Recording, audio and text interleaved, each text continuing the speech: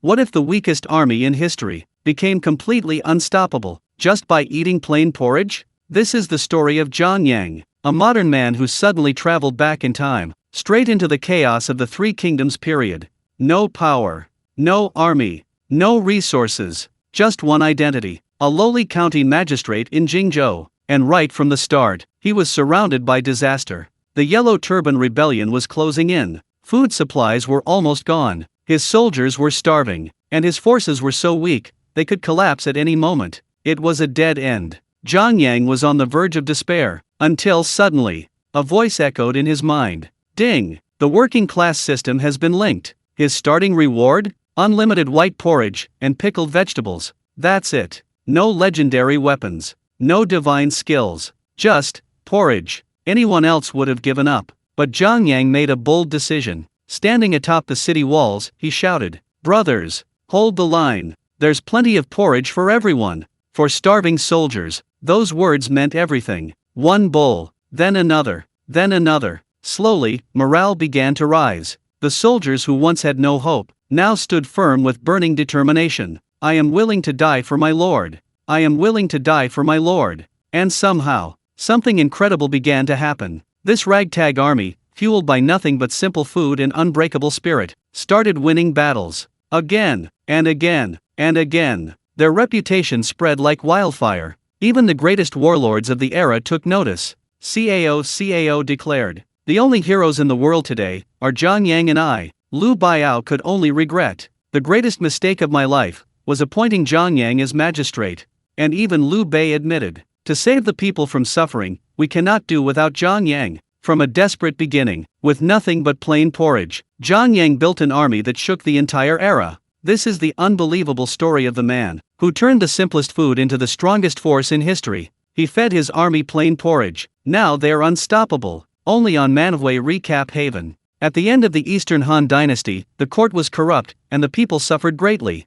Taking advantage of this, the Yellow Turban Rebellion rose up and swept across the entire dynasty. Although several years of fighting severely damaged the main Yellow Turban forces in various regions, the Yellow Turbans remained active in different areas. In the 5th year of the Zhongping era, 188 AD, the remnants of the Yellow Turbans launched another uprising. In April, Ge Bei and others in Run'an Commandery led another Yellow Turban rebellion, capturing many counties. In October, Yellow Turban rebels rose up in Qingzhou, Suzhou, Jingzhou, and other places, attacking counties. In November, the Han court dispatched the commandant of the cavalry, Bao Hong, to suppress the most powerful Yellow Turban group at Ge Bei. A major battle ensued at Ge Bei, and Bao Hong's army was defeated. The Yellow Turban forces were igniting wars everywhere. Although the scale was much smaller than before, the situation was escalating, causing great headaches for the Han court. In the 5th year of the Zhongping era, 188 AD, Emperor Ling of Han made a foolish decision. To more easily suppress these rebellions, he heeded the advice of Liu Yan, the Grand Master of Ceremonies, and promoted some provincial governors, similar to modern-day provincial governors, to provincial governors of higher status and greater power. These provincial governors were all confidants of the emperor or powerful ministers. They not only controlled local administration but also commanded local armies.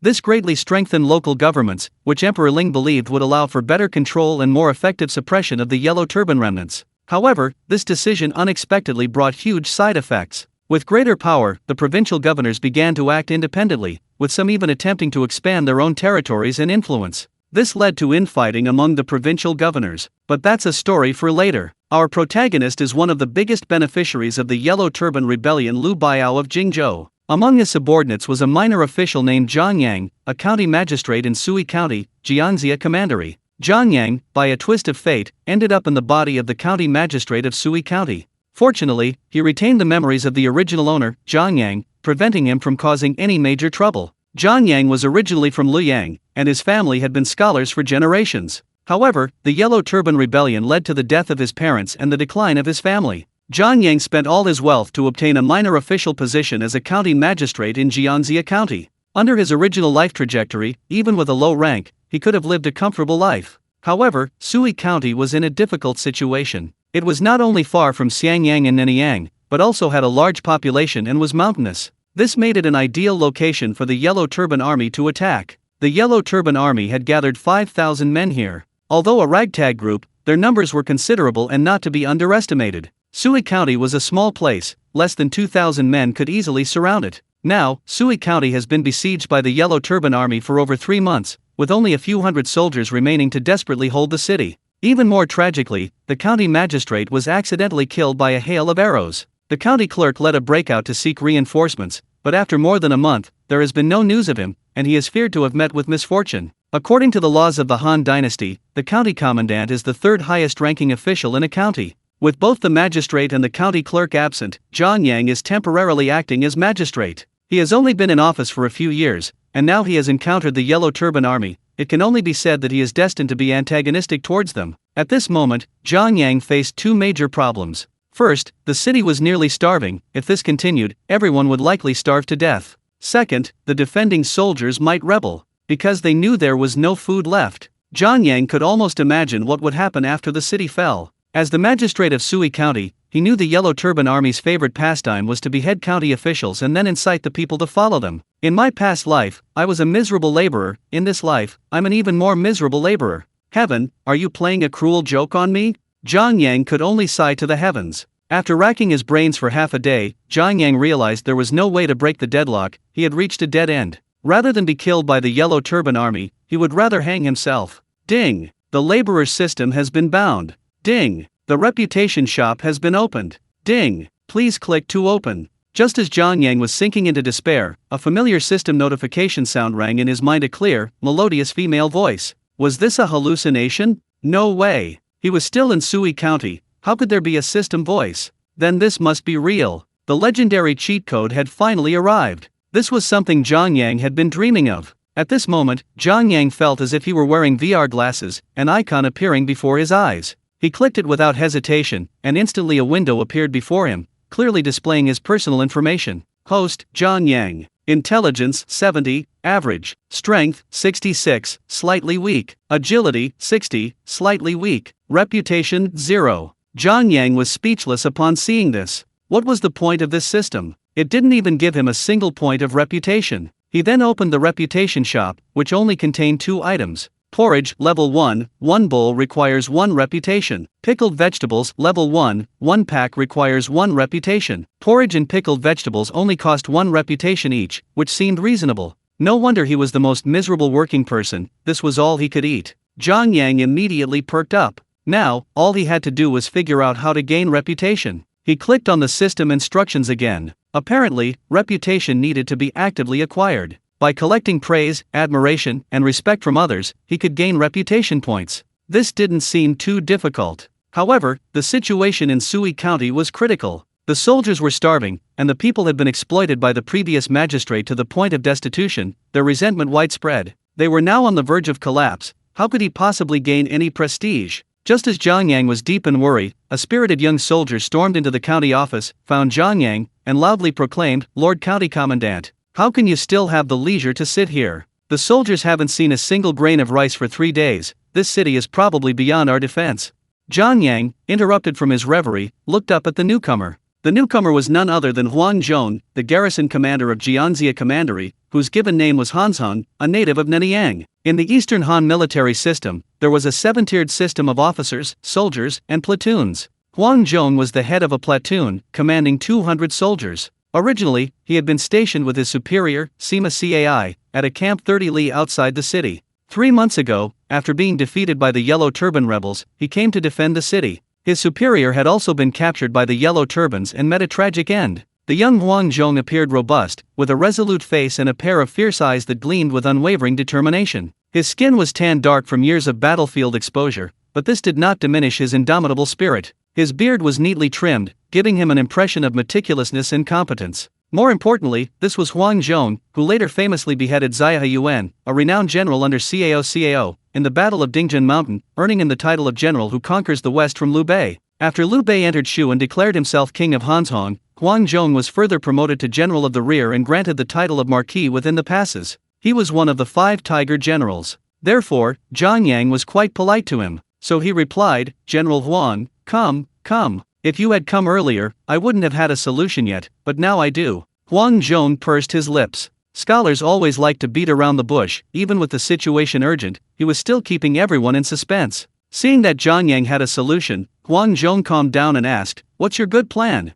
Jiang Yang said, there are 4 major families in the city: the Cai family, the Huang family, the Wang family, and the Zhang family. They still have some stored grain. Huang Zhong stared wide-eyed at Jiang Yang, as if he had seen something even more terrifying. This wasn't Huang Zhong's fault. The Cai family, one of the 4 major families in the city, was undoubtedly the largest aristocratic family in Jingzhou, with members throughout the court. The other families were in similar situations. If they were to be harmed, the consequences would be dire. Jiang Yang, the county magistrate, didn't want to keep his position as military commander, but Huang Zhong wanted to continue. Jiang Yang seemed to see through Huang Zhong's concerns and said, in a life-or-death situation, either we all die together, or we can hold out until reinforcements arrive. As for them, they're not important.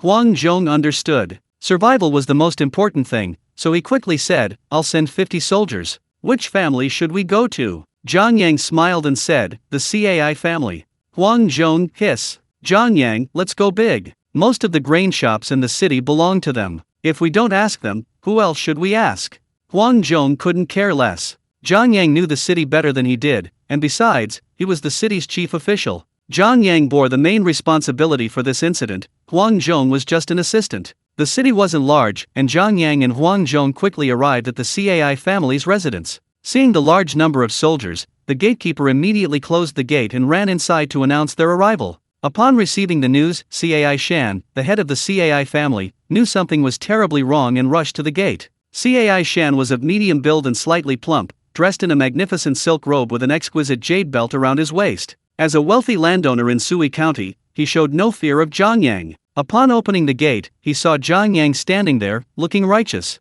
Cai Shan was about to argue with Jiang Yang when, unexpectedly, Jiang Yang gave an order. Several burly men blocked the door, while the rest rushed in with Huang Zhong. They headed straight for the Cai family's granary. These soldiers had been starving for days. Hearing they were coming to the Cai family's house today, they felt no fear. All they needed was a full meal. Moreover, Jiang Yang had said he would take responsibility if anything serious happened, so they had no worries. The men stormed into the granary like hungry wolves. Opening it, they found over 100 bushels of grain. Although not much, it was enough to feed the garrison for half a month. Cai Shen followed Jiang Yang and Huang Zhong to the granary. Seeing the soldiers' greedy eyes and watching them carry the grain out, he couldn't help but curse loudly. Jiang Yang, you brat! You should know that the Cai family is a prestigious clan in the court. Today you trespassed and robbed private property. As an official of the court, you knowingly broke the law. Jiang Yang, however, was unfazed. He said, selfish and self-serving, you have no sense of the bigger picture.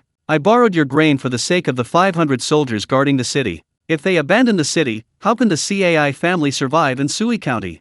Cai Shen understood the consequences, but having lost face, his anger remained unabated, and he wanted to continue his tirade. But Jiang Yang didn't give him the chance, continuing, I will only lend you half the grain, I will repay it another day. With that, he left, leaving Cai Shen unsure how to vent his frustration. The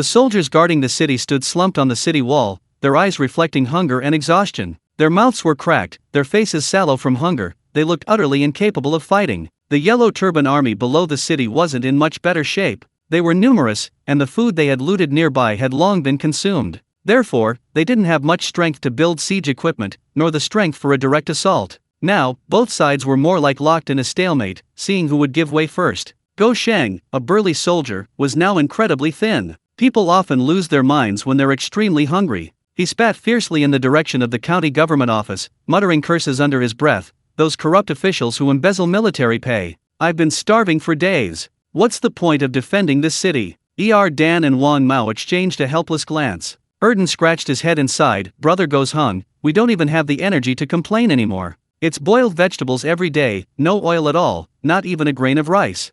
Wang Mao gave a bitter smile and said, what's the use of complaining? We soldiers are like weeds, who cares about our lives? Gozhung continued cursing, at worst, we'll open the city gates and let those beasts in, then I'll go up the mountain and become a bandit king. Just then, several constables rushed in, panting, shouting, lunch is here! Lunch is here! The soldiers, however, just smiled coldly, none of them willing to move. Gozhung scoffed even louder, boiled vegetables again? What a load of crap!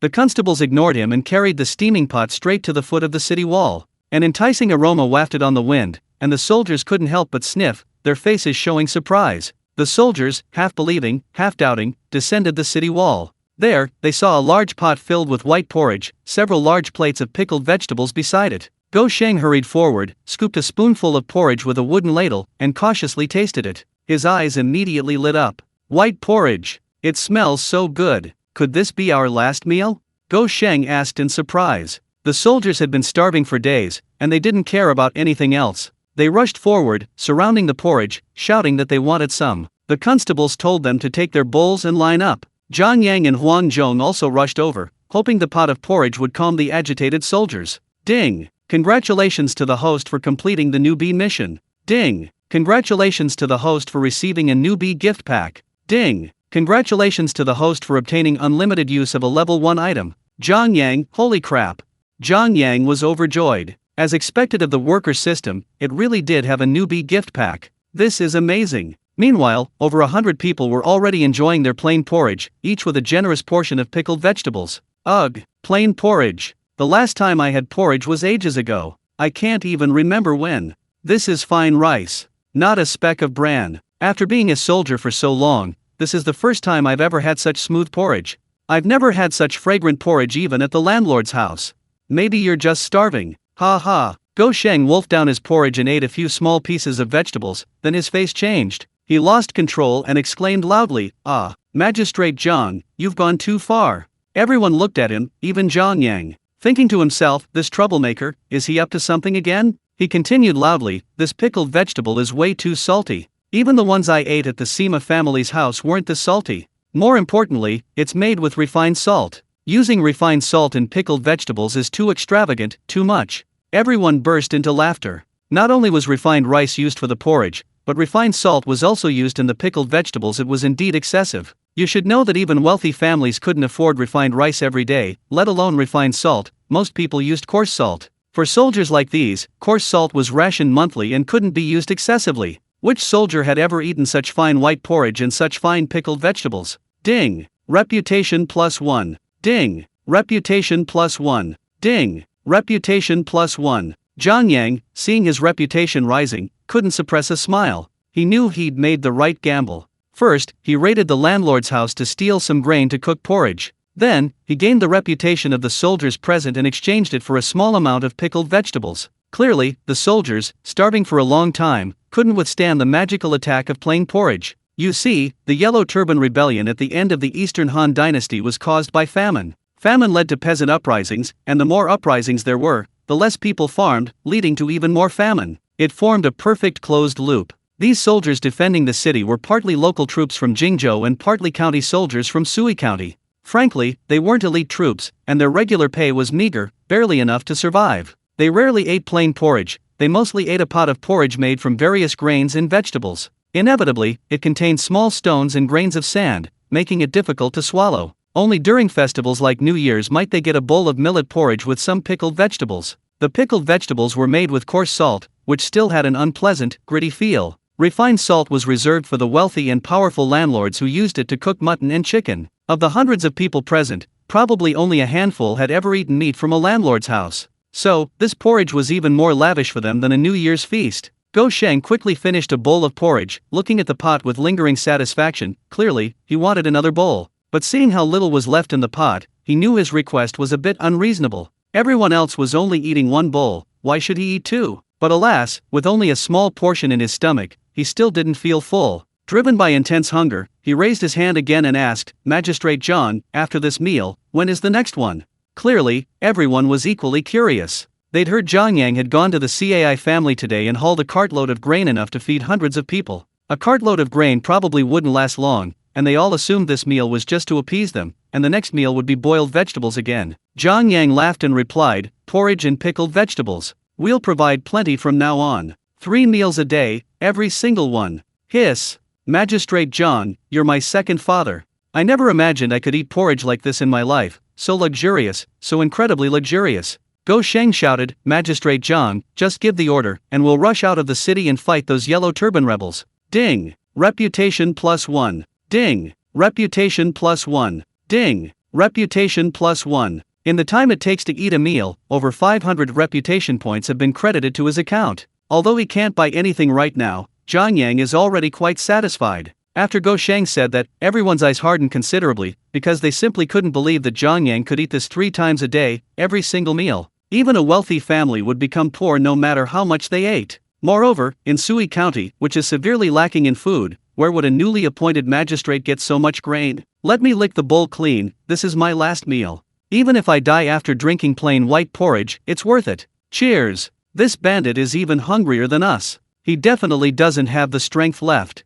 Led by Go Sheng, the soldiers put down their bowls, picked up their weapons, and prepared to fight the bandits below the city. Even Huang Zhong believed Zhang Yang's intentions were the same, knowing that a cartload of grain wouldn't last long. Wouldn't it be better to take advantage of their high morale and launch a fierce attack? Perhaps they could repel the Yellow Turban rebels. Zhang Yang quickly stopped them. Fighting now was too risky, they were outnumbered and the losses would be heavy. Why not just plunder them? He had unlimited food supplies. Gentlemen, listen to me. Preparing food for you is what I, as the magistrate, should do. I am already deeply grateful for your selfless defense of the city.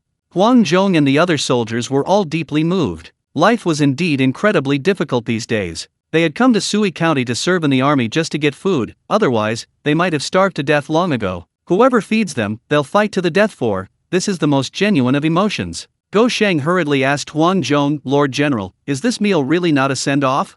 Huang Zhong glanced at the troublemaker and said, the magistrate's words are not to be taken lightly. Everyone, do your duty, disperse. Go Sheng was terrified by Huang Zhong's glance and quickly grabbed his weapon, happily making his escape. Everyone breathed a long sigh of relief. They had previously misunderstood Magistrate Zhang, thinking him incompetent and even embezzling funds. Unexpectedly, he was their savior. Ding! Reputation +1. Ding! Reputation +1. Ding! Reputation +1. Zhang Yang watched his reputation points rise rapidly, his heart beaming with joy. Then he led his constables back home. Zhang Yang figured that one big pot of porridge definitely wouldn't be enough, so he'd have them prepare more in the afternoon. These happy days passed in the blink of an eye. 5 days gone by. Everyone was no longer surprised to eat plain porridge and pickled vegetables every day, because Magistrate Zhang had promised that as long as he was in Sui County, the soldiers would eat this every day. Because of this promise, Zhang Yang's reputation soared like a rocket. Of course, such a rise was limited. After gaining over 6,000 reputation points, the increase slowed considerably. Zhang Yang knew this wasn't a sustainable solution. His next step was to consider a strategy to defeat the enemy, otherwise, there would be no more points for growth. However, the problem was that the Yellow Turban army was numerous and powerful. Although they were also short of food, they were outside the city. They could raid villages, hunt in the mountains, and fish in the river.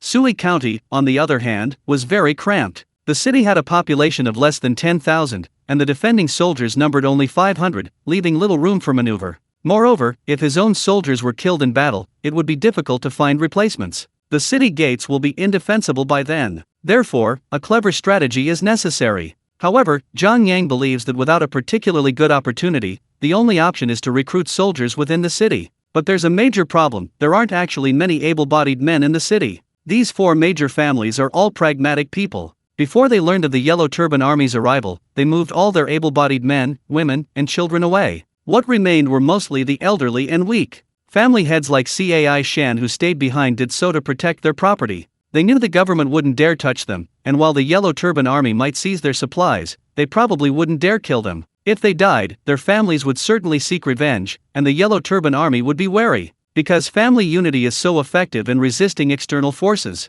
Therefore, in this era, family interests trump everything. Concepts of nation and society are relegated to the back burner. It's important to understand that almost everyone in the city is related to one of the 4 major families, so those who could have left have practically all gone. Only a small number of able-bodied men remain. The rest are the elderly, weak, sick, and disabled. Using them to guard the city would be a waste of manpower. However, Zhang Yang had his constables scout the city, and they could only count fewer than 500 able-bodied men. Moreover, some of these men are already serving the soldiers. Some are blacksmiths, forging weapons, some are tailors, currently mending clothes for the soldiers, and others make torches, candles, and other necessities. Therefore, the number of people who can truly be mobilized is no more than 200. But even a small contribution is still a contribution. If all else fails, they still have to go. Besides, with his unlimited supply of white porridge and pickled vegetables, their presence would guarantee his entire family's food and clothing. This is undoubtedly very tempting. Just as Zhang Yang was planning his next move, at that moment, a bailiff burst into the hall, his face beaming with excitement, as if he had witnessed some miracle. He knelt down, panting heavily, his voice trembling, and exclaimed, Your Excellency, great news! The Yellow Turban Army has retreated. Upon hearing this, Jiang Yang was startled, and the jade in his hand nearly slipped from his grasp. He quickly stood up, strode to the constable, and eagerly asked, Is this true? The Yellow Turbans really retreated? The constable nodded repeatedly, his eyes gleaming with excitement. Absolutely. I saw it with my own eyes. The Yellow Turbans have withdrawn from the city and headed east. Jiang Yang was overjoyed, but quickly regained his composure. He knew that the Yellow Turbans' retreat didn't mean the danger was over, it might be the calm before an even greater storm. He turned back to his seat, pondered for a moment, and then ordered, Quickly send men to find out the truth behind the Yellow Turbans' retreat and their next move. At the same time, strengthen the city's defenses to prevent a resurgence. The constable obeyed and relayed the order to Huang Zhong. As for the Yellow Turbans themselves, they were no longer the same as in Zhang Jiao's era. The Yellow Turbans in Sui County were more like a rabble, or perhaps refugees. Their leader claimed to be Lei Gong, Zhang Jiao's last disciple. This group of people held Zhang Jiao in a fanatical cult of personality, firmly believing that he had ascended to heaven, not been defeated and killed. And Lei Gong was Zhang Jiao's commander sent to the mortal realm. Of course, this was all a ruse to deceive these illiterate bandits. It was all a meticulously planned scheme by Lei Gong and his strategist, Li Li. Lei Gong was born into a wealthy and powerful family in Jingzhou, but was betrayed by 4 powerful clans, ultimately leading to the destruction of his family. Therefore, he wandered from place to place, hoping to rise in society. Of course, legitimate channels were all monopolized by the powerful clans, so when the Yellow Turban Rebellion re-emerged, he led his own army. He proclaimed himself the king of Luoyang. Li Li, on the other hand, came from an ordinary aristocratic family, was well educated, and held a minor official position in Luoyang. However, he was not satisfied. Upon learning of his friend Lei Gong's uprising, he naturally joined. What they didn't expect was that their attack on Sui County lasted 3 months without success. The 2 nearby counties had already been captured by them. To their utter surprise, the city had no shortage of food, while their own men were already running out of food. This was absurd. According to scouts, they had repeatedly seen soldiers on the city walls happily drinking porridge from bowls, and they looked radiant and full of energy. Lei Gong was shocked. Impossible. Absolutely impossible. But reality slapped him in the face. He personally observed from outside the city and found that the soldiers defending Sui County all had rosy complexions and were full of energy. They ran like the wind, showing no signs of hunger. Lei Gong was plunged into despair. He had originally intended to wear them down, but instead, he had worn himself down first. At this moment, his strategist Li Li offered a plan. Commander, why not retreat first? Upon hearing Li Li's words, Lei Gong was struck dumb, his mind reeling. Give up? Wouldn't all his efforts over the past few months have been for nothing? If he had known there was no food in the city before, he wouldn't have cared. He could have just endured it. But the city had plenty of grain. Otherwise, how could the garrison have remained so energetic after 3 months? It seemed there was a considerable amount of grain inside, and what he needed most right now was food. Give up? How could he possibly do that? Seeing Lei Gong's sudden change in expression, Li Li quickly continued, Commander, I have a plan that can make Jiang Yang surrender. Lei Gong was overjoyed and urged Li Li to explain immediately. The next day, Lei Gong ordered a complete retreat, leaving no one alive. So, with several thousand men, he marched in a grand procession to the neighboring Guangshui County. Huang Zhong was overjoyed to see the Yellow Turban Army retreating from the city walls. After 3 months of fighting, these people finally couldn't hold out. After they disappeared from sight, he rushed to the county office to see Jiang Yang. Jiang Yang, however, was busy trying on new clothes. He had ordered a suit from a tailor, tailored to the rank of county constable. After all, he would be frequently in front of the people now, and his image was important. The suit had just arrived, and Jiang Yang couldn't wait to try it on. Seeing that Jiang Yang seemed much more relaxed, Huang Zhong said, Lord Zhang, the bandits have retreated. I've ordered men to keep a close watch, but they should have gone to Guangshui next door. What should we do next? Jiang Yang thought the clothes fit perfectly. The old tailor in the county was truly skilled. Jiang Yang nodded and said, General Huang, we need to prepare quickly. Tomorrow will probably be busy. Huang Zhong looked bewildered. What would happen tomorrow? Jiang Yang smiled mysteriously. With the bandits retreating, a lot of people will probably come tomorrow. We need to be prepared to receive them. The next day, just as dawn broke, a massive crowd had already gathered outside the city gates, a sea of people pouring in from the east. These people were ragged and filthy. They were clearly refugees. Many of them didn't even have any belongings. Their appearance was truly pitiful. His men quickly reported the situation to Jiang Yang and Huang Zhong. Huang Zhong was startled. They had indeed come. This Jiang Yang was quite capable. Jiang Yang calmly went to the city wall and looked outside. Tens of thousands of refugees were crammed in. They stood outside the gates in a noisy uproar, crying, cursing, and screaming. Jiang Yang knew this was a huge problem Lei Gong had given him. First, these refugees were undoubtedly homeless because of the Yellow Turban Rebellion. They were deliberately driven here by the Yellow Turbans. Second, many of these people were villagers from Sui County, related to the people in the city in some way. Finally, it depended on whether Jiang Yang dared to open the city gate. If he opened it, the food supply would quickly run out. If he didn't, he would lose popular support, potentially leading to internal disintegration and the city's fall. Li Li's plan was undeniably insidious. Huang Zhong was a clever man and immediately saw through the scheme. He looked at Jiang Yang with a panicked expression, hoping he wouldn't let these people in. At this moment, the refugees below the city walls saw the county magistrate on the ramparts and immediately cried for help. "Is that Magistrate Zhang of Sui County? I am a villager from Huang Village, Zhuani Yugong. These past few months, the Yellow Turban Army has ravaged us, our homes are completely destroyed. Yesterday, they forced us to come to the county. If we haven't entered the city in 3 days, they will slaughter us all. Yes, we refuse to follow the Yellow Turban Army, and this is our fate. The court cannot stand by and watch us die. Please, let us in. I am a relative of Master Cai in the city.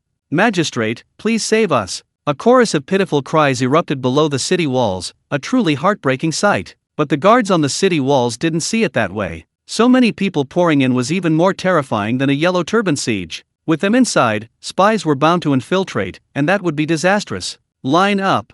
Enter through the west and south gates in an orderly fashion. Those who disobey orders will not be allowed in. Jiang Yang's words struck like lightning. The crowd was shocked. The refugees below the city walls erupted in jubilation. So many people were just allowed into the city? Wow, that's too easy. They'd been worried the whole way here. What if they weren't allowed in? Organize a group and sneak in at night? People can go crazy when they're starving. Tens of thousands of refugees are capable of anything. That's the insidious nature of Li Li's cunning plan, putting you in a difficult position, like being roasted over a fire. Ding! Reputation +1. Ding! Reputation +1. Ding! Reputation +1. Huang Zhong was shocked after hearing this. He admired Jiang Yang's decisiveness from the bottom of his heart, but he still needed to discuss the issues with Jiang Yang. Magistrate Zhang, these are over 10,000 disaster victims. Where will the city get so much food? Besides, what if there are spies among them causing trouble?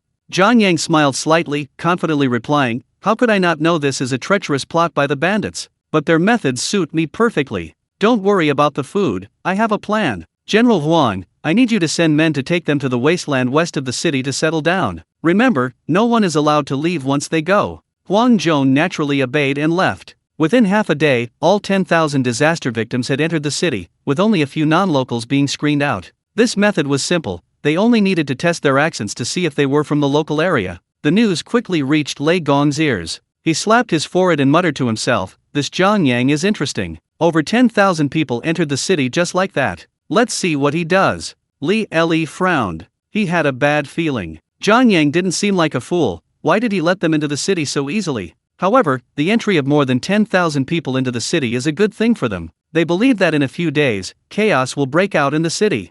Huang Zhong led 200 men, guiding the refugees to the wasteland west of the city. This was originally an ancient city, but over the years it had gradually fallen into disrepair, and the houses were all abandoned. Many wooden houses had collapsed, and coupled with the vast expanse of wasteland overgrown with weeds and neglected by anyone, it was the most eerie place in the city. Even the most daring ruffians in the city dared not come here. This relatively isolated place was perfect for settling the refugees. They worked until late at night before finally settling everyone down. Jiang Yang, of course, wouldn't miss this opportunity to boost his reputation, ordering his constables to bring several large pots of porridge and pickled vegetables to help him relieve the refugees. And so, the soldiers guarding the city were shocked once again. Porridge made from fine rice. I haven't had this in years. My goodness. I've been starving for days. To finally have some plain porridge. Magistrate Zhang is truly a benevolent man. Everyone, kowtow to Magistrate Zhang. Thank you for saving our lives. Ding. Reputation +1.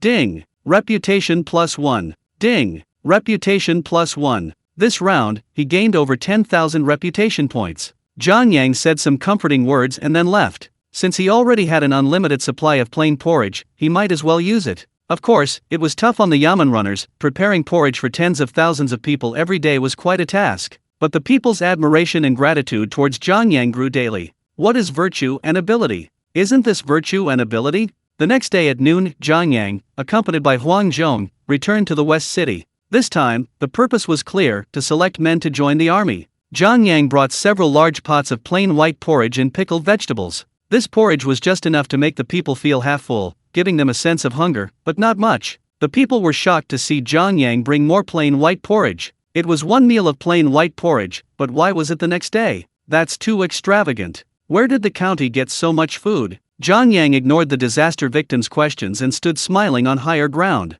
Fellow villagers, I'll get straight to the point. The Yellow Turban Rebellion is rampant outside, and the city is short of food. To defeat the bandits as quickly as possible, I hope you will all volunteer to join the army, to protect our homes and country. Zhang Yang's words were forceful, and although there were many of them, many could still hear him. Zhang Yang also announced that if one person joined the army, the county government would provide for the entire family's food and clothing. Those who did not wish to join the army could do logistical work, such as reinforcing city walls, repairing roads, or making clothes. The crowd responded enthusiastically. Seeing the positive reaction, Zhang Yang ordered the Yamen runners to begin registering the people. He knew he couldn't manage over 10,000 people by himself. First, he established village heads, one for every 300 people. The area was divided into 3 wards. 3 ward leaders were appointed. Unauthorized movement between wards was prohibited. The village heads and ward leaders were responsible for registering households, investigating illegal activities, and reporting spies.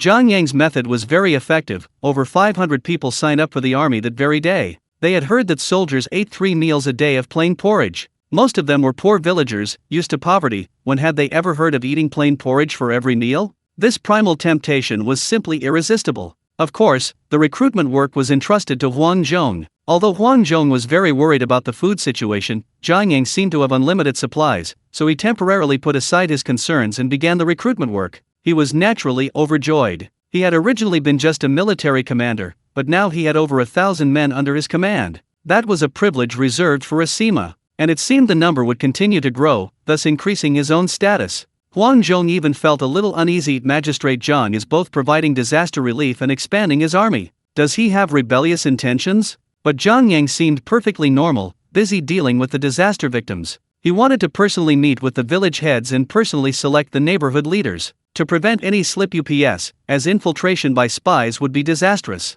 Meanwhile, below the city wall, a group of men among the disaster victims were plotting something. Ersha, why didn't you attack that corrupt official who just passed by? Brother Taizu, that official was surrounded by several soldiers. If we had ambushed him, I'm afraid. Don't forget what the commander gave us. Don't reveal yourselves too early. Upon hearing the word mission, the two fell silent. These people were dressed in rags and spoke the local dialect. They appeared to be refugees, but they glared fiercely in Zhang Yang's direction, as if they wanted to stab him to death. Clearly, they were bandits from the Yellow Turban Rebellion, selected to enter the city on a special mission. The so-called mission probably wasn't to assassinate Zhang Yang. In Li Li's mind, while Zhang Yang was important, he didn't believe that killing Zhang Yang would be enough to capture Sui County. Clearly, Li was wrong. Killing Zhang Yang could indeed take Sui County in a short time, but he missed his chance. His mission for Taizu and the others was to wait for an opportunity to create unrest in the city and open the city gates. Upon receiving the signal, the Yellow Turban Army immediately mobilized and stormed the city.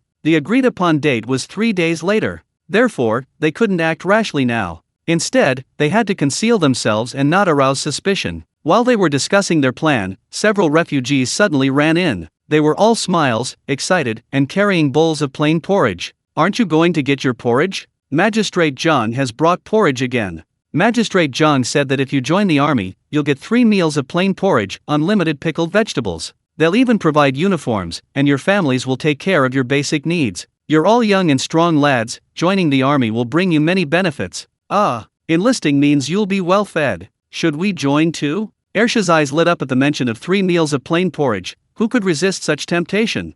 3 days later, a small troop swept past the city. Then they galloped back west. What's going on? What are these idiots doing? The 3-day deadline has passed. Why is there still no movement? At this moment, Lei Gong had already led several thousand elite troops, stationed 20 miles west of the city, waiting for the signal to storm in. However, scouts reported that there was absolutely no movement within the city. Lei Gong was extremely agitated. The men sent into the city were all hand-picked by him. Loyalty was definitely not an issue. They were brothers who had fought alongside him in several victories, ruthless killers, and their courage should be unquestionable. Commander, could it be that they've been discovered by the government troops? His subordinate general asked cautiously. Nonsense. A mere Sui county, with only a few hundred government troops. And they have to guard the city walls, how could they be easily discovered? Lei Gong was now genuinely panicked. He had led his men to conquer Guangshui County, but this Sui County was proving difficult to take. The army was already running out of food, and more importantly, Jiangxia County could send reinforcements at any moment.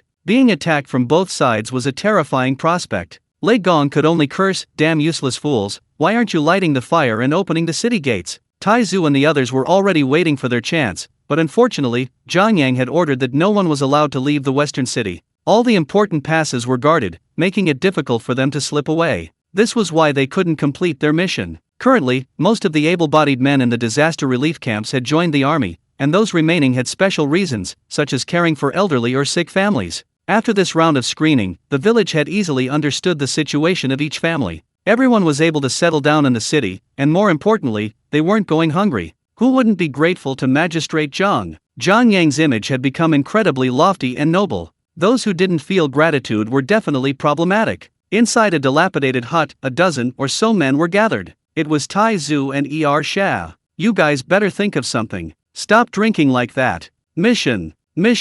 We have to act tonight. First, take out the village head, then send half the men to set fires everywhere, and the rest of you take the opportunity to destroy the city gates. Tai Zu couldn't take it anymore. Life here was too comfortable, just plain porridge and pickled vegetables every day. He didn't want to leave. If it were like this every day, who would want to fight? But the commander's mission kept nagging at him. He could almost feel the commander's anger. Just yesterday, the able-bodied young men who had joined the army had already begun their military training. Soon the whole city would be filled with soldiers. With just a dozen or so of them, if they didn't act now, they'd miss their chance. But the others all became hesitant and submissive, their thoughts remarkably consistent. With food and lodging provided, who would be willing to risk their lives? Tai Zu drew his knife and shouted, "Mission accomplished. Now the entire Sui County is ours to plunder. Get ready.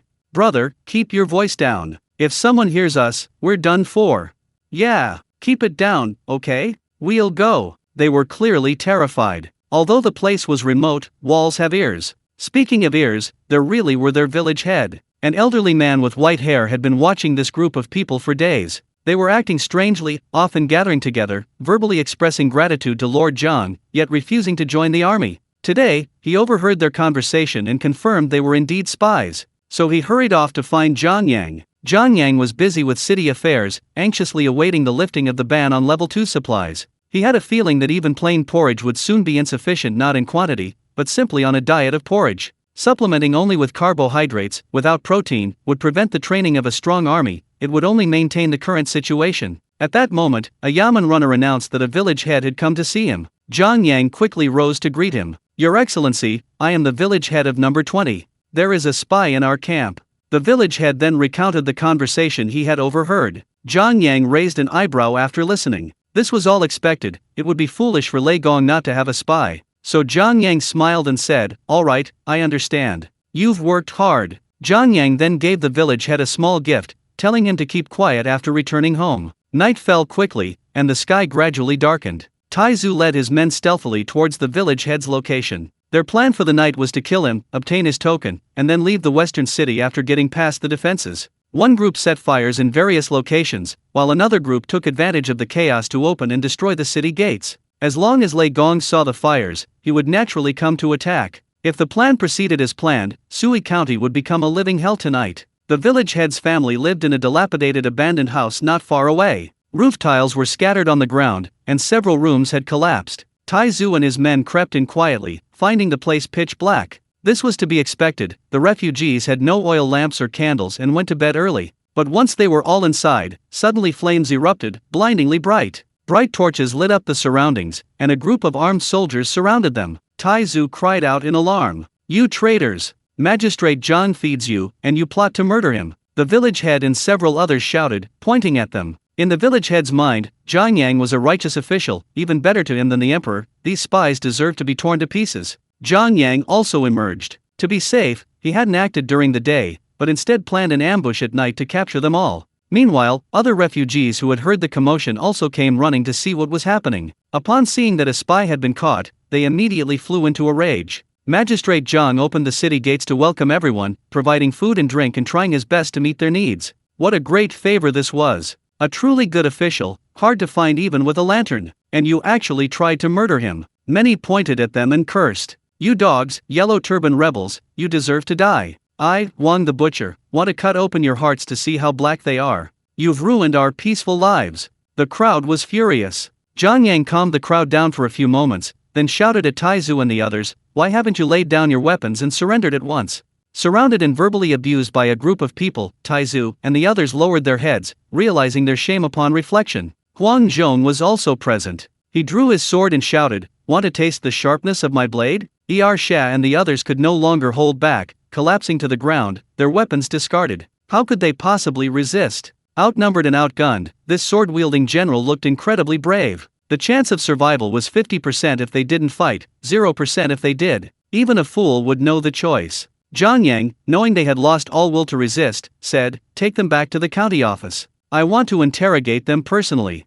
Zhang Yang ordered Huang Zhong to take these men to the county jail. He then starved them for a day and 2 nights. The reasoning was simple: hunger would make them more likely to talk. Zhang Yang had them brought from the jail to the courtroom. The men looked completely listless. Zhang Yang chuckled inwardly and said, "Tell me, how have you been these past few days in the city?" Everyone lowered their heads and remained silent, seemingly too embarrassed to answer. Zhang Yang pointed to one of them and said, "I remember your name is Ersha, right? Tell me." Ersha, seeing Zhang Yang call his name, looked up and grinned sheepishly, saying, "Sir, these past few days, I've had plenty to eat and drink, and I've been very comfortable." The others scoffed. This guy really had no shame. Zhang Yang continued, "Since I've treated you well, why don't you do me a small favor and tell me your commander's plan?"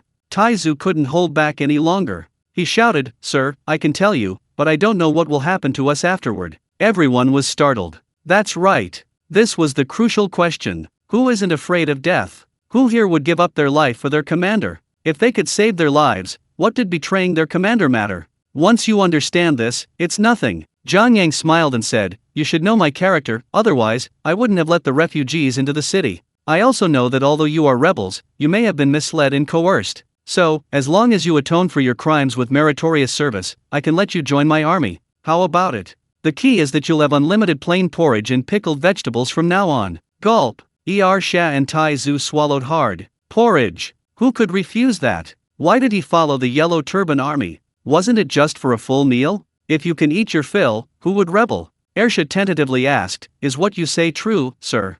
The crowd's eyes lit up, awaiting Zhang Yang's answer. The nearby Yamen runner couldn't stand it any longer and shouted, "You scoundrels! You doubt Lord Jiang's words?" Zhang Yang replied sternly, "My word is my bond." He was already short-handed. These dozen or so strong men could be trained into good soldiers. Killing them would bring no benefit. It was better to recruit them and have them fight for him. As soon as Zhang Yang finished speaking, Taiza burst into tears. "My lord, let me speak. I know the specific plans of Commander Lei Gong. Sha, let me speak. Let me speak. Lei Gong is a traitor. I am ashamed to be associated with him. Lord John loves the people like his own children, and his kindness to us is as heavy as a mountain. If we don't help him, we are like livestock."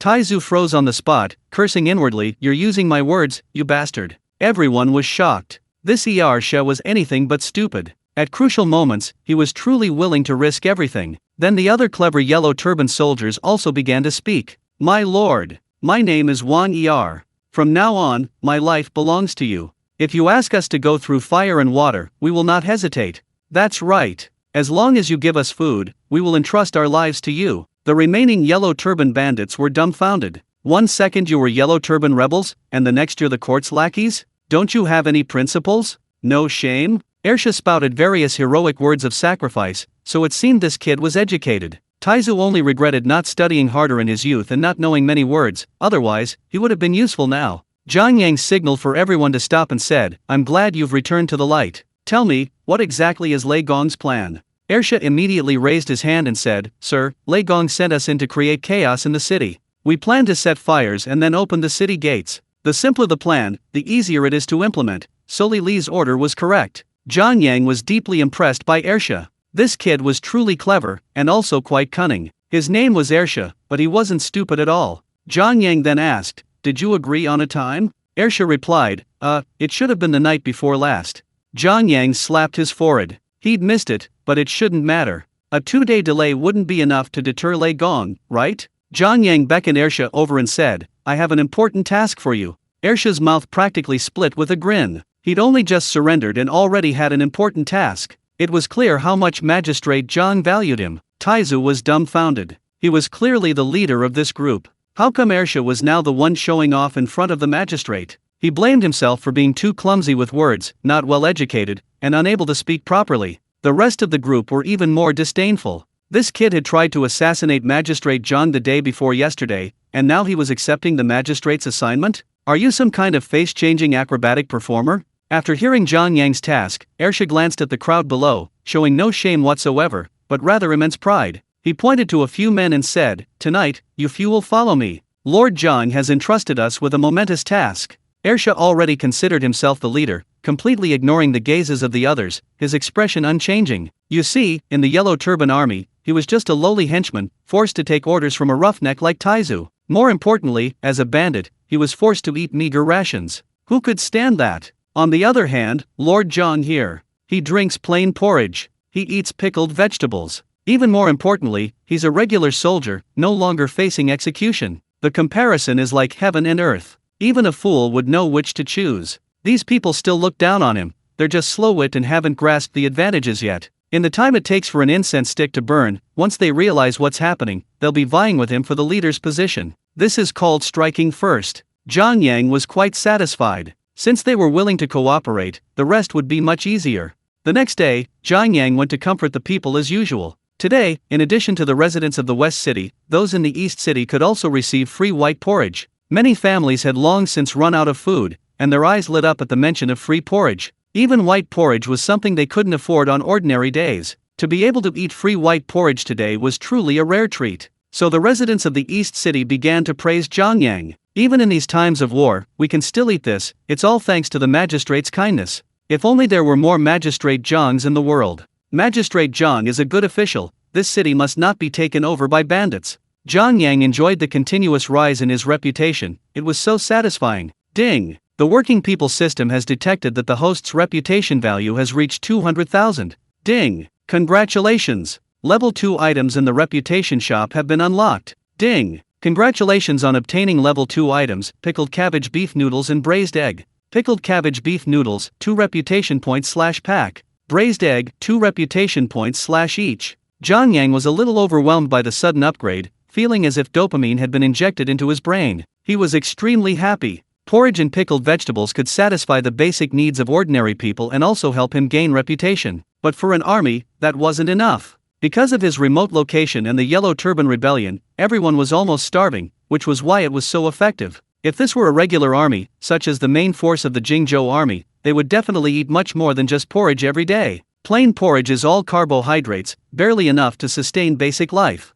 The soldiers need protein. That's what makes them strong and capable soldiers. And now, with instant noodles and braised eggs, this problem seems solved. Zhang Yang couldn't help but laugh out loud. Instant noodles and braised eggs, a godsend. Night fell quickly, and the city grew dark. 2 more hours passed, and the city was almost silent. Suddenly, flames shot into the sky from the west side of the city, thick smoke billowing everywhere. The city was in an uproar. People frantically ran out of their homes, shouts of fire echoing throughout. Lei Gong and Li Li were still waiting 20 miles west of the city. Although they were 2 days later than agreed, they had finally arrived. Lei Gong, seeing the commotion inside the city, was overjoyed. Pointing to the flames, he said to Li Li, "Look, fire! These men are elite troops, they can handle this.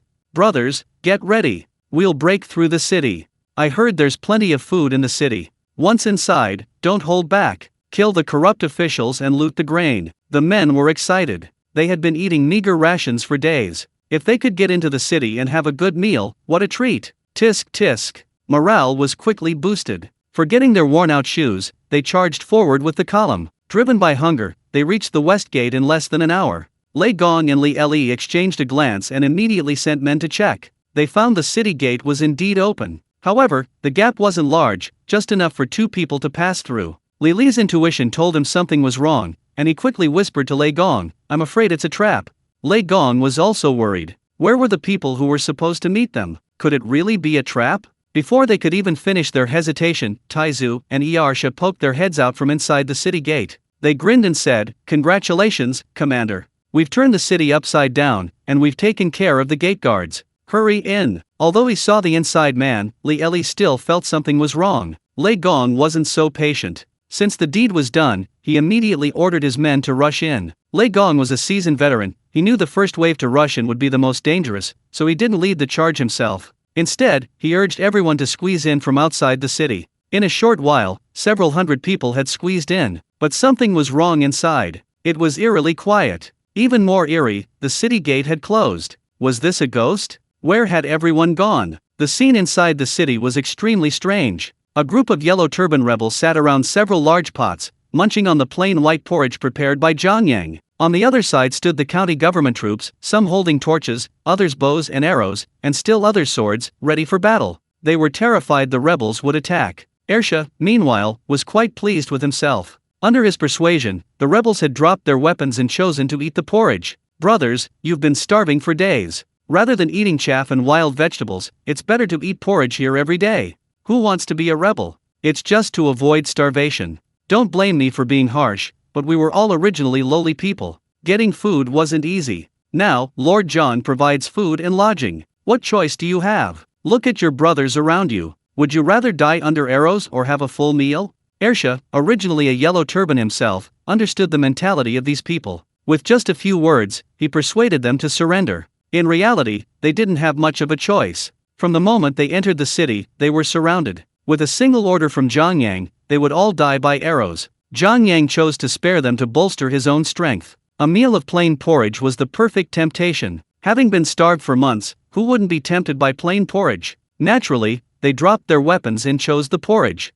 Thus, the ambush succeeded. Of the more than 500 men, not a single one dared to resist. Because the choice between death and a full meal required no thought. Zhang Yang was extremely satisfied. The plan had been executed flawlessly. Zhang Yang deliberately left the city gate slightly ajar to prevent them from rushing in all at once and losing control. Once they entered, he quickly brought them under control. The plan was done. If they had resisted, the surrounding archers and axemen wouldn't have shown any mercy. Zhang Yang remained confident. Huang Zhong, watching all this, admired Zhang Yang even more. He had initially had doubts about the plan, fearing something might go wrong. Unexpectedly, everything went perfectly. The enemy surrendered far faster than he had imagined. It seemed the yellow turban rebels truly had no backbone. Huang Zhong watched as the group finished 10 large pots of plain porridge, still seemingly wanting more. Hungry. They were terrified of hunger. Zhang Yang knew it was time for him to step in. He cleared his throat and stood on higher ground. Has everyone eaten their fill?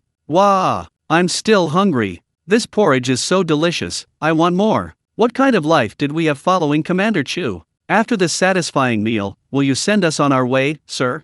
The group started chattering amongst themselves. Huang Zhong said sternly, silence. Listen to what I have to say. The crowd was frightened by Huang Zhong's fierce appearance and quickly shut up. Zhang Yang continued, Gentlemen, you are all citizens of my great Han dynasty, why have you become bandits? I hope that from today onwards, you will no longer be bandits. Those who are willing to join my Sui County soldiers will be guaranteed a full meal every day. Those who do not wish to join can stay in the city temporarily, and return home after the bandits have retreated. I, John, will provide you with dry rations. Ding! Reputation +1. Ding! Reputation +1. Ding! Reputation +1. Many people at the scene were moved to tears. Just look at what Magistrate Zhang had said. Magistrate Zhang is like a second parent.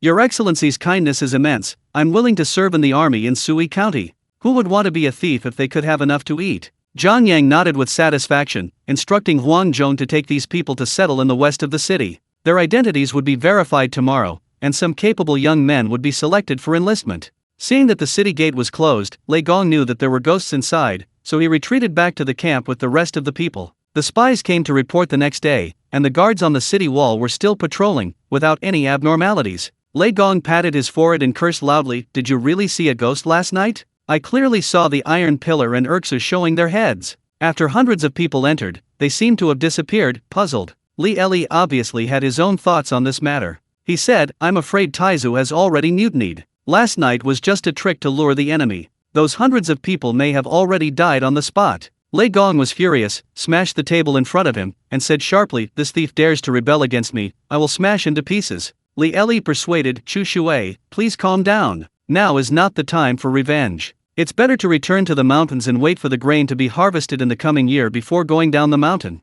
Lei Gong's face was flushed, and he pointed to Li Eli and said, "Next year? How is this year? I'm not going to be a shrinking turtle. Pass the order quickly, and the whole army will do its best to build siege equipment and besiege the city as soon as possible." After listening to this, Li Eli could only shake his head helplessly. A day later, more than 5,000 people gathered in the county seat of Suxian County. This time they made some moves. Some were responsible for cutting down trees and some were responsible for building ropes. When the guards saw it, they quickly reported it to Huang Zhong. After Huang Zhong saw it, he immediately understood that the enemy was about to attack. They have also stormed in the past, but it was just a sea of people tactic, using iron hooks and ropes to climb the wall, and then seize the ownership of the wall. But the Yellow Turban Army's combat power was not very good, and it was beaten down every time. And this time, in addition to these, they also built a ladder and a siege hammer for the siege gate. Obviously, he is ready for a full blow. Don't look at the fact that there are now more than 1,000 guards in Suxian County, and more than half of them are recruits with little combat experience.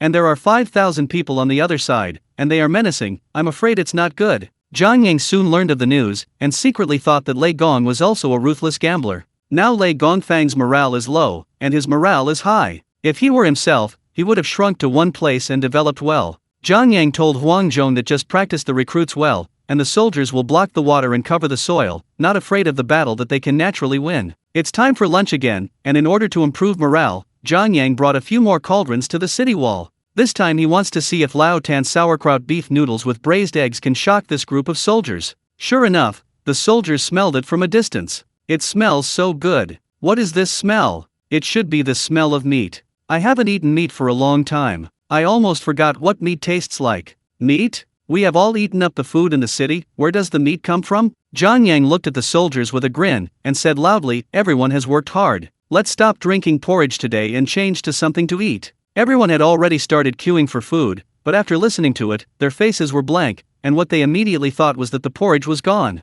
I said a long time ago that there is not much food in the city, so how can I eat like this every day? Why didn't I drink more white porridge last night? It's a pity. That damn yellow turban thief, why don't you leave yet? I can't drink the white porridge anymore. Master Zhang is too kind to those victims, otherwise you can drink more white porridge for a while. After hearing this sentence, all the officers and soldiers began to talk a lot, some even with resentment. The enemy is about to attack the city, and this white porridge is gone, which is really demoralizing. However, more people also understand that it is not easy for white porridge and pickles to last for so many days, and some people are even tired of eating them. As long as you repel the thieves, you can go out to buy food, and everyone will still have porridge to drink at that time. Zhang Xianling has already given everyone the best, so there is no more complaining. Zhang Yang couldn't laugh or cry after listening to it. He still hadn't finished speaking. Why did they substitute for his lack of food? Seeing that the soldiers had misunderstood, Zhang Yang hurriedly said, "I won't eat white porridge today. I invite everyone to eat sauerkraut beef and beef noodle soup, plus 1 braised egg per person." Zhang Yang suddenly remembered that it is illegal to eat beef now, so the word beef must not be mentioned. The magistrate also opened the lid of the pot at this time, and a pungent fragrance rushed straight into the heavenly spirit lid. This fragrance is mixed with the smell of broth, sauerkraut, and noodles. It can be said that it is the most fragrant food in the world, but it is not too much. The ancients had never seen this before, and this fragrance was not something ordinary people could resist at all. Huang Zhong also leaned over to take a look at the food in the pot. "Master Zhang, is this meaty? And eggs? It smells so good. It really smells of meat. No more, the saliva is flowing down." Now that it's a bit out of control, everyone wants to take a bite quickly, squeezing frantically in front of the pot, and even forgetting military discipline. There is a queue for dinner. Let's not talk about eggs, most of them have been eaten, but they are not eaten every day. When the chickens in the family lay eggs, they are either for the old and the young to eat, or they are exchanged for things. It's great to be able to eat one in 10.5 days. More importantly, the broth noodles are all oil and water. How can this be resisted? Seeing oil and water is more intimate than seeing relatives. It's good to eat white porridge every day, but there is no oil and water. If you don't grow meat after eating, you often feel weak when you do heavy work. Zhang Yang hurriedly maintained order and said, "Everyone line up, I promise there will be all." Everyone listened to Zhang Yang's words very much and immediately lined up. A few large cauldrons behind them were steaming hot, and the magistrate did not delay to put a bowl of noodles on them, and then scooped the noodle soup and braised eggs. Someone immediately took the first bite. Ball! Shocked! What a broth! And the layer of red spicy oil on it is really exciting. The soldiers who ate the noodles were dumbfounded. This may be the best thing they have ever eaten in their lives. Although there is only a bit of meat in the noodles, it tastes like real meat. Many people can't eat a piece of meat for a year, but they actually ate it today. The food is a bit too good. Of course, Urksu, Taizu and others, who were recruits, could only be ranked at the end. They looked at the pot almost in amazement, hoping that the noodles would be their turn. Obviously, John Yang is not a stingy person. Since he bought instant noodles, he must have a full meal. So when it was their turn, there were still many instant noodles. Urksu had the eyesight to see it, and he should have never eaten it when he saw Huang Zhong standing next to John Yang to maintain order. So he brought a bowl of noodles to Huang Zhong first. Master Junho, eat first. It smells so good. Huang Zhong had been hungry for a long time when he smelled the scent, so he ate unceremoniously. It really smells like broth. The taste is top-notch. I have also drunk broth at Seema's house before, but how can it be so delicious? This thing has a heavy taste. At most, put some salt and pepper in their broth. It's very light. Urksu also served himself a bowl and took a few big sips. With tears streaming down his face, he said with a crying voice, "Damn it, I knew that Master Zhang would eat broth noodles here. What kind of thief would I be?" Many people present were already full, and they hurriedly asked, "My lord, I have eaten the broth noodles and eggs. I'm afraid I really let me wait and fight this time, right? Go." After eating the noodles, he had strength, so he beat the group of thieves away. "I am willing to die for the Lord. I am willing to die for the Lord. I am willing to die for the Lord." Drop. Prestige +1. Drop. Prestige +1. Drop. Prestige +1. John Yang was naturally overjoyed. The reputation points were pouring in. It couldn't be better. More importantly, morale was high, and defeating the Yellow Turban army besieging the city might not be difficult. John Yang gestured for everyone to stand up and reassured them, "Everyone, eat well, sleep well, take care of yourselves, and intensify your training. Once we defeat the bandits, I believe we'll be able to eat even better." These words were simple and unadorned, but extremely effective. That's how soldiers are fed. You raise an army for 1,000 days to use it for one. As long as you give them good food, they'll fight to the death for you in crucial moments. Zhang Yang left satisfied. This meal of noodles had earned him tens of thousands of reputation points. He believed that the reputation points he earned each day would be enough to buy instant noodles and braised eggs. Meanwhile, news of the army eating meat broth noodles reached the west of the city. Many disaster victims, no longer caring about plain porridge, rushed to join the army and eat instant noodles. Huang Zhong wasn't stupid. He naturally knew that instant noodles were far superior to plain porridge. So, following Zhang Yang's instructions, he selected only a portion of the able-bodied men as new recruits, ignoring the rest. Meanwhile, the Yellow Turban army outside the city was divided into 3 groups, corresponding to 3 commanders, each leading 1,500 men. One group patrolled various areas to guard against enemy attacks. Another group cut down and transported trees. The last group built siege ladders and other siege equipment outside the city. This group building the siege ladders called themselves the Lank Army, and their commander was named Lu Ji. He was from the same hometown as Lei Gong and had risen through the ranks to become a commander after joining his uprising. He was considered one of Lei Gong's confidants. However, in this situation, Lu Ji was on the verge of collapse. Most of his men hadn't eaten any staple food for over 10 days. They were eating boiled vegetables every day and were already starving. Some had begun to sneak away, but they were caught by Lei Gong's personal guards and subsequently beheaded as a warning. The hardships they endured under such high pressure were indescribable. Their greatest wish now was for grains of rice to fall from the sky. Unfortunately, this could only be a dream, and every day they had to do extremely heavy physical labor on the outskirts of the city, making their already unbearable burden even worse. Lu Ji went to Lei Gong again to urge for food supplies, but Lei Gong still refused, because he didn't have much food left and had longer-term plans. Meanwhile, Lu Ji's team could only continue building siege ladders. That evening, it was Sha, Taizu, and the others turned to patrol the city walls again. When it was time to eat, Sha, having recently eaten too much oily food, went to the toilet. Taizu, seeing this, cursed inwardly, lazy bones, always needing to pee. After Sha came out of the toilet, the group had to go on patrol. So Sha didn't have time to eat noodles, he could only fill a bowl and prepare to eat on the go. Ersha, beaming, carried his bowl up the city wall, assuming everyone was patrolling below. Today he finally had a chance to climb up. It was just getting dark, and he could still clearly see the people below. As he ate his noodles and looked down, he suddenly spotted a familiar face. It was Go Dan, the poor man building the siege ladder below, and also Ersha's childhood friend. Seeing no other guards around, Ersha quickly called out softly, "Go Dan! Go Dan! Go Dan!" Hearing someone calling him from above, initially thought he was hallucinating from hunger. But when he looked up, he really saw Ersha. He quickly rubbed his eyes and said, "Second brother, it really is you." Ersha nodded excitedly and said, "Yes, yes. How are you all?" Go Dan shook his head and said, "No, I'm starving. Go Dan's attention suddenly fell on Ersha's bowl. He asked, "Second brother, I heard you guys drink plain porridge every day in there." Ersha looked at his own bowl and said, "Not anymore. Now we eat meat broth noodles every day, with an egg." Go Dan felt like he was going to faint after hearing that. Comparison is odious. He couldn't even imagine plain porridge, and they were eating meat broth noodles with an egg. Where is justice? Did he deserve to starve? Ersha looked at the dejected Go Dan and said, "Wait here, I'll go get you some noodles." Go Dan was so happy he almost fainted. What a wonderful second brother. It was still early, and there were still plenty of noodles left. The constables hadn't come to clear the pots and pans yet, so Ersha thought he'd go back and get some more noodles to save his good brother. Taizu also looked down at the city walls. Tragic. Truly tragic. He had once been one of them, so his heart softened. He called out to Ersha, "There's a pond under the city gate with lotus leaves. Use a lotus leaf to wrap some noodles, that way they won't spill when you throw them down the wall." Ersha smiled and nodded. Taizu was quite clever. Ersha quickly returned with the noodles. Seeing no other guards around, he hurriedly threw them towards Go Dan. With a soft plop, the lotus leaf landed in Go Dan's camp.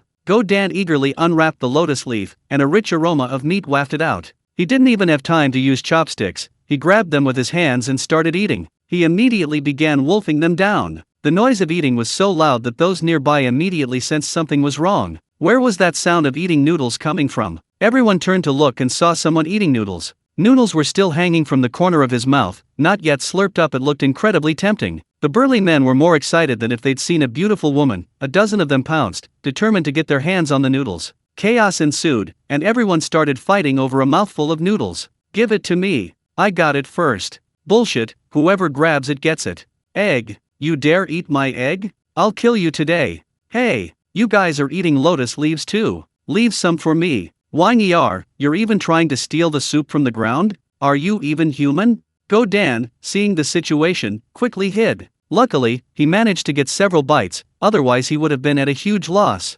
Ersha looked down and shook his head. Surrendering was the right thing to do. Could these people even take the city? They've all gone mad. Tomorrow I'll report to Magistrate Zhang. If he can produce the grain, these men will surrender immediately. Just then, Lu Ji arrived, picked up a whip, and lashed the fighting soldiers. "Why are you fighting? Where do you get the strength to fight? Are you all out of your minds?" "Marshal Lu, this Go Dan got some noodles from somewhere and is eating them with great relish. We saw it and couldn't resist." Lu Ji looked at the ground. Indeed, there was a lotus leaf, and a few noodles left beside it. Then, he turned around and found Go Dan, grabbed his collar, and angrily asked, "Where did you get the noodles?" Go Dan pointed to Ersha on the city wall. Lu Ji looked closely and realized it was indeed an old acquaintance. Ersha grinned as he looked down at Lu Ji below the city walls, thinking to himself, so many old acquaintances. Ersha and his men had been recommended by Lu Ji to become spies and enter the city. In Lu Ji's eyes, these were her elite troops, capable of accomplishing this task. Taizu was already a centurion under Lu Ji's command, so their familiarity was only natural. Seeing Ersha and Taizu's ruddy complexions and strong voices, Lu Ji could no longer hold back her tears. Her own failure was painful, but her brother's success was even more heart-wrenching. She had risen to the rank of Sima, yet her situation was worse than that of a lowly soldier under her command. She was breaking down. She was truly about to break down. Lu Ji thought for a moment, then suddenly asked, "I heard you eat only plain porridge. Is the information accurate?" Ersha chuckled inwardly. Here comes another question. So he replied, reporting to Commander Lu, "It was the same a few days ago, but not anymore." Lu Ji was immediately disappointed. No more food? Then what was the point of this siege? Unexpectedly, Taizu chimed in, "This fellow didn't finish his sentence. Now they're not eating plain porridge anymore. A few days ago they started eating meat broth noodles with eggs." Holy crap! Everyone couldn't hold back their laughter. Meat broth noodles. Only the emperor can eat meat broth noodles every meal, right? Lu Ji almost vomited blood. This Lei Gong was truly a traitor. He knew absolutely nothing about the city. The enemy was eating meat broth noodles, while his own brothers were eating boiled vegetables. Could their fighting strength be on the same level? The day of the siege was the day of their deaths. Lu Ji gritted his teeth in hatred, almost cursing aloud. Before Lu Ji could speak, his men also broke down. "Sima, let's surrender." "Yes, it's better to surrender than starve to death. Sima, I beg you. We became thieves just to earn a living, and now we're starving to death. Kill me. I'm not repairing this ladder anymore." The emotions suddenly intensified, and more people demanded surrender. Lu Ji wasn't stupid. Once these 1,000+ brothers finished repairing the ladder, they would be forced to attack the city. Attacking the city in this state was a near certain death. Surrender offered a chance of survival. The situation was now very delicate. Lu Ji looked at Ersha and Taizu, they were about to become his saviors. Brother Ersha, brother Taizu, you've seen the situation here. We really can't hold on any longer. Please help us talk to the manager and ask for our help. We'll repay your life-saving grace tenfold. Ersha and Taizu were overjoyed. If this worked, it would be a great achievement. Being promoted to squad leader is a piece of cake, isn't it? Ersha reacted even faster, saying, we're all brothers, no need for so much formality. Taizu, you stay here, I'll be right back. He dashed off in a flash. Ersha ran straight to the inner city checkpoint, where Huang Zhong's quarters were. The guards quickly called out to Huang Zhong. Huang Zhong hadn't gone to bed early, and hearing that something important had happened, he rushed out. Ersha whispered the whole story, and Huang Zhong was overjoyed. He immediately sent his men to inform Zhang Yang, while he led his men to the city wall. Huang Zhong soon met Lu Ji, who readily declared his surrender. Although young, Huang Zhong had served in the army for many years and knew this matter was not so simple. It wasn't as simple as just opening the city gates and letting them in. Zhang Yang was dumbfounded when he heard the message Huang Zhong sent. Were there really people in this world willing to surrender for instant noodles? That was too outrageous. It seemed the Yellow Turban Army was truly at its last gasp. Zhang Yang's mind raced. He knew this could be used to his advantage, so he wrote a letter and sent it to Huang Zhong. Huang Zhong exclaimed in amazement after reading the letter. Zhang Yang was really just a county magistrate? His methods were so ruthless, he didn't seem like a scholar at all. Huang Zhong's admiration for Zhang Yang grew even stronger. He even secretly suspected that Zhang Yang was destined for greatness. That very night, the county government sent several large cauldrons to the city walls, and the lotus leaves in the pond were almost completely picked clean. The next day, at the hour of yin, 3 to 5 a.m., a time when people are in deep sleep, as night fell, flames suddenly erupted in the Yellow Turban Army camp outside the city, accompanied by shouts of men and neighing of horses, utter chaos. Lu Ji, spear in hand, his eyes gleaming with determination, roared and led his soldiers in a surprise attack on the fleeing Yellow Turban soldiers. Brothers, charge with me. Take down these traitors, and we'll have a chance to live. Lu Ji's voice echoed through the night, filled with a desperate desire for life and a terrifying fear of death. The Yellow Turban soldiers were thrown into disarray by the sudden attack, scattering in all directions, bewildered and helpless. Lu Ji's troops, like tigers descending a mountain, were unstoppable, wielding their weapons and relentlessly reaping the lives of the Yellow Turban soldiers. Meanwhile, Lei Gong and Li Li were awakened by the chaos in the camp.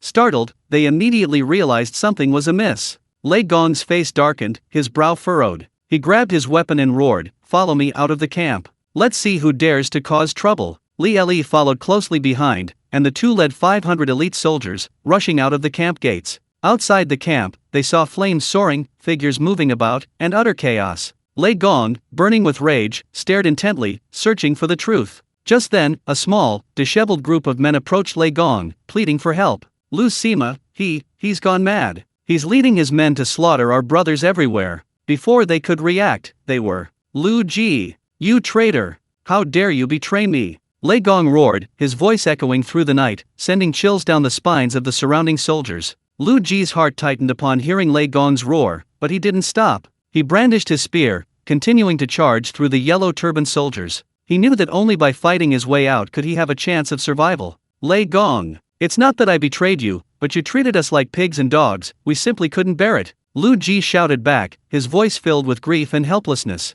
Lei Gong, enraged by Lu Ji's words, roared, "Nonsense! I've treated you well. Why did you rebel?" Lu Ji sneered, saying, "Since we followed you, we've endured hunger and thirst every day, fighting for you. Yet you only care about your own pleasure, disregarding our lives. Now our supplies are exhausted, and we can only eat boiled vegetables. Who can endure such a life?" Lei Gong was speechless at Lu Ji's words. Although he was furious, he understood that Lu Ji's words were not unfounded. He began to waver, questioning whether his actions were truly right. However, he was now in a bind and could only grit his teeth and continue fighting Lu Ji and his men. He roared, "Stop your excuses. Today I will hold you accountable." With that, he brandished his weapon and charged towards Lu Ji and his group. Lu Ji, seeing this, was equally resilient. He brandished his spear and clashed with Lei Gong and his men. The two exchanged blows, locked in a fierce and evenly matched battle. Seeing this, the surrounding soldiers also joined the battle, and in an instant, the battlefield was filled with the glint of swords and the deafening shouts.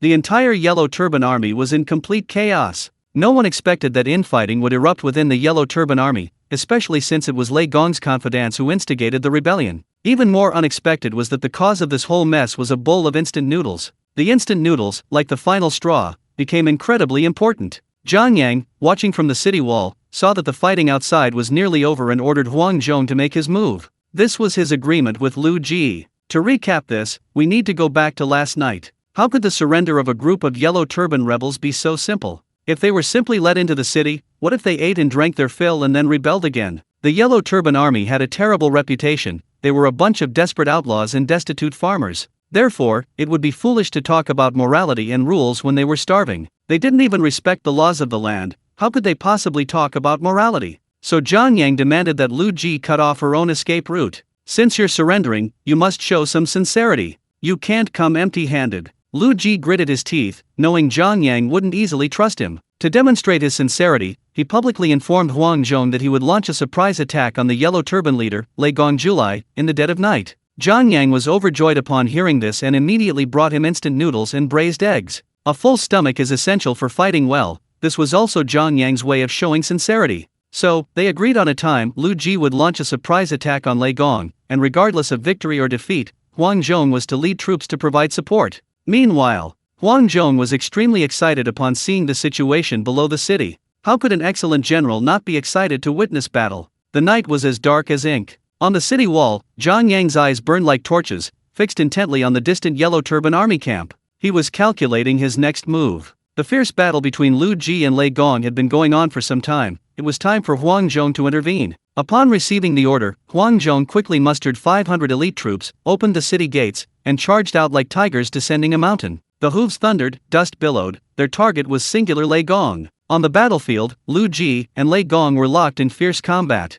Although Lu Ji was valiant, the prolonged battle had exhausted him, and his weapon swung slower and slower. Seeing this, Lei Gong was overjoyed, a ruthless glint in his eyes. He swung his blade fiercely, attempting to capture Lu Ji in one fell swoop. Lu Ji, you will not escape death today. Lei Gong roared, his blade flashing like a bolt of lightning as he slashed towards Lu Ji. Lu Ji gritted his teeth and persevered, desperately trying to defend himself with his sword, but his strength was waning, and the sword light gradually dimmed. He was anxious, knowing that if no one came to his aid, he would likely die soon. Just at this critical moment, Huang Zhong's reinforcements appeared on the battlefield like divine intervention. Huang Zhong, wielding a crimson blade and clad in iron armor, was imposing. His roar shook the entire battlefield like a thunderclap. Lei Gong, cease your arrogance. Huang Zhong has arrived. Lei Gong was startled to see Huang Zhong appear. He had long heard of Huang Zhong's reputation and knew of his formidable martial arts. Seeing him today, he was certain it was indeed true. Although unwilling, he understood the situation was dire and had no choice but to retreat temporarily.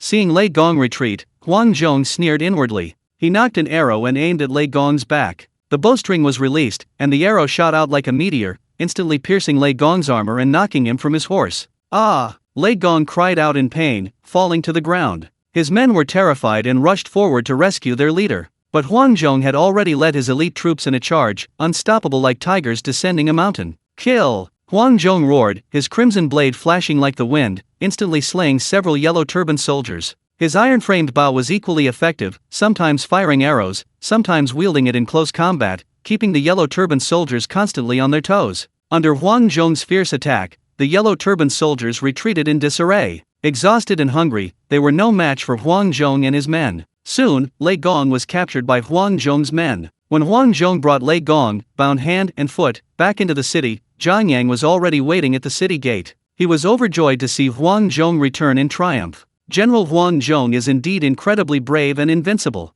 This great victory is entirely due to your merit.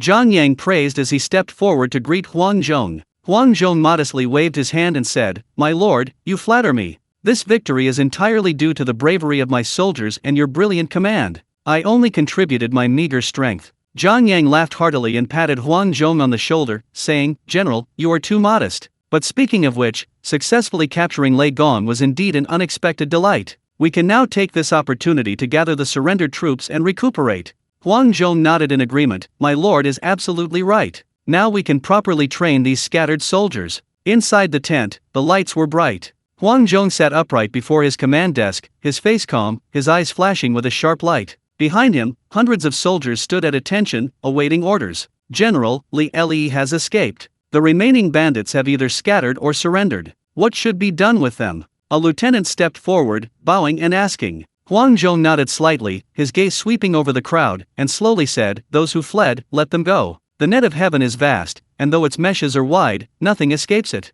As for those who surrendered, they will all be citizens of Sui County from now on. Treat them with benevolence and righteousness, and incorporate them into the army to observe their future conduct." Upon hearing this, the soldiers in the tent all nodded in agreement, their respect for Huang Zhong growing spontaneously. The soldiers accepted the order and departed, knowing they would be busy for some time. Just then, a light footstep sound came from outside the tent. Huang Zhong looked up and saw a soldier carrying a steaming bowl of instant noodles entering. The soldier respectfully placed the instant noodles on the table, saying, "General, you've been busy all night and haven't eaten a single grain of rice. Have something to tide you over."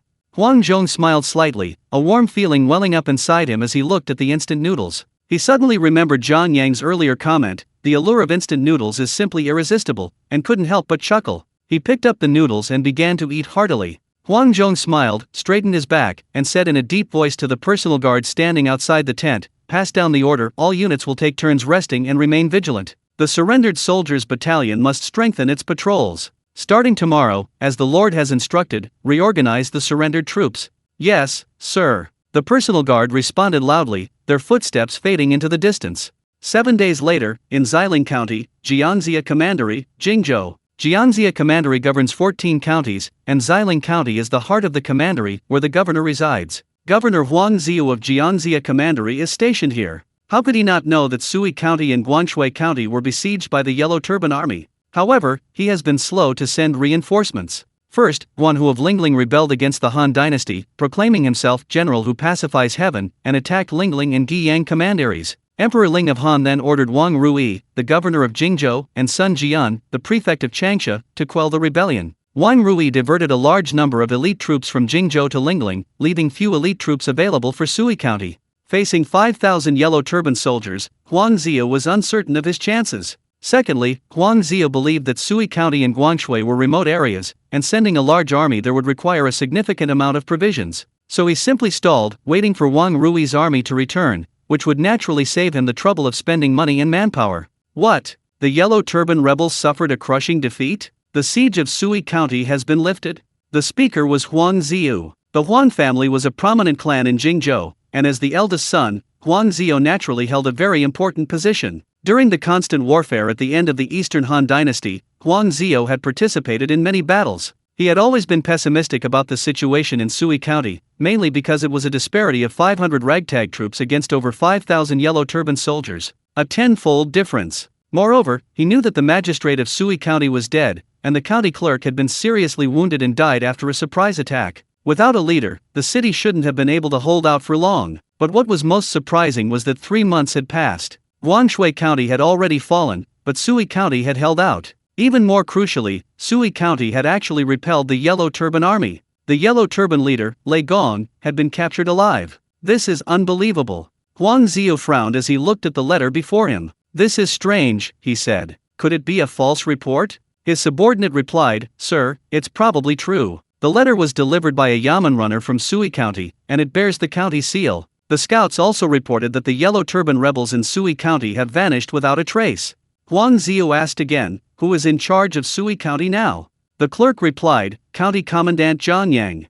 Huang Ziyu was puzzled. He had heard of Zhang Yang, but was unfamiliar with him, and couldn't even recall if he had ever come to Xiling to report on his duties. Seeing Huang Ziyu's lack of recognition, the clerk added, "It's that tall, thin young man, from the Zhang family of Luyang." Huang Ziyu seemed to vaguely remember him. This official position seemed to have been bought. How could someone like that have created a miracle? Huang Ziyu was filled with questions, but given the circumstances, Zhang Yang couldn't possibly have one. Therefore, he believed there was definitely something fishy going on. Perhaps it was a case of greed for credit, or perhaps it was the work of the Yellow Turban rebels? Huang Ziyu said to the clerk, "No, we must send someone to Sui County to find out the situation. This Zhang Yang seems unreliable." The clerk quickly obeyed and left. Meanwhile, Sui County was bustling with activity. With the Yellow Turban Army retreating, Zhang Yang had begun repatriating the disaster victims. More importantly, many fertile fields in Sui County were nearing harvest, but most of the county's residents had fled, and whether they would return before the harvest was uncertain.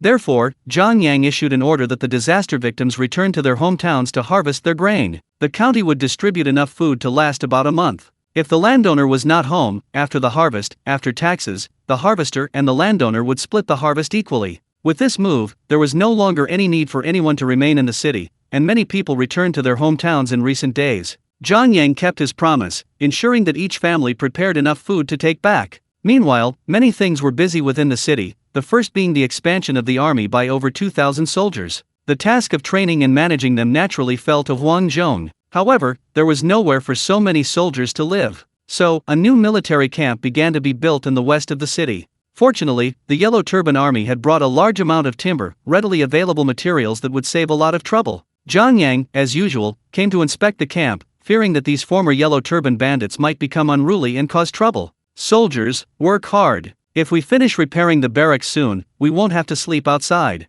Rest assured, Lord John, we will do our utmost. Sir, you are like our second parents. We have good food and drink every day, and we have the energy to work. Sir, would you like porridge or noodle soup tonight?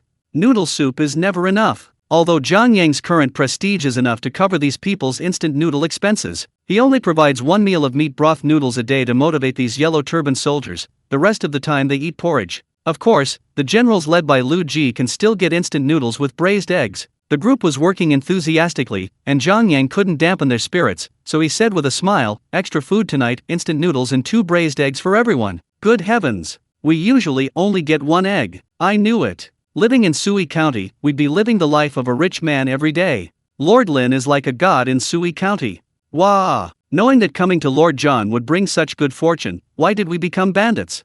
After these days of governance, Sui County had become much stronger. Over 1,000 Yellow Turban rebels had all surrendered, most joining the army, and a few returning home. Also, almost all the disaster victims had returned home. As long as they were given a way to survive, they wouldn't rebel. It has to be said that the ancients were truly a kind and benevolent people. Zhang Yang did the math. The last time he repelled the Yellow Turbans, he directly gained 1 million reputation points, and his daily income was around 50,000. So, it probably wouldn't take too long to unlock the level 3 shop. Moreover, Zhang Yang discovered that winning battles was the fastest way to profit. Just as Zhang Yang was formulating his next plan, a Yamen runner reported that someone from the prefecture had arrived. Zhang Yang cursed inwardly, that brat Huang Ziyu, if I hadn't written the letter myself, he probably wouldn't even remember the disaster in Sui County. Since someone had been sent, he should certainly receive them well. When Zhang Yang returned to the county Yamen, he saw a middle-aged man waiting in the hall. He appeared calm, dignified, and possessed an extraordinary air.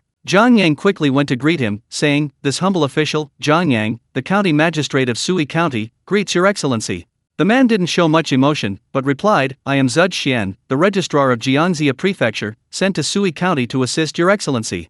Zhang Yang was immediately stunned. The person who had come was actually Zudge Xian. Zudge Xian was no ordinary person. He was a member of the Zudge family, a prominent clan in Yangdu, Lanja, and a descendant of Zudge Fang, the commandant of the Western Han dynasty. Most importantly, he was the uncle of Zudge Liang, the chancellor of Shu Han during the Three Kingdoms period. After Zudge Liang's father, Zudge Gui, died, Zudge Xian raised them to adulthood. In ancient times, family ties were highly valued. Zudge Liang and his brothers lost their father at a young age, so their uncle naturally bore the responsibility of raising them. Therefore, he was practically a father to Zudge Liang and Zudge Jin. At this time, Zudge Liang was only 8 years old, still 20 years away from achieving great fame. But Zhang Yang didn't care about all that. Zudge Liang was his idol. Wouldn't it be wonderful to meet his idol's uncle so early? Lord Zudge, how is your nephew Zudge Liang?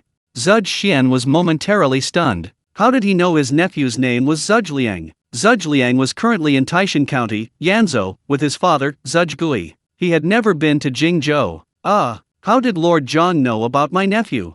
Ahem, I heard it from others. Lord Zudge often praises his 2 nephews for their exceptional intelligence, especially his younger nephew, Zudge Liang, who has been eloquent and persuasive since childhood, unlike ordinary people. Zudge Xian nodded. He had indeed praised his nephew before. He hadn't expected Zhang Yang to have heard of this as well, so he said, "Lord Zhang flatters me. They are doing well in Taishan County."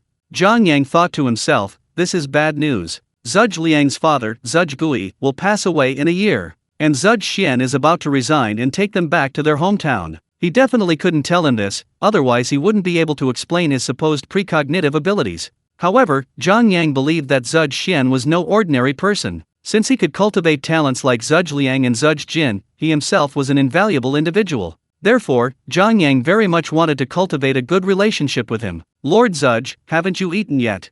I haven't eaten all day, I'm a little hungry. You must be tired from your journey. Let's not talk about official business, have a bowl of noodles first. Speaking of noodles, Zudge Xian perked up. In the Jingzhou region, rice was the staple food, while his hometown, Lanja, was a place where noodles were plentiful. Therefore, Zudge Xian was more accustomed to noodles. Here, however, he rarely got to eat them, which was quite disheartening. Jiang Yang instructed the kitchen to make noodles for Zudge Xian, of course, the usual pickled cabbage noodles, but with extra mutton added. Soon, a bowl of pickled cabbage and mutton noodles was served. A half-eaten braised egg on top looked incredibly tempting. Zudge Xian was stunned. The aroma was incredibly enticing, his mouth was watering. He quickly said, "These noodles smell amazing. Lord Zhang, you've gone to great lengths to entertain me." Jiang Yang replied with a smile, "Lord Zudge, please eat. Our soldiers eat this every day." "Pfft, you eat this every day?" Zudge Xian nearly choked upon hearing this. "What? They eat this every day? Even the personal guards of Prefect Huang wouldn't get such good noodles. Only high-ranking officers in Jingzhou could afford this. It's outrageous. Unbelievable. Is a small county like Sui this wealthy?" Jiang Yang quickly reassured him, "Lord Zudge, our soldiers can't afford meat." Zudge Xian rolled his eyes. He didn't need an explanation, even the imperial guards of Chang'an couldn't afford to eat meat every meal like this. Zudge Xian continued eating his noodles, then said, "These noodles are so delicious. Ahem. You don't mind if I stay a few more days, do you? I'd be delighted. Lord Zudge, you've had a long journey. Please rest early today. Tomorrow I'll show you around the city." Zudge Xian nodded, quickly finished his noodles, and handed the bowl to Jiang Yang. Lord Zhang, could you cook me another bowl of noodles?" The next day, Jiang Yang took Zudge Xian on a tour of the city. Zudge Xian hinted to Jiang Yang that Huang Ziyu had sent him to investigate Sui County. He seemed to disbelieve the Yellow Turban Army's crushing defeat and escape. Jiang Yang simply smiled and remained silent. Facts speak louder than words. He had never lied, why would he fear being investigated? The two first arrived at the East City, the city's gathering place. After the Yellow Turban Rebellion, when the city's inhabitants fled, only a little over 10,000 remained. Jiang Yang had been distributing porridge there daily for over 10 days. The first thing the people did each day was to come to East Street to collect their porridge. Everything seemed orderly and harmonious. Zudge Xian was quite shocked and asked, "Lord Zhang, where does the county government get its food? Distributing porridge every day must be quite expensive." Jiang Yang was prepared for this. He couldn't very well say he was making it up. The gentry in the county donated some, and the old magistrate also stockpiled some in the granary. It should last until the autumn harvest. Wow, the old magistrate of Sui County is so capable, truly rare. Heh, good. Jiang Yang cursed inwardly, capable my foot. He's in cahoots with the 4 major families in the city, a complete scoundrel. What a load of rubbish he left in the granary. This good reputation only benefits that old rascal. When the people of Dongcheng saw Jiang Yang arrive, many immediately bowed and greeted him. "The magistrate is here. The magistrate is here. Lord Zhang, you have shown us immense kindness. If it weren't for you, my family would have starved to death long ago. If it weren't for my bad legs, I would definitely be there to repair the city walls and pave the roads for you, sir. Our geese have laid eggs, you must take them, sir." Zudge Xian observed this. The people of the city were so grateful to Jiang Yang, it seemed his ability to govern the region was indeed very high. Zudge Xian had also served as a local county official, but he had never achieved this level of respect. Jiang Yang smiled and declined everyone's offers of hospitality. After inspecting the area, he led Zudge Xian towards the west of the city. This was the soldiers' camp. Previously dilapidated, it was now being renovated. The barracks weren't as elaborate as civilian houses, they simply cleared some land, erected wooden frames, and finally thatched roofs. When Zudge Xian arrived, he was surprised to see a large number of soldiers. And they were all strong and capable. Zudge Xian knew exactly how many soldiers were stationed in Sui County. Previously, only 1,000 men were stationed at the camp 30 li north of Sui County. But now, it seemed there were more than 1,000. "Lord Zhang, how many soldiers are there in Sui County? We just finished counting them these past few days. A total of 3,243. Pfft, how can there be so many? The entire Jiangxia prefecture only had a little over 10,000 soldiers. 3,000 here, wasn't that an exaggeration? Lord Zudge, aren't we all just trying to survive? Over 1,000 of them are disaster victims, and over 1,000 are Yellow Turban rebels. If we don't take them in, they'll really become bandits," Jiang Yang calmly replied. Zudge Xian glanced around to make sure no one was watching, then pulled Jiang Yang to a corner. He asked in a low voice, "Lord Zhang, are you planning a rebellion?" Jiang Yang hadn't even considered that question. With such limited strength, a rebellion? They'd be wiped out in a heartbeat. Lord Zudge, don't talk nonsense. How can such a small force rebel? Zudge Xian said sternly, Lord Zhang, you still say it's not a rebellion? Winning over the people, treating the soldiers well, increasing troop strength isn't that ambition? At least that's how I, as an outsider, see it. Jiang Yang was stunned by Zudge Xian's thought process. Just because he had grain, he would rebel? What kind of logic was that? Lord Zhang, have you ever heard the saying, a common man is innocent, but possessing a treasure is a crime? Jiang Yang nodded, he certainly knew the story. Lord Zhang, our prefect Huang is no saint. If he knew you had so much grain, do you think he would come to requisition it? Jiang Yang knew Zudge Xian was reminding him. It seemed Zudge Xian and Huang Ziyu didn't have a good relationship. Jiang Yang smiled and said, thank you for the reminder, Lord Zudge. I will be more careful. Besides, I really don't want to rebel. The two went to look around other places. Zudge Xian was quite impressed with Jiang Yang, at least he managed the county very well. Zudge Xian also planned to stay a few more days to see how Jiang Yang governed the county. 7 days later, a clerk came to report to Jiang Yang that a major event had occurred in the county. Many villagers have come to the county to complain that prices in the township are skyrocketing, but land prices are plummeting. Jiang Yang's head buzzed. This was indeed a major issue. This situation was the beginning of chaos. If not controlled, it could erupt into something like the Yellow Turban Rebellion. Zudge Xian also arrived upon hearing the news. Tell me what's going on. These days, rice and meat prices, both inside and outside the city, have been rising wildly. The meat price increase is manageable, as only wealthy local families can afford it. But the rice price increase seems very strange. How so? The autumn harvest is just over a month away, and the rice price has already risen to 500 coins per shi. Clearly, someone is manipulating the market. Zudge Xian, being knowledgeable, said, rice prices are rising, while land prices are falling. Someone is hoarding grain. Jiang Yang stroked his chin, recalling how he had forced the Cai family in the city to provide grain to support their army. Could it be that they were beginning their retaliation? If it were them, they would be utterly insatiable. Because of the Yellow Turban rebels, the villagers in the city already had very little grain, and most of it was in the hands of the 4 major families in the city. It would be incredibly easy for them to manipulate grain prices. The clerk continued, after the magistrate drove away the rebels, a large number of people from this county returned home. It was from then on that grain prices skyrocketed. Jiang Yang thought to himself, that makes sense. Of all the counties in Jiangxia Prefecture, Sui County and Guanshui County were the most severely affected by the disaster. Therefore, someone would inevitably eye this lucrative opportunity. If the villagers couldn't afford grain, they would be forced to sell their land and become tenant farmers, effectively becoming their slaves. And the mess Jiang Yang had painstakingly cleaned up would become even worse. This grain price issue is of paramount importance. He couldn't let the land in Sui County fall into the hands of these greedy people. Then Sui County would no longer be under his control. The 4 major families would ride roughshod over him, and he would be powerless to stop them. Zudge Xian then said, this matter not only concerns Sui County, but also Guanshui and other places. I suggest we report this to Prefect Huang as soon as possible to see how the prefecture resolves this. Zudge Xian was right. The powerful clans and their merchants in the prefecture were far beyond Jiang Yang's ability to handle. This matter involves tens of thousands of households in the prefecture. Huang Ziyu, in principle, should not stand idly by. Jiang Yang muttered to himself, 500 coins a stone, they certainly have a good appetite. Grain prices have tripled compared to before the war. And they're still rising, while the price of farmland is less than half of what it used to be.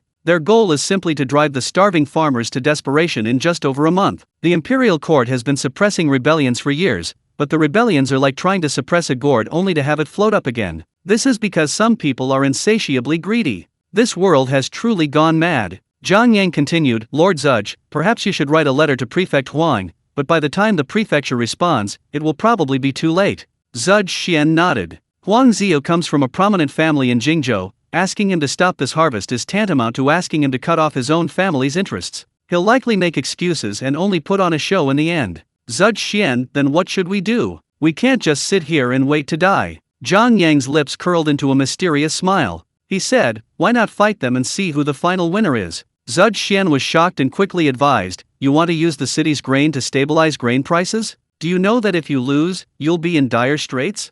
Jiang Yang confidently replied, don't worry, I will win this battle. Zudge Xian's understanding was simple. Jiang Yang also had grain. Only by opening the granaries could prices be lowered. However, as far as he knew, Jiang Yang didn't have much grain. It would be easy for these merchants to buy it all up, putting him in an even more passive position. Zhang Yang did the math. Although the system's white porridge was unlimited, exchanging it for rice required a transaction fee. Although this system setting left Zhang Yang speechless, that was the rule. Based on this conversion, 1 jin, 500 grams, of rice costs 5 reputation points, and currently, one's reputation points can be exchanged for approximately 300,000 jin, or 3,000 shi, 1,500 bushels. At 500 coins per shi of grain, this would only require 1.5 million coins. That's about 1,000 taels of gold. It doesn't seem like much. Small grain merchants certainly couldn't handle that much, but large grain merchants definitely couldn't afford it either. Zhang Yang suddenly thought of the concept of futures trading. His financial knowledge far surpassed theirs. This was his greatest advantage. Since he was going to play, he might as well play big. Zhang Yang notified the yamen runners, spread the word now. Starting tomorrow, the county government's grain store will officially open, selling for 200 coins per shi, limited to 200 shi. First come, first served. Zhou Xian's eyes widened, thinking, what's the use of 200 shi? They'll be snatched up.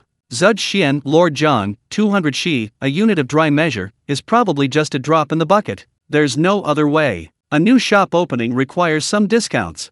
Zhou Xian. The next day, news of the county government selling grain spread throughout the county, and many people lined up outside the county government office overnight. The county government is selling it for 200 coins. That's truly a kind gesture. Lord Zhang has really gone to great lengths. Some people profit from the national crisis, while others are wholeheartedly serving the people. Although many people praised Zhang Yang, they couldn't buy any grain. Their trip was in vain, because those at the front of the line bought out all 200 shi of grain in one go. Zhang Yang glanced at them, then sent his constables to investigate further. Sure enough, they were from the city's 4 major families. Furthermore, rumors circulated that the 4 families had already agreed to cooperate, determined to make a fortune in this grain price war. Zhang Yang shook his head. It was indeed these people causing trouble. The people, hearing that the grain was gone, began to complain. But the county yamen runners immediately announced good news: the price would remain the same the next day, with 200 shi, a unit of dry measure, of grain still available. Moreover, each person was limited to 1 shi. The crowd thought this was reasonable and immediately dispersed to rest, planning to arrive early that evening to queue. However, when they arrived the next day, they were dumbfounded. A huge crowd had already formed, and upon closer inspection, it became clear that the majority of the 200 people in front were members of the 4 major families. It seemed that the purchase limit was useless. These families had too many members. They could easily send 200 people to queue up. Zhou Xian was very anxious because he had heard that the price of grain had not only not decreased, but had actually skyrocketed. According to the current price in the grain shops, it had reached 800 coins per shi, and this had only been going on for 3 days. This price was unaffordable for the vast majority of people. The price of grain did not depend on the last person who couldn't afford it, but on the last person who could afford it. As long as someone was willing to pay a high price, the price of grain would not fall. On the 3rd day, Zhang Yang announced the closure of the county government's grain store. The crowd erupted in uproar. However, Cai Shan laughed heartily upon hearing the news. Ha ha, overestimating himself.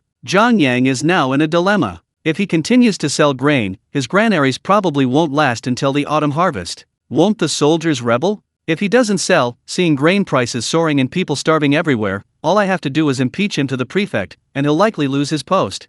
Your Excellency is wise. This Zhang Yang, an outsider, doesn't know who we are in Sui County, and he's utterly ignorant. Cai Shan's steward, observing the situation, flattered him at the opportune moment. This lad has some guts, but he refuses to join my Cai family. I have no choice but to eliminate the outcast. Your Excellency is wise. Eliminate him and replace him with a new one, he'll likely be obedient. Pass down the word: starting today, grain prices will rise again, to 1,000 coins per shi. Yes, sir. I'll arrange it right away. Sure enough, grain prices in Sui County were once again inflated, reaching 1,000 coins per shi, and grain prices in Guanshui County followed suit. Even more interestingly, grain prices throughout Jiangxia Prefecture also rose, causing panic among many unsuspecting people. Meanwhile, Huang Zia received a letter from Zhou Xian, stating that Zhang Yang's defeat of the Yellow Turban rebels was genuine, and that the skyrocketing grain prices in Sui County might lead to another Yellow Turban rebellion. Huang Zia was not a civil official. He wasn't particularly sensitive to these monetary matters. Instead, he asked his subordinates what to do should they open the granaries to suppress grain prices. The minor official, also from a prominent family in Jingzhou, knew that this round of harvesting was targeting ordinary people. Suppressing grain prices now would be futile. The official said, "Sir, this small Sui County won't cause much trouble. On the contrary, the governor is about to collect grain. It said he's going to fight Dong Zhou next year, and will need to provide troops and supplies. It won't be easy to handle. Huang Xiu thought about it and realized he was right. If they couldn't produce the necessary funds and supplies, they'd be in deep trouble. As for the tens of thousands of people in Sui County and Guanshui, let them be patient. The autumn harvest is in a little over a month, it shouldn't be a problem. Tell Zud Xian that the county's granaries aren't overflowing either. Tell him to do his best to stabilize the people in both counties. Yes, sir. The clerk went to write the letter with a beaming smile. Zhang Yang, of course, wasn't idle. On the third day after the grain price rose to 1,000 coins, Zhang Yang's county government grain store reopened. This time, the announced price was 1,100 coins. The grain price rising to 1,000 coins was irrelevant to the common people, as they could no longer afford it. What mattered more were the four major families in the city. Has Zhang Yang gone mad? The county government is actually joining in the price gouging? What kind of rules are these? I really don't understand. Let it rise, we'll raise our prices too. The four major families in the city gathered again to discuss, because they heard that besides grain prices, land prices had also begun to rise. The prices they had painstakingly managed to lower had risen again. I heard that grain merchants from Jingzhou and Suzhou, hearing of the soaring grain prices and plummeting farmland prices in Suxian County, have all come here. Once they arrive, they'll all be waiting for grain prices to drop, and the people won't sell their land anymore, naturally driving up farmland prices. What if they come and drive down grain prices? We'll bring them in. What else can we do? They'll profit from the grain, and we'll profit from the farmland. Isn't that great? The four major families reached an agreement. Someone leaked the news, causing other grain merchants to sell grain in Suxian County. This would cause grain prices to fall, and as long as they didn't sell their grain to the people at low prices, the four major families could directly buy their grain at high prices. Where did the out-of-town grain merchants get this information? It must have been Zhang Yang, because Zhang Yang knew that with his own strength, he couldn't play financial games with the four major families. Rather than that, he decided to use a strategy of luring the wolves to hunt the tigers. So, in the early stages of the grain price increase, he began sending people to spread the news. Representatives were sent from Jingzhou, Luoyang, and Suzhou. Grain merchants from all over were eager to act upon hearing the news, but the Wang family of Jingzhou and the Mi family of Suzhou were the fastest to move. Grain merchants from other areas also caught wind of the situation and rushed over with their grain. The spies of the four major families in other places immediately sent urgent reports, which led to an emergency meeting of the four families. Now, the entire Sui County was filled with resentment, especially towards Zhang Yang. After all, Zhang Yang was also involved in speculating on grain prices, which was completely unbecoming of a county magistrate. He seemed more like a speculator. Outside the county government's rice shop, there were many people, but no one was buying grain. Absurd! Grain prices are over 1,000 coins. Are we going to starve to death? I heard the county has stopped distributing porridge today. Heavens! The county granary is empty? What are we going to do? Oh no! Oh no! Grain prices are just too high. Zhang Yang, in an effort to drive up grain prices, has stopped distributing porridge in the city. The four major families are overjoyed, because this is the prelude to Zhang Yang's surrender. Without grain, there's nothing they can do. Unless Zhang Yang dares to send troops to seize it, the four major families can use this opportunity to drag him down from the court, and their own future will likely be in jeopardy. Zhang Yang, however, doesn't think so. He believes that to destroy someone, you must first drive them mad. How could the grain merchants from outside the county possibly be anxious if he didn't create a heated atmosphere? The Yellow Turban Rebellion in most of Jingzhou had been quelled, and the Wang family of Jingzhou and the Mi family of Suzhou, after assessing the risks on the road, finally arrived in Sui County with their caravans. The number of men seemed large, but the amount of grain appeared small, roughly estimated at 500 shi, a unit of dry measure. Cai Shen laughed upon hearing this. It seemed the Wang and Mi families had brought a small amount of grain. This was perfect for their charade. After the foreign merchants' grain arrived, the price of grain was announced, and instead of decreasing, it increased. The county government's rice shop prominently displayed a price of 1,200 coins. Now it was Cai Shen's turn to be confused. What was going on? I thought 1,100 coins was the limit. Our county magistrate is really greedy. Sir, the county government's price is so high, what should we do? Cai's steward asked Cai Shan. If no one buys at this price, the price will drop tomorrow. Foreign grain merchants will likely panic and sell off their grain, and the price might even drop back to 500 coins. The steward asked, what should we do then? Buy it. Buy as much as they have. Tell the other three families to buy too. Buy until the county government has no grain left. The steward replied, yes, sir. Zhang Yang was handling official business at the county government office when Zud Xian rushed in and said, Lord John, foreign merchants have arrived. We've already sold off our grain to stabilize prices, so why raise the price again? John Yang smiled slightly. He had struck at the heart of the problem. The four major families hadn't suffered any losses and had even made a fortune. Shouldn't they make them give back what they'd gained? Were the people of Sui County so deserving of death? Lord Zudge, please calm down. The time is not yet ripe. The Wang and Mi families seem more like bystanders. With prices so high, they can't possibly sell all their grain. If prices were to stabilize now, they might take the opportunity to dump their stock, make a quick profit, and run. What would be the point of me summoning them here then?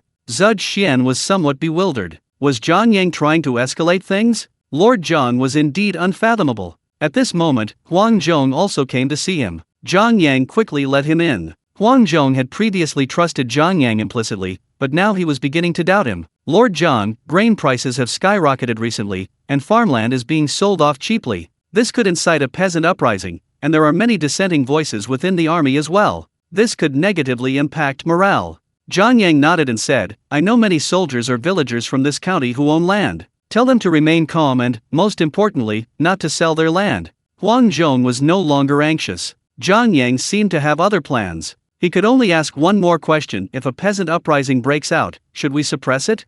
Huang Zhong's meaning was clear: people were starving, and now there was a rebellion. Should they be suppressed by force or in a more civilized manner? Zhang Yang smiled and said, Isn't our Lord Zudge here? He will assist you in handling it. Zudge Xian's eyes widened. He'd been shifted the blame? Zhang Yang, have some decency. Lord Zudge, do you remember the irrigation canal we saw outside the city last time? Yes, the canal stretched for dozens of miles. It had fallen into disrepair over the years, clogged with mud and weeds, hindering irrigation. Lord Zudge, why don't you organize people to repair it? The county can provide the money and supplies, and laborers can be recruited from nearby villages. I believe it should be repaired in a little over a month, right?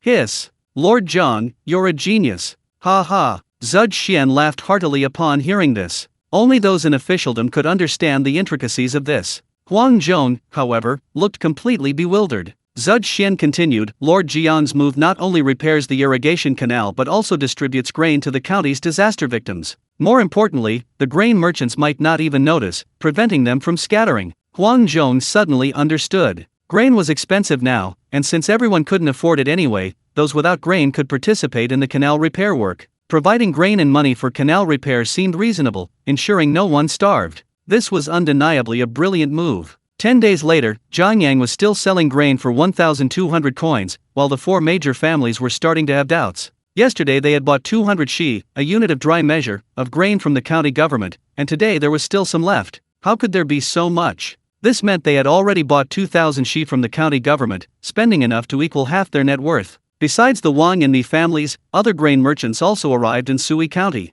Upon entering the city and seeing the grain prices, they were shocked. How many times the profit could they make? Ha ha. So the grain merchants opened their carts and began selling grain in the streets. Clearly, the four major families had bought up all the grain from the county government, while no one was buying their grain. High price, no market perfectly described the situation in Sui County. After discussion among the grain merchants, the first round of price reductions began, and the price of grain jumped to 1,000 coins overnight. Of course, this was still very high, enough to make several times the profit. The Cai family began to panic. Oh no, we've been tricked. That Zhang fellow has been stalling for time, waiting for the outside grain merchants to arrive. We can buy all the grain from the county government, but we can't buy all of these people's. News of the falling grain prices quickly reached Zhang Yang, who smiled and said, starting today, 3 porridge stalls will be set up in the city, all free. The yamen runners immediately went to make arrangements, and by the time the news spread through the streets and alleys, long queues had already formed at each porridge stall.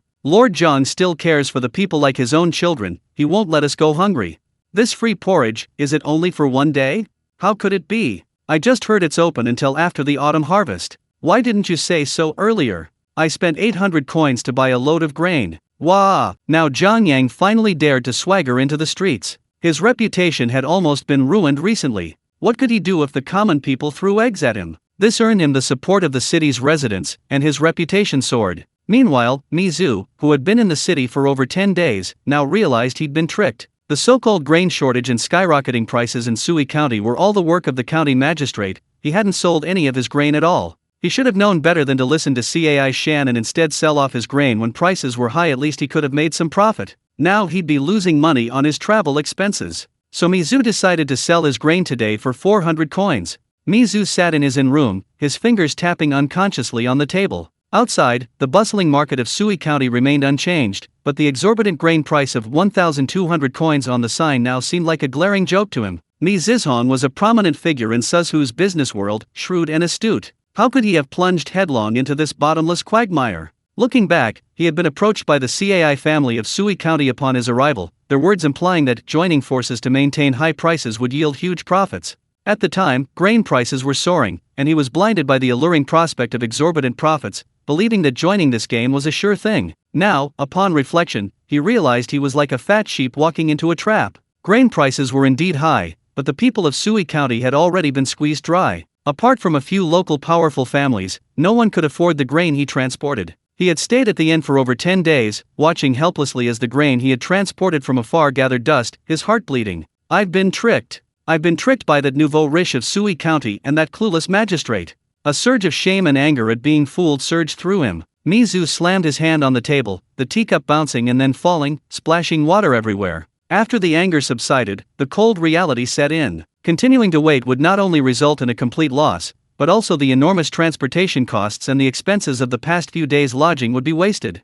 He, Mi Zizhong, couldn't afford to wade into this murky water of Sui County. He stood up and, through a crack in the window, saw other out-of-town grain merchants, also facing unsold grain, pacing anxiously back and forth in the street, their faces filled with anxiety and bewilderment. He couldn't hesitate any longer. Someone! Mizu summoned his attendant in a deep voice, his tone ruthless after a decisive action. Spread the word, starting today, all the grain we brought will be sold off at 400 coins per shi. Sell as much as you can. 400 coins. The attendant was so shocked he almost bit his tongue. Master, this is practically free. Not only have we suffered losses along the way, but we're barely breaking even. Fool! Mizu hissed, his eyes gleaming. What time is it now? Still thinking about your capital? When local bullies fight, we small fry are just scraps caught in the middle. We have to get rid of this hot potato even if it means losing money. If we get rid of it now, we can at least avoid losing money on travel expenses and favors. If we drag this out any longer, and the county government and the CAI family completely fall out, or the damned magistrate Zhang pulls some more stunt, we might even lose our own travel expenses.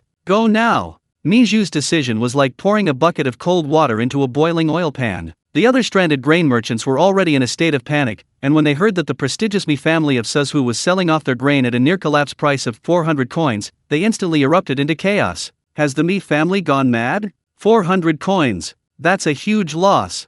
It's over, it's over. The Mi family has run away. What are we going to do? If we wait any longer, we won't even be able to sell it for this price. Quick! Follow me. We'll sell it for 400 coins too. We'll sell as much as we can, getting home is the most important thing. Damn it! I knew I shouldn't have come. We're losing money hand over fist. Panic spread like wildfire. In an instant, small grain shops on every street corner put up signs saying 400 coins, prices plummeting from their peak. However, this sudden low price didn't trigger a buying frenzy. Instead, it plunged the entire Sui County into a strange atmosphere. The common people were already exhausted and penniless from the exorbitant grain prices. Even 400 coins was a pipe dream for them. Most of them stood at a distance, watching coldly, their eyes numb yet tinged with a deep-seated mockery. 400 coins? Yesterday it was 800, 1,000. You unscrupulous merchants who profited from the nation's misfortune, you've finally met your match? Even if you sell now, it's dirty money earned from our blood and sweat. The entire market was in chaos, a cacophony of shouts, curses, and sighs, yet very few transactions occurred. There was a high price but no market, grain piled up like mountains, yet no one was interested. A grain disaster orchestrated by Zhang Yang had devolved into a chaotic free-for-all where outside grain merchants trampled each other, desperate to extricate themselves. The real buyers, the four major families, strangely chose to remain silent. Inside the CAI family's council hall, the atmosphere was so tense it was almost palpable. An even larger contingent of the four families filled the hall, each face ashen, brows furrowed. The high spirits of the past few days had vanished, replaced by a palpable sense of anxiety, panic, and intense unease. How could this be? What's wrong with Mizu? 400 coins. Grain prices have collapsed. Utterly collapsed. All the small vendors outside are dumping their stock. It's over. The 2,000 shi of grain we bought at a high price from the county government are still in the warehouse. That cost over 1,000 coins. Master CAI, you have to make a decision. If this continues, all the money we've invested will be wasted. Yes, Master CAI. We only dared to buy at such a high price because we listened to your advice that John Yang's granaries were almost empty. The chatter and veiled questions pierced Cai Shan's heart like needles. He sat in the main seat, his face ashen, his fingers gripping the armrests of the mahogany chair tightly, veins bulging on the back of his hands. The swagger of being the leader, dictating the course of events, was still fresh in his mind, but now he faced the crisis of being abandoned by his followers and losing all his prestige. He suppressed the metallic taste in his throat and the rage in his heart, his mind racing. John Yang, you little bastard, he roared inwardly. So you were throwing out high prices to keep us from buying grain at inflated prices, all to lure these outsiders into dumping it. What a clever trick, luring the wolves to hunt the tiger, trapping the dog behind closed doors. You think you can completely nail us to this high-priced grain? Dream on. My Cai family has been operating in Sui County for a century. How could you, a mere brat, possibly bring us down? Seeing the growing murmurs and increasingly direct questioning gazes below, Cai Shan knew he couldn't remain silent any longer. He had to demonstrate absolute strength and confidence, otherwise, the loose alliance of the four major families would instantly crumble, each selling off their holdings to survive. That would be a true catastrophe. Enough! Cai Shan slammed his hand on the table, the heavy sound instantly silencing all the noise. His hawk-like gaze swept sharply across the room, carrying a desperate ferocity and a mad, reckless gamble. What's the panic? The sky isn't falling. His voice was deep and extremely authoritative, each word seemingly squeezed out from between his teeth. Once you're at the gambling table, trying to run away? Too late. The crowd, intimidated by his imposing presence, immediately fell silent, but the unease in their eyes did not subside. They dared to release grain? 400 coins? Cai Shan's lips curled into a cold, almost sinister smile. Then let them have their way. Let them know that in Sui County, dragons must coil and tigers must lie low. Trying to use low prices to undermine our business? No way. We're opening our granaries. Opening our granaries. Everyone was astonished. Yes, not them, but us. And Cai Shan's eyes suddenly turned incredibly ruthless. Not 400 coins, not 300. We're releasing grain at 250 coins per she. As much as they want, smash it. Smash it to death. 250 coins. Even the most composed old fox exclaimed, Lord Cai, think it over. At this price, won't our high-priced grain in the granary? Won't we lose everything? Cai Shan interrupted, abruptly standing up, his eyes like knives. Consider it feeding the dogs. The Cai family can afford this loss. He looked down at the crowd, each word filled with undeniable authority and a gambler's madness. Listen, this is the only way to break the deadlock. Don't they want to force us out with low prices? We'll block their path by selling at a loss. We'll show them, in the most ruthless way, who calls the shots when it comes to grain distribution in Sui County. These small merchants have little capital and meager profits. They can't outlast us, and they're even more afraid of losing everything. When they see us dumping our stocks regardless of cost, piling mountains of gold and silver on them, they'll panic. After selling off their meager grain reserves, they'll be scrambling to escape this hellish battlefield like stray dogs. Seeing that someone seemed ready to argue, Cai Shan's gaze turned cold, and he interrupted sharply, Listen to me. Our families are all in this together, sharing both prosperity and ruin. If we scatter now, each trying to save our own lives, dumping our grain and causing a stampede, how low will the price of grain fall? 200 coins? 100 coins? We'll all be finished. Follow me, drive away these wolves of the outside world, and when they're all gone and there's no more grain coming from outside Sui County, then we can raise the price as high as we want. I'll recoup this loss tenfold, 100-fold, from those lowly people. His words seemed to possess a magical power, carrying a resolute, almost apocalyptic, determination. In this desperate situation, fear and greed intertwined, and some people, infected by his do-or-die spirit, chose to blindly follow. But there were also some shrewd individuals, like the head of the Li family, whose hearts were already ice-cold. He's gone mad. Cai Shan's lost his mind. The Li family had lamented inwardly. This was gambling with the entire clan's foundation. What were the odds of winning? What if the out-of-town grain merchant had other backers, or Zhang Yang had a backup plan? This was practically putting their head in the noose to gamble with their lives. However, seeing Cai Shan's murderous gaze and glancing at the other family heads who already blindly followed Cai Shan's lead, the Li family head's lips moved, but ultimately he didn't dare voice his objections. Did you all hear that? Do as I say. Immediately. Right now. Cai Shan waved his hand decisively. He had to stabilize the situation quickly, giving the other families no time to reconsider. The Cai family steward immediately obeyed and left. Soon, an even greater shock swept through the already chaotic grain market. The grain shops, led by the Cai family, prominently displayed huge notices proclaiming grain price, 250 coins per she. The explosive news of the CAI family distributing grain for 250 coins was immediately reported to Zhang Yang by the Yamen runners.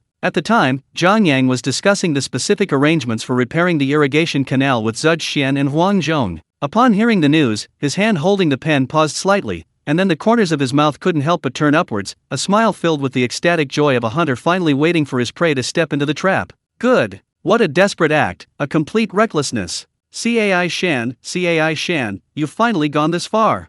Zhang Yang put down his pen, laughing heartily 3 times, the tension of the past few days finally released. Zhuge Xian and Huang Zhong exchanged glances, both somewhat bewildered. Zhuge Xian asked worriedly, "My lord, is CAI Shan's reckless dumping of grain to completely crush the outside grain merchants? This is a ruthless move. With grain prices plummeting like this, people's hearts are unsettled." Ruthless? He's at his wits' end, courting disaster. Zhang Yang stood up, walked to the window, pointed towards the chaotic market outside, his eyes gleaming. He wants to use the CAI family's century-old wealth to sink those small boats outside. Yes, those small grain merchants will definitely be routed in a short time. But, Lord Zhuge, Commander Huang, do you know what this means? He turned to the 2 men, his tone resolute. This means the CAI family know. The alliance of the 4 great families has had its ironclad treasury breached. What they're pulling out isn't just paper wealth, but real, tangible cash. The high-priced grain they hoarded in their warehouses is being sold off at a loss of 250 coins. Their previous high-priced purchase of grain from my county government resulted in a huge loss. At this moment, CAI Shan is gambling with the lifeline of his entire family, just to save face and drive away the wolves. Does he think that by driving away the wolves, he'll still be the local tyrant of Sui County? Dream on! Zhuge Xian gasped, finally fully understanding the brilliance and ruthlessness of Zhang Yang's entire scheme. So that's it. You, sir, gradually raised grain prices, forcing them to buy at high prices, attracting merchants and creating panic over a surplus. CAI Shan's current hasty bleeding is precisely self-destruction. Brilliant. Absolutely brilliant. Zhang Yang, no longer holding back, said to Zhuge Xian, business warfare is just this fierce. The CAI family thinks they can make me bow down and submit? Dream on. Just as Zhang Yang had exposed CAI Shan's self-destructive scheme to Zhuge Xian and Huang Zhong and laughed heartily, his gaze sharpened as he turned to Huang Zhong, issuing his second crucial order. General Huang, immediately dispatch 1,000 men, clothe them in the tattered armor of our captured yellow-turbaned soldiers, and send them out of the city. Make a huge commotion in the surrounding villages for miles around. Remember, make sure everyone on the city walls clearly sees the yellow turban army coming. Make a big show of it, and shout louder. Huang Zhong's thick brows furrowed, his face filled with confusion. My lord, what is the meaning of this? Weren't the yellow turban rebels just recently defeated and wiped out? Isn't this just creating chaos and increasing panic among the people? This, forgive my ignorance. Before Zhang Yang could explain, Zhuge Xian's eyes lit up. He slapped his thigh, then realized his mistake and quickly composed himself, his tone filled with excitement and even a hint of helpless amusement. General Huang, Lord Jiang's plan is truly ingenious. A masterpiece beyond compare. But, alas. He turned to Zhang Yang, shaking his head with a wry smile. My lord, while this plan is indeed a decisive blow, relieving our immediate crisis, I fear that in the future, in Suzhou, Luoyang, and even the Jingxiang region, your reputation will be utterly tarnished by merchants, who will curse you as the #1 ruthless and heartless magistrate.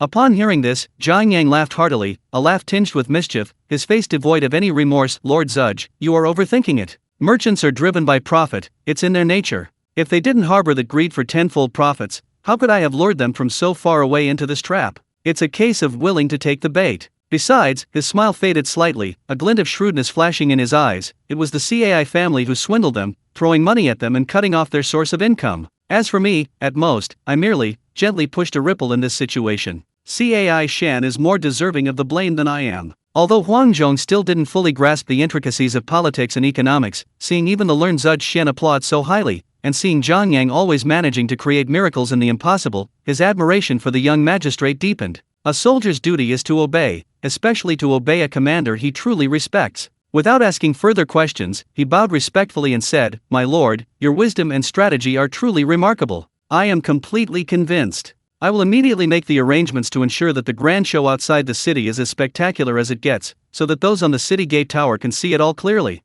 Having said this, he immediately turned and strode out. Find those surrendered soldiers to play the yellow turban rebels? It was practically a given, they could play themselves without any difficulty. Huang Zhong could even imagine how hard these men would perform to prove their loyalty and escape punishment. Meanwhile, Mizu and the other grain merchants from other regions were being utterly bewildered and plunged into an ice cave by the CAI family's exorbitant price of 250 coins. This is outrageous. Absolutely outrageous.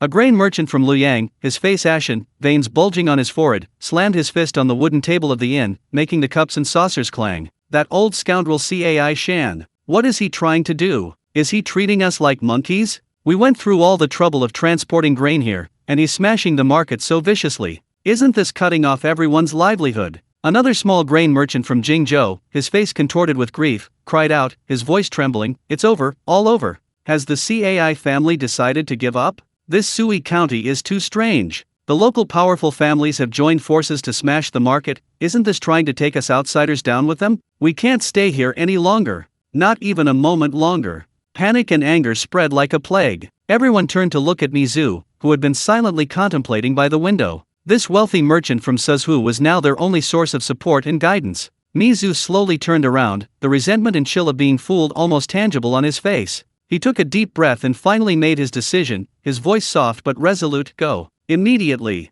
Right now. This Sui County is a den of monsters that devour people without spitting out the bones. Pack our belongings and supplies, we must leave immediately. As long as we get out of Sui County, even if we lose money, it's better than being completely devoured here by that mad dog, the Cai family." "Yes. Master Mi is right. Go. Let's go. This damned place, what bad luck." The crowd felt as if they had been granted a pardon, their will to survive bursting forth. They quickly packed their remaining belongings and the supply wagons that were destined to become a burden, and hurriedly drove the wagons toward the nearest west gate. Everyone had only one thought in their minds: escape. Escape this vortex of trouble. However, when they rushed anxiously to the west gate, they found two massive doors tightly shut. Heavy bolts blocked their way, and the guards stood as if facing a formidable enemy, swords drawn, expressions cold and stern, their vigilance imminent. "Open the gate. We need to leave the city," a grain merchant shouted frantically, jumping up and down. "What's all the noise about?" The junior officer at the gate snapped, his face stern.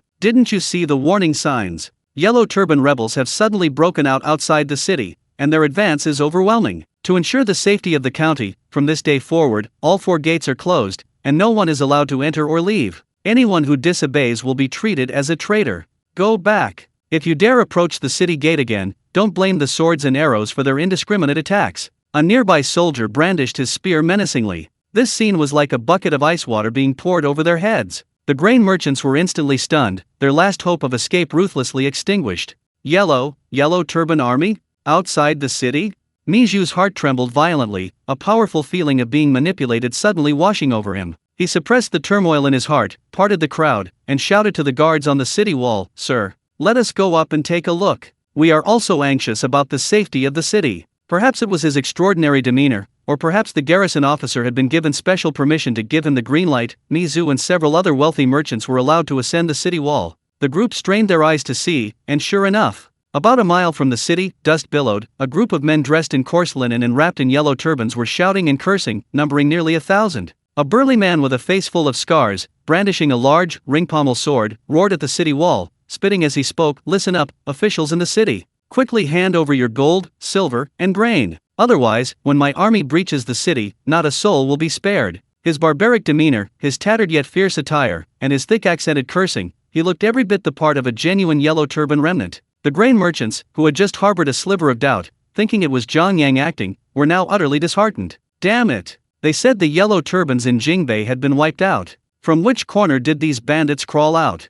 Someone cried, pounding their chest in despair. It's over, we can't leave, the grain is still tied up." Someone muttered, utterly distraught. "Lord me, you say, is this?" a grain merchant asked, trembling, looking at Mizu with eyes filled with fear and inquiry. Miju's face was so dark it seemed to drip water, his eyes fixed on the yellow turban army outside the city. Suspicious, of course. The timing of their appearance was too perfect. Just as they were about to leave? But that murderous aura, especially the hideous scars and fierce eyes on the faces of the bandits in the front row, it couldn't be faked by ordinary civilians or county soldiers. This seemed more like a group of longtime ruthless bandits, or the madness of released prisoners driven to desperation. The inability to distinguish truth from falsehood was the most terrifying trap. A heavy sense of powerlessness gripped him. He had calculated everything, but he hadn't anticipated this elaborate scheme. Now, there's no escaping it. Mizu gritted his teeth, a ruthless glint in his eyes. Go find Zhang Yang. Let's see what this local official has to say. Fight or peace, defend to the death or break out. He needs a straight answer. We're all going. He had made up his mind, even knowing something was amiss. he had to force Zhang Yang to reveal his hand. Inside the county government hall, the atmosphere was tense and subtle. A group of grain merchants from out of town, led by Mizu, stormed in, filled with resentment and fear, expecting to be turned away or given the runaround. Unexpectedly, Zhang Yang not only didn't avoid them, but instead greeted them personally with a beaming smile, his enthusiasm bordering on insincerity. He led them into a side hall and served them tea, as if welcoming distinguished guests from afar. This behavior only fueled Mizu's suspicions. Looking at Zhang Yang's young face, which held an unfathomable smile, he felt an urge to spit at him. But having navigated the treacherous waters of business, Mizu knew the importance of patience. He suppressed his anger and decided to get straight to the point, his words carrying a questioning tone while maintaining a facade of respect. Lord Zhang, the Yellow Turban rebels are currently rampaging outside the city, causing immense suffering to the people. This is truly a critical moment of survival. We are eager to return home, but the city gates are tightly shut. When will you be able to muster your troops, launch an attack to quell the rebellion, wipe out the rebels, and restore our path out of the city, so that we may return to our hometowns as soon as possible? Zhang Yang's smile remained unchanged, still gentle and refined. He slowly picked up his teacup and took a sip. Oh dear, my esteemed merchants, please don't be impatient, please don't be impatient. You have all come from afar to support Sui County, this kindness is deeply appreciated. Rest assured, though the bandits are arrogant, they are nothing but clowns, a minor nuisance. I am already mobilizing manpower and gathering elite troops, determined to crush their courage and restore peace. The day you can leave the city and return home is just around the corner. These words were grand and beautiful, but the crowd listened as if they hadn't heard a word, their hearts still pounding in their throats. Just as they were about to press for a specific date, Zhang Yang abruptly changed the subject, letting out a long, heavy alas, but, echoing in the hall. They're here. The but has arrived. The grain merchants' hearts tightened instantly, all turning to Zhang Yang with pleading eyes. Sir, what is it? What difficulties do you face? Please speak freely. One merchant interjected urgently. Yes, sir. If you can drive away the bandits as soon as possible and grant us a way out, we will be eternally grateful and will do everything in our power to help you, even going through fire and water. Someone exclaimed dramatically, though in their hearts they only wanted to be let go. Zhang Yang put down his teacup, a look of worry and a hint of awkward embarrassment appearing on his face. Alas, you merchants are unaware of the situation. Sui County has suffered misfortune. Recently, it was besieged by unscrupulous merchants who colluded to drive up grain prices, emptying the local coffers. To alleviate the people's suffering, the county treasury had to empty its coffers to purchase grain at high prices to stabilize prices. Now, alas, we are truly strapped for cash, and even procuring provisions for the army is a struggle. Sending troops to quell the bandits, we are simply not up to the task. He deliberately emphasized the words unscrupulous merchants, his gaze subtly sweeping over Mizu and the others. The implication was clear to even a blind man. A deathly silence fell over the hall, broken only by the heavy, rapid breathing and heartbeats of the crowd. This was blatant demand? I forced surrender? Mizu felt a surge of blood rush to his head, his chest throbbing with unease. Looking at Zhang Yang's face, so clearly treacherous yet feigning compassion, he nearly burst into a tirade. He'd seen shamelessness before, but never one this shameless and hypocritical. After a brief silence, Mizu took a deep breath, forcefully suppressing his raging anger. He forced a grotesque smile, more like a grimace, and his voice, uttered through clenched teeth, said, Lord Zhang, let's not beat around the bush. If you can quickly drive away the bandits outside the city and ensure our safe departure, we are willing to donate grain. He spoke the words donate grain with immense weight, as if tearing at his own heart. Yes, we are willing to do our best to help. Donate grain. We'll take that. Please, sir, send troops immediately. With Mizu leading the way, the grain merchants grasped at this last straw. Even if it was a forced one, they all pledged their support, fearing Zhang Yang would change his mind if they were late. Faced with the enthusiastic and heartfelt donations from the crowd, Zhang Yang's worried expression vanished instantly, replaced by a gentle, comforting smile and a confident grasp of the situation. He waved his hands repeatedly, his tone both compassionate and resolute. Oh dear, esteemed merchants, how can this be? You have come from afar as guests. Although Sui County is small, its finances are strained, and there is absolutely no reason for guests to spend money to help. Wouldn't that leave me with the unjust reputation of extorting merchants? The grain merchants were taken aback. You don't want donated grain? Then what do you want? They exchanged bewildered glances, their anxiety growing. Just as they were completely bewildered, Zhang Yang abruptly changed the subject, revealing a warm smile like the winter sun, and proposed a solution that had caught them off guard yet was entirely reasonable. However, although the county granaries are nearly empty, we still have some surplus funds. He deliberately paused, observing the fleeting, doubtful glint in their eyes. After much consideration, if you all are willing to accept this offer, the county government is willing to purchase, at a price slightly below market value, all the grain that these righteous merchants, well, that is temporarily hindered on their journey home. This would alleviate both your burdens on the journey and my urgent need for military provisions, a win-win situation. Wouldn't it be wonderful? The sincerity of his thinking of you on his face, combined with his impeccable words, was simply flawless.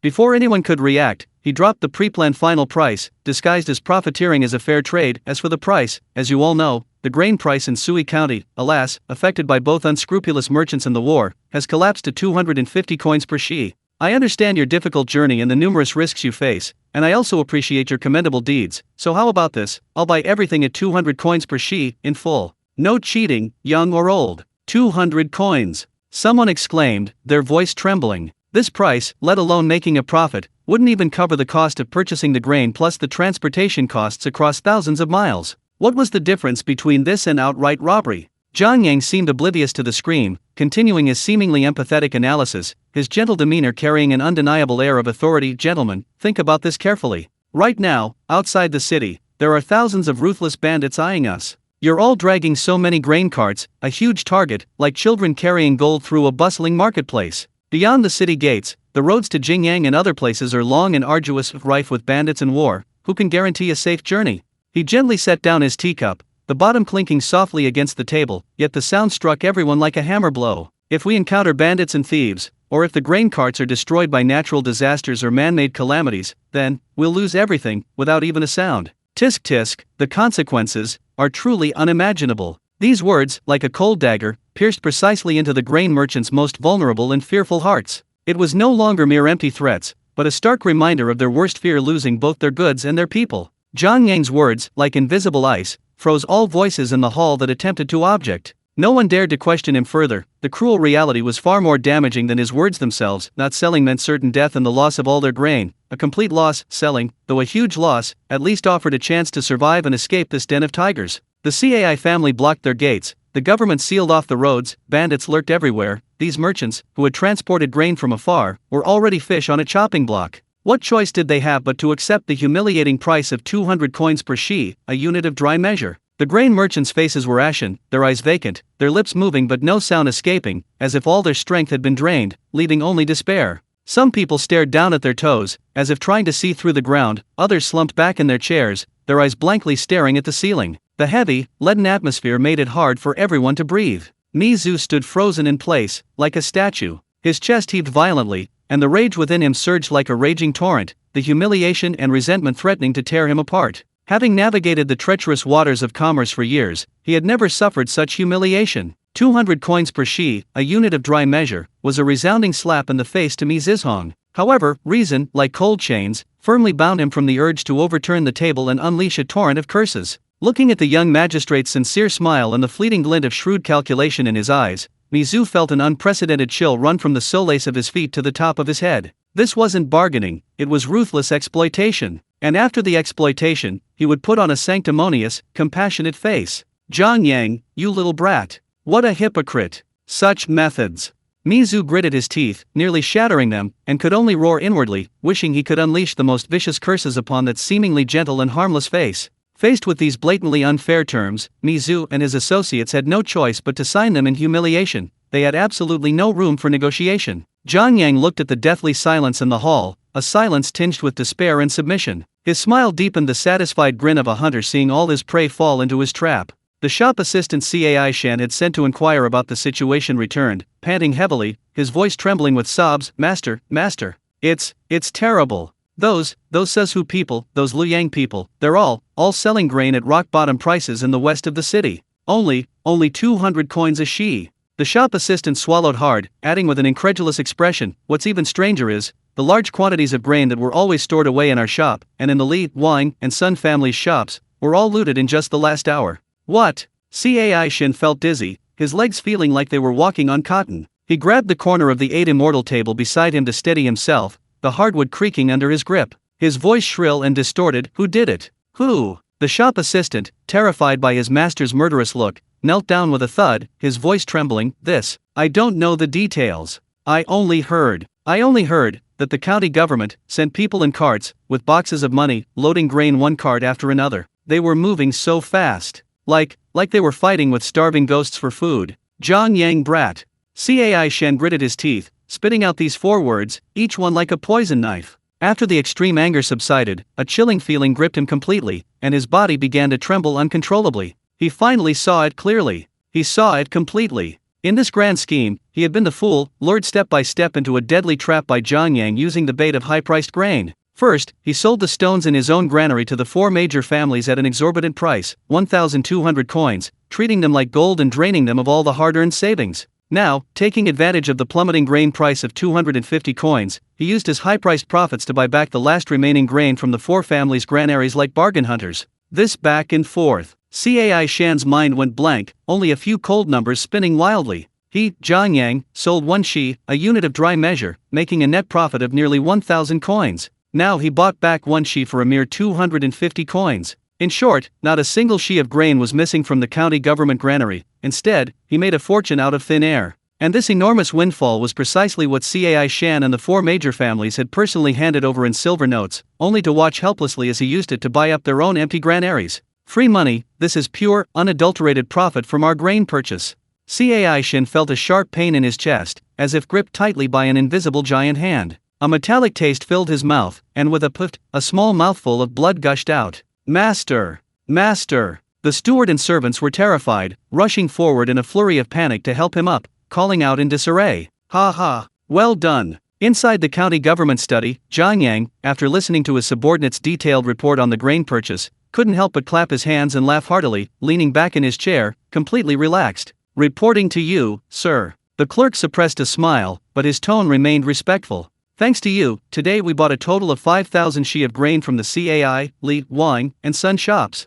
The cost, was only the 300,000 coins you approved. The clerk emphasized the word bought, his mischievous glee barely concealed. 300,000 coins. John Yang's smile deepened, radiating an air of complete control. This money all came from the kickbacks they took from their pockets when they bought our grain at inflated prices. By this calculation, our county granary not only isn't in deficit, but it's actually 4,000 shi more grain than before. He tapped his fingers lightly on the table, his eyes flashing with a sharp glint. Keep an eye on them. If the Cai family keeps selling, as long as it's still 250 coins, keep buying. Buy as much as they have. If they dare to release it, we dare to eat it. We'll eat until their granaries are completely empty, until they have no grain left to sell. Yes, sir. The clerk replied loudly and energetically. Working for this magistrate was truly exhilarating. Inside the Cai residence, Cai Shan, who had finally been revived, had just downed a bowl of ginseng soup and was barely holding on when he heard the most devastating report: his grain shop had indeed been emptied.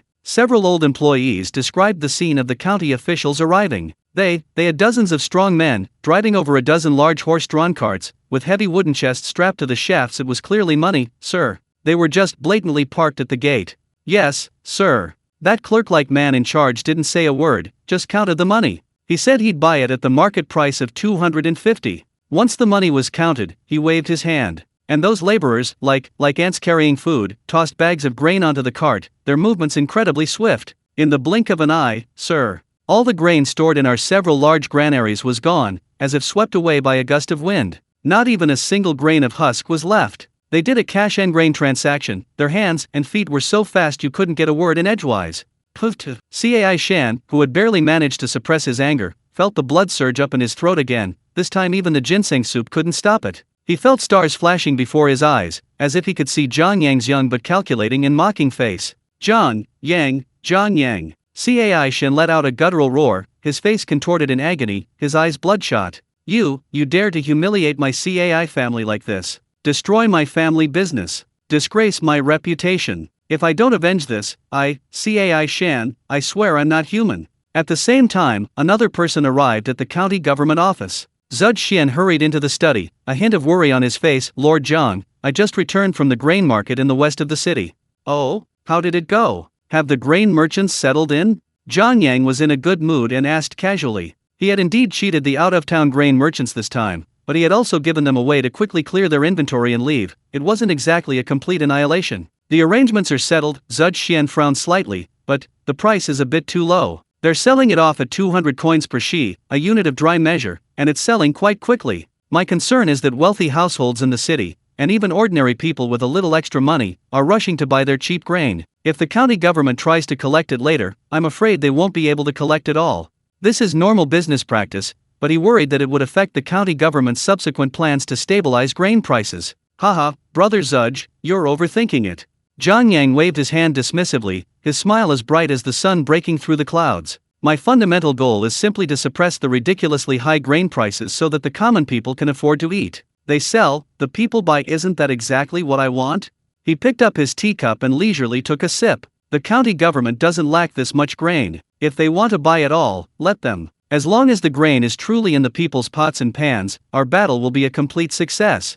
Upon hearing this, Zudge Xian, looking at John Yang's calm and unassuming demeanor, felt a sudden sense of clarity and couldn't help but secretly admire him. Your Excellency is insightful and has the people at heart. I've learned a lot. In front of me, Zhu's makeshift grain stall in the west of the city. The expected deserted stall did not materialize. Instead, a long queue formed. The line twisted and turned around the street corner, filled with men, women, and children, all craning their necks, clutching cloth bags and copper coins tightly in their hands. Hurry, hurry, give me 200 coins, right? Here's the money. Give me 1 too. My children at home have been starving for days. Make way, make way. I came first. I want 3 The shouts of urging and payment were incessant. Mi Zhu and his hired help, along with several other grain merchants, were frantically busy. The gloom on their faces had long since vanished under the unexpected frenzy of buying, leaving only the sweat pouring down their faces as they shouted and collected money, and a glimmer of hope and a numb joy of profit deep in their eyes. What's going on? Why are you all queuing here? Asked a member of the crowd, unaware of the situation. A yamen runner grinned, revealing a set of white teeth, and whispered, "Hey, it's our magistrate Zhang again." This morning, the yamen sent someone to secretly inform all the village heads that 200 coins a shi, a unit of dry measure, is the absolute bottom price. There's no lower price than this. This is a rare opportunity. Once it's gone forever. Those who need to stockpile grain, hurry up and stockpile. The runner's voice wasn't loud, but it struck Mi Zhu like a thunderbolt. His hands abruptly stopped, and he looked up towards the distant county government office, his eyes filled with complex emotions. Admiration? Yes. Zhang Yang's ability to manipulate events with ease was beyond the reach of even a seasoned merchant like himself. Absolutely. The man, so young, possessed such deep cunning and immense control. He was practically a prodigy. Frustration? It was etched into his bones. He had been used as a pawn and then exploited like a harvested crop. Just as Mi Zhu was internally torn, Zhang Yang heard a notification sound even more pleasing than the panic buying of grain, a continuous stream of reputation boosts. Ding! Reputation +1. Ding! Reputation +1. Ding! Reputation +1. The notification sounds, like the tinkling of a clear stream, continuously washed over the system panel in his mind. The golden number representing his total reputation was soaring at an unprecedented, frenzied pace. Awesome! Zhang Yang sat alone behind his desk, watching the golden number representing the gathering of public support continuously break new records, a wide smile spreading across his face, a sense of satisfaction reaching his very core. A breathtaking grain war had not only completely crushed the 4 major families, led by the Cai family, emptying their coffers, but more importantly, he had won the genuine support of the entire city's people with genuinely low-priced grain and his prophetic credibility. This reputation, earned with unparalleled satisfaction and abundance. This is true fame and fortune. His gaze swept over the astonishingly vast total reputation value already exceeding 100 million. Money galore, food plentiful, reputation off the charts. It's time to see what surprises the system has in store. Zhang Yang's mind stirred, summoning the long-dormant reputation system shop interface. When he saw the gleaming golden upgradable notification in the upper left corner, his heart skipped a beat. System prompt: the host's total reputation points have reached 100 million. This meets the requirements for upgrading the reputation system to level 3 mall. Upgrade now? Upgrading will unlock a brand new product system and special privileges. Finally, upgrade. Upgrade now. Zhang Yang didn't hesitate, silently confirming in his mind. Buzz. An invisible data stream seemed to pierce through his consciousness, and the massive interface instantly refreshed. Golden light radiated, exuding a high-class feel. A large new area instantly expanded beside the original product bar. Ding! The reputation system has successfully upgraded to LV.3. Ding! The reputation mall's product list has been fully updated. Ding! Congratulations to the host for obtaining the qualification to purchase special products at the new level and an exclusive startup gift. The prompts were pleasant and smooth, and the series of good news made Zhang Yang a little dizzy. He eagerly focused his consciousness on the brand new system mall interface. Basic survival items, still affordable. Porridge, level 1, 1 reputation/bowl. Pickled vegetables, level 1, 1 reputation/small packet. Level 2 life improvement items, unlocked. Old-fashioned pickled cabbage beef noodles, 2 reputation/packet. Braised egg, 2 reputation/egg. Level 3 life advancement items, unlocked. Braised chicken rice, 5 reputation/bowl. Meat wontons, 5 reputation/20 wontons. These familiar old friends are still there, but the newly added area below, with its brand new strategic resources, unlocked at level 3, gleaming with a unique metallic sheen, truly made him hold his breath, his blood seeming to rush through his veins. Strategic resources, unlocked at level 3. Iron ore, high-quality iron ore, uniform specifications, 1000 reputation/100 kilograms.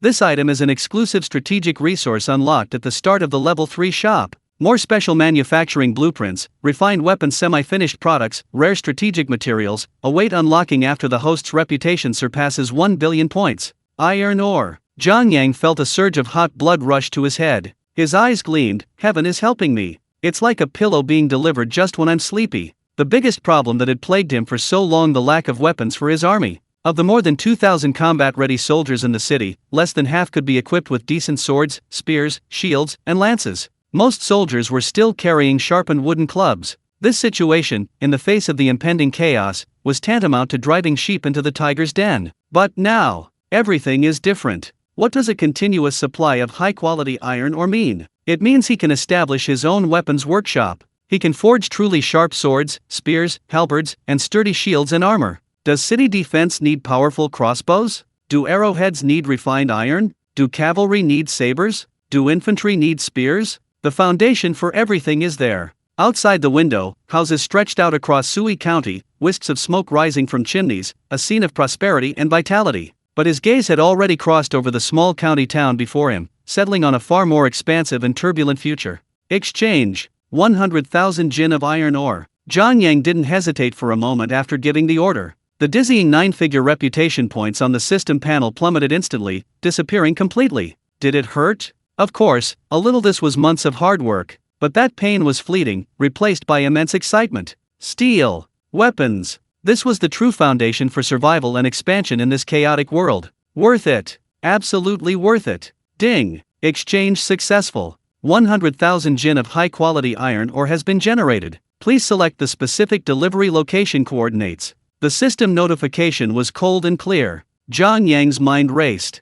100,000 jin of ore. This was no small amount. Its blatant appearance would inevitably cause a huge uproar, even alarming the prefecture. He needed to find a secluded yet easily accessible location. He immediately consulted a regional topographic map attached to the system, a small perk of the upgrade, scanning the hilly area north and west of Sui County. Soon, he pinpointed several documented but rarely visited natural cave entrances about 7 or 8 miles northwest of the city. Here, Zhang Yang mentally designated the coordinates. There was no earth-shattering commotion, but in the map's perception, piles of raw ore, gleaming with a cold, metallic sheen, had appeared out of nowhere in those deep caves. Someone, Zhang Yang ordered. A quick-wit clerk immediately pushed open the door and entered. Take my warrant and immediately inform all blacksmiths within Sui County and surrounding counties that all skilled blacksmiths, regardless of age or skill level, must come to the county town immediately. Food and lodging provided, every day provided. Monthly stipend, 30 shi of grain. Zhang Yang's voice was firm and resolute. The clerk's eyes widened instantly, almost thinking he'd misheard.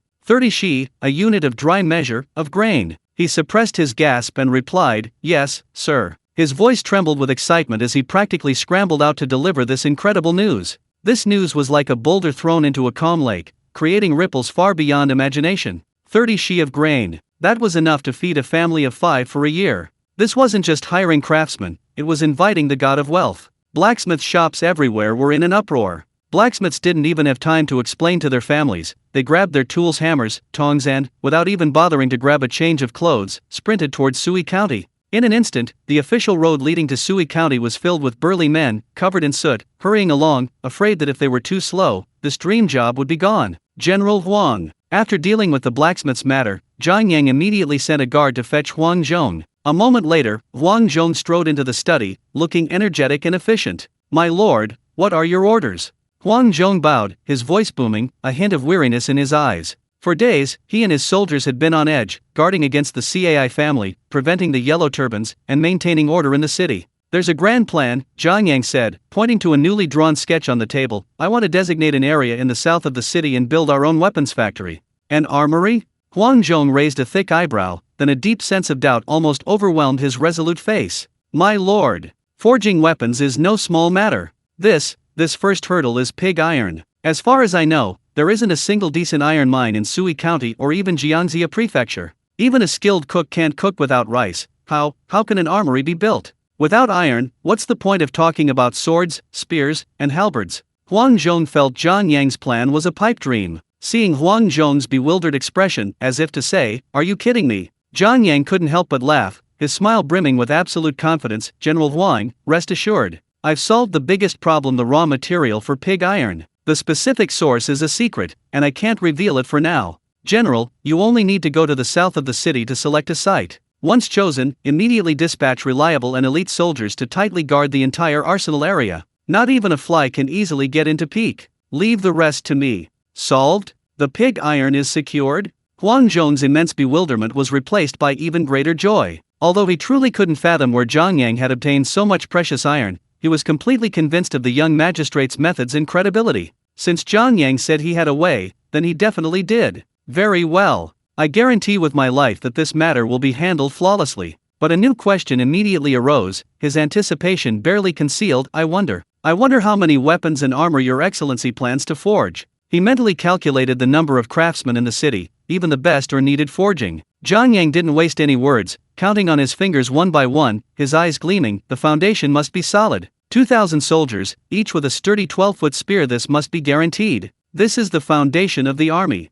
Huang Zhong nodded vigorously, his heart pounding. The spear was the most practical array weapon on the battlefield, the courage of the infantry. Then, standard-issue sabers or short-handled slashing swords, enough for 1,000 men. Zhang Yang continued. Huang Zhong's breathing became heavy. Standard-issue swords. This was equipment only elite regular armies possessed. It meant higher individual combat power and flexibility. Was his ragtag county soldiers about to rise to the top in one fell swoop? Next, Zhang Yang's voice carried an exhilarating power: finely forged armor, including breastplates and sturdy helmets, enough to arm 500 brothers. These 500 men must be the backbone of the county's defenses, the spearhead for charging into battle and turning the tide of war. Armor, armor. Huang Zhong almost shouted. That was a truly rare item. Not to mention county soldiers, even the elite infantry of the prefectures and counties rarely possessed armor. This was simply a luxury he wouldn't even dare to dream of. Zhang Yang was completely absorbed in his plan, his speech quickening, brimming with fighting spirit. And,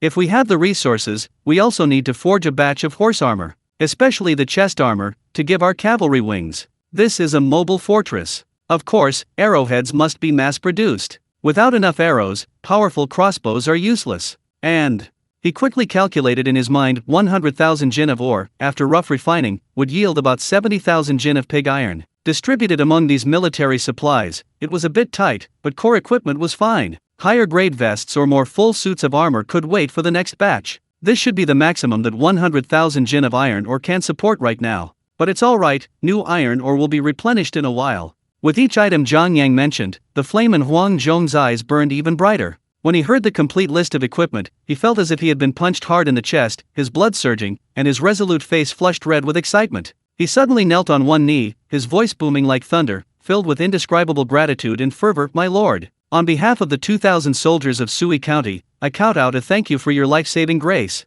The brothers have waited too long for this day. He seemed to see the exhilarating scene before his eyes. His brothers, who once could only use wooden sticks, farm tools, or even machetes, could finally stand tall in the sunlight, fully armed, wielding sharp spears and gleaming swords. His ragtag army finally resembled a real army. They even possessed armor superior to that of the elite troops of the prefecture. Their fighting power had more than doubled. It was a complete transformation. My lord, I will go immediately. I will personally lead the team to select a site for defense. The forging of weapons concerns the lives of the entire army. I dare not be negligent in the slightest. Huang Zhong, fearing that Zhang Yang might have other plans or change his mind, practically rushed out of the study after saying this. His eagerness and joy were palpable. 2,000 well-equipped and highly motivated soldiers. In Jingzhou, this would be a force that would make any power take notice. Even Liu Biao, the nominal governor of Jingzhou, would have to take Huang Zhong, this ragtag captain, seriously upon seeing such an army. A day later, a group of people hurriedly arrived, a delegation of grain merchants from out of town, led by Mi Zhu.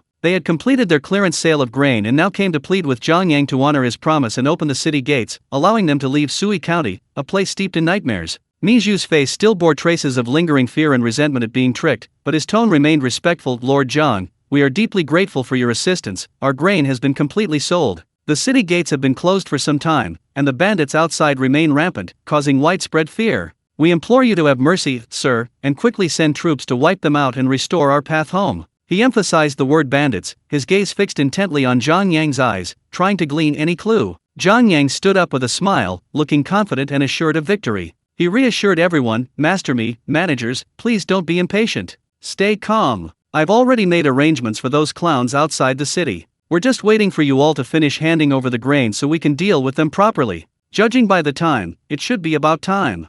He finished speaking as if it were a pre-arranged agreement. Report. A heavily armored guard rushed into the hall, his footsteps echoing through the air. He knelt on one knee, his voice booming loud enough to shake dust from the rafters. My lord. General Huang led his iron cavalry out of the city on a surprise attack, encountering the main rebel force 10 miles to the northwest. After half an hour of fierce fighting, they have utterly routed the enemy. Countless heads have been taken. Seeing the situation turn against them, the rebel leader abandoned his supplies and led his remaining troops in a hasty retreat towards the mountains of Jingzhou. General Huang is personally leading his elite troops to pursue and annihilate the remaining enemy. He will surely wipe out the remnants and pacify the surrounding area in a few days. His words were delivered with vivid emotion and flowing prose, portraying a fictitious pursuit battle as if he were present at the scene, his blood boiling with excitement. The grain merchants were stunned. Although something felt off, the bandit chieftain had run away too quickly and seemed too opportunistic, seeing the dust on the soldiers' armor, spread beforehand, and their brows drenched in sweat, from running, and then looking at Zhang Yang's confident smile that said, see? I told you there wouldn't be a problem. They had to swallow their doubts. What could they do if they didn't believe him? Did they really dare to say, you're putting on an act? Only someone with a screw loose would dare. Distinguished merchants, Zhang Yang said with a beaming smile to the group of honored guests who were about to become his money-spending spree customers, the banditry has been quelled, and the obstacles on your return journey have been cleared. I keep my word, so you can all pack your belongings and set off for home. To ensure your safe journey, he deliberately paused, making everyone's hearts tighten again. I will send a detachment of county soldiers to escort you to the Jianxia border, ensuring your safe departure from this county's jurisdiction. Upon hearing departure and escort, the grain merchants finally relaxed completely, their long-held anxieties vanishing with a thud. Although they had suffered huge losses, being able to leave this strange and dangerous place with their remaining capital was already a stroke of luck. Almost without waiting, everyone bowed to Zhang Yang and took their leave. Thank you, Lord Zhang. We will remember your kindness. They then fled the county government hall as if they were escaping, rushing to their respective inns to pack their bags, hoping to leave this sad place as soon as possible, not wanting to stay a moment longer. The next morning, just as dawn was breaking, the door to the county government study was flung open abruptly. The registrar, Zhud Xian, his face flushed, stormed in, his eyes filled with shock and disbelief, having forgotten most of his usual manners. Lord Zhang, you must tell me the truth. He pointed out the window, his voice urgent and almost uncontrollably loud. Did you send men to rob the prefectural armory? Zhang Yang, who had just opened his eyes from meditation, actually checking his remaining reputation on the system panel, was taken aback and almost laughed out loud. Mr. Zhud, what makes you say such a thing? The prefectural armory? I, Zhang Yang, am not a saint, but I still have my bottom line. He truly didn't have the guts, nor the need. Then did all this iron ore fall from the sky? Zhud Xian rushed to Zhang Yang's desk, his hands gripping the table. He lowered his voice, but his eyes shone with an alarming gleam. My lord, it was transported into the city this morning from the northwest. Dozens of large carts. They were covered with thick straw mats, but I saw it clearly. The exposed edges were all top-quality iron ore. The quantity, the scale, it's no small matter. The CAI family has been squeezed dry. Who in Sui County, or even the entire Jianxia prefecture, has the resources to stockpile such a massive amount of iron ore? As far as I know, he emphasized, as if to expose some earth-shattering secret, there is simply no large iron mine in Sui County, or even in the surrounding prefectures, capable of mining such a large quantity. If this ore wasn't looted, could it really have appeared out of thin air? He stared intently into Zhang Yang's eyes, the horrifying thought he had forcibly suppressed during the grain war now growing uncontrollably again. His tone was filled with indescribable excitement and a thrill of seeing through the fog. He took a deep breath, leaned forward slightly, and asked in an almost whispered, trembling voice, Lord Zhang, you still say you, really, don't, want, to, rebel? Seeing the word rebellion practically bursting from Zhud Xian's eyes, Zhang Yang broke out in a cold sweat. What a joke! This is the 5th year of the Zhongping era. Back when Dongzhou was running rampant in Luoyang, the empire was still nominally under the Lu family's control, and even the likes of Yuan Shao, whose family had held high office for 4 generations, were still holding back. How dare a mere magistrate of Sui County dare to rebel? He'd be a sitting duck for the warlord's orders. He picked up his teacup, took a sip as if nothing had happened, his previous sharpness completely gone, replaced by his usual harmless, gentle smile. Mr. Zudge, you flatter me, you flatter me. The word rebellion is a veiled attack on the heart. Heaven and earth bear witness, Yang's only intention is to protect the people and the land. How could he dare harbor even the slightest improper thoughts? He put down the cup, spread his hands, and spoke with just the right amount of helplessness. It was merely a coincidence that we found a batch of were left behind by our predecessors. As you know, if the officials of the prefecture find out about this, I'm afraid, it will become the prefectural treasury's property, and will have nothing to do with Sui County anymore. His gaze turned towards the drill ground outside the window, seemingly worried. Sir, please look, which of my Sui County soldiers isn't a loyal, brave, patriotic, and physically strong young man? But look at the weapons they wield. Zhang Yang's tone suddenly hardened, filled with indignation. A long stick, sharpened into a spear, a machete, can be used as an army. With these, how can they fight those ruthless yellow turban bandits, or even more vicious outlaws? Let them risk their flesh and blood against their steel blades? How can I, Zhang Yang, as the father of this county, bear to do this? To forge some suitable weapons and armor for them, to protect them, to embolden them, so that they can better defend their homeland and protect the peace of countless people behind them. Isn't this a matter of course, my duty as an official? How did it become treason? Zhang Yang's words were forceful and sincere, seemingly every word making sense. However, what kind of person was Zudge Xian? He was shrewd and insightful. This young magistrate before him had cleverly defeated the Cai family, ruthlessly exploited and swindled out-of-town grain merchants, and so quickly acquired such a massive quantity of ore to forge superior weapons and armor. This cunning, this skill, this hidden ambition, could it all be merely for protecting the territory and ensuring the people's safety? Although they served in the same court, Zudge Xian was a subject of the Han dynasty at heart, and he believed in the Confucian orthodoxy of the ruler being a ruler and the subject being a subject. He naturally harbored a deep aversion and vigilance towards the usurpation of power by the cauldron and the deer's cry. But now, looking into Zhang Yang's eyes, which concealed a sharp edge beneath a calm surface, Zudge Xian's traditional composure began to waver violently for the first time. Compared to that distant, empty loyalty, Zudge Xian was more worried about the impending disaster. He stepped forward, his voice lowered, filled with deep concern. My lord, I do not doubt your intentions. It's just, iron ore is precious, especially high quality ore of this grade and quantity.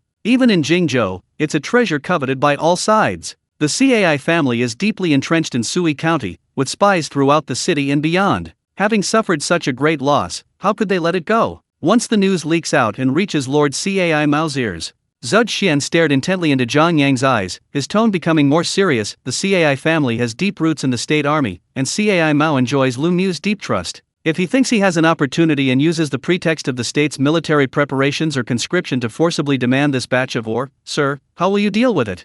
This is the most real danger. A common man is innocent, but possessing a treasure is a crime. Zhang Yang's patriotic expression vanished instantly, replaced by a confident and composed smile, as if Zudge Xian's concerns were trivial. Lord Zudge, you can rest assured, he said easily, even with a hint of teasing. Just, keep this matter to yourself for now. He looked directly at Zudge Xian, his gaze unwavering. As for the 4 great families and even Cai Mao's eyes in Sui County, I have my own ways to make them all truly blind and deaf right now. As long as we don't expose it ourselves. His tone rose slightly, carrying an air of absolute control. By the time we've smelted all the stones into iron, and forged all the iron into swords, spears, and armor, and have our soldiers fully clothed, the outside world might not even notice. Don't worry, there won't be any trouble. Looking at Zhang Yang's confident and decisive expression, Zudge Xian felt a chill run down his spine. He had no doubt that Zhang Yang possessed the ruthless methods to cover things up or even purge his own ranks. He had already witnessed firsthand the magistrate's ruthlessness in the grain war. His own ship seemed to have been unknowingly bound from the day he stepped into Sui County. He took a deep breath and solemnly cupped his hands. I understand. Rest assured, sir, I have not seen any ore today, nor do I know anything about military industry. This was his promise, and also a reluctant choice of sides. The atmosphere became somewhat heavy at this point. Zhang Yang's mind raced, as if he remembered something, and a warm smile returned to his face. By the way, Mr. Zudge, have you been enjoying the braised chicken rice at the yamen lately? Seeing how hard you've been working, I specifically instructed the cook to add extra sauce for you. The topic shifted seamlessly, yet it precisely struck at Zudge Xian's weak spot. Zud Xian's mind instantly conjured up the image of braised chicken with its golden, glistening sauce, tender pieces, and fragrant rice, and his mouth watered almost unconsciously. Then he thought, what would happen when he returned to the prefecture to report after the autumn harvest inspection? The food there? Thin soup, bland and tasteless. Damn it! The thought of this horrific dietary downgrade instantly suppressed Zud Xian's newly emerging anxiety with a powerful surge of gluttony. Reason told him something was wrong, and reality told him that being well-fed was the most important thing. He coughed awkwardly twice, forcing a smile. Ahem. Your kindness, sir, is appreciated. I'll remember it. That chicken rice was delicious and flavorful, truly, a rare delicacy. He paused, then nodded slightly. If you have no further instructions, sir, I'll go and work on the autumn harvest plan. Watching Zud Xian's hastily departing figure, Zhang Yang's smile deepened. He muttered to himself, tisk, just braised chicken, such a miraculous effect? The ancients were right. A few days later, the autumn air was crisp and clear, the perfect time for harvest. Zud Xian, carrying the prepared autumn harvest inspection documents, hurried to the county office to have Zhang Yang review and finalize them, preparing to go to the countryside to supervise the work the next day. Unexpectedly, the guard at the gate informed him the magistrate is not in the office at the moment. He is overseeing matters at the repair office in the south of the city. Repair office? Zud Xian was taken aback. He knew this office. It was originally a large, abandoned old house belonging to a wealthy family in the city. It was quite spacious and had been requisitioned by the county office some time ago, supposedly for repairing farm tools. Why was the county magistrate personally going there? A strange intuition compelled him to go and see for himself. Take me to see the Lord, Zud Xian said to the soldier. The soldier, clearly having received orders, did not refuse and led him through the streets and alleys. The closer they got to the large courtyard surrounded by blue brick walls in the south of the city, the more a peculiar sound began to emanate from the air, no longer the usual quiet, but a deep, metallic clanging, interspersed with powerful, rough shouts. Approaching the courtyard gate, he was met with tight security. Several elite guards in leather armor, spears in hand, patrolled the entrance with sharp eyes, scrutinizing everyone who approached. If not for the soldiers leading the way, Zud Xian had no doubt he would have been stopped and interrogated for a long time. The heavy gate opened a crack, and a wave of heat, a mixture of sweat, charcoal, and the smell of burning iron, rushed out. Stepping into the courtyard, Zud Xian's pupils suddenly contracted. The scene before him was completely different from the tranquil workshop where he had imagined repairing farm tools. The scorching heat baked the air. In the open space of the courtyard stood several enormous furnaces. Blazing flames roared and surged within them, spitting out blindingly red tongues of fire. Dozens of shirtless, muscular men, their muscles bulging like steel, sweat dripping from their bronze skin, gleaming metallically in the firelight. Some were vigorously pushing and pulling the massive bellows, the muffled roar of air being frantically forced into the furnace. Others were using long iron tongs to pull huge crucibles from the flames, filled with bubbling, boiling, dark red liquid radiating astonishing heat. Molten iron. The scalding iron was carefully poured into rows of sand molds, hissing white steam rising. Further in, beyond this smelting area, lay the main battlefield, where metal clashed. Dozens of shirtless blacksmiths, shirtless, stood in small circles before rows of specially made, enormous anvils. One of the most experienced master craftsmen gripped the long-handled giant hammer tightly with both hands, raising it high above his head.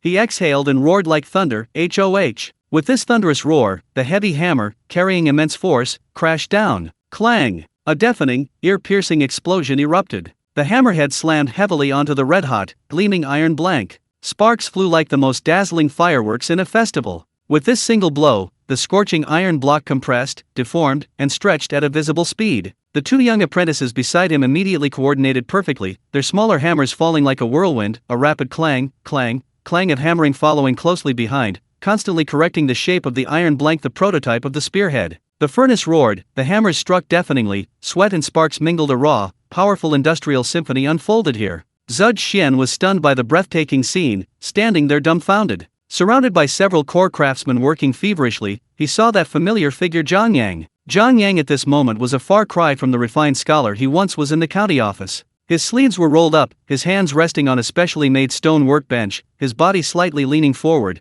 intently watching a set of armor components nearing completion. His gaze was sharp as a hawk's, occasionally offering pointers. Master Zhang, lower this curve by half a bit. Yes, that's the curve. That's how you maximize force dissipation. Li Tou, lower the quenching water temperature again. It needs to be cold. The colder it is, the tougher it will be. Quickly, quickly, over there. The burrs on that armor plate haven't been removed yet. Regrind it. His commands were precise and expert, like those of a master craftsman who had immersed himself in the craft for many years, rather than a county magistrate sitting in a government office. Following Zhang Yang's gaze, Zuxian's eyes finally fell on the set of armor being assembled and hanging on the wooden frame. With just one glance, this well-traveled scholar's heart skipped a beat. Pure black, deep as the endless night sky, yet faintly reflecting the glow of the furnace and sunlight, mysterious and majestic. The entire suit of armor was not made of the fish scale like small plates commonly seen in Han army armor, but rather by ingeniously stacking and riveting large, finely polished, smoothly curved black iron plates.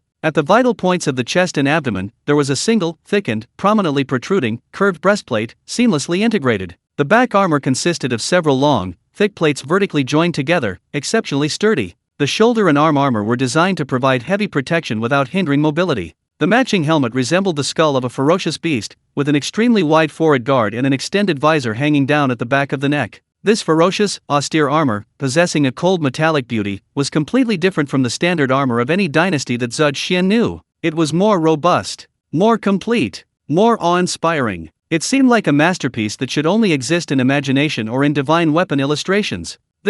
What kind of armor is this? Zuxian's voice trembled without him even realizing it, finally unable to hold back his question. Zhang Yang turned at the sound and saw Zuxian. His face showed no surprise, but rather a bright smile, as if displaying a beloved work of art. He walked to the hanging armor, his fingers tracing the cold, smooth, and solid breastplate with a gentle yet proud motion. This armor, I call it, Netherworld Shadow Armor. Zhang Yang's voice wasn't loud, but it possessed a strange penetrating power, drowning out the surrounding hammering and booming. When the enemy sees its form, it's like seeing a dark abyss. When they see its blackness, their hearts tremble. Before the battle even begins, I'll seize 3/10 of their spirit. He flicked his finger, and with a clang, lightly tapped the smooth, mirror-like protrusion in the center of the breastplate, producing a clear, long, resonant hum that lingered. The shadow armor emphasizes a balance between defense and mobility. It's strong enough to withstand ordinary sword cuts and spear thrusts. It's also light enough not to excessively hinder the wearer's movements, making it suitable for both infantry formations and mounted charges.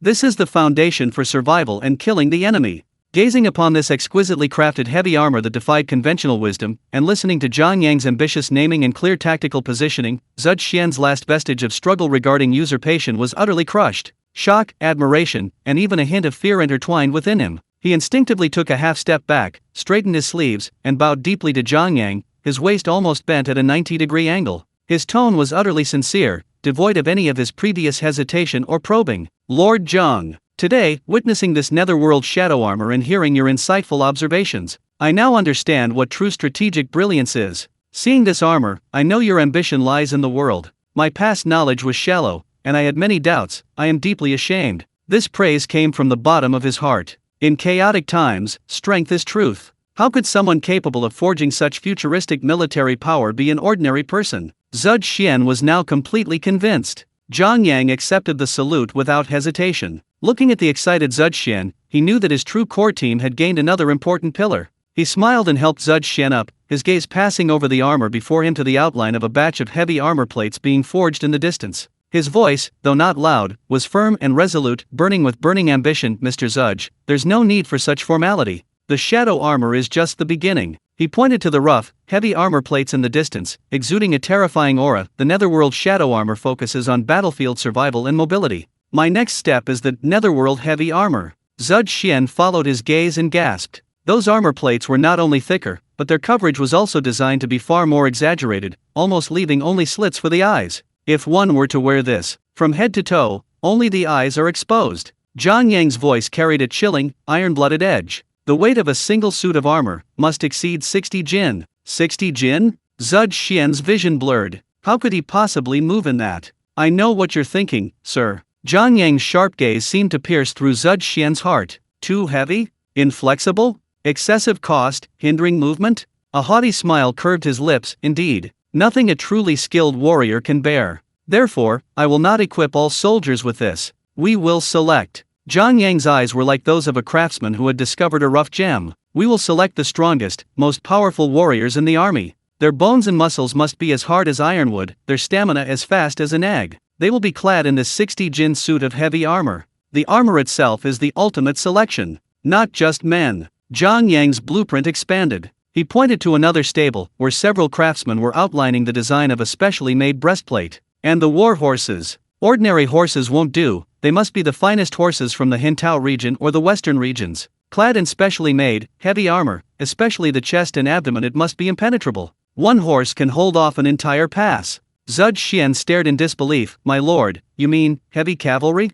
Exactly, heavy cavalry. Zhang Yang declared decisively, his eyes flashing like unsheathed blades. An elite force, both rider and horse heavily armored. Not many. Even if it starts with only 100, it must be forged into a single unit. He pointed forward with his 5 fingers together, making an unstoppable charge. Charge head-on. Destroy the enemy's fortress. Crush their meticulously arranged formation with absolute force, shatter their proud elite. A scene instantly flashed through Zhuge Xian's mind, the setting sun like blood, smoke billowing across the wilderness. A dense forest of enemy spears and halberds stretched before him. Just as their formation solidified, their attack at its peak. Suddenly, the ground on their flank trembled and roared. A heavily armored cavalry force, entirely black, their riders and horses shrouded in armor as if crawling from the abyss of hell, only their crimson eyes visible, appeared. Sharp lances formed an indestructible charging arrow, piercing the seemingly impregnable enemy formation. Where they passed, men and horses fell, flesh and blood turned to mush. The enemy formation was completely pierced, torn apart, and flattened.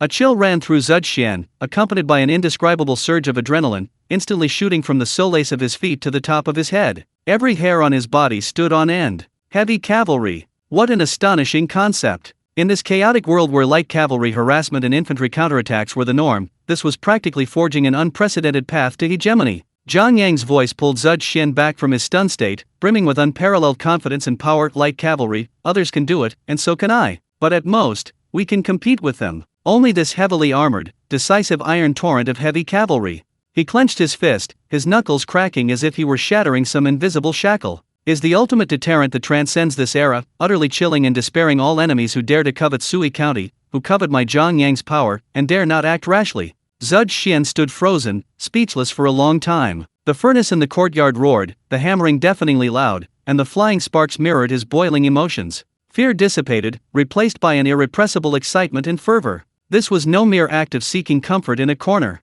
This was enduring hardship and biding his time to forge a divine weapon. He slowly exhaled a breath of stale air, his face radiating an almost fanatical light of trust, and bowed deeply to Zhang Yang once more. I understand. Your Excellency's foresight and lofty ambitions are truly remarkable. This path of the netherworld heavy armor, though arduous and perilous, is the foundation for creating unparalleled achievements.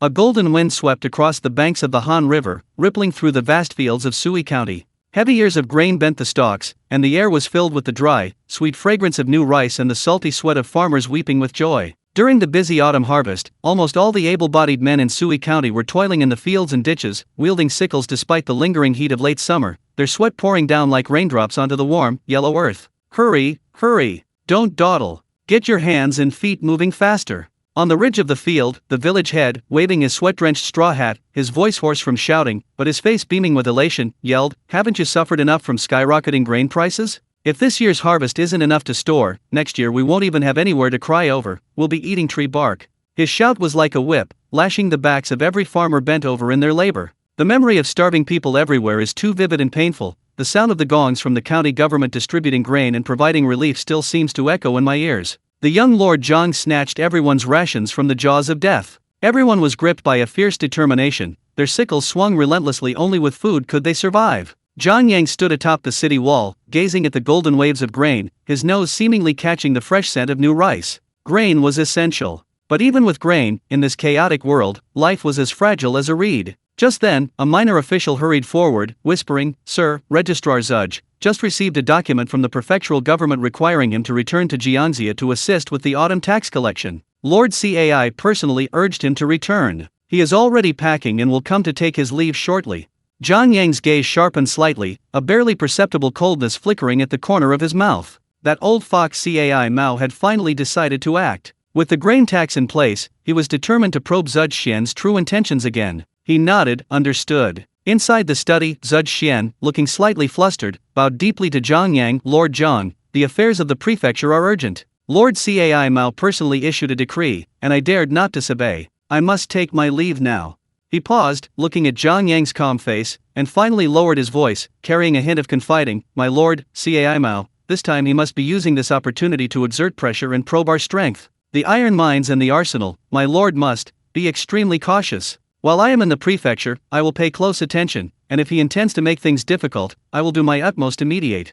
Zhang Yang's expression remained unchanged. He patted Zhou Xian's shoulder and smiled. It is your duty to return to the prefecture, sir. I hope your journey will be smooth. He paused, a hint of warmth flashing in his eyes, and his voice softened. Sir, do not forget Sui County, do not forget those, chicken rice. The words chicken rice acted like a warm wedge, instantly striking at the deep longing in Zhou Xian's heart for the glistening, fragrant braised chicken of Sui County. His Adam's apple bobbed unconsciously. It truly was delicious. He ultimately simply clasped his hands in a deep fist salute, all the farewell and lingering feelings dissolving into that moment. After seeing Zhou Xian off, Zhang Yang's gentle expression vanished completely, his gaze sharp as a blade, fixed on the dust-filled training ground outside the city. Cai Mao's claws were bound to reach out sooner or later. This was the moment he had been waiting for. He needed a sharp blade powerful enough to deter any covetousness, a truly iron fist of his own. West of the city, Sui County Training Ground. The autumn sun baked the ground, sending waves of heat rising and distorting the air. The air was thick with the metallic stench of scorching iron, the acrid smell of sweat and leather, and a primal, restless energy that stirred the blood. High on the platform, a crimson banner embroidered with the enormous character, Sui, meaning follow, fluttered in the wind. Below, in the center of the training ground, stood a suit of armor pure black, with jagged, fluid lines, gleaming coldly in the sun. The netherworld heavy armor. Cold, heavy, like a lurking beast from hell. Before the heavy armor, over 2,000 elite soldiers, whether or not they were participating in today's selection, stood in perfect formation, utterly silent. Over 2,000 pairs of eyes, like red-hot irons, were fixed on that black armor, a symbol of supreme power and glory. Yearning, fanaticism, like pilgrims gazing at a deity. Standing in the center of the high platform, Zhang Yang took a deep breath, his voice booming like a bell, reverberating throughout the entire training ground. Soldiers! These two words struck like thunder, causing everyone's chests to heave violently. Do you see it? Zhang Yang pointed to the netherworld heavy armor, his voice rolling, as if imprinting that determination into every bone of each person. This is your future armor. This is no ordinary armor. This is the netherworld heavy armor, capable of blocking swords and spears, breaking through enemy formations, and forging an invincible iron torrent. Whoever can don it and gallop across the battlefield, that is the true pillar of strength in this chaotic world, the strongest backbone of Sui County. That is the heavy armored cavalry that will be revered by all in the future. Whoosh! The suppressed fervor ignited instantly. The soldiers' breathing became heavy and labored. New recruits like Zhang Erva clenched their calloused fists tightly, their bodies trembling slightly with excitement. Wear it! Charge across the battlefield. The people look up to you. These words were like a hot iron, searing them into the depths of their souls. But, Zhang Yang's voice suddenly rose, icy and cold. To be worthy of this armor, it's not about a few slogans or a surge of passion. It's true forging in iron and blood. It's about risking your life. What I, Zhang Yang, want are iron lumps crawled out of piles of corpses. The hardest bones. His gaze, sharp as a torch, swept across the young, resolute faces, now slightly tense because of his words. To be selected for this iron cavalry, you must pass 3 trials. Pass them, and the armor is yours. Fail, and you'd better go back to training. Understand? Understood. A thunderous roar tore through the sky. The first trial. Zhang Yang's voice was like a pronouncement. Bear 100 pounds of weight. Cross the Wolf's Back Mountain west of the city, a 40-mile rugged mountain path. Set off at dawn and return before dusk. Those who cannot make it will all be eliminated. He paused, his voice carrying a cruel chill. How many will remain? Half? I think that's too many. General Huang, what do you say? Huang Zhong, clad in armor, stood solemnly to the side, clasping his hands heavily. Your Excellency's decision is wise. This trial is impossible for anyone but those with iron bones and oxen-like endurance. When I was training with an archery skill, I could only climb dozens of miles of cliffs every day. This trial is even more difficult. The difficulty of this challenge was like an invisible sledgehammer, leaving many with pale faces and dry throats. 100 pounds of weight. Wolf Ridge Mountain. 40 li. A path only livestock could traverse. Zhang Erhu felt his breathing become labored, subconsciously stretching his broad shoulders. The second challenge, horsemanship. Zhang Yang's voice didn't pause for a moment. Man and horse as one, as if they were extensions of each other. Barricades, rugged terrain, muddy shoals. Who can sit firmly on the horse, controlling the reins as if they were an extension of their own arm? Who stays? Whoever falls off is eliminated. He scanned the ranks. Not passing the horsemanship test? Donning armor and mounting a horse is just sending yourself to your death. Losing your armor and helmet is the greatest disgrace of the Iron Cavalry. These words made many men from the north, who had grown up on horseback, puff out their chests even higher, their eyes shining. Many soldiers from southern farming families, however, felt their palms slightly sweaty, memories of rolling around in the stables, their skin chafed raw, flooding back. Horses were partners they had to tame, and weapons they had to kill. The third test, Jiang Yang's voice suddenly deepened, carrying an even more chilling pressure, is your will. Your spirit. 3 days. No water. No food. Exposed to the scorching sun. No sleeping to death. No going mad. Afterwards, enter the dense forest behind the mountain. Survive alone for 10 days. Hunt, fetch water, navigate, make fire, and beware of wolves and insects. His gaze was like a cold probe. After 10 days, only those who can walk out of the forest on their own, still conscious, deserve to be called soldiers of my netherworld. Otherwise, get out. The air seemed to be completely sucked out at that moment. Deathly silence. Only the sizzling sound of the sun scorching skin remained. 3 days of exposure to the sun. 10 days in the jungle. No water, no food. This was practically boiling human oil with their lives. The last trace of color had faded from the faces of many frontline soldiers. This had exceeded the limits of human endurance. It was dancing on the brink of death. My lord, this is too cruel. A faint tremor escaped the ranks. Cruel! Jiang Yang suddenly roared, his voice deafening. He stepped forward, pointing at the menacing black armor, his eyes bloodshot, his roar like thunder. Want to wear this armor? Want to enjoy that glory? Then you must be tougher than this armor. Tougher than the enemy. More resilient than the book of life and death of the king of hell. This is the road to the top. Not a warm bed for peasants to enjoy. Can't take it? Scared? Get out now. The Sui County Army doesn't accept cowardly women. Beneath the high platform, after the deathly silence, lay an even more oppressive volcano. Everyone's eyes were burning red. Zhang Erhu gritted his teeth, oblivious to the blood seeping from his gums. Ruthlessness? Suffering? He'd had enough of poverty. Enough of hunger. Enough of the humiliation of his own father dying on his bed because there was no money for medicine. He was risking his life, gambling on that one last step to heaven. Of course, Jiang Yang's roar abruptly stopped, his words abruptly shifting like a waterfall, the fervor in his eyes transforming into a penetrating light, the core of which was an unimaginable temptation and promise. I, Jiang Yang. His voice was resolute, like the shattering of metal and jade. I swear before the heavens and the earth. I swear before this netherworld armor. As long as you can survive these 3 trials, as long as you can live to carry this armor. He suddenly spread his arms wide, his voice like molten lava, searing the nerves of every soldier. Salary? 3 promotions in a row. A meteoric rise. Status? From now on, you are the true elite cavalry of Sui County. My trusted right-hand man, Jiang Yang. Your future is limitless. Food. Jiang Yang's lips curled into a maddening smile, his voice rising even higher. Every meal chicken rice with big meat wontons. Plenty of oil. Plenty of meat. Eat until you're sick of it. Not just you. Your parents. Your wife and children. Your brothers and sisters. Everyone who eats from the same pot as you. Everyone gets white rice every meal. Plenty of meat broth. Eat braised chicken until your whole family is sick of it. Buzz. The crowd went completely wild. Zhang Erhu's head buzzed. He could almost see his perpetually pale mother, holding a bowl of glistening, oily rice covered in chunks of chicken, weeping with joy. Meat every meal. The whole family full. Warm clothes. This was a wealth that a tenant farmer could never dream of in 10 lifetimes. Jiang Yang's voice, like a final, devastating blow, shattered all doubts. Children want to learn to read and write? I'll send them to the best school in the prefecture. Brothers want a future? Come to my weapons factory. My logistics camp.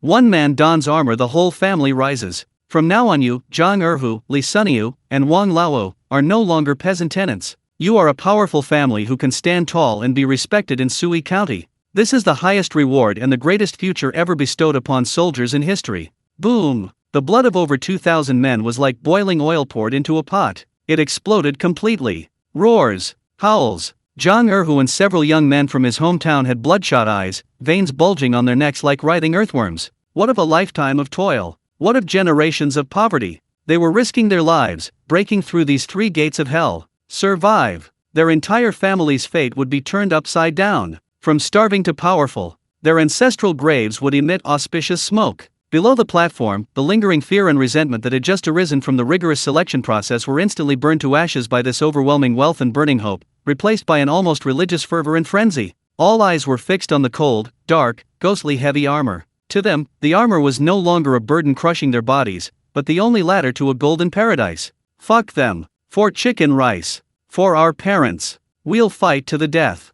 3 passes? I'll show you even the king of hell." The crowd roared, their shouts shaking the heavens. The intense atmosphere ignited the entire training ground. Even the autumn wind carried a scorching, bloodthirsty scent. Huang Zhong stood beside Zhang Yang, watching the soldiers below, driven to madness. Even with his long military experience and hardened heart, a flicker of genuine shock and admiration crossed his eyes. He had witnessed many scenes of soldiers being inspired, but such a raw, direct appeal, so deeply rooted in the human heart, such a fervent fervor that took the fortune favors the bold to its extreme, this was a first. He instinctively took a deep breath of the scorching air, feeling his chest swell with the boiling fervor of the crowd. The next day, before dawn, the assembled ranks at the foot of Wolf's Back Mountain stood like frozen sculptures. Zhang Erhua stood at the front of the column, his back slung with a heavy, bulging pack filled with sand, stones, and iron blocks weighing at least 100 pounds. The rough cloth shoulder straps dug deep into his flesh, but he seemed oblivious, his eyes fixed on the undulating black outline of the distant mountain ridge. The surroundings were deathly silent except for heavy breathing and the muffled thud of heartbeats.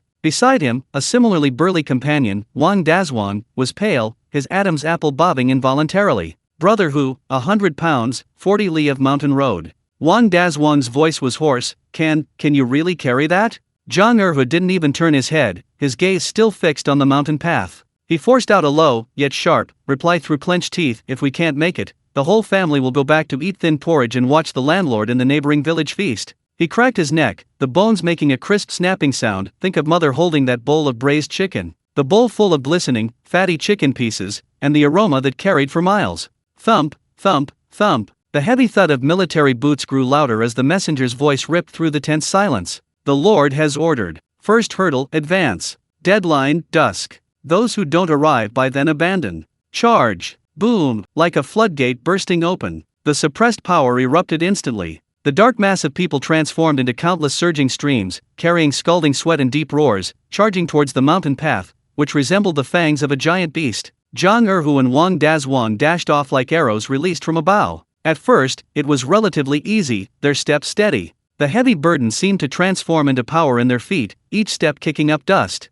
But the name Wolf's Back Mountain was no exaggeration. Just as they reached the foot of the mountain, the path suddenly narrowed and steep end, the rocks jagged and the vines intertwined. Carrying 100 pounds on their backs, climbing the mountain was like carrying a boulder to the heavens. The mountain path wore down their coarse cloth trousers, chafing their skin raw. Sweat streamed down, stinging their wounds, leaving several wet streaks mixed with blood along the winding path. At noon, the sun blazed high in the sky, unleashing its most scorching heat. There wasn't a breath of wind in the air, the rocks were scorching hot, as if even breathing in molten iron sand was like breathing out hot iron filings. Ugh! A desperate scream came from not far behind. Another equally robust man finally collapsed, his legs buckling, and the heavy backpack slammed him to the ground. He struggled to get up, but failed twice. Finally, he lay sprawled on the scorching rocks, panting heavily, his eyes fixed resentfully on the back of the figure continuing to climb upwards, until he lost consciousness and was dragged away by patrolling soldiers. This scene struck the survivors like a hammer blow. Thump,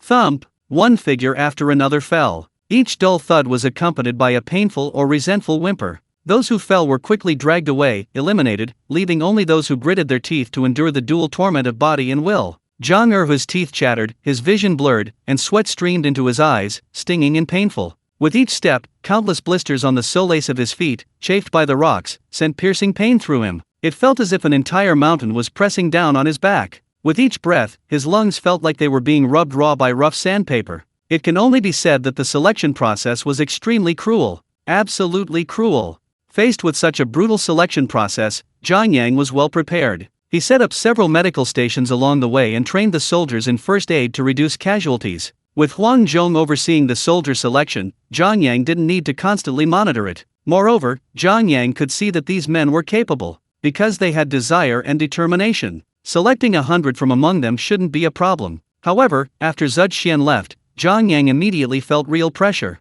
Official documents, detailed lists of autumn grain deliveries awaiting approval from the villages, additional arms purchase orders for the city defense battalion, and even various gift lists secretly probing from the 4 major families. These were the kinds of tedious and organized tasks that Zhud Xian had always handled silently and efficiently in the past. Now, however, they came crashing down like a tidal wave, almost overwhelming Zhang Yang. "Sir, a report from Willow Lane in the south of the city. Several old houses collapsed suddenly last night. Several people were injured, and half of the walls of the houses were also destroyed." A clerk on duty rushed into the study, panting and pale. Zhang Yang slammed his pen on the table, splattering ink all over the paper. He stood up abruptly. Summon all the officers on duty. Bring door panels and ropes for carrying people. Prepare wound medicine. Come with me immediately. Human lives were at stake, far more urgent than these piles of official documents. The scene of the collapse was horrifying. The smoke and dust had not yet cleared, broken walls and rubble were jagged and scattered, blocking the narrow alleyway completely. Faint groans came from the depths of the ruins. Quick! Save them! Watch out for broken beams. Zhang Yang pushed through the chaotic crowd, giving stern commands. Ignoring the choking dust, the constables, under his direction, split into two groups. One carefully used thick wooden sticks to prop open the crumbling, broken wall, while the other crouched low and crawled into the gaps in the rubble, pulling out the buried wounded one by one. An old man with a face covered in blood, a young man with a broken leg groaning incessantly, and several women and children with scrapes and terrified expressions. Zhang Yang watched as the constables carefully lifted the wounded onto makeshift stretchers, his anger suppressing his anxiety. He took a deep breath of the earthy air, his voice deep, cold, and clear. Take all the wounded back to the County Yamen Infirmary immediately. Be careful. The rest of you, surround this area, and get rid of all bystanders. The constables solemnly obeyed. The County Yamen's infirmary, originally a small storeroom temporarily converted from a servant's quarters, was now crammed with groaning wounded and servants sweating profusely. But no matter how rudimentary it was at least clean, with hot water, gauze, and Zhang Yang's established rule: once someone comes, they cannot be mistreated. Start the fire. Cook a big pot of clear broth with meat wontons. Add plenty of sesame oil. Season with salt. Bring it over piping hot. Zhang Yang directly ordered the head cook, brooking no argument. This was practically the highest standard the county yamen used to treat distinguished guests. Hot soup and food, to soothe their fear and replenish their energy, were the only simple sentiments he could express to these unfortunate souls at this moment. After handling the rear guard orders at the scene, Zhang Yang dragged his weary body back to the small garden in the county yamen's backyard. Dusk was falling, and the enticing aroma of meat and sesame oil wafted through the air. He sat down on a stone stool, gazing absently at the banana trees swaying in the evening breeze in the corner. Selection, military preparations, the threat of Cai Mao, the vacancy for Zud Xian, 1,000 thoughts tangled into a chaotic mess. A helper? A talent? In Sui County, where powerful families held sway, finding a clean, intelligent ally was harder than climbing to heaven. Lord Zhang. A calm, unhurried voice suddenly sounded behind him, gentle and composed, yet like a stone thrown into water, breaking the silence of the night. Zhang Yang's thoughts snapped, his back instantly tensing, and he turned halfway around without a sound. The moonlight slanted down, outlining the figure of a scholar in a blue robe. The man was about 40 years old, slender, with a refined face, especially his eyes, which, in the twilight, appeared remarkably clear and sharp, as if they could see right through one's heart. He had quietly appeared beneath the banana leaves, his composure suggesting a leisurely stroll in his own garden. In the dead of night, your trespassing into the back garden of this official residence seems rather impolite. Zhang Yang's voice was calm and even, yet his gaze, like a tangible probe, scrutinized the uninvited guest. A faint smile seemed to appear on the scholar's lips, a smile that was both mocking and playful. He spoke, his voice low and steady, but the words he uttered were like thunderclaps, causing Zhang Yang's pupils to shrink sharply. Lord Zhang, forgive my bluntness. You are recruiting soldiers and privately forging fine armor. Your rebellious intentions are already plain for all to see. Why linger here sighing in vain? His tone was calm, yet every word was piercing. In an instant, Zhang Yang felt a chill run down his spine and straight to the top of his head. His fingers, gripping the edge of the stone table, tightened abruptly, his knuckles cracking slightly. Another one. After Zud Xian, this was the second person to openly accuse him of rebellion. In a flash, 1,000 thoughts swirled in Zhang Yang's mind: an assassin? A spy from Cai Mao? Or someone sent by another enemy to trick him? He suppressed the turmoil within him, striving to maintain a perfectly appropriate expression of bewilderment and astonishment on his face. Why do you utter such accusations? Zhang Yang frowned, his voice carrying just the right amount of anger. I am an official appointed by the imperial court, and all my actions are for the sake of maintaining peace in Sui County. Treason? Where did this accusation come from? May I ask, your esteemed name? And why have you come? The scholar took a step forward, the moonlight finally illuminating most of his face, revealing a refined elegance tempered by hardship. He slightly bowed, introducing himself, his tone calm yet each word clear. I am Cheng Yu from Dongjun, Yanzhou, courtesy name Zong.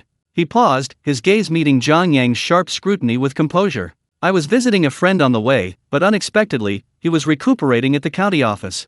Cheng Yu. Cheng Zong. Zhang Yang's mind went blank. The poisonous strategist under Cao who devised the plan to massacre the city? The ruthless strategist of the Three Kingdoms, skilled in cunning and with an iron will. Even though he was a worldly wise and experienced person who had traveled through time, and had a script in mind, when he actually saw this historically infamous prodigy of a chaotic era appear in his own garden, his first reaction was almost to blurt out, "Holy crap! The number one poisoner of the three kingdoms, scheming." In a flash, Jiang Yang swallowed back the words poisonous strategist that were about to slip from his lips, replacing them with an expression of delighted surprise. "I see, I've long admired your name." His acting skills were on full display. "Oh, so it's Mr. Cheng Yu, Cheng Zong de Vianzhou in person. My apologies. My apologies." He stood up, his enthusiasm tinged with familiarity, as if they had known each other for a long time. "Your name is renowned far and wide. Whenever I travel with merchants from the county, they all speak highly of your talent and strategies. I never imagined I would have the honor of meeting you here today.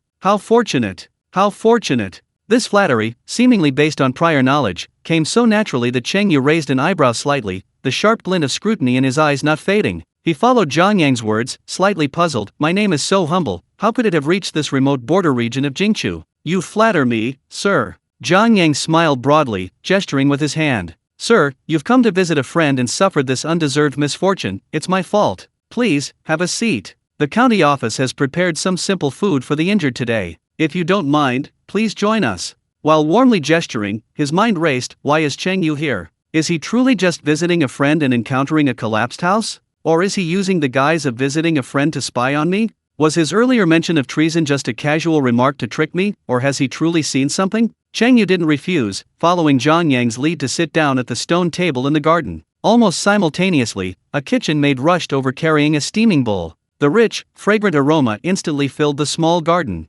Cheng Yu's gaze fell upon the large, rough porcelain bowl before him. In the clear, fragrant broth, plump, round wontons floated, their thin wrappers almost revealing the tender pink filling. A layer of glistening sesame oil and vibrant green scallions floated on top. The mere sight and smell were enough to make his mouth water. Having traveled a long and arduous journey, the aroma instantly ignited a surge of hunger in his stomach. But what made his gaze slightly more intense was that across the table, Jiang Yang's two guards were also squatting under the eaves, each holding a large bowl of the same meat wontons, eating noisily, their beards covered in oily soup. The Yamen runners eat meat every meal? This is inconceivable in any prefecture or county. Only the personal guards and retainers of powerful families could enjoy such treatment. Cheng Yu's doubts instantly magnified several times over. His gaze involuntarily swept towards the brightly lit main hall of the county government office. Out of the corner of his eye, he seemed to catch a glimpse of a cold, black metallic gleam flashing past a half-open door in a side hall. Its heavy and strange design far surpassed the chainmail of ordinary county soldiers.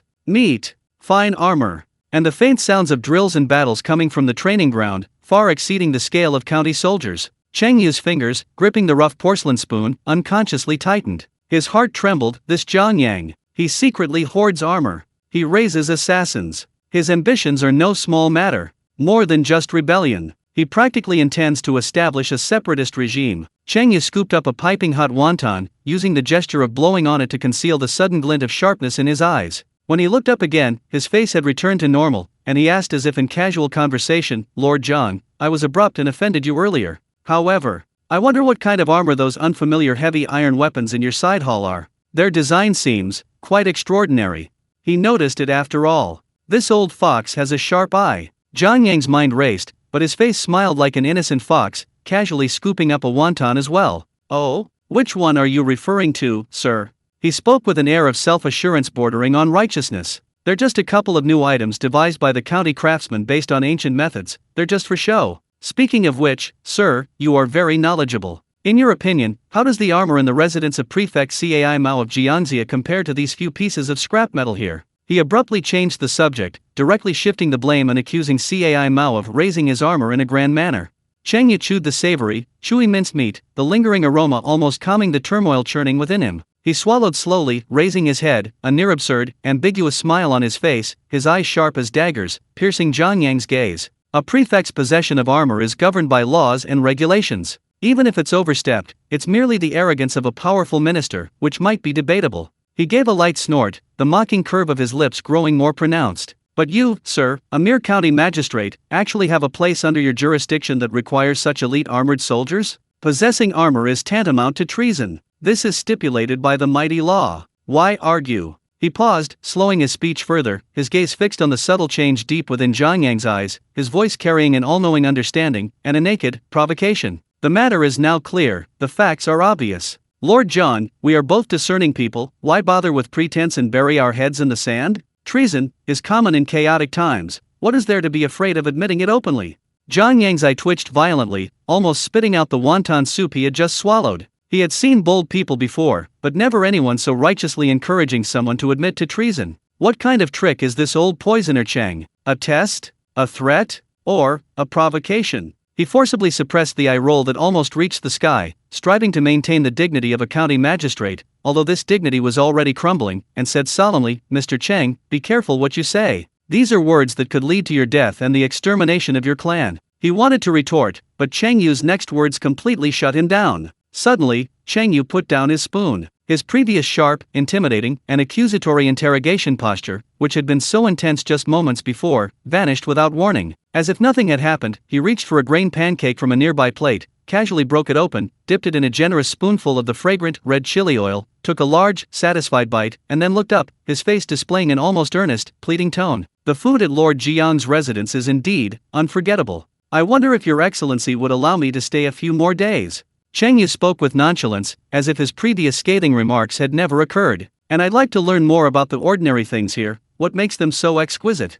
He glanced meaningfully into the depths of the county government office. Jiang Yang. He held his bowl, dumbfounded. Just a moment ago they were pointing their fingers at him and accusing him of treason, demanding the execution of his entire family, and the next second they're offering to stay for a free meal and, incidentally, to see his evidence of treason? He glanced subconsciously across the table. Cheng Yu had already finished the multigrain pancake soaked in chili oil, and was now calmly picking up a new one, dipping it in chili oil again. His focused and eager demeanor was a stark contrast to his earlier, piercing gaze that had uncovered a conspiracy. Instantly, Jiang Yang felt he understood. This wasn't here to interrogate him, he was clearly drawn by the aroma of meat. Zhou Xian had left, and now Cheng Yu had arrived. Both were big fish lured ashore by braised chicken and meat wontons. No, this fish seemed to be addicted to chili oil? Sir, do you like the food here?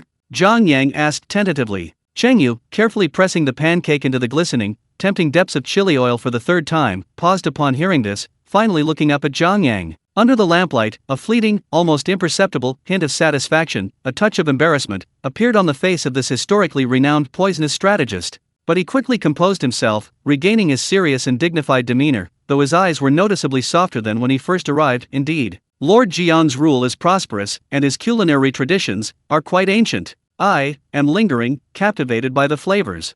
He cleared his throat, as if concealing something, yet also displaying an undeniable air of composure. Excellent. I will be troubling you these next few days, sir. Having said this, he no longer looked at Jiang Yang, continuing to focus intently on the fifth red oil-soaked pancake in his hand and the last meat wonton in his bowl. Jiang Yang, holding his bowl, stared blankly at Cheng Yu's awkward greedy expression, a mixture of trying to maintain his refined demeanor and succumbing to the irresistible temptation of the food. An uncontrollable smile crept onto his lips. So, the secret to retaining a top strategist, besides an aura of dominance, might very well lie hidden in that glistening, red chili oil? At the edge of the dense forest behind the mountain, a thick layer of withered yellow leaves carpeted the ground, rustling crisply underfoot. As the first rays of dawn struggled to pierce the thick forest mist, several ghostly figures staggered out from the shadowy depths of the woods. They could no longer be called human. Their clothes were long since torn into tattered strips, barely clinging to their emaciated bodies, their exposed skin covered in gruesome scratches and festering sores from mosquito bites. Their hair was tangled with dirt and dead leaves, like a bird's nest.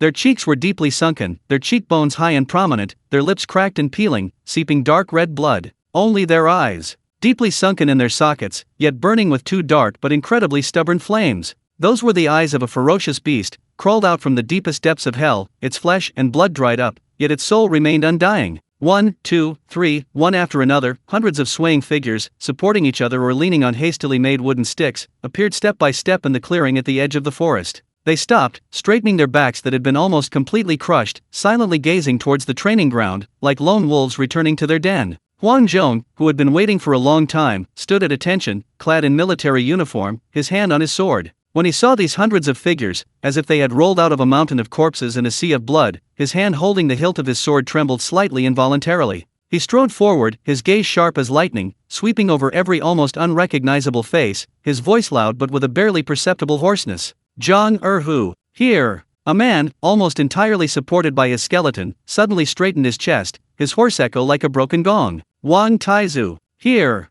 Li Shitu, here! One name after another was called out, each hoarse yet incredibly resolute voice echoing back. When the last name was called, Huang Zhong's gaze lingered on these soldiers, almost unrecognizable as human beings. Good, good, good, Huang Zhong exclaimed 3 times, his voice rising higher and higher with each shout, each more stirring than the last. He drew his sword sharply from his waist, the blade tracing a brilliant arc in the morning light, pointing straight to the sky. You've returned alive. You've survived these 3 trials. You deserve the Netherworld heavy armor. You deserve the glory of the Sui County Iron Cavalry. From this day forward, you are the 1st Battalion of the Sui County Netherworld Iron Cavalry. You are the sharpest spear in Lord Zhangyang's hands, the strongest shield, a steel torrent that can crush the courage of any enemy. There were no cheers, no shouts. These 16 soldiers simply used the last of their strength to straighten their backs, and in their sunken eye sockets, the dark flames suddenly burst forth with astonishing light. Within their utterly exhausted bodies, a power called belonging and glory surged like magma. They knew that the bowl of glistening braised chicken, the promise of a well-fed and clothed family, and the meteoric rise to success were no longer unattainable dreams. They had gambled their lives and won. Soldiers stepped forward, carefully helping these swaying iron men to their feet, offering them warm water and soft food, and escorting them to their barracks to rest. Watching their departing figures, Huang Zhong felt a surge of pride. These 100 men were the seeds. They were the first truly his own, feudal, and epic-making core of military force, painstakingly forged by Zhangyang in Sui County. Every scar on their bodies would become the most dazzling metal on the future battlefield. Days flew by amidst the busy work of training troops, stockpiling grain, and forging weapons. Zhangyang occasionally visited the camp, bringing cartloads of freshly slaughtered pigs or jars of fine wine. He never gave long speeches, simply patting a soldier on the shoulder and asking if they had any difficulties at home. But this silent care was more effective in winning hearts than any impassioned address. Throughout the camp, this young yet incredibly capable county magistrate was already regarded as a god. In the blink of an eye, the cold wind of the first year of Chuping had swept the last withered leaf from the branches. Inside the Jiangxia County Government Office, the atmosphere was even more somber than the weather outside. Cai Mao sat high in the main seat, his face so dark it seemed to drip water. Several of Cai's confidants and important officials of the prefecture sat below him. Zhud Xian, also summoned, sat at the end of the table, his expression calm, but his heart was in turmoil. Bang! Cai Mao slammed a thick scroll of documents heavily on the table, making the teacups vibrate. Well done, Sui County. Well done, Zhangyang. His voice was icy, filled with barely suppressed rage. The autumn grain has been stored away, and all the counties have suffered losses, but only Sui County has a full harvest. The reported harvest is even 30% higher than in previous bumper years. Where did he get the land? Where did he get the grain? Ha! A trusted confidant of the Cai family immediately chimed in, his tone sinister. My lord, reports indicate that all the wasteland within Sui County has been reclaimed, and displaced people have been taken in as tenants. Even more suspicious is the sheer frequency of the county soldiers' drills far exceeding regulations. The daily battle cries are deafening, unlike those of ordinary county soldiers. The 4 major families have repeatedly reported that a heavily guarded forbidden area south of the city emits the sounds of clashing metal day and night, suggesting a large-scale illegal forging of weapons and armor. Cai Mao's gaze swept over Zhud Xian like a venomous snake. Zhud, the registrar. You've been in Sui County for several months. What are your thoughts on this? Zhud Xian sighed inwardly, knowing he couldn't avoid the question. He rose, bowed respectfully, and said calmly, reporting to my lord, when I was in Sui County, I indeed witnessed Magistrate Jiang's diligent governance, reclaiming wasteland, taking in displaced people, and providing relief through labor programs, thus increasing grain production. As for military affairs, Sui County is strategically located, threatened by remnants of the Yellow Turban Rebellion to the front and bandits to the rear. Magistrate Jiang's strengthening of the county's military training is a measure to protect the territory and its people. As for the private forging of weapons and armor, I haven't witnessed it myself, so I dare not speak rashly. Dare not speak rashly? Cai Mao sneered, his eyes flashing with cold light. What a fine protecting the territory and its people. I think he's using his military power to his advantage, plotting something sinister. Where does a mere county magistrate get such financial and material resources? His intentions are despicable. He abruptly stood up, pacing the hall, his voice rising sharply, carrying an undeniable ruthlessness. Now, the warlords of Guangdong, led by Yuan Shao, have issued a proclamation to punish the traitor Dong Zhou. This is the will of the world. I, Liu Biao, the governor of Jingzhou, though I have not yet expressed my opinion, as a subject of Han, how can I sit idly by and watch this traitor run rampant? He abruptly stopped, his gaze sharp as lightning, piercing Zhud Xian. Since Zhangyang is so militarily strong and well-equipped, and so loyal and patriotic, then give him a chance to serve the country. Xian, your humble servant is here. Draft a decree immediately. In the name of the prefecture, order Magistrate Zhang Yang of Sui County to prepare his elite troops and depart at an appointed time to join the alliance in the campaign against the traitor Dong Zhou. No delays allowed. Cai Mao's voice was resolute, filled with murderous intent. Isn't he capable of training troops? Doesn't he have elite soldiers and generals? Then let him go and show himself before Dong Zhou's Ziliang cavalry. Let the world see that Jingzhou also has loyal and brave men. Xian's heart trembled. This was a case of using someone else to kill him, and it was a calculated scheme. If Zhang Yang went, with the strength of only one county, facing Dong Zhou's ferocious Ziliang army in Lu Bulletin would be like throwing an egg against a rock. Certain death was inevitable. If he didn't go, it would be disobeying orders, confirming his crimes of holding power and harboring rebellious intentions, giving Cai Mao a legitimate reason to send troops to annihilate him. My lord, Xian wanted to persuade him further, but was interrupted by Cai Mao's icy gaze. Draft the document. Cai Mao commanded without room for argument, a cruel smile curving his lips. I want to see whether this capable official chooses to be a loyal minister, or a traitor. In the pavilion in the back garden of the Sui County government office, 2 small dishes and a pot of warm wine sat on a stone table. Zhang Yang and Cheng Yu sat facing each other. Cheng Yu still wore his usual upright and composed demeanor, but the aloofness and scrutiny he had shown upon his arrival had lessened, replaced by a more focused attention to the plate of freshly fried, golden brown, crispy peanuts sprinkled with salt and pepper. He picked one up, popped it into his mouth, chewed it slowly, and let out a satisfied sigh. Under Lord Jiang's rule, even these ordinary snacks are made with such exquisite skill. Cheng Yu put down his wine cup, his gaze falling on Zhang Yang's face with a hint of inquiry. Now, heroes are rising up in Guangdong, and the proclamation against Dong Zhou has spread throughout the land. You, sir, have been lying low here, biding your time, forging armor, and training troops. Your ambitions surely extend beyond just one county? I wonder what your insights are on the current state of affairs.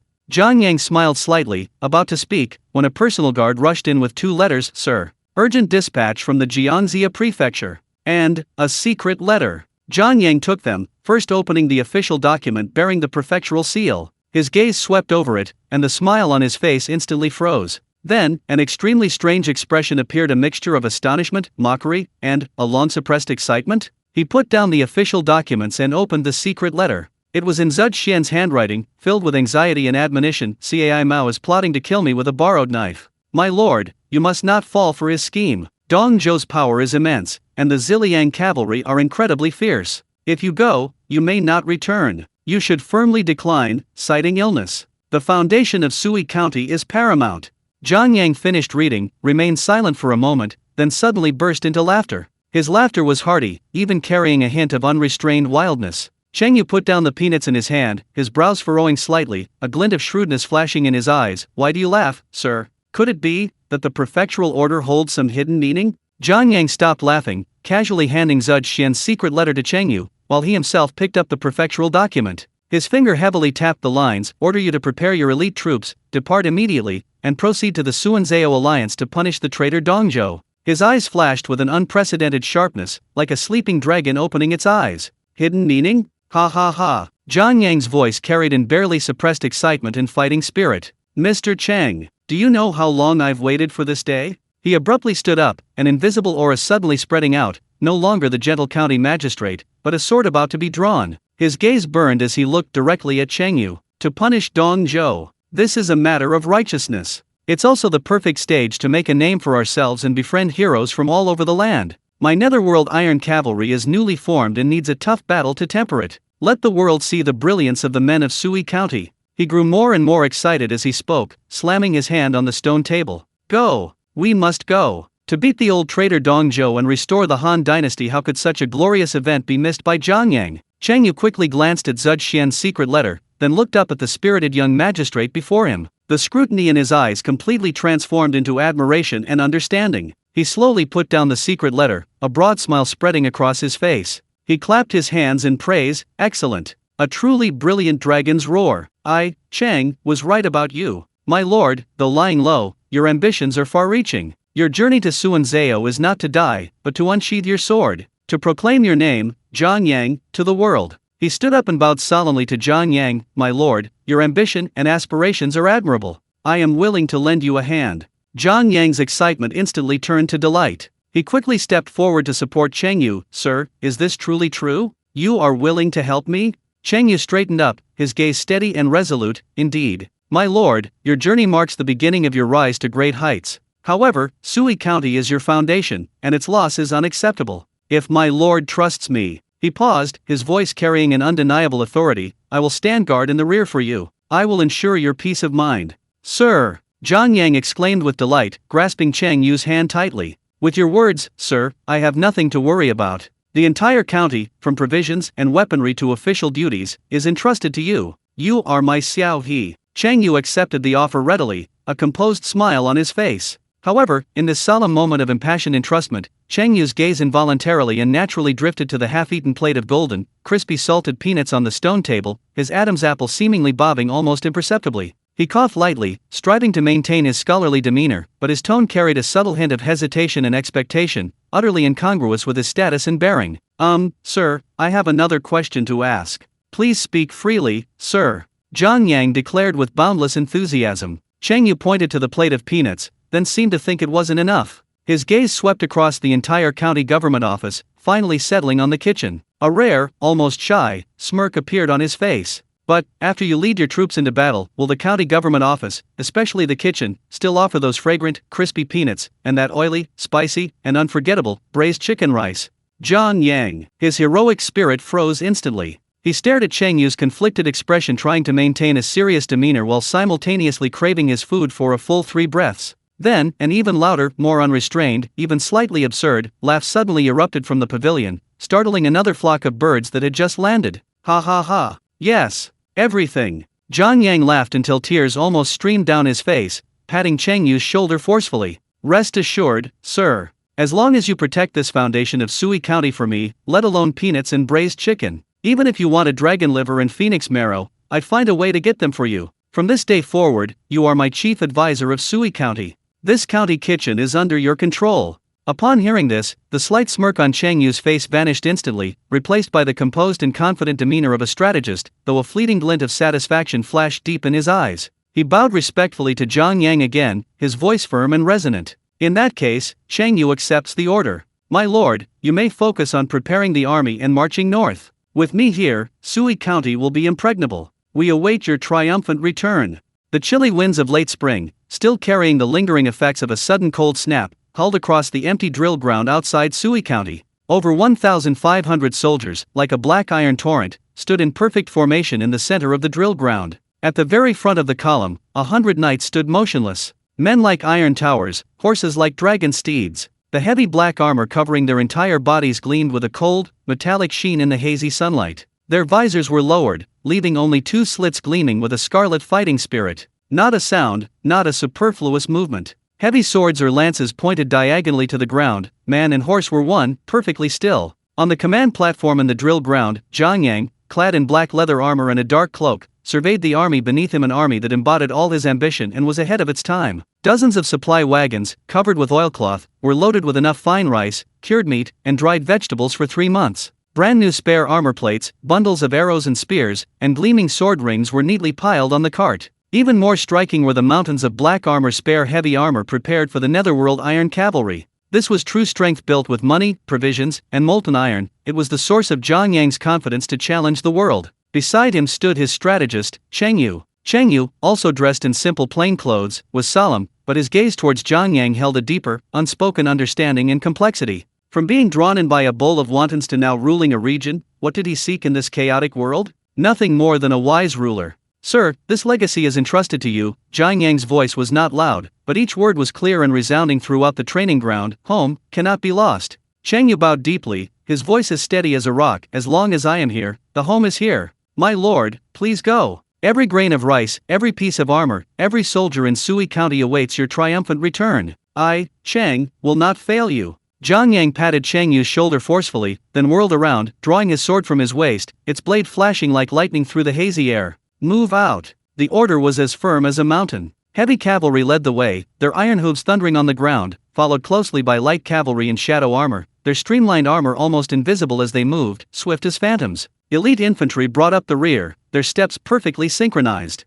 The supply wagons rumbled and rolled. The 1,500-strong force, without commotion or disorder, moved like a precisely functioning war machine, heading straight north. The spring chill was biting, but it couldn't dampen the burning desire for battle within this newly formed elite force. For 18 whole days, under the stars and moon, men never removed their armor, and horses never stopped moving. The speed at which Zhang Yang's army advanced left the postman along the way speechless. The light cavalry, clad in shadow armor, moved like black eagles skimming the ground, extending the scouting range to the farthest reaches. The supply train was protected by the most elite infantry, following closely behind. And the silent, moving iron wall of the netherworld heavy cavalry was like a tireless monster. Finally, on a somewhat gloomy afternoon in late March, a scout galloped forward to report, "My lord, Suanzhao city is in sight." When Zhang Yang finally saw the overwhelming, endless allied army camps stretching to the horizon outside Suanzhao city, even he, with his prior knowledge, was slightly taken aback by the unprecedented grandeur before him. Dust billowed, shouts rang out, horses neighed, and colorful flags fluttered. The vanguard of the 18 warlords had arrived in droves, their camps stretching like a vast sea. Banners fluttered like a forest. Nearly half of the most powerful warlords of the era had gathered here. However, as Zhang Yang and his silent, swift, ghost-like army approached, the situation began to deteriorate. Look, where did they come from? At the gate of a camp adorned with a large banner bearing the character UN, several men in gleaming armor, seemingly generals under Yuan Shao, crossed their arms and glanced sideways at Zhang Yang's troops, who had just arrived at the city walls and were busy setting up camp. The Zhang banner? Never heard of that guy. One of them scoffed. Look at that number of men, maybe 1,000? Probably some nobody county magistrate who's decided to join the fun. Overestimating themselves. Another general glanced disdainfully at the conspicuously large netherworld heavy cavalry in Zhang Yang's camp. Look at those tin cans, wrapped up like that, can they even walk? Just for show, right? Playing tricks. Dong Zhou's Ziliang iron cavalry could crush them into a pulp with a single charge. Exactly. Even prefects and county magistrates don't have positions, and this mere county magistrate dares to come to the alliance? He's probably just here to guard the gates for you gentlemen, isn't he? Ha ha ha. Laughter rang out unrestrainedly. These words reached Zhang Yang in Huang Zhong's ears, crystal clear. Huang Zhong's face suddenly hardened, the veins on the back of his hand gripping the reins bulging slightly, a cold glint flashing in his eyes. The netherworld iron cavalry remained silent as mountains, but the chilling aura surrounding them seemed to intensify. Zhang Yang, however, seemed oblivious. He simply looked around and found a relatively flat and open area near the city wall, a little distance from the core camp of the warlords. He raised his hand, his voice still perfectly calm, "Set up camp here. Be quick." Understood. The entire camp sprang into action instantly. It was as if they'd rehearsed it 1,000 times. Digging trenches, erecting chevaux de frise, digging pits to bury cooking pots, setting up tents. The division of labor was clear, and the efficiency was astonishing, especially the dozens of auxiliary soldiers around the dozen or so makeshift cooking stoves, pots and pans clattering, various bottles and jars of seasonings being expertly poured into the large pots. A rich, irresistible, and uniquely enticing aroma of meat, accompanied by rising steam, quickly spread. This aroma was incredibly powerful, instantly dispelling the dust and animal odors of the wilderness, like invisible hooks piercing the nostrils of countless soldiers in several nearby camps. Damn, it smells so good. A soldier from Yuan Shao's camp, just off duty, craned his neck and sniffed hard. I only had a hard, dry biscuit for dinner. Damn, what's this stuff that looks so tempting? Even stewed meat doesn't smell like this. Several soldiers from Gongsun Zan's camp also gathered together, their mouths practically watering. Countless inquiring, envious, and longing gazes fell upon the new camp, adorned with the Zhang banner, where cooking was in full swing. In an instant, whispers of good food, "Damn, it smells amazing, and just looking at it makes me hungry," quietly filled the surrounding camps. Envy instantly overshadowed the initial disdain. Zhang Yang completely ignored the complex gazes that drifted towards him. He stood with his hands behind his back in front of his command tent, squinting at the bustling coalition camps of the various warlords in the distance. A meeting of feudal lords? A name that would resonate throughout the land? A cold, sharp smile curled at the corner of his lips. Let it begin with this very first meal. However, an unexpected trouble was following the alluring aroma, heading straight for him. As dusk fell, the camp lights began to flicker on. At the outermost sentry post in the northwest corner of Zhang Yang's camp, a suppressed commotion, accompanied by several sharp shouts, suddenly erupted. "Halt! Who goes there? Take another step forward, and you'll be killed without mercy." Two sentries wearing leather hats and light shadow armor shouted sharply, their crossbows instantly pointing towards the outside of the camp. From the shadows, a massive figure, almost like a moving mountain of flesh, charged forward with brutal force. The newcomer was disheveled, his hair and beard tangled and indistinct, obscuring his face. He was over 8 feet tall, with an extremely robust physique, wearing tattered hemp clothing that revealed his bulging, iron-like muscles. A pair of heavy, long, narrow objects, tightly wrapped in tattered cloth, slung across his back, faintly reflecting the cold, metallic gleam of steel. Most terrifying were his eyes. They shone frighteningly in the twilight, like those of a ravenous beast. "Get out of my way! I'm hungry," the dark figure growled, a low, savage roar emanating from his throat. Completely ignoring the threat of the crossbows, he roughly shoved aside the barricades and antlers blocking his path, continuing his relentless charge. "Stop him," the sentry captain roared. 3 dark figures instantly darted out from the flanks like ghosts. They were 3 netherworld heavy cavalrymen, clad in heavy black armor, their faces and heads shrouded in menacing masks. They weren't on horseback, but even on foot, each step they took produced a dull, resounding thud. 3 heavily armored men stood in a triangular formation. One charged straight at the burly man, arms outstretched, ready to grab him, while the other 2 swiftly reached out to seize his arms and shoulders. The movements were concise, precise, and ruthless. This was their standard tactic in hand-to-hand combat. "Ha!" The burly man let out a deep, strange laugh. Facing the 3 men charging like mountains, he didn't dodge or evade. His left arm suddenly swung in a circular motion. With a sickening metallic scraping sound, the netherworld heavy cavalryman who had grabbed his arm felt as if he had crashed into a moving steel wall. His entire body was lifted off the ground by the violent force, flung like a sack of potatoes for 2 or 3 meters, crashing to the ground with a thud, kicking up a cloud of dust. At the same time, the burly man's right hand shot out with lightning speed, arriving first and grabbing the edge of the helmet of the heavy cavalryman charging at him. The muscles on his thick arms bulged like writhing dragons. "Get up!" A roar erupted. With a chilling metallic groan, the netherworld iron cavalryman, weighing over 200 pounds including his armor, was lifted into the air by a single arm, gripping the connection between his armor and helmet. He slammed him to the right like a sledgehammer. The heavy cavalryman on the right, barely touching the strongman's shoulder armor, felt an overwhelming force carrying his comrade as they crashed down. There was no time to dodge. Bang! A heavy, resounding crash, like the striking of metal. The 2 fully armored elites tumbled together like gourds. All of this happened in the blink of an eye. The 2 sentries were so shocked their eyes nearly popped out. The platoon leader was almost scared out of his wits. The piercing alarm whistle cut through the night sky above the camp. The remaining light cavalry and infantrymen reacted quickly, drawing their swords with a clang. Several gleaming steel blades whistled through the air, slashing fiercely at the burly man who had been briefly hindered. The blades flashed, aimed straight for vital points. "You're courting death." The burly man's eyes blazed with ferocity, seemingly enraged beyond measure. With 2 sharp tearing sounds, the tattered burlap covering the thick, heavy strips wrapped around his back ripped apart instantly, revealing what lay beneath. 2 enormous, jet-black iron halberds, far exceeding human length. The shafts were as thick as a child's arm, their crescent-shaped blades gleaming coldly. With the halberds in hand, the burly man's aura surged even higher, like an ancient, ferocious god descending. Facing the oncoming blades, he didn't dodge but instead advanced. His left halberd, like a venomous dragon emerging from its lair, swung upwards with a fierce strike. Clang! Clang! Clang! The sickening clang of metal clashing rang out. Fast! Too fast! The incredibly heavy double halberds felt weightless in his hands. Sparks flew as the steel blades aimed at his upper body were deflected high into the air by that ferocious halberd strike. The immense force caused the soldiers wielding the blades to tear at their hands, nearly dropping their weapons. The crescent-shaped branches on the halberd, as if alive, slashed across the chest and abdomen of the shadow-armored light cavalry with a chilling, ear-piercing sound. Sizzle! The tough leather armor, covered with iron plates, cracked instantly. 3 deep, terrifying gashes appeared on the light cavalry's chest. If it weren't for the special flexibility and lining of the shadow armor, which absorbed most of the force, he would have been sliced through, armor and all. But the force had already penetrated the armor. The wounded light cavalry groaned, blood trickling from the corner of his mouth, and staggered backward. The right-hand halberd, swung with the force of wind and thunder, slamming into the weapon attacking from the other side. The ferocious power clashed head-on. Crack! 2 crisp sounds rang out. 2 inferior infantry sabers were smashed to pieces on the spot. The broken blades flew backward. Stop!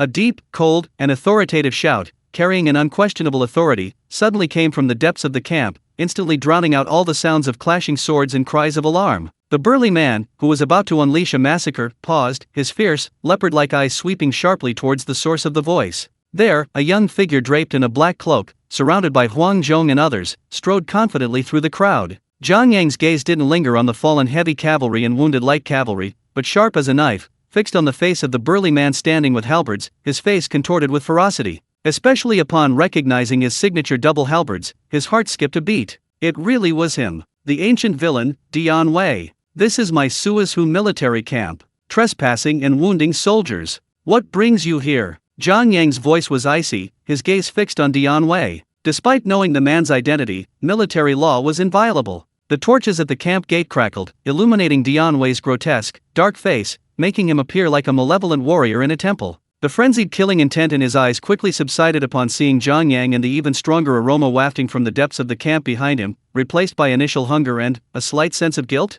Dian Wei casually stuck his pair of intimidating iron halberds into the ground and answered in a deep, muffled voice, much softer than before, even with a hint of embarrassment. I came to join the army. I heard that Suan Zhao was plotting to fight Dongzhou, so I wanted to join that. I think his name is Cao Mend. I was just passing by. He snorted, his eyes fixed on the strongest aroma deep within the camp. This smell, I was starving, I couldn't stand it anymore, I just wanted something hot. Your little brats wouldn't let me, so I wanted to go in and see, that's why I started. His voice trailed off, finally adding, but don't worry, I knew my limits, I didn't kill them. I didn't really chop them to pieces. As he spoke, he couldn't help but inhale deeply the irresistible aroma of meat in the air. That massive body, which had just been so ferocious, now stood at the camp gate, its pitiful expression and sniffling creating a stark contrast that made the expressions of the soldiers behind Zhang Yang extremely strange. Some couldn't help but laugh, but seeing their comrades still lying on the ground, unable to get up, they forced themselves to hold it back. Zhang Yang's eye twitched. His gaze swept over the mess and the wounded soldiers,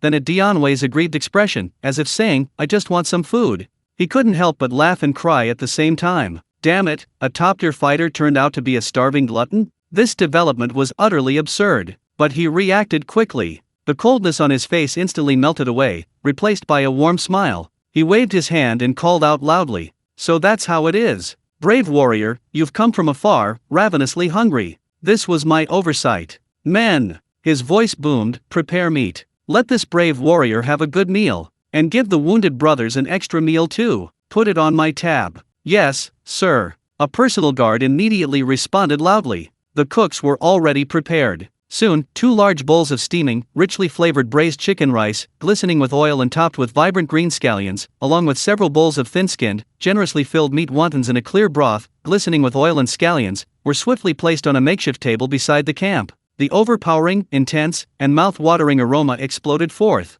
10 times stronger than before. The 3 netherworld heavy cavalrymen, still struggling to their feet, moved with surprising agility upon smelling it. The soldiers who had been watching with fear and hostility in the distance couldn't help but swallow hard. Dian Wei's eyes widened instantly, like iron drawn to a magnet. He completely disregarded what others thought, and forgot that he had just defeated several soldiers. He rushed to the table, ignoring whether there was a stool or not, plopped down on the floor, picked up the huge bowl, took a deep breath, and revealed an expression of utter ecstasy. Delicious. It's fucking delicious. Then, without even using chopsticks, he grabbed the wooden spoon that came with the bowl, scooped up a huge spoonful of chicken pieces coated in thick sauce, mixed it with glistening white rice, and stuffed it directly into his gaping maw. A twisted expression of extreme pleasure and bliss instantly flashed across his burly face. Then, the horrifying scene of him devouring his food, like a dragon sucking water or a tiger chewing its prey, began. He ate like a whirlwind, slurping loudly. He didn't even care that meat juices were dripping down his tangled beard. His lavish eating style, with bowls set aside and rice shoveled down his throat, left everyone around him dumbfounded. Even Huang Zhong's usually icy expression crumbled, his face contorted in disbelief. Zhang Yang calmly waved for the crowd to disperse, giving the scoundrel some room to show off, then leisurely strolled over and sat on the only relatively intact stool opposite Dian Wei. He didn't rush to speak, simply smiling as he watched him devour the food. 2 large bowls of braised chicken rice were completely devoured, soup and meat, not a drop of oil left. 5 bowls of thin-skinned, generously filled meat wontons, topped with red oil, added especially for this guy, were also completely devoured, wontons and broth included. He even licked the bowls clean, still wanting more. Dian Wei finally put down his bowl with satisfaction, letting out a long, thunderous burp. He tossed the terrifying halberd to his feet with a clatter, leaned back, patted his belly which throbbed like a thunderous war drum, and a genuine, pure, and foolishly content smile spread across his face, the first such smile Zhang Yang had seen him since he'd last met. Comfortable. Damn, so comfortable. Dian Wei chuckled, his eyes glancing at the empty bowl, seemingly still wanting more.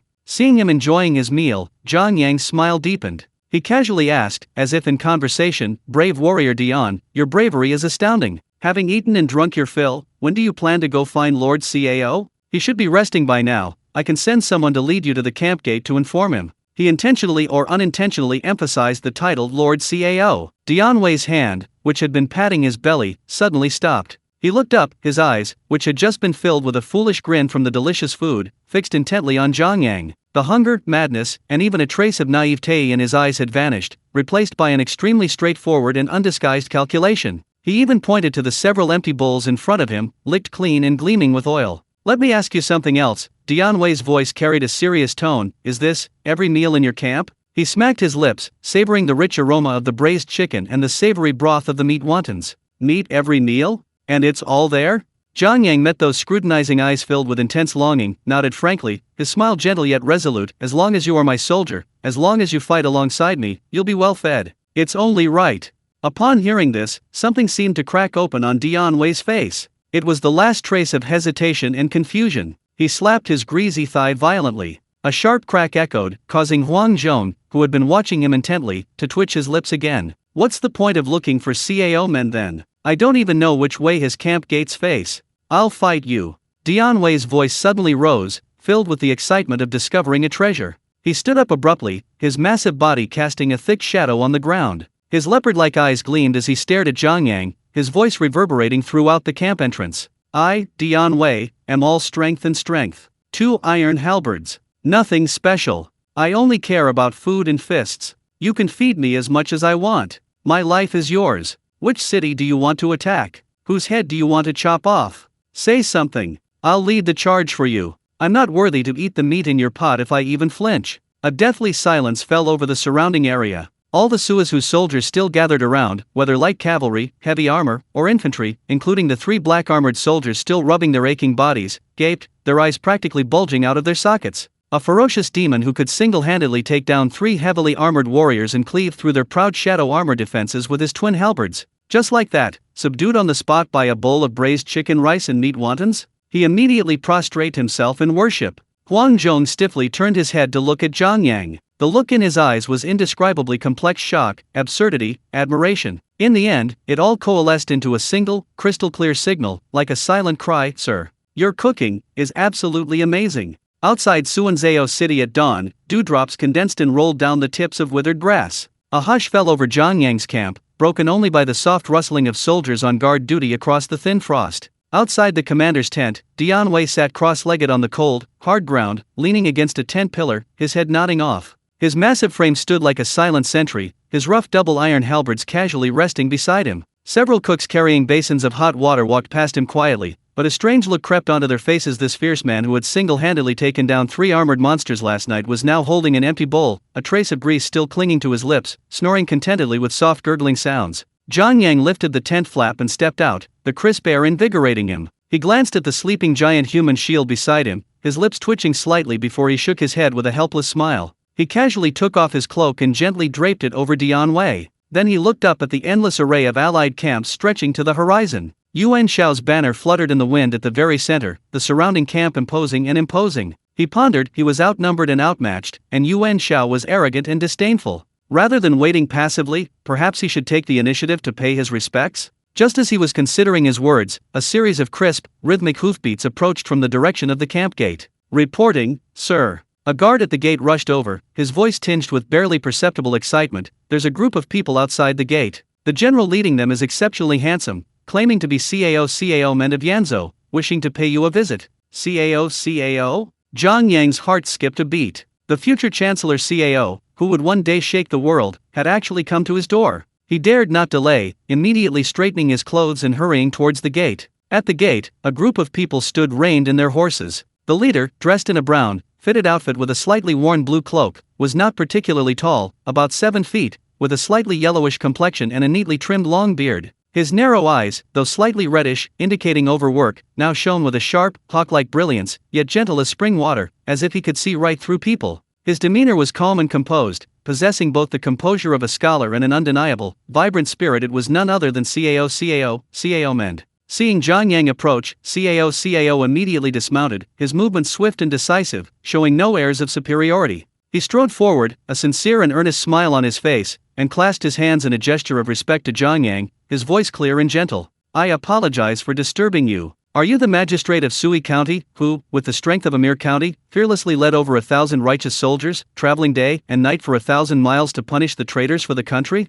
CAO's gaze was fixed on Zhang Yang's young yet remarkably composed face, as if admiring an unpolished gem. Lord Zhang, so young and accomplished, so loyal and courageous. If our Han dynasty had more patriots like you, how could we have fallen to this state of treacherous officials and an emperor in disgrace? I heard of your deeds in Yanzhou, and I regret not having met you sooner. Zhang Yang looked at this charismatic and controversial figure in history, feeling the genuine sincerity and admiration in his words, and a complex emotion stirred within him. He bowed in return, his tone neither humble nor arrogant, displaying a composure beyond his years. General Cao, you flatter me. As a county magistrate, protecting the territory and ensuring the safety of the people is my duty. Hearing of the rampant traitors, wreaking havoc in the palace, and the emperor's peril, as a Han subject, it is my duty to rise up and serve the king, to do my utmost to repay their kindness. This is my obligation, and I dare not claim credit. The two exchanged a few words outside the camp gate. As Cao's gaze swept over the soldiers guarding the gate, his admiration and scrutiny deepened. His keen eyes captured every detail. Though the camp lacked the grandeur of a high-ranking official's residence, the barricades and antlers were arranged with strict discipline, the moats were dug to a uniform depth, and the gate guards, though young, possessed a towering stature, their eyes calm yet carrying the sharpness and menacing edge of a leopard far beyond the capabilities of ordinary county soldiers. Lord Jiang's military leadership is truly admirable. I wonder. Cao changed the subject, his face showing a sincere desire for advice. May I be allowed to enter the camp and observe, so that I may learn some methods of training soldiers from you? That way, I can train more capable soldiers in Yanzhou in the future.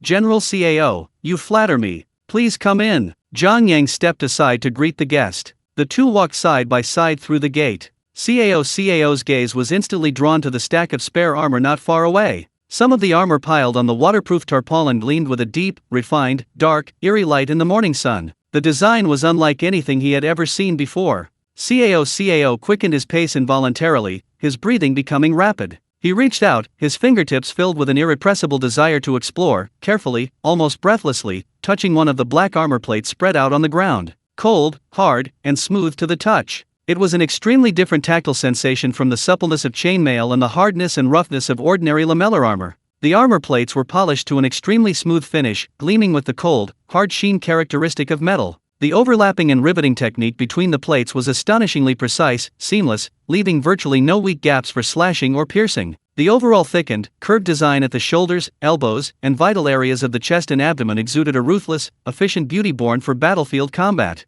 He lightly flicked the largest curved plate of his breastplate. Clang! A deep, resonant sound, like a hum from a distant, deep pool, rang out. It pierced the air, echoing through the camp in the early morning. This clear, lingering echo was completely different from the clanging of armor plates he usually encountered, or the dull thud of a blade striking ordinary armor plates. This was a sound only a higher quality metal could produce. Cao gasped sharply. The shock in his eyes was no longer concealed. He had seen the finest armor of the Western Garden Army, yet it paled in comparison to even a fraction of the black armor before him. It was practically a fortress draped over a person's body. If an entire battalion of his soldiers wore this armor, his fingers unconsciously gripped the cold edges of the armor plates, his knuckles turning slightly white with excitement. At that moment, the bugle call for morning drills rang out. On the nearby parade ground, commands rang out clearly and forcefully. Goose step.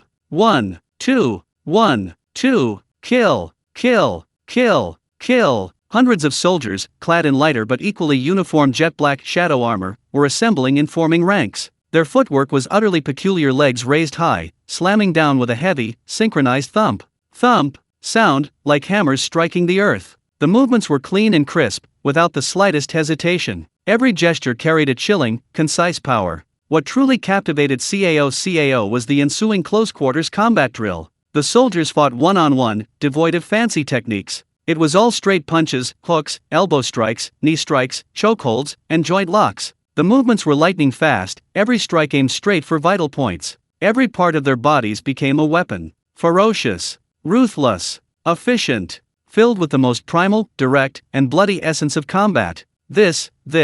Cao's voice trembled slightly. He pointed to a soldier on the training ground who was dragging a simulated enemy by the throat and then slamming his knee into the enemy's lower back. He then pointed to the pile of black armor beside him, radiating a cold, eerie light. Lord Zhang, what kind of training method is this? And what kind of armor is this? Zhang Yang's voice remained calm, as if introducing something commonplace. This method is called military boxing, the foundation for strengthening the body, training muscles and bones, and enhancing combat instincts. Close quarters combat emphasizes precise strikes to the enemy's vital points and joint control, aiming to defeat the enemy in one move, leaving no room for retreat.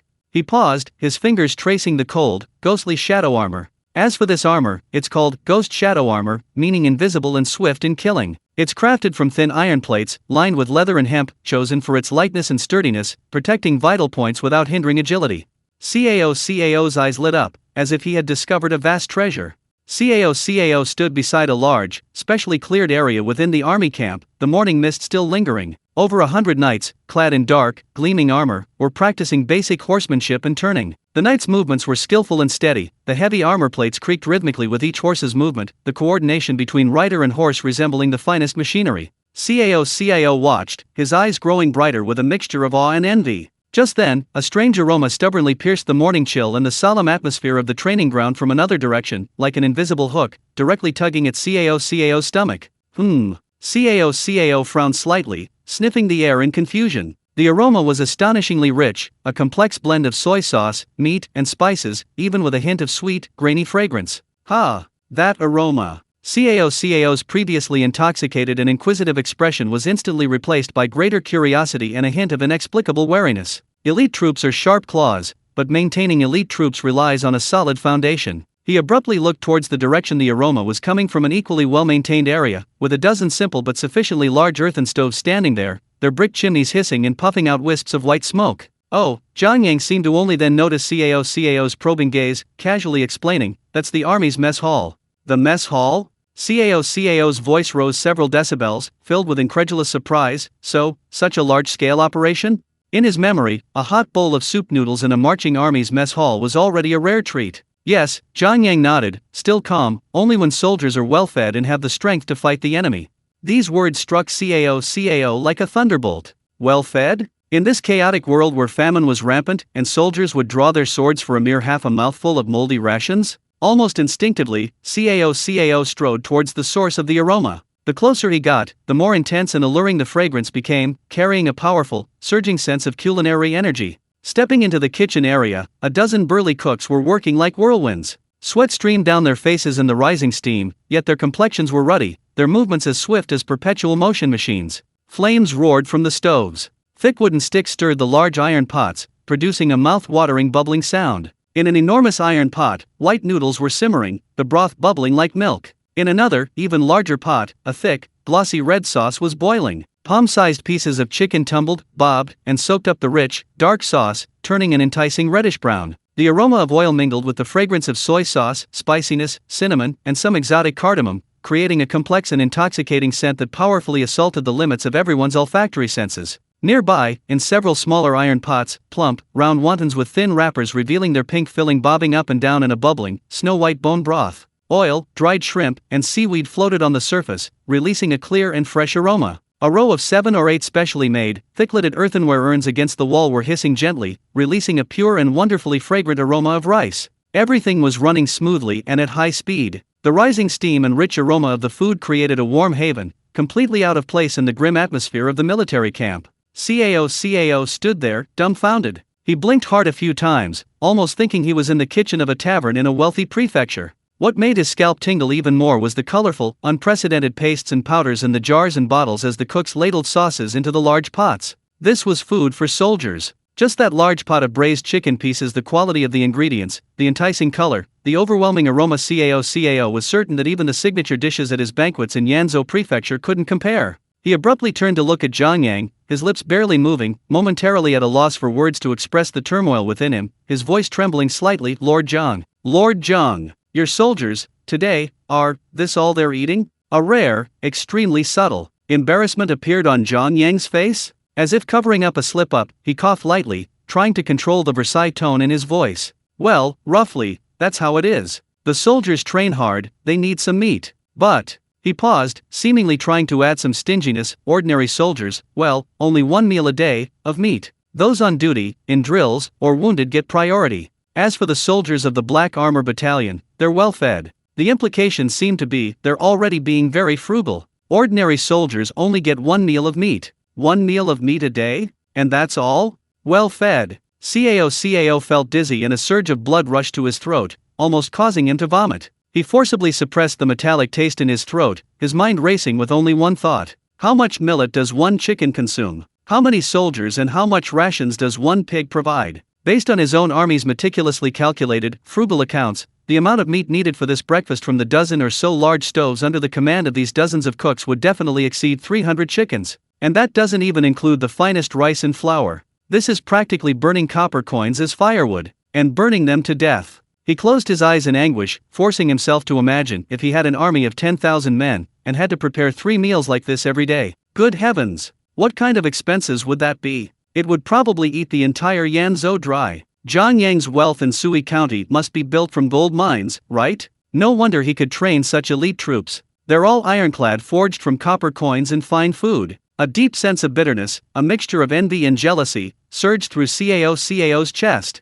Zhang Yang, however, acted as if nothing had happened. Instead, he slapped his forehead. Oh dear, what a lapse in judgment. I was so engrossed in observing the camp with the general that I forgot the time. The soldiers need to eat breakfast. He immediately called out to the soldier in charge of the meals, men, quickly, set up some simple tables and chairs, and bring bowls and chopsticks. We have a distinguished guest in our camp today, so please increase the portion. Soon, several rough but sturdy wooden tables were set up in the open space. Steaming bowls of braised chicken rice, coated in a thick, dark sauce, large bowls of wontons with clear broth topped with oil droplets, scallions, and seaweed, and overflowing bowls of white rice were served in a continuous stream. Cao and his trusted generals behind him, including Cao Ren, Cao Hong, and Zaya Hadun, were already staring in disbelief, their Adam's apples bobbing wildly. Cao looked at the fragrant, glistening bowl of braised chicken rice before him, then at his subordinates who were barely holding back their hunger, their eyes glued to the rice. His facial muscles twitched a few times, finally settling into a sigh filled with complex emotions. Alas. Very well. Cao, I shall accept your offer. He couldn't let his men watch others eat while they drooled. As Cao and his men sat down, the scene instantly changed. Zaya Yuan, a burly general known for his voracious appetite, led the charge. He straddled the table, practically leaning over it, left hand gripping a bowl, right hand a spoon, scooping up spoonful after spoonful of the richly sauced, tender braised chicken, along with mouthfuls of rice, stuffing his mouth full. His speed rivaled that of Dian Wei. Cao Ren managed to maintain composure, trying to retain the demeanor of a general, eating his wontons in small bites, but the involuntary smacking of his lips and frequent glances at the saucepot beside him betrayed the turmoil within him. The young and impetuous Zaya Hadun was the most exaggerated. After a couple of mouthfuls of rice, his eyes gleaming, he abruptly stood up and reached out his claws towards Zhang Yang's half-eaten bowl of braised chicken rice next to Cao. Brother, try this. This tastes, His hand was halfway outstretched when Cao's piercing gaze, as if he wanted to tear his flesh out, froze him in his tracks. Zaya Hadun instantly cowered, awkwardly withdrawing his hand and scratching his head. This humble general meant, Lord Jiang's rice is steamed perfectly. The texture is just right, each grain distinct. Cough, cough, cough. He hurriedly lowered his head, shoveling food into his bowl, trying to hide the embarrassment of almost drooling. Only Cao himself maintained his last shred of composure. A whirlwind of eating ensued. Cao's trusted generals, all with round bellies, stared longingly at the pot and pan, now completely emptied, barely a drop of oil remaining. Throughout the meal, Cao felt his face burning. The starving state of his generals had utterly disgraced his Yanzhou army. More than an hour later, the dishes and cups were in disarray. Brother Zhang Yang, Cao's voice was deeper and more sincere than ever before. Today, I've truly seen something extraordinary. His gaze swept over the stacks of spare black armor, then over the still fragrant iron pot on the stove, his eyes sharp as a hawk's, full of profound meaning. Such powerful weapons, such exquisite food, it's truly too conspicuous. As the saying goes, a common man is innocent, but possessing a treasure is a crime. This place in Suanzhou is a gathering of heroes, surrounded by wolves and tigers. Brother, you're new here, your foundation is not yet secure. He took a step closer, his voice even lower, like a whisper, each word carrying immense weight. Remember, don't flaunt your wealth, don't display your strength. Be careful, there are people around. It's easy to dodge a visible blade, but hard to guard against a hidden arrow. If you need anything, just ask me. Zhang Yang, seeing the genuine worry and reminder in Cao's eyes, felt a slight stirring in his heart. He met Cao's gaze calmly, a smile playing on his lips, a smile radiating absolute confidence. Brother Men's heartfelt words are etched in my memory. He nodded solemnly. Filled with a heart full of shock, worry, complex calculations, and the lingering aroma of meat on his lips, Cao led his men, their bellies round and their steps unsteady, away. Watching Cao and his entourage disappear into the distance, Huang Zhong, who had been standing quietly behind Zhang Yang, stepped forward and asked in a low voice, "My lord, Cao meant is a man of deep thoughts, his words." Zhang Yang continued to gaze at the receding figures, his smile carrying a knowing glimmer of understanding, and slowly said, "Hanzhong, in chaotic times, someone like Cao is both an enemy and a friend. Observing his heart, examining his actions, and skillfully utilizing his power is the right path." At least today, his words came from the heart. In this world, there are few truly sincere people left. In the Suanzhao camp, time seemed to stagnate. 5 days passed painfully. 5 days. He muttered to himself, his voice devoid of anxiety, only a deep, unwavering calm. Even the finest steed, kept in this pen, will have its hooves worn down. A few steps behind him, Dianwei, carrying twin iron halberds, stood like a silent, black iron tower, his massive, mountain-like figure glancing towards the main tent with a barely perceptible gaze. Finally, at dawn, Yuan Shao's personal guards, carrying command flags, galloped through the various camps, proclaiming loudly, "The 18 warlords have gathered today to discuss the grand plan to subdue the rebels." When Zhang Yang stepped into the enormous, hastily erected command tent, a warm breeze carrying the scents of expensive incense, leather, and a faint smell of sweat rushed towards him. Before him, the place was bustling with activity, its atmosphere magnificent. Dozens of low tables and mats, arranged according to geographical location, were laid out within the tent, covered with various animal hides and brocade rugs. The central seat was empty, with a massive nanmu-wood table covered in a vibrant tiger skin prominently displayed before it. The surrounding seats, also reserved for the most prestigious guests, were occupied by prefects and governors from various states, their attire ranging from dark robes to white-sleeved brocade robes, all signifying their status. Zhang Yang's gaze swiftly swept over several unfamiliar faces. Sun Jian, the prefect of Changsha, revered as the Marquis of Wuchen, clad in crimson chainmail, with thick eyebrows, a wide mouth, and a resolute expression.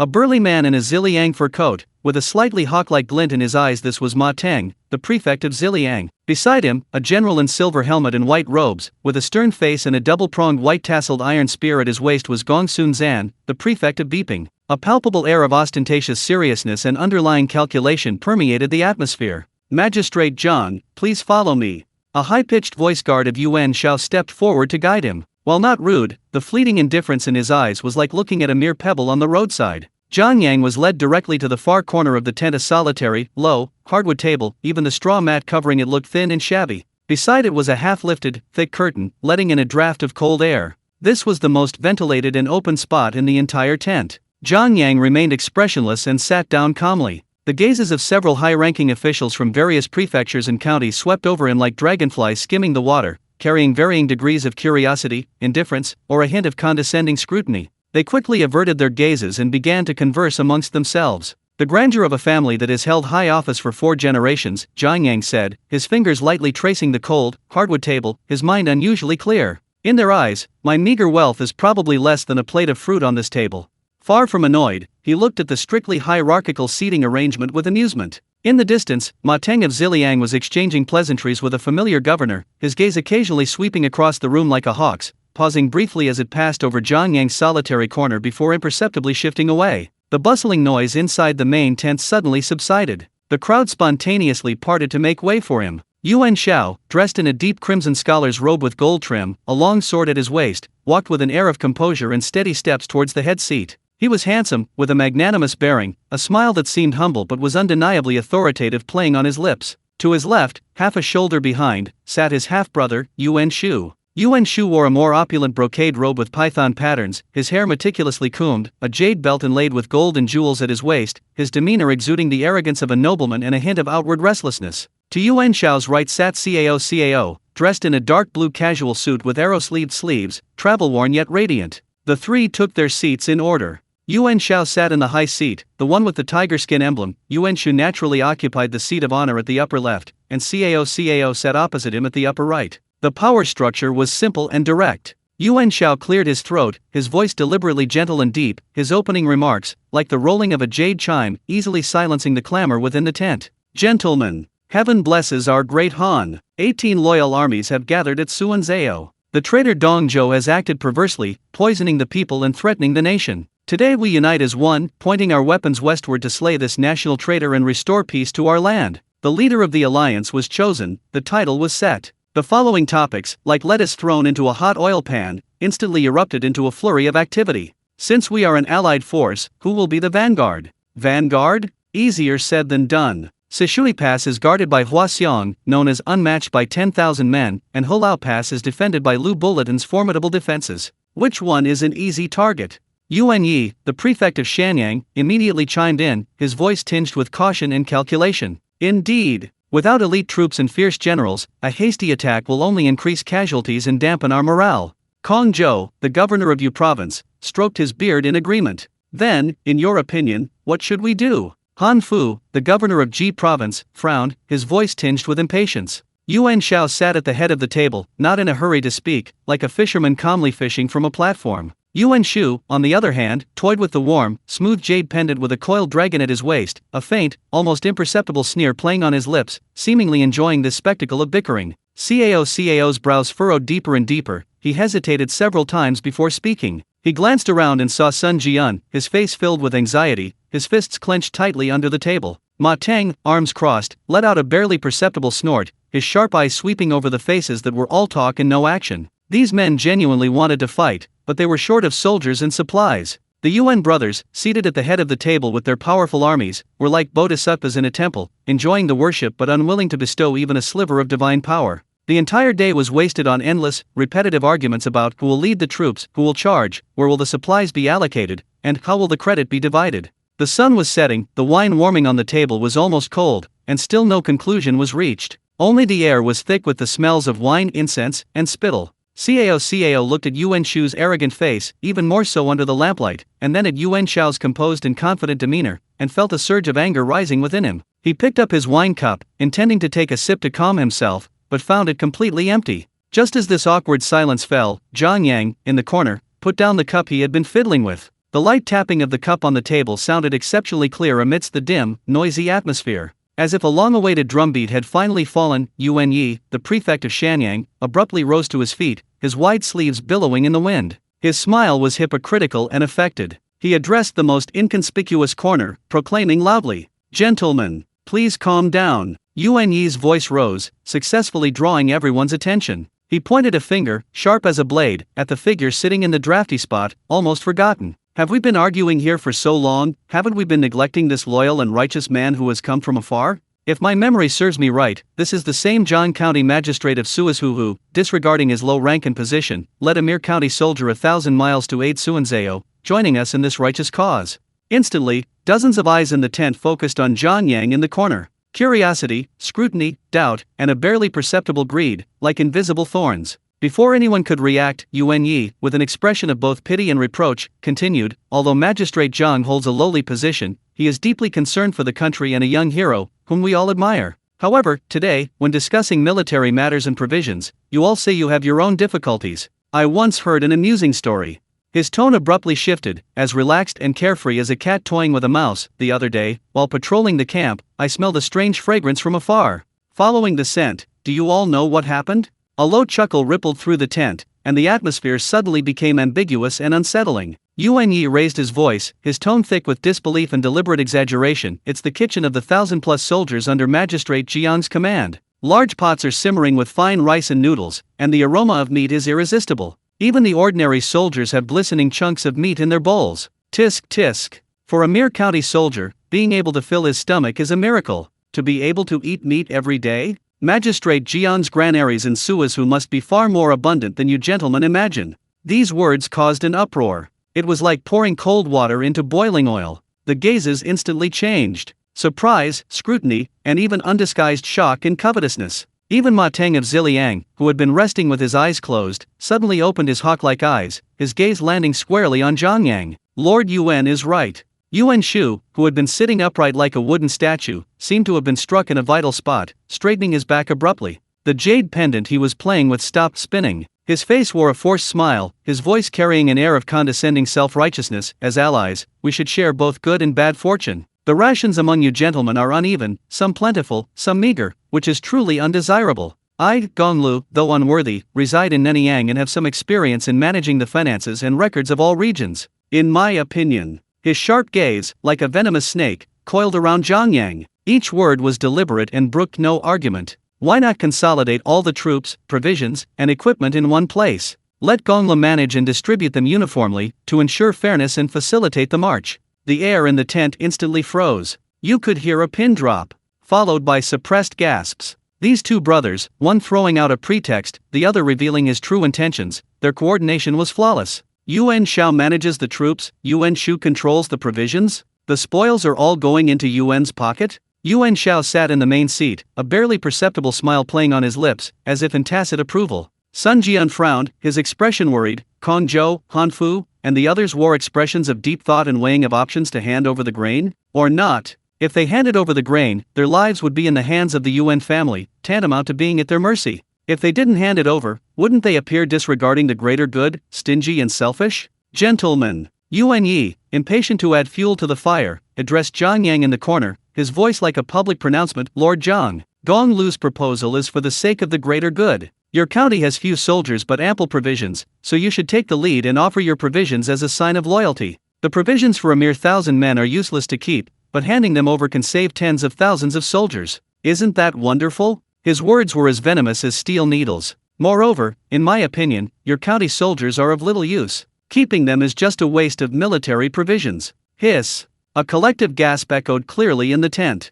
These words were a blatant insult. They were robbing and plundering, and now they were complaining about being in the way. Countless gazes, burning with greed and a secret schadenfreude, stared intently at Zhang Yang, as if trying to pierce a hole in him to see how this county magistrate, who could eat meat every day, would be humiliated today. Cao abruptly looked up, his eyes blazing with fury. These Yuan brothers were utterly shameless. Did they really think the jujubes were their family's private treasury? He placed his hand on the table, about to rise and rebuke them. Wait! A clear, calm voice, like a spring cascading from a mountain stream, pierced the suffocating heat within the tent. Zhang Yang, standing slowly in the corner, rose. The young county magistrate, his back ramrod straight, still appeared insignificant among the assembled nobles in their finery. His gaze didn't fall on the aggressive Yuan Yi and Yuan Shu, but instead settled on several equally worried faces among the crowd. He spoke, his voice neither loud nor soft. My lords! Zhang Yang bowed respectfully to everyone in the tent, his posture upright and forthright. Though I, Zhang Yang, am of humble rank and low birth, I have dedicated myself to the country and am willing to contribute my meager strength to suppress the traitor Dong Zhou. My heart and will are no different from those of you present.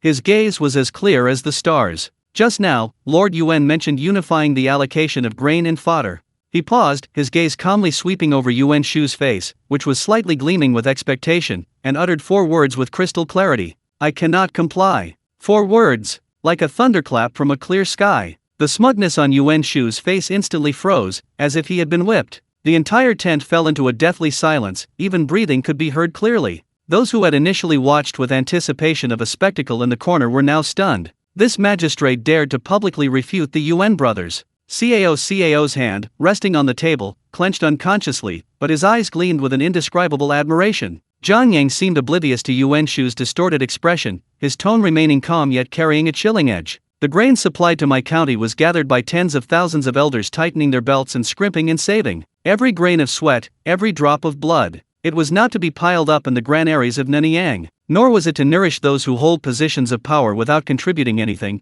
those who sit idly by while the nation suffers. You, insolent! Yuan Yi trembled with rage, pointing at Zhang Yang and roaring. Insolent? Zhang Yang slightly turned his head, his gaze sharp as lightning, piercing Yuan Shu. Zhang Yang is merely stating the facts. May I ask, Lord Yuan? He stepped forward, his voice suddenly rising. You sit in the prosperous land of Nanyang, commanding tens of thousands of troops. Yet you've lingered in Suanzhou, hesitant to advance. You claim to oversee the nation's grain supplies? But let me ask you, Lord Yuan, do you know the hardships of transporting grain over 1,000 miles? Do you understand the difficulties of wartime mobilization? Do you know the ever-changing nature of the battlefield, and the pain of your comrades at the front lines going hungry if supply lines are blocked? His 3 questions struck like 3 heavy hammers, crashing down on everyone's hearts. You've only been in charge of grain supplies for a few months. You possess neither the talent to manage 1,000,000 men nor the experience of seasoned veterans. Zhang Yang's voice boomed through the tent. If I were to hand over to you the life-saving grain that tens of thousands of people from Suazu have scraped together at the cost of their entire fortunes, can you guarantee that my sons won't starve to death on the roadside? Hiss! Gasps filled the tent. All the warlords who had just entertained their thoughts felt their faces burning with embarrassment. Every word was like a dagger, a stab to the heart. It not only completely tore away Yuan Shu's facade of distributing grain, but also laid bare his true nature as a second-generation official, incompetent, and uncaring for the people's lives, nailing him nakedly to the leader of the alliance. Silence fell over the entire tent. Only the flickering lamplight illuminated the faces of those stunned, embarrassed, or terrified. Even Yuan Shao, seated at the head of the table, looked extremely grim. "You brat! How dare you be so insolent?" Yuan Shu's face instantly turned a deep shade of liver. The arrogance and tyranny ingrained in him from his privileged upbringing could no longer be suppressed. He abruptly stood up, the force nearly overturning the heavy table before him, spilling cups and wine everywhere. His eyes blazing with fury, he pointed at Zhang Yang and roared, "Arrogant! Disrespectful! You lowly official! Your ant-like soldiers dare to discuss matters of state. With your pathetic county soldiers' fodder, even giving you provisions would be a waste. You're only fit to spout nonsense here. If you're so capable, go to the front lines and fight a battle for me." Yuan Shu's roar echoed in the tent like that of an enraged beast. Spittle flew, his face contorted in a grotesque grimace. Sun Jian, who had been sitting upright, suddenly clenched his fist. Cao's eyes flashed with a sharp light. In the illuminated corner, the young county magistrate, his posture as upright as a pine tree, faced Yuan Shu's overwhelming rage and public humiliation, yet a resolute, iron-like smile slowly curved his lips. He took a sudden step forward, his clear voice booming throughout the entire command tent. "Yuan Gonglu, listen up." Zhang Yang's voice wasn't loud, but it was like a stabilizing force, suppressing a raging storm. "I am a man of Suizhu, dare to be the first under heaven, willing to be the vanguard in the slaying of the traitor Dong Zhou. With a knife to my neck, I will not flinch. Wrapped in a horse's hide, I will not look back." His gaze, like two burning stars, slammed down on Yuan Shao, who stood frozen in the main seat. Silence. Dead silence. The entire massive tent was filled only with the crackling of the charcoal fire and the almost stopped heartbeats of everyone present. That fearless, unyielding spirit, like a tangible tornado, instantly shattered all the petty schemes and calculations. Even Ma Teng, the prefect of Ziliang, who had been observing coldly with his arms crossed, instinctively straightened his back. After a brief, deathly silence. "Good!" A thunderous roar suddenly rang out. Sun Jian, the prefect of Changsha, slammed his palm down on the hard table in front of him. Boom! The table was dented at one corner. "Well said." Sun Jian stood up, his beard bristling with anger, his eyes burning with admiration and fighting spirit. Youthful spirit. Unyielding courage. Another resounding cheer exploded. Cao had already risen from his seat, clapping his hands and laughing loudly, a laugh like the clang of metal on metal, filled with admiration and exhilaration. "Magnificent! Brave! With such ambition, how can we fear not the destruction of the traitor Dong Zhou? This is precisely how we should act. If everyone harbors thoughts of self-preservation and stinginess with their troops, when will we ever see the revival of our great Han?" Gong Sun Zan's cold face beneath his silver helmet also revealed a hint of solemnity and approval. "What spirit?" Han Fu, Kong Zhou, and the others exchanged glances, their faces filled with complex emotions. In the corner, Yuan Yi's face was deathly pale, as if his spine had been ripped out, his neck shrinking to avoid the disdainful gazes around him. Yuan Shao, in the main seat, his face alternated between pale and flushed, his barely maintained composure completely gone, feeling as if he had been slapped in the face by an invisible hand. Arrogant, ignorant, reckless. Yuan Shu could no longer stand it. He flung his sleeve and roared furiously, "Get out! To share a room with such vulgar villagers and ignorant madmen is an insult to my senses." With that, he didn't even glance at Yuan Shao, but instead swept aside the crowd and stormed out of the tent in a disheveled state. Yuan Shao watched his brother flee in disarray, then glanced at the commotion and the complex gazes directed at him from inside the tent. His facial muscles twitched violently. He felt like he was sitting on pins and needles in his position as leader of the alliance. The power he so desperately wanted had been exposed in public by a mere county magistrate. He forced a smile that was more like a grimace, and addressed the still emotionally charged lords inside the tent. "Gentlemen, today, cough cough, we discussed quite a lot, and made considerable progress. It's getting late, this matter will be discussed again tomorrow." Having said that, he practically ran out of the command tent that had left him utterly humiliated. A murmur rippled through the hall. The various warlords watched the Yuan brothers' hasty retreat, then glanced at the young county magistrate standing tall and fearless in the corner, like a mountain, and Cao and Sun Jian clapping and laughing as if watching a grand spectacle. A complex mix of emotions flickered across each face. Damn, that was exhilarating. Cao strode to the corner, his hearty laughter echoing through the tent. He slapped Zhang Yang heavily on the shoulder, his eyes overflowing with admiration. "Such a rare find, one of a kind among us." Zhang Yang merely cupped his hands in greeting. "Brother man, you flatter me."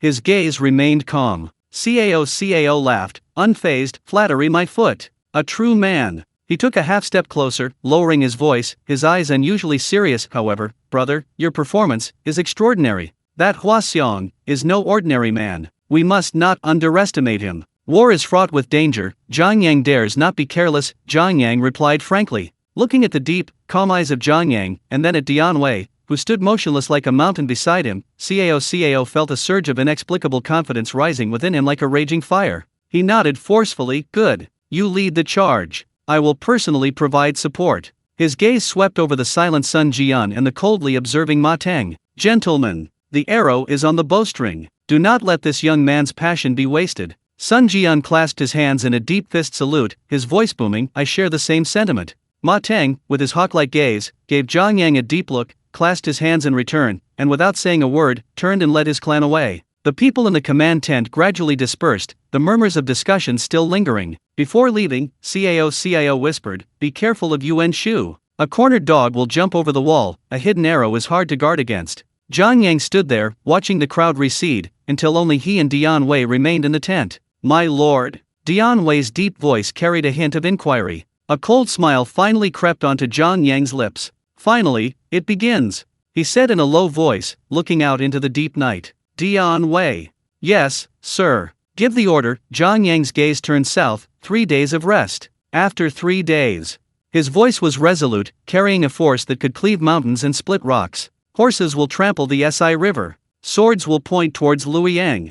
3 days had passed since the heated argument at the Suanzhao Alliance, and the last wisp of smoke from the earthen stoves in the military camp had just been extinguished by the spring rain. Dawn was still breaking. At the camp gate, the lone banner bearing the character Zhang fluttered in the biting wind. 3 armies of different colors merged into a single stream, heading straight towards Sishui Pass. Leading them were Zhang Yang's 100 or so black-armored cavalry, their armor as dark as night, impenetrable even by the faint morning light, making them appear from afar like a moving, heavy iron wall. To the left and right were the armies of Cao and Sun Jian. Cao's men wore patchwork armor, but their steps were synchronized, displaying the sharpness of a newly formed force. Sun Jian's soldiers, on the other hand, wore ochre-red battle robes, their weapons well preserved, exuding the fierce aura of seasoned warriors. Many more camps still stood on that makeshift, grand map, banners fluttering, men shouting, horses neighing, but there was no sign of departure. Inside Yuan Shao's main tent, the brazier glowed red-hot. Yuan Shao stroked 3 carefully groomed strands of his beard, slowly sipping warm rice wine. Yuan Shu's face, however, was darker than the bottom of a pot, his knuckles white as he gripped the wine cup, his eyes like poison knives,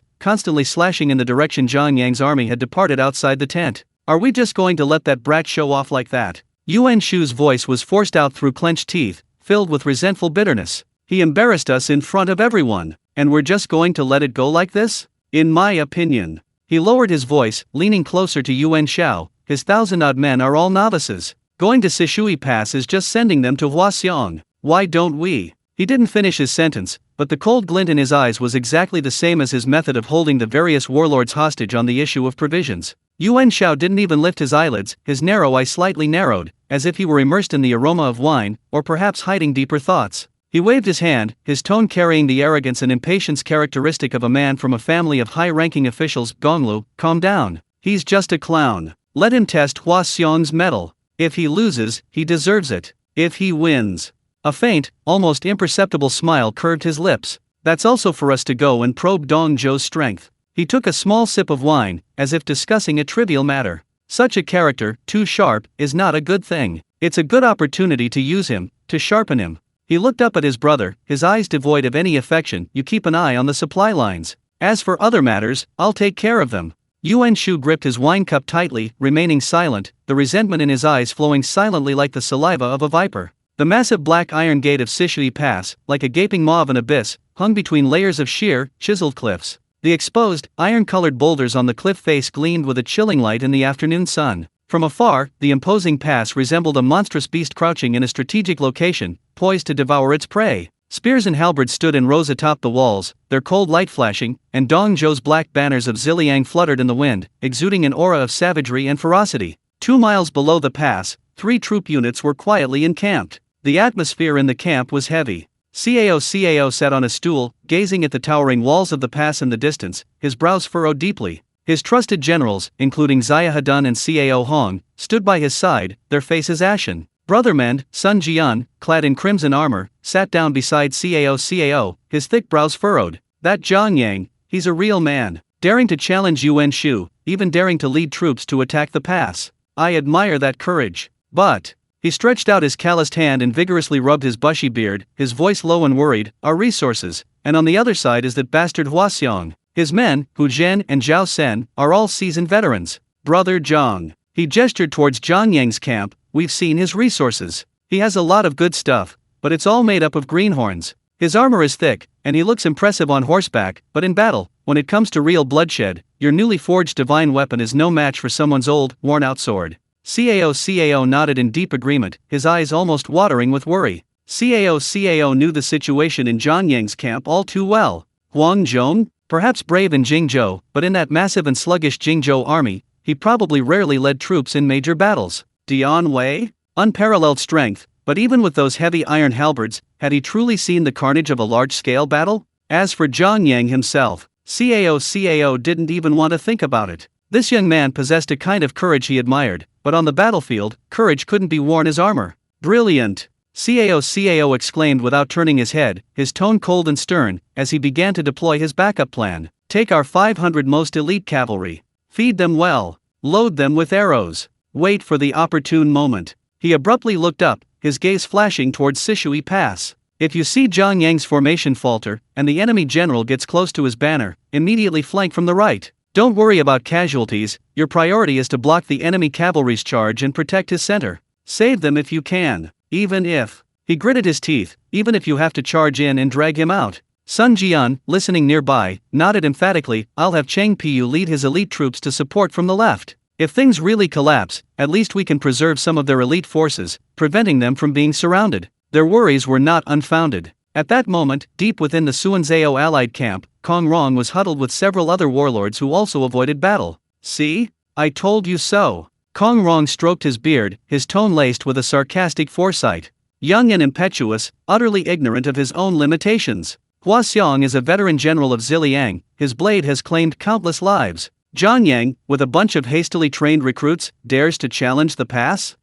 Just wait and see, in less than a day. He held up 2 fingers and wagged them, at most 2 hours. A humiliating defeat is the least of his worries. I fear he'll lose his life at the pass. Kong Bihai is absolutely right. Yuan Yi chimed in, a smug sneer on his face, his voice low. Zhang Yang is arrogant and disrespectful, daring to defy Gong Lu. His demise at Sishui Pass is his own fault. It saves him from bringing shame to Jingzhou. He even maliciously imagined Zhang Yang's miserable state, impaled on Huaxiong's spear. Report. A challenge at the gate. The bandit leader is named Zhang Yang. Sun Jian and Cao's banners are nowhere to be seen, it must be his troops advancing first. The messenger, panting, rushed up the city wall. Huaxiong, a burly figure, stood like an iron tower behind the city walls. He was clad in heavy black iron armor, his breastplate reflecting a cold light in the sunlight. Hearing the report, his thick, dark eyebrows raised, and a hint of doubt flashed in his large, bell-like eyes, quickly turning into blatant mockery. Zhang Yang?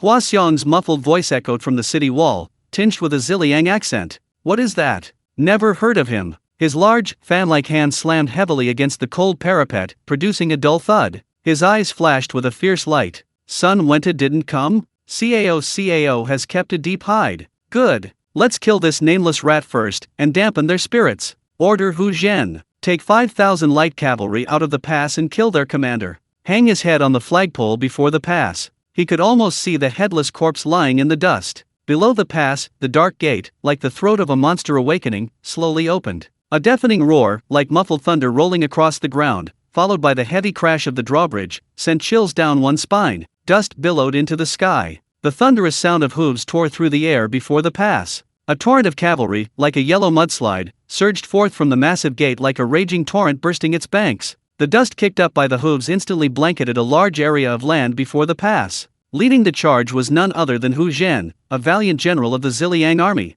He wore a sturdy leather armor over light chainmail, and carried a heavy, long-handled battle sword. The blade, thick-backed, gleamed coldly in the dust. Behind him rode a tall, magnificent Ziliang warhorse, its breath puffing out white steam. Hu Zhen reined in his horse, and the 5,000 Ziliang cavalry charging towards him seemed to crash into an invisible wall, their menacing roars echoing as they quickly gathered and formed ranks behind him. His disdainful gaze swept over the Zhang Yang army's distant, well-prepared but clearly outnumbered formation, a smug, undisguised contempt playing on his lips. He raised his heavy broadsword, its tip pointing directly at the inconspicuous Zhang banner in Zhang Yang's army formation. His voice boomed like a bell, full of provocation. Listen up, you worthless scoundrels. Your grandfather, Hu Zhen, is here. You nameless rats, dare to clamor before my Sishui pass? If you know what's good for you, tell your commander to crawl out, kneel before my horse, and offer his head as an apology. Perhaps, in a good mood, I'll grant you a complete corpse and send you on your way. Dare one of you come out and exchange a few blows with me? You cowards who only know how to hide in your shells. The Ziliang cavalry behind him erupted in unrestrained laughter, their voices shaking the heavens. In Zhang Yang's camp, facing such a barbaric and ferocious provocation on the battlefield for the first time, many new recruits breathed heavily, their palms sweating as they gripped their weapons. Even Huang Zhong, a veteran of many battles, frowned deeply. One-on-one duels were prevalent in the Ziliang army. If no one accepted the challenge, it would be a heavy blow to morale. Zhang Yang's heart leaped into his throat. The warm wine and slaying Huaxiong tale from history books was certainly exhilarating, but standing before him wasn't Huaxiong, it was Hu Zhen. More importantly, the one about to fight to the death was one of his own. His gaze instinctively swept over Dian Wei, who stood beside him as composed as a mountain. Bah! Noisy! Just as Zhang Yang was nervously calculating, a thunderous roar rang out beside him. Dian Wei! He had already been grinding his teeth impatiently, his nostrils flaring, his large, leopard-like eyes fixed on the arrogant Hu Zhen, like a hungry tiger spotting a dazzlingly fat sheep. Hearing the opponent's arrogant challenge, his savage fighting spirit was instantly ignited. My lord! Let me go! Dian Wei whirled around, his eyes burning with an almost palpable battle lust. My hands have been itching for 3 days. Perfect timing to test my newly sharpened halberds on this reckless fool. He patted the two gleaming, dark halberds on his back, the metallic clanging sound making one's teeth ache. Zhang Yang looked at Dian Wei's dark face, contorted with excitement, then at the clearly bloodthirsty Hu Zhen in the distance, and the tension in his heart almost overflowed. This was Dian Wei's first real battle. His opponent was no match for some village thug. Dian Wei. Zhang Yang's voice was taut, more solemn than ever before. Battle on the front lines is a matter of life and death in an instant. Don't underestimate the enemy. The opponent is very likely a seasoned veteran. Be extremely careful. He. Don't worry, sir. I know what I'm doing. Dian Wei grinned, revealing his gleaming white teeth. His smile was less of an agreement and more like the baring fangs of an enraged beast. He spurred his horse, and his equally magnificent, mane-streaked black steed shot out of the ranks like an arrow. Like a black whirlwind cutting through the dust, it hurtled towards the distant Hu Zhen. Giddy up, you scoundrel, don't be so arrogant. Grandpa Dian Wei is here to wring your dog's head off. A wild roar, like a thunderclap from a clear sky, instantly drowned out the laughter of the Ziliang cavalry. Hu Zhen stared in astonishment at the burly, dark-skinned man charging out alone, then a cruel grin spread across his face. Good. Saves me from cursing until my throat is dry. You fool. I'll chop you up today. Hu Zhen roared, spurring his horse forward at full speed. The two riders closed in at high speed. Hu Zhen raised his heavy, long-handled sword high, channeling all the momentum from his horse into this single strike. The blade sliced through the air with a chilling whistle. A fierce, unified slash from the Ziliang rider and horse. Simple. Direct. Deadly. Die. The blade transformed into a streak of light, slashing down towards Dian Wei. A split second. Zhang Yang, Huang Zhong, and even Cao and Sun Jian, watching from afar, instinctively held their breath.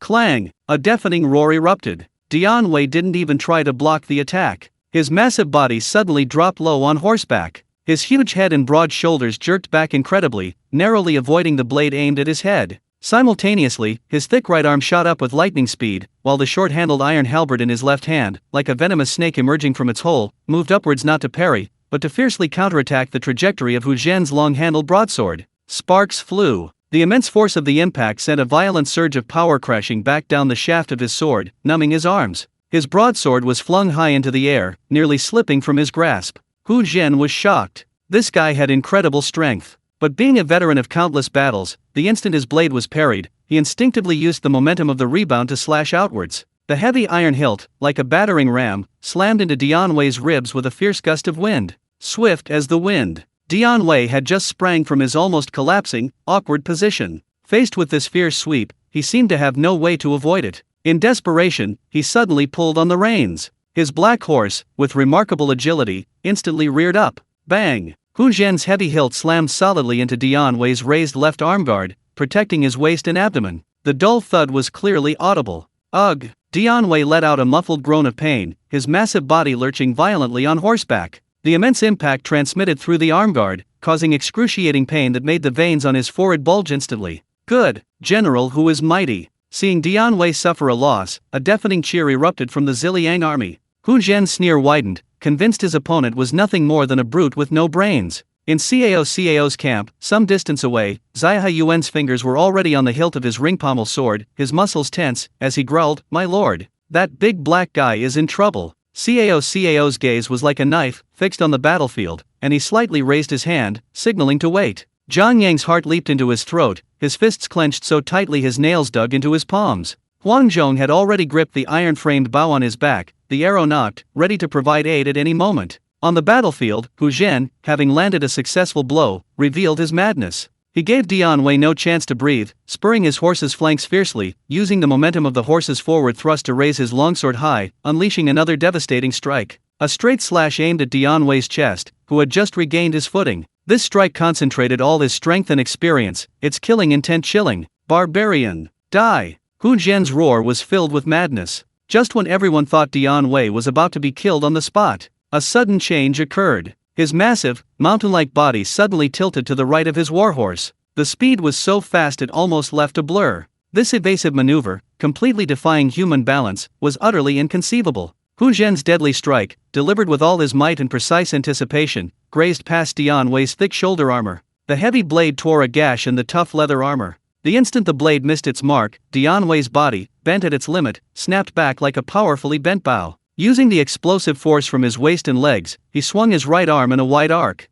The iron halberd in his right arm, which had remained dormant until now, struck like a bolt of lightning. Whoosh! With a terrifying shriek tearing through the air. From below, at an unpredictable and bizarre angle, it slashed diagonally upwards from Hu Zhen's unprotected right ribs. Speed, power, angle, the three combined, perfectly executed, like a work of art. Thud! The muffled sound of a sharp weapon slicing through flesh and shattering bone. Time seemed to stand still at that moment. The savage grin on Hu Zhen's face, the arrogance in his eyes, froze like an ice sculpture. He looked down, staring in disbelief at his right side. A dark, blood-stained, crescent-shaped iron halberd, like a ferocious fang, was deeply embedded in the hard seam of his breastplate. A foot-long steel branch pierced diagonally upwards through the thick leather armor. It plunged viciously into his right ribcage, through his lung, all the way to his heart. The excruciating pain overwhelmed all his senses like a tsunami. Ugh! Hu Zhen let out a short, strange gurgling sound, like the last breath of a broken bellows. Hu Zhen's body, like a tattered sack violently flung away by a tremendous force, was sent flying forward by inertia. He crashed heavily onto the ground, littered with pebbles and dust. Time frozen in that instant. From Hu Zhen's aggressive charge and challenge, to Dian Wei's seemingly disheveled evasion, and then to this earth-shattering counterattack, only a few breaths had passed. The deafening cheers of the Ziliang army still echoed in their ears, yet their commander was already fallen, a warm corpse lying in the dust. The entire battlefield was deathly silent. The 5,000 Ziliang cavalrymen who had just been laughing arrogantly suddenly seemed to have their throats gripped. Their ferocious smiles froze, and subtle, chaotic tremors appeared in their formation. In Zhang Yang's army, the eyes of all the new recruits widened instantly. The suffocating feeling from the previous breathtaking battle hadn't yet dissipated, and the sudden fall of the enemy general left their minds blank, then overwhelmed by a tidal wave of ecstasy and indescribable excitement. Kill! A roar like a tiger unleashed from its sheath ripped through the suffocating silence. The source of the voice was Zhang Yang. His young face was flushed red with excitement, and his eyes burned with an almost manic flame. He abruptly drew his sword from his waist, the blade reflecting a blinding glint in the scorching sunlight. "Suas Hu lads! Follow me and kill!" Zhang Yang spurred his horse, and like an arrow released from a bow, he was the first to charge out of the ranks. His raised longsword seemed to be the clarion call for the entire army's charge. Boom! Like the most ferocious volcanic eruption, all the new recruits were ignited by their commander's desperate charge. The brief, intense fear they had felt moments before was instantly replaced by a 100-fold increase in killing intent and wildness. Huang Zhong reacted a beat too slowly, but instantly regained his senses, his eyes blazing with the fierce light of a seasoned warrior. "My men! Charge! Slaughter all the Ziliang bastards!" The veteran's roar was like a thunderous drumbeat. "Kill! Charge! Chop them down!" The deafening roars merged into a raging sonic wave. Over 100 heavily armored black cavalrymen, like awakened steel behemoths, roared into action. Over 1,000 light cavalrymen clad in shadow armor followed closely behind, like a torrent of black water.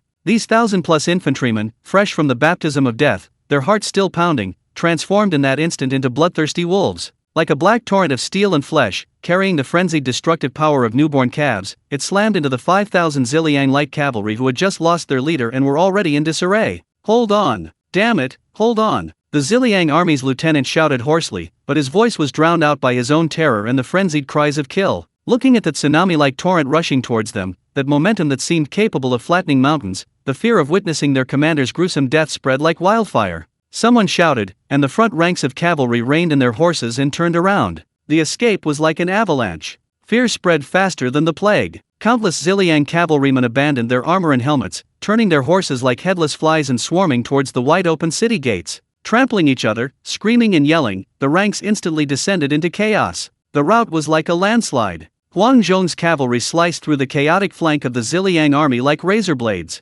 Fire arrows! Fire arrows for cover! A desperate command rang out from the Ziliang city walls. A few arrows rained down hastily, but most fell futilely on the heads of fleeing soldiers and their own men. The pass gates attempted to close, but were blocked by the frantically pouring and fleeing troops. Pursuit! A one-sided massacre. It lasted a full quarter of an hour, until the heavy drawbridge of Sishui Pass groaned and creaked under its own weight, struggling to rise, and the city gates slowly closed amidst the ear-piercing scraping of the winches, the last gap finally isolating the inside from the outside. Zhang Yang reined in his frenzied mount, standing in the center of the battlefield, his chest heaving, sweat mingling with dust streaming down his forehead. Withdraw! He waved his hand forcefully, his voice hoarse from excitement and the earlier roar. The smoke and dust hadn't yet cleared. In the center of the battlefield, Dian Wei was wiping the bloodstains from his halberd with a rag. Seeing Zhang Yang looking over, he grinned, revealing a set of white teeth. "My lord, was my vanguard fighting? Well, not bad?" His tone was honest yet tinged with pride. Zhang Yang patted Dian Wei heavily on the shoulder and said, "Lai, it's good that you were here today. You deserve the credit." The news that Hu Zhen's head was displayed on a flagpole outside Sishui Pass, like the strongest liquor, instantly jolted the entire dazed allied camp awake. In CAO's main camp, Ziahe Yuan kicked over a hastily piled-up leather drum, roaring in a booming voice, "Great! Damn, that's great!" He rushed to CAO, his eyes red with excitement. "My lord, this humble general requests permission. Take our brothers and reinforce Brother Zhang. Strike while the iron is hot. Take Sishui Pass in one fell swoop."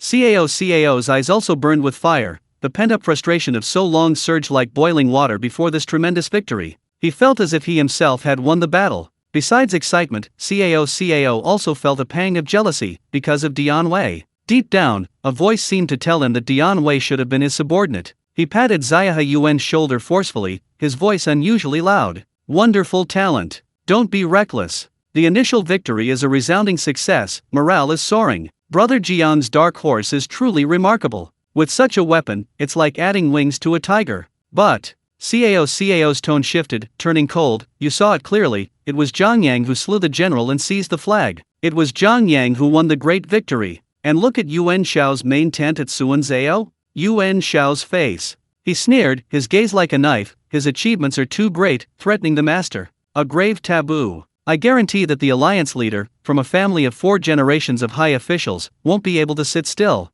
Sure enough, inside Yuan Shao's main tent, a beautiful silver cup was smashed to the ground, shattering into several pieces. Yuan Shao's usually refined face was now so gloomy it seemed to drip ink, the veins on his forehead throbbing. Good for Magistrate Zhang. Good for some nobody." Yuan Shao's voice sounded like it was being ground out from between his teeth, each word dripping with coldness. "Just 2 days. He killed Hu Zhen in battle. He routed the vanguard of Ziliang. He's stolen the limelight all by himself." Yuan Shu was also furious upon hearing this. "Zhang Yang, it's that Zhang Yang again. He's the one who humiliated me in front of everyone, and now he's stealing the limelight. How could Yuan Shu swallow this insult?" He looked at Yan Xiang, the strategist who stood silently in the corner, his gaze like poisoned ice. "Yan Xiang, do you have any plan?" Yan Xiang slowly stepped forward. His perpetually somber and rigid face showed no sign of panic. Instead, a grotesque smile spread across his face. His voice was so low that only Yuan Shu could hear it.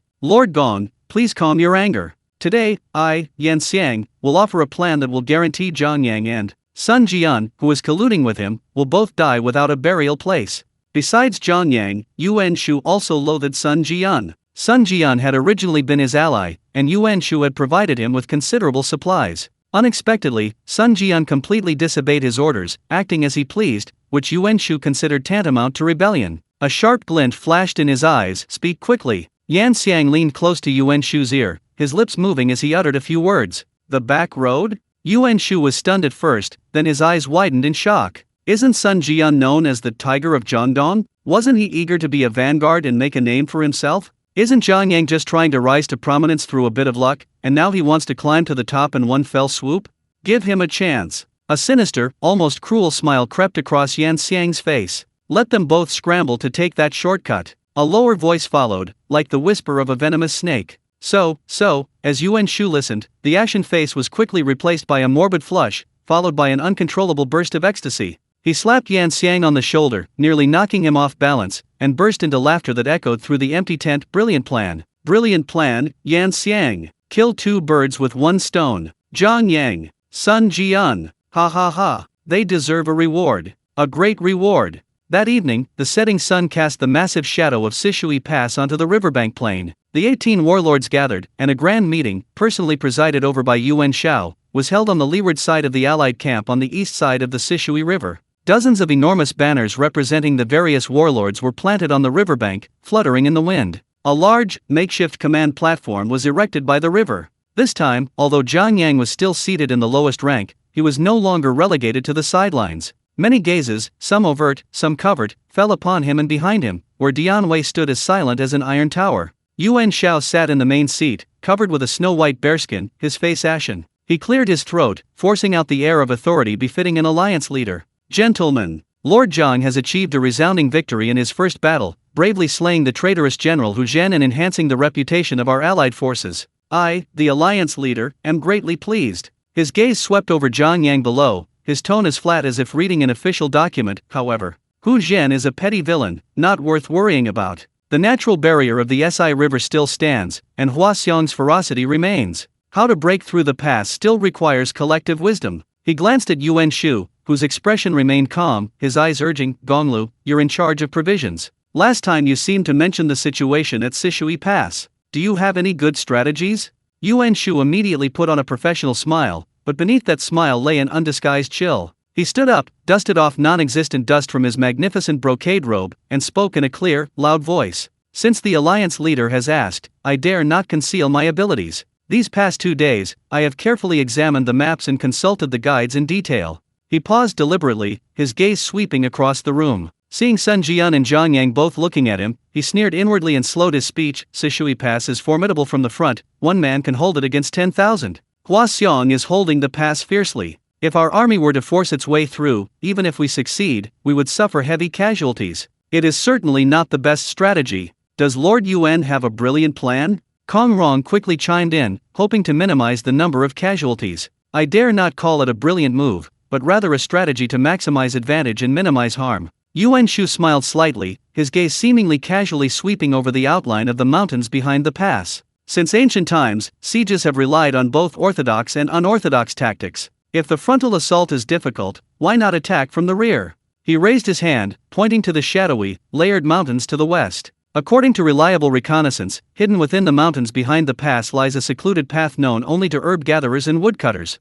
This path is arduous and rugged, but it leads to the rear mountains within the pass. His voice rose, carrying a strong inflammatory tone. If we send a skilled elite force to travel this path at night, scale the rear mountains, and infiltrate the pass, we can catch the enemy off guard, slaughter the defenders, burn their provisions, or disrupt their morale. Meanwhile, our main army can launch a feigned attack from the front of the pass to provide support. With internal and external troubles at our disposal, how can Hua Xiong not be defeated? How can the pass not fall? These words were so logical and persuasive that many warlords who had previously been hesitant and fearful of the enemy saw their eyes light up. Break through the pass without losing a single man? This was a bargain. Sun Jian, in particular, felt his blood boil. He slapped his thigh, causing the cups and saucers on the nearby table to rattle slightly, and stood up with a booming voice. A brilliant plan. Lord Gonglu's strategy is perfectly in line with military tactics. A frontal pincer movement, a stab from the rear. This is the only way to break through the pass. His weathered face was filled with eager anticipation. A mere narrow path and treacherous obstacles are nothing to worry about. I, Sun Jian of Changsha, am willing to lead the vanguard. I will lead my elite troops in a night raid, and I will certainly not fail the trust placed in me by the alliance leader and Lord Gonglu, and seize the first victory in breaking through the pass. He considered himself the bravest warrior in the army, How could he miss such an opportunity to achieve extraordinary merit? Yuan Shu, seeing Sun Jian step forward, instantly softened his feigned smile, becoming even more genuine, though inwardly he was overjoyed. Prefect Sun is indeed unparalleled in loyalty and bravery. His courage is extraordinary, truly worthy of the title Tiger of Jiangdong. He praised him lavishly, but his tone quickly shifted, his gaze suddenly turning worried. However, the mountain roads are rugged, and the enemy situation is unclear. Prefect Sun's forces are isolated and weak. If they encounter Hua Xiong's rear guard, they may face a dilemma. He sighed, his tone filled with boundless concern. We must have a strong support force to provide cover for General Sun at a strategic point, allowing for both advance and retreat at any time, ensuring the surprise attack force has no worries about its rear. Almost instantly, the prefect of Shanyang, Yuan Yi, understood immediately and, before anyone else could speak, swiftly pointed the finger at the figure who had just performed a great service and was standing discreetly at the lower end. Lord Gong Lu is a man of profound wisdom. The crucial task of providing support is related to the success or failure of the surprise attack. If we're talking about the most suitable candidate. His voice suddenly rose, and an exaggeratedly approving smile spread across his face. None other than Magistrate Zhang. His finger sharply pointed to Zhang Yang in the corner, his voice echoing throughout the tent, as if afraid someone wouldn't hear. Lord Zhang, you've already performed a great service upon arriving in Suanzhao, slaying an enemy general in battle, your bravery surpassing all others in the army. Your troops are elite, your armor is superb, and what's even more remarkable is, Yuan Yi drew out his words, his tone like a poison dart soaked in honey, your troops move with lightning speed, your responses are incredibly swift. Your ability to slay Hu Zhen amidst a sea of soldiers demonstrates your exceptional skill in flanking maneuvers, making you the perfect choice for a surprise attack. If you can assist Prefect Sun in achieving a decisive victory, the first merit in breaching the pass is within reach, and your name will surely be etched in history. Yuan Yi's words were sincere and heartfelt, showering Zhang Yang with praise. He exaggerated Zhang Yang's status and abilities, portraying his role in supporting Sun Jian as a once-in-a-lifetime opportunity and a sign of the alliance leader's favor. A young man blinded by a previous minor victory might have become truly arrogant. Zhang Yang stood still, not immediately responding. Yuan Shu's overly enthusiastic face and Yuan Yi's excessively exaggerated praise cast two enormous shadows over him. A deeply ominous premonition crept into his heart. In that brief, oppressive silence, Yuan Shao's voice, tinged with impatience and barely concealed a sense of fairness, rang out from the head of the table. What Gong Lu and Boy said is absolutely right. Zhang Yang abruptly looked up. Yuan Shao's sharp gaze fixed on him, carrying a commanding approval. You and Sun Jian are both outstanding soldiers in our army. This battle is crucial to the overall situation. I order you two to immediately gather your elite troops and proceed according to the road plan. You are responsible for providing support. You must ensure Sun Jian's rear is secure. 3 days later, the main force will launch a feigned attack here to provide support. There must be no mistakes. The order was as weighty as a mountain. It was issued in front of everyone. Sun Jian was still there, clasping his hands in acceptance. I obey the alliance leader's command. I will not fail in my duty. Zhang Yang felt something was amiss, but he had no reason to disobey the order and could only accept it. As dawn broke, the air carried a biting chill and the damp scent of dew. In Sun Jian's camp, soldiers rubbed their sleepy eyes, their breath instantly dissipating into the gloom. Not far away, in Zhang Yang's camp, the atmosphere was more composed. Huang Zhong carefully inspected each arrow, Dian Wei stroked his heavy halberds, but Zhang Yang himself, his brow furrowed, gazed at the dark mountain shadows, seemingly sensing an unseen unease. The time has come. Sun Jian approached, his armor reflecting a chilling light in the dawn's dim glow. His face held his usual boldness and barely concealed excitement. Brother Zhang Yang, proceed according to plan. My head is temporarily in your care. Zhang Yang returned the salute, suppressing a strange feeling within him. Brother Wenta, rest assured, Yamaguchi will hold. I'll rush to its aid as soon as I see the signal. Haha, good. Sun Jian laughed, patting Zhang Yang's shoulder forcefully, making Zhang Yang feel as if his bones had lightened a few ounces. I'm going to set fire to Hua Xiong's backyard. Brothers, follow me. With a wave of his hand, 3,000 soldiers, like a silent black dragon, crawled towards the treacherous back mountains of Sishui Pass. Veteran generals like Chang Piyu and Huang Gai followed closely behind, their faces equally filled with the desire to achieve glory. Zhang Yang watched them disappear into the pre-dawn shadows, and that uneasy feeling, like a bubble rising from the bottom of water, suddenly resurfaced. My lord, what's wrong? Huang Zhong keenly sensed his lord's silence. I can't quite put my finger on it. Zhang Yang shook his head slightly, his gaze drifting to the rolling mountains. I just feel, things are going too smoothly. It's like there's been a pair of eyes watching us. I hope I'm just imagining things. Let's set off for the mountain pass. Meanwhile, in a corner of the allied camp, an air of intrigue permeated the magnificent command tent. Yuan Shu reclined on a tiger skin couch, sipping warm wine, a smug yet sinister smile playing on his lips. His trusted advisor, Yan Xiang, strode in, bowing slightly. Lord Gonglu, the message has been sent out. Our trusted men saw it pass through the Sishui Pass checkpoint with their own eyes. Hua Xiong, on the other hand, must have already sharpened his blade. Yan Xiang's voice was low and obsequious. Yuan Shu slowly put down his wine cup, his grin widening. 2 prime pieces of meat. That hothead Sun Jian, and that arrogant Zhang Yang, tisk, delivered right to my doorstep. Shouldn't Hua Xiong thank me properly? Let them fight each other, preferably dead on the mountain, so I don't have to worry about them. My lord is brilliant. Killing 2 birds with 1 stone, excellent. Yan Xiang quickly flattered. After Sishui Pass, I'm afraid we'll have several thousand more new ghosts.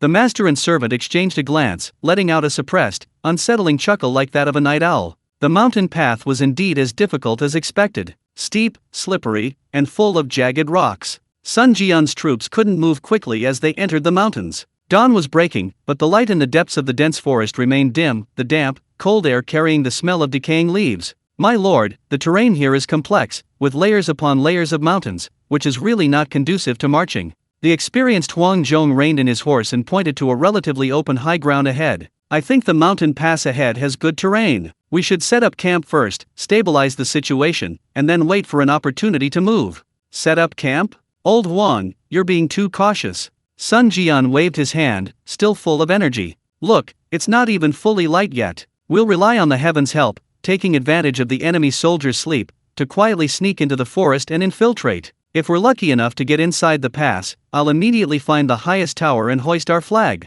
My brother Zhang Yang will be waiting at the mountain pass. He'll come to meet us as soon as he sees the signal. The more he thought about it, the more feasible it seemed, as if success was within his grasp. Zhang Yang and his troops had already reached the designated mountain pass and begun setting up defenses. Dian Wei led 100 heavily armored soldiers, like iron-cast demons, to the forefront. Huang Zhong directed the archers to occupy the high points on both sides. Time passed slowly. Apart from the sound of the mountain wind and birdsong in the forest, the area around Sishui Pass was eerily quiet. Zhang Yang stood on a protruding rock, gazing towards the back mountains, his expression growing increasingly serious. My lord, are you still worried about General Sun? Huang Zhong approached him. The agreed-upon time for the feigned attack has long passed, and there's not a sound at the pass. Zhang Yang's voice was cold. Brother Wenta is impatient, and he believed the allied forces' lies. I'm afraid he can't wait any longer, and I'm also afraid someone doesn't want him to wait any longer. Sun Jian was indeed anxiously waiting. They had finally crossed the most treacherous mountains and could see the sparse outlines of houses inside the pass. The soldiers were already panting heavily, many collapsed on the ground, their armor soaked with sweat. Report! The scout came running back, scrambling and excited. General, the city is right down the back mountain, and there aren't many bandits. Most are still sleeping. Sun Jian grinned, ha ha ha, heaven is on my side. Everyone says Hua Xiong is so powerful, but I think he's a complete fool. He didn't even send anyone to guard his own backyard? Brothers, rest here, have some water and dry rations. Once the main camp at the pass starts fighting, we'll rush in and wipe them out. The sun climbed higher, making the mountain forest swelter. The agreed-upon time for the feint attack had long passed, and the area in front of the pass remained deathly quiet. Damn it! Are Yuan Shao and his men like tortoises? They should have crawled here by now. Sun Jian paced impatiently, sweat streaming down his neck, soaking his clothes. Chang Piyu and Huang Gai also looked worried. My lord, the situation is not good. We can't wait any longer. Should we retreat? Huang Gai asked tentatively. Retreat? Sun Jian's eyes widened. We've come all this way, only to go back empty-handed? I, old Sun, can't bear that humiliation. Issue the order. Prepare. Just then, whoosh bang, the piercing sound of a whistling arrow shattered the silence of the forest. Immediately afterwards, countless heads suddenly appeared on the hillsides from all directions. Shields flashed in the sunlight, spears stood like a forest, their cold light blinding. A deafening battle cry erupted instantly. Kill Sun Jian. Don't let them escape. In the blink of an eye, thousands of men surged out from their hiding places like a flood, surrounding Sun Jian's 1,000-odd exhausted troops in a hollow on the mountainside. Leading them was Zhang Hu, a fierce general under Hua Xiong,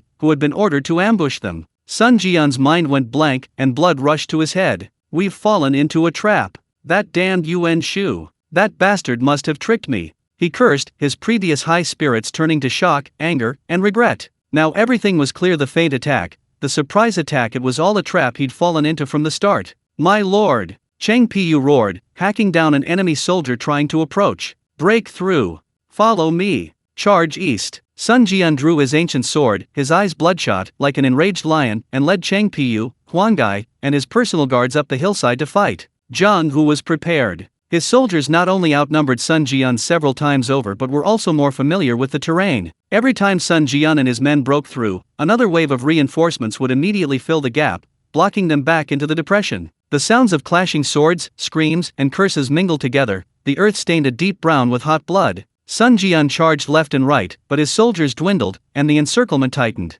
Damn it! Am I really going to die here today?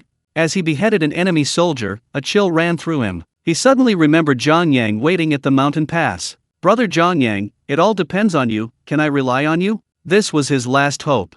At the mountain pass, the shouts of battle, like muffled thunder, rolled in from the depths of the back mountains. Even through the layers of mountains, the atmosphere of carnage could be felt. Fighting has broken out. General Sun has indeed been ambushed. Huang Zhong's expression changed. Zhang Yang had already mounted his horse, his eyes sharp as a hawk's. Dian Wei. Huang Zhong, present. Black Armor Battalion, clear the way. Target the fierce battleground in the back mountains. Break the encirclement. Archers, follow closely, provide flank support. Zhang Yang's orders were concise and powerful. Rescue. Understood. Dian Wei roared, like a thunderclap from a clear sky, you iron lumps. Follow me, old Dian. 100 heavily armored black armor soldiers, like mobile black fortresses, led by Dian Wei, thundered forward in the direction of the sound. The heavy footsteps, like rapid drumbeats, shook the ground slightly. Like a black torrent sweeping everything in its path, they surged through the forest, pierced the mist, and hurtled towards the battlefield. Zhang Yang followed closely behind, calmly observing the battlefield. Sun Jian's troops, trapped in the valley, were reduced to only a few hundred men, stubbornly resisting. They were now surrounded and nearly cornered. Zhang Hu was smugly directing his soldiers to tighten the encirclement, completely unprepared for this unprecedented force suddenly charging from behind. Blocking Grandpa Black's path? Get out of my way. Dian Wei charged ahead, his two halberds swung like two swirling whirlwinds of death. The first enemy colonel to block his way was cleaved away, shield and all. Enemy attack.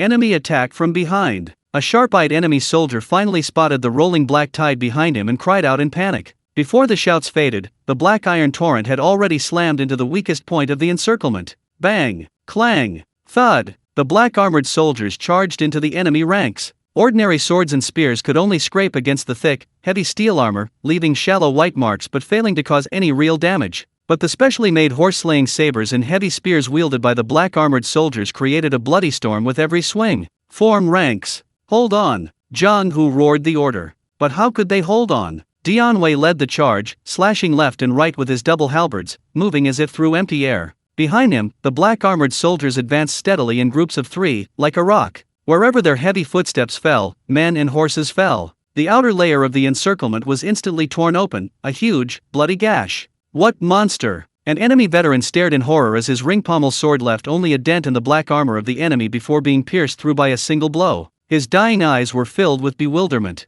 General! It's Sun Jian's reinforcements. They're not wearing ordinary armor. The lieutenant reported frantically to Zhang Hu. Sun Jian, trapped in a desperate situation, was leading his men in a bloody battle when he suddenly felt the pressure on his flank lessen. Turning around, he saw Dian Wei's massive body clearing a path like a rock, followed by a dark mass of armored soldiers charging into the enemy ranks with overwhelming force. In an instant, they had carved a bloody path directly in front of him. Ha ha ha ha! Heaven has spared my life, Sun Wenta. Sun Jian, having escaped death, laughed wildly, his beard trembling, his voice hoarse but filled with ecstatic joy. Brother Zhang Yang, your iron lump is damn good. A life-saving treasure. He turned and roared at his remaining soldiers. Brothers, reinforcements have arrived. Those who want to live, charge with me. This deafening laughter also reached Zhang Yang's ears, who was commanding from the outside. A slight smile crept onto Zhang Yang's lips beneath his visor. He shouted, Dian Wei, hold the line. Huang Zhong, suppress the western flank with arrows.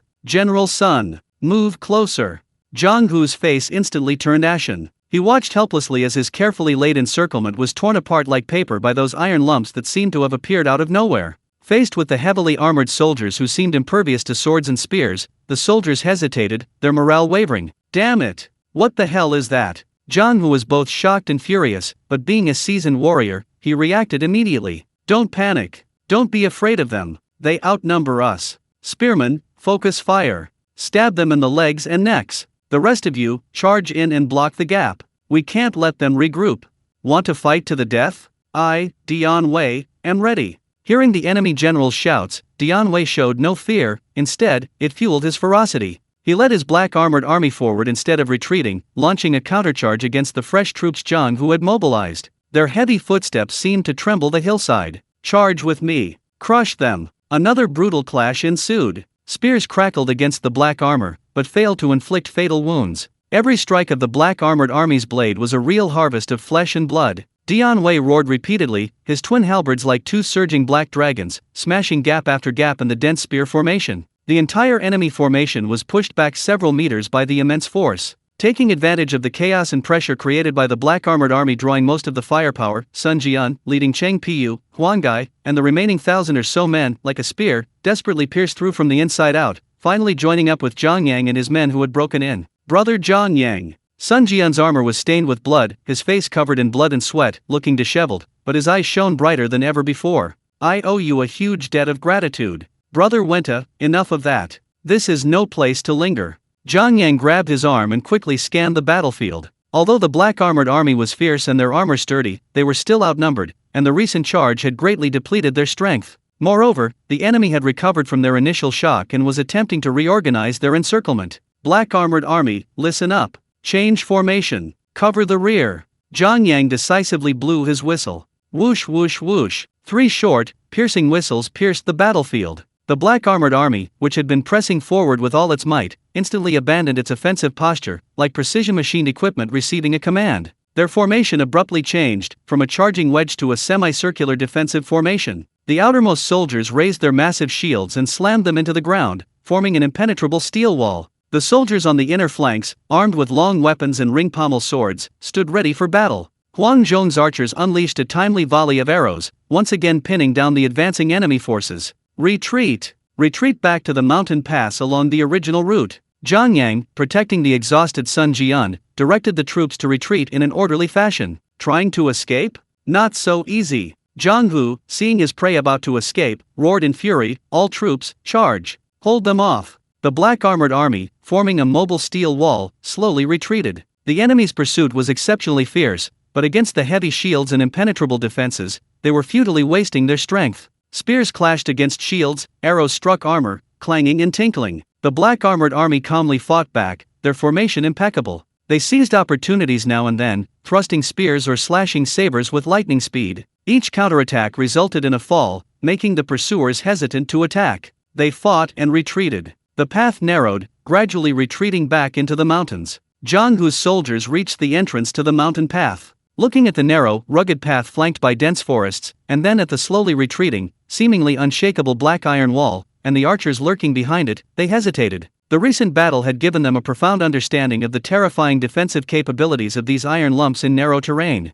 General, the road ahead is too narrow. Too many men won't be able to spread out, let alone hold off those armored soldiers. A lieutenant, clutching his injured arm, pleaded, his face pale. Zhang Hu watched the black figure disappear into the rugged mountain path, his face contorted with rage. He kicked a nearby rock away with a vengeance. Damn it! Let them go! Retreat! Go back and report to Commander Hua. Say that Sun Jian is not dead, but was rescued by a force clad in strange heavy armor. That armor, it's practically indestructible iron turtles. He was both frustrated and terrified. The battle report was destined to be disastrous. Zhang Yang and Sun Jian's troops finally retreated to their relatively safe encampment. The soldiers relaxed, many collapsing to the ground, greedily inhaling the air. Sun Jian removed his blood-stained helmet, revealing short hair plastered to his scalp and soaked with sweat, the reason he was sometimes jokingly called Bald Sunday. He plopped down on a rock, took the water pouch, and gulped down several mouthfuls before letting out a long, deep breath. Damn it, frustrating. So damn frustrating. He wiped his face, his eyes filled with a mixture of relief at surviving and raging anger.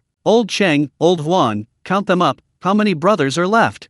Cheng Piyu and Huang Gai's faces were also grim, their voices heavy, reporting to our lord. We just counted, less than 1,000 survived. Sun Jian swayed violently, nearly dropping the water pouch, his face drained of color. A moment later, boundless rage erupted. I led 3,000 men out here. Yuan Gonglu. Yuan Shu. I curse your ancestors for 18 generations. His eyes were bloodshot, his voice trembling with extreme rage. He abruptly stood up, drew his saber, and slammed it into a nearby tree trunk. With a crack, the tree, as thick as a bull, snapped in two. If this grudge isn't avenged, I, Sun Jian, swear I'm not human. If I don't personally chop that bastard Yuan Shu to pieces, how can I face my dead brothers? He paced and roared angrily around the broken tree like a lioness utterly enraged in having lost her cubs. Cheng Piyu and Huang Gai stood to the side, their fists clenched, their eyes filled with grief and indignation. Zhang Yang watched silently, not immediately offering words of comfort. He knew that no words could extinguish the raging fire in Sun Jian's heart.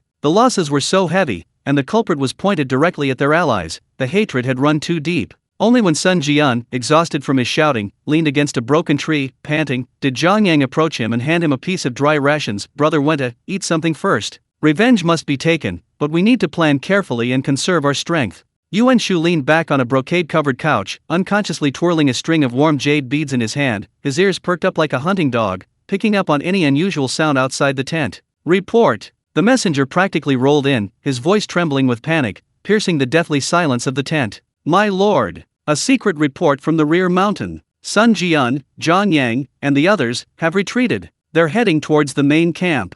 What? Yuan Shu sprang from the couch as if burned, the string of precious jade beads in his hand crashing to the floor with a clatter, scattering beads everywhere. His face, slightly relaxed from years of pampered life, instantly turned a deep purplish red, his eyes bulging as if they would pop out. Bullshit! Are your eyes in the back of your head? Did you see clearly? He rushed to the messenger, grabbed him by the collar, and spat in the soldier's face. Hua Xiong has over 10,000 men on the mountain, facing a few thousand exhausted soldiers. That bald son is completely surrounded. Even if he had wings, he couldn't escape. Were Zhang Yang's few men sent to deliver food? How did they manage to retreat? Are you out of your mind, spouting nonsense? Get out. Go scout again. If you don't find out, I'll chop you up.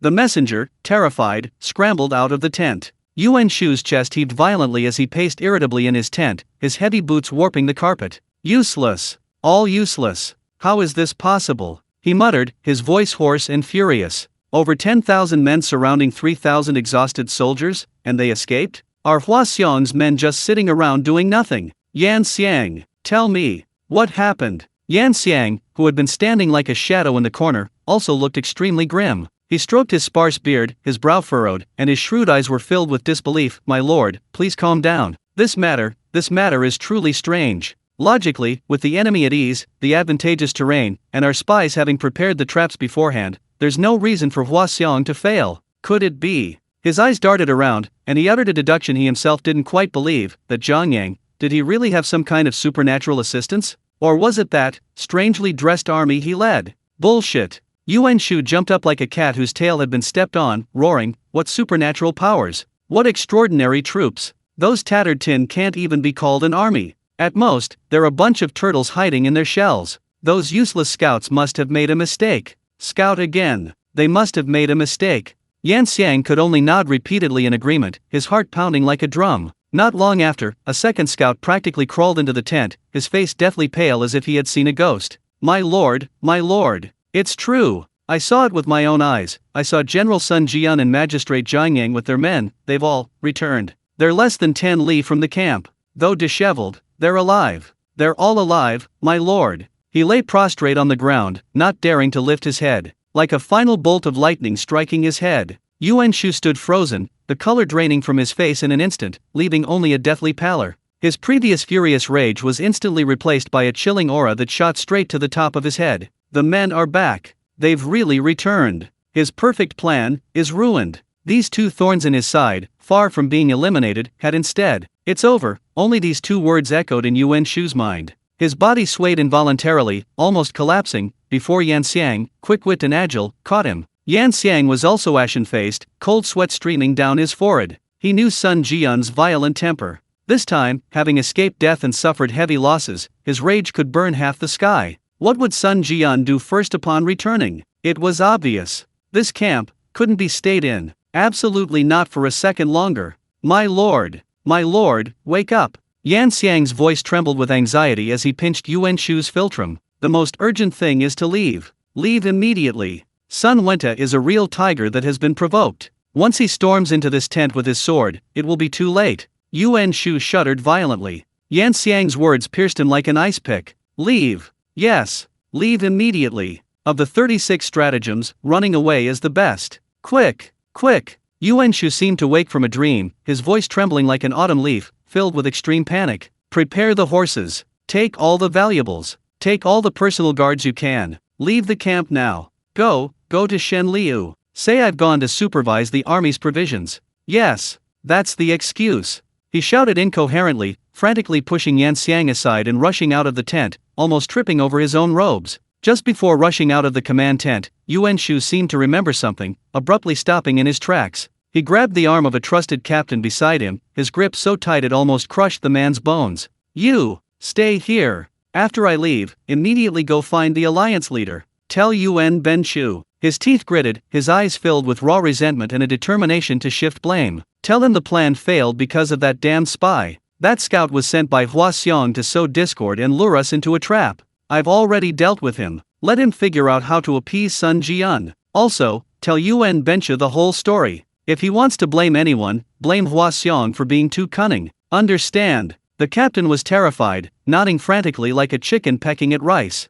Having received the promise, Yuan Shu, like a wild dog released from its reins, dashed out of his command tent without looking back, leaped onto a swift horse that had been prepared beforehand, and, surrounded by a group of personal guards and loyal followers, charged out of the camp gates and vanished in a cloud of dust, leaving behind only a mess and a group of dumbfounded patrolmen. Meanwhile, Yuan Shao was in his central command tent, pretending to ponder a strategy for breaking through the pass while studying a map, but his mind was already elsewhere. Suddenly, Yuan Shu's trusted lieutenant burst in, his voice trembling with tears, relaying Yuan Shu's incoherent and rambling message, a mix of excuses and scapegoating. Yuan Shao's face instantly darkened to a grim hue. This, utterly useless fool. Yuan Shao roared in fury, nearly crushing his teacup. His teeth clenched so tightly they almost broke. He can't even handle a trivial matter. He messes things up and then runs away with his tail between his legs faster than a rabbit. And I have to clean up his mess. He paced back and forth behind his desk, feeling as if he'd swallowed a fly. But his anger was useless. He, as the leader of the alliance, had to clean up the mess.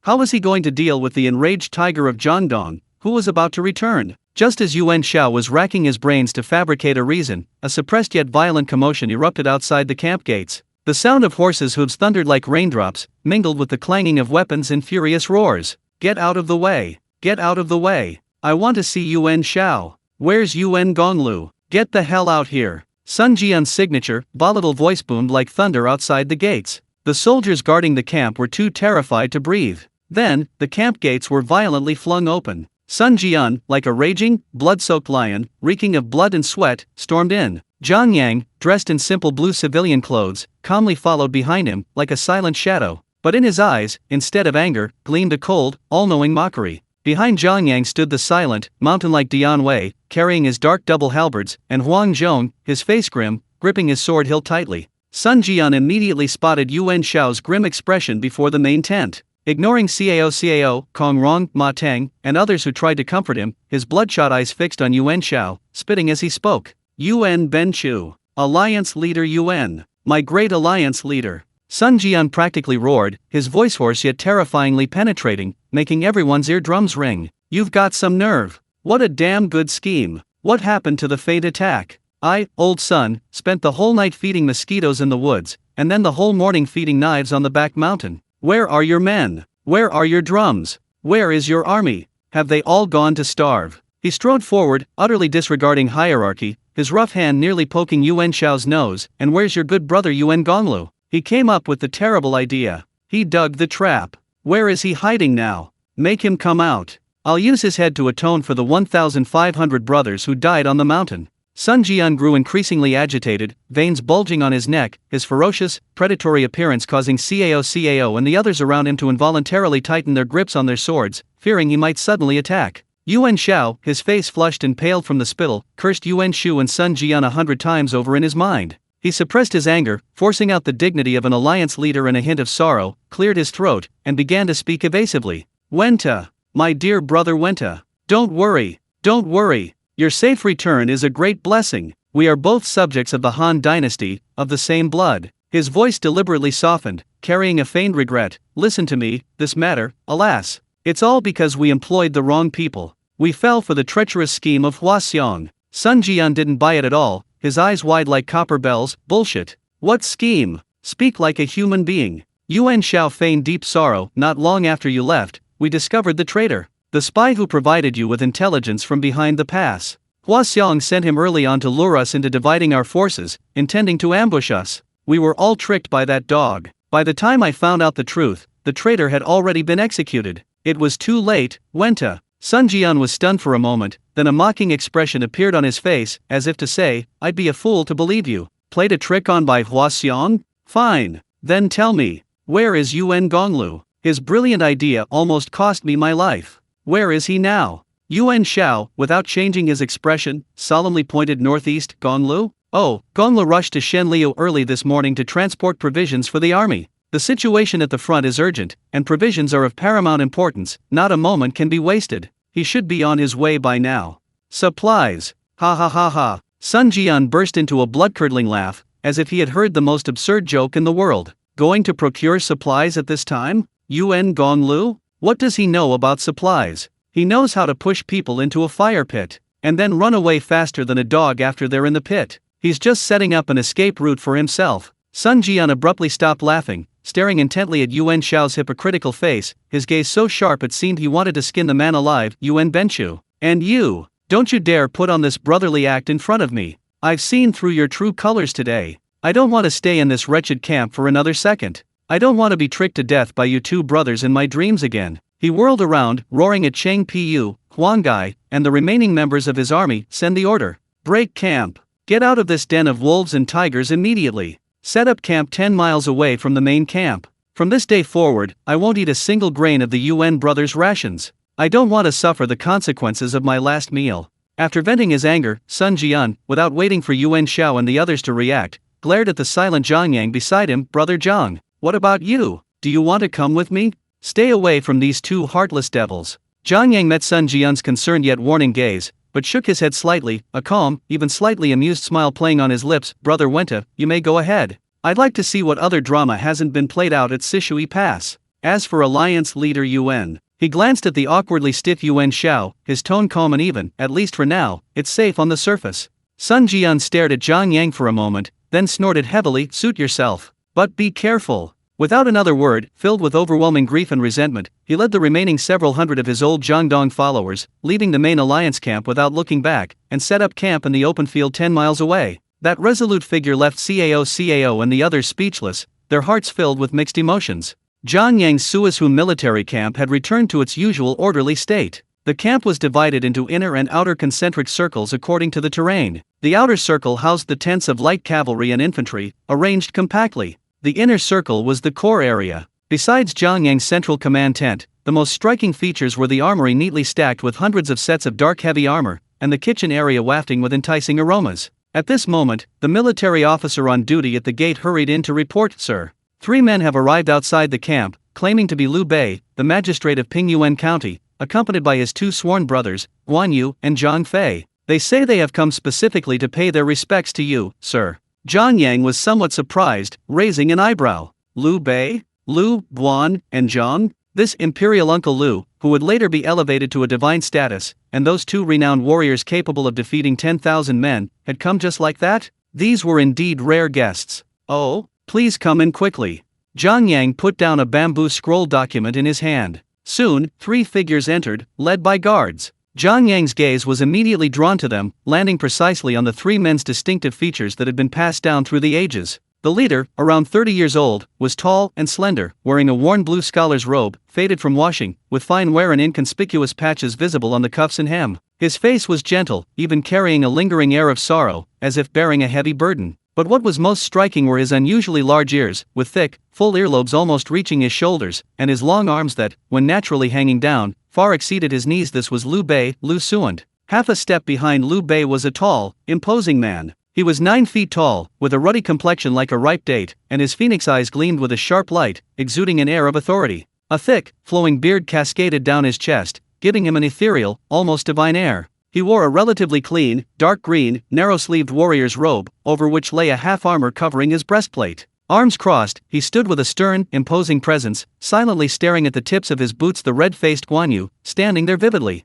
The last man following behind was the complete opposite. This man had a leopard's head and piercing eyes, a bushy beard, dark skin, and a broad chest. His muscular physique was accentuated by an ill-fitting, coarse cloth outfit, and his gait was powerful and dynamic. As soon as he entered the camp, his large, round eyes darted around, scanning the area like searchlights, finally settling on the neatly stacked, gleaming black armor with its cold, metallic sheen. His face was filled with an expression that read, "Good heavens, this stuff is valuable, and I really want to touch it." Undoubtedly, this was Zhang Yide, the fiery-tempered man from Yan. Liu Bei, magistrate of Pingyuan, along with his sworn brothers Guan Yu and Zhang Fei, pays respects to Magistrate Zhang. Liu Bei strode forward and bowed deeply to Zhang Yang, who had come to greet him, in a standard official salute. His voice was gentle and polite, but the weariness and travel-worn look seemed etched into his very bones. Behind him, Guan Yu also bowed with clasped hands, his movements meticulous, exuding an aura of unapproachable solemnity. Only Zhang Fei was a beat slower, giving the black-armored general one last, reluctant glance before imitating Liu Bei's gesture with a slightly hasty bow. "So it's Lord Liu, Warrior Guan, and Warrior Zhang. I've long admired your names, they're legendary. Please come into the tent for a chat." Zhang Yang smiled and returned the greeting, warmly ushering the guests into the main tent while secretly observing these three legendary figures. Upon closer inspection, the middle-aged Liu Bei had handsome, refined features. Aside from his slightly melancholic expression and noticeable ears and arms, he was actually quite pleasing to the eye, not the honest and rigid image later portrayed. However, his somber aura was completely different from Cao's free-spirited boldness or Sun Jian's daring and bandit-like nature. It seemed as if he carried an invisible cross of poverty. After they were seated, soldiers served them plain water, standard hospitality in the army, nothing fancy. Liu Bei carefully picked up the earthenware bowl and took a sip, then said with a touch of unease and sincerity, "Lord Zhang, we are a little late. We had only recently arrived at Suanzhao when we heard of your illustrious reputation. You slew Hu Zhen in battle, routed the vanguard of the Ziliang army, and then fought your way out of the encirclement in the rear mountains to rescue Sun Wenta. Lord Zhang, you have achieved such remarkable feats at such a young age. I am deeply impressed. Today, I have come specifically to, He paused, seemingly feeling a little embarrassed by his empty hands, a hint of embarrassment appearing on his face. "I have come with sincere intentions to pay my respects, to witness your brilliance, and secondly, to express my admiration. My second brother, Yin Chang, and my third brother, Yide, have also long admired you." His words were polite and considerate, but coupled with his old robe and slightly haggard face, they evoked a sense of sadness. Zhang Yang politely replied, "Lord Liu, you flatter me. My small contribution is nothing to boast about. I have long heard of your reputation for benevolence and righteousness, and to meet you today is a great honor." The two began a series of formulaic pleasantries. Finally, having endured the initial greetings, Zhang Yang, as the host, naturally wanted to extend the proper hospitality. "It's getting late. The camp is simple, but we have prepared some plain food. If Lord Liu doesn't mind, please join us," he invited with a smile. Liu Bei quickly declined. "Lord Zhang, you are too kind. We are already uneasy about disturbing you, how could we dare to?" "All right." Before Liu Bei could finish his polite words, Zhang Fei's booming voice suddenly rang out from the side. He seemed to be energized by the word food, immediately perking up and patting his stomach, exclaiming, "Brother, my stomach has been rumbling like crazy for ages. Magistrate Zhang has already invited us, what's there to be polite about?" Guan Yu's brow furrowed almost imperceptibly, seemingly finding his third brother somewhat impolite, but he remained silent. Liu Bei's embarrassment deepened, and he quietly tugged at Zhang Fei's sleeve, whispering, "Third brother, be mindful of your manners." Zhang Yang laughed heartily, "No problem. Yide's forthright nature suits me perfectly. Men, begin the feast." Soon, the food was served. When the dishes and bowls were placed on the makeshift wooden table, Liu Bei, Guan Yu, and Zhang Fei, including the usually composed Guan Yu, all seemed frozen in place, their eyes wide, their Adam's apples bobbing in unison. A few wheat pancakes are indeed a staple food, but these pancakes are clearly made from freshly ground refined wheat flour. They are golden brown, crispy, and soft, and have a wonderful wheat aroma. The accompanying pickles weren't your average pickled vegetables, but rather a tangy, spicy, and crunchy pickled cabbage and pickled green beans infused with sesame oil. Next came the main course, a huge platter piled high with braised chicken legs, the meat on the bone stewed until tender and falling off the bone, the rich aroma of the sauce and meat irresistibly filling your nostrils. And there was also a whole steamed, golden brown, oily chicken, its skin and meat practically separating. The aroma was like a tangible hook, fiercely luring the stomachs of everyone present. Liu Bei's eyes widened as he stared at the glistening chicken, swallowing hard. This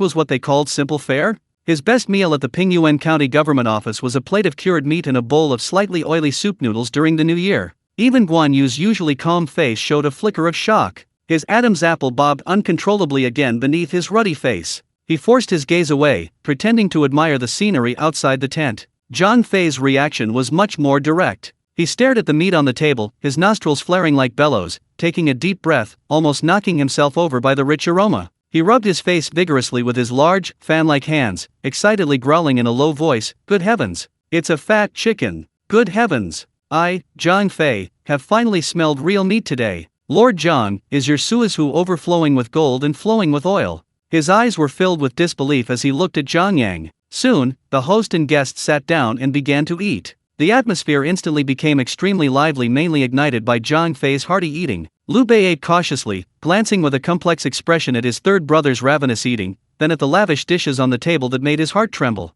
He sighed softly, "Lord Zhang, your governance of the county is truly like a paradise on earth. This suizu, how could it be so prosperous? Alas, it seems I am ignorant and narrow-minded. In the plains, the people struggle to make ends meet, let alone, alas." He sighed again, poking at a piece of chicken in his bowl with his chopsticks, seemingly unable to swallow. The difference between them, both county magistrates, was simply too great. Zhang Yang, hearing Liu Bei's lament, secretly rejoiced he'd completely misled him. He wasn't truly a capable county magistrate, he was simply relying on the system's grain reserves. However, he couldn't say this aloud, so he could only offer a vague reply, not at all, Lord Liu, you flatter me. It's merely that I've put in a lot of hard work in agriculture and irrigation. Suizu is simply blessed with its own resources."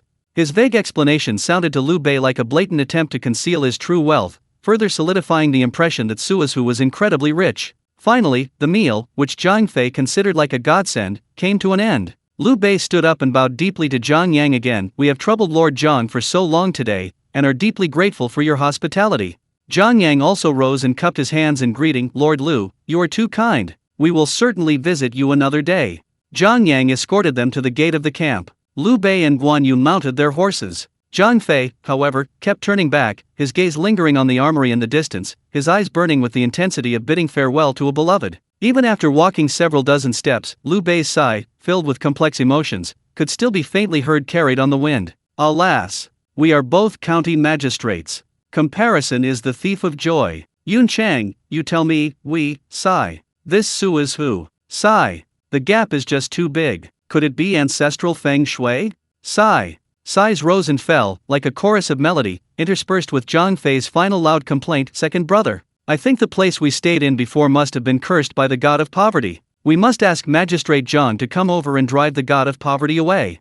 Zhang Yang had barely seen Liu Bei off when his subordinate reported that Gongsun Zan had arrived. Zhang Yang was pondering how to establish a relationship with this white horse general entrenched in the northeastern corner of the country. Unexpectedly, the prefect of beeping himself lifted the curtain and entered. "Brother Zhang Yang? Busy, huh?" His voice preceded his arrival, carrying the distinctive, slightly dusty, crisp sound of the frontier. Gongsun Zan strode in, lifting the curtain of the main tent. His scent was distinctive, the dry, cold air of the north mixed with the smells of leather, war horses, and human sweat. His dark blue battle robe, worn and stiff from washing, revealed fine wear on the edges of his scale armor. His steps were brisk and powerful, carrying the air of a soldier accustomed to commanding troops and issuing orders. His eyes were sharp, like a hawk surveying its territory. The moment he entered the tent, his gaze habitually swept over every corner and furnishing before finally settling on the host, Zhang Yang. "Oh, General Bo Gui." Zhang Yang immediately rose to greet him, his smile warm. "It's an honor to have you here.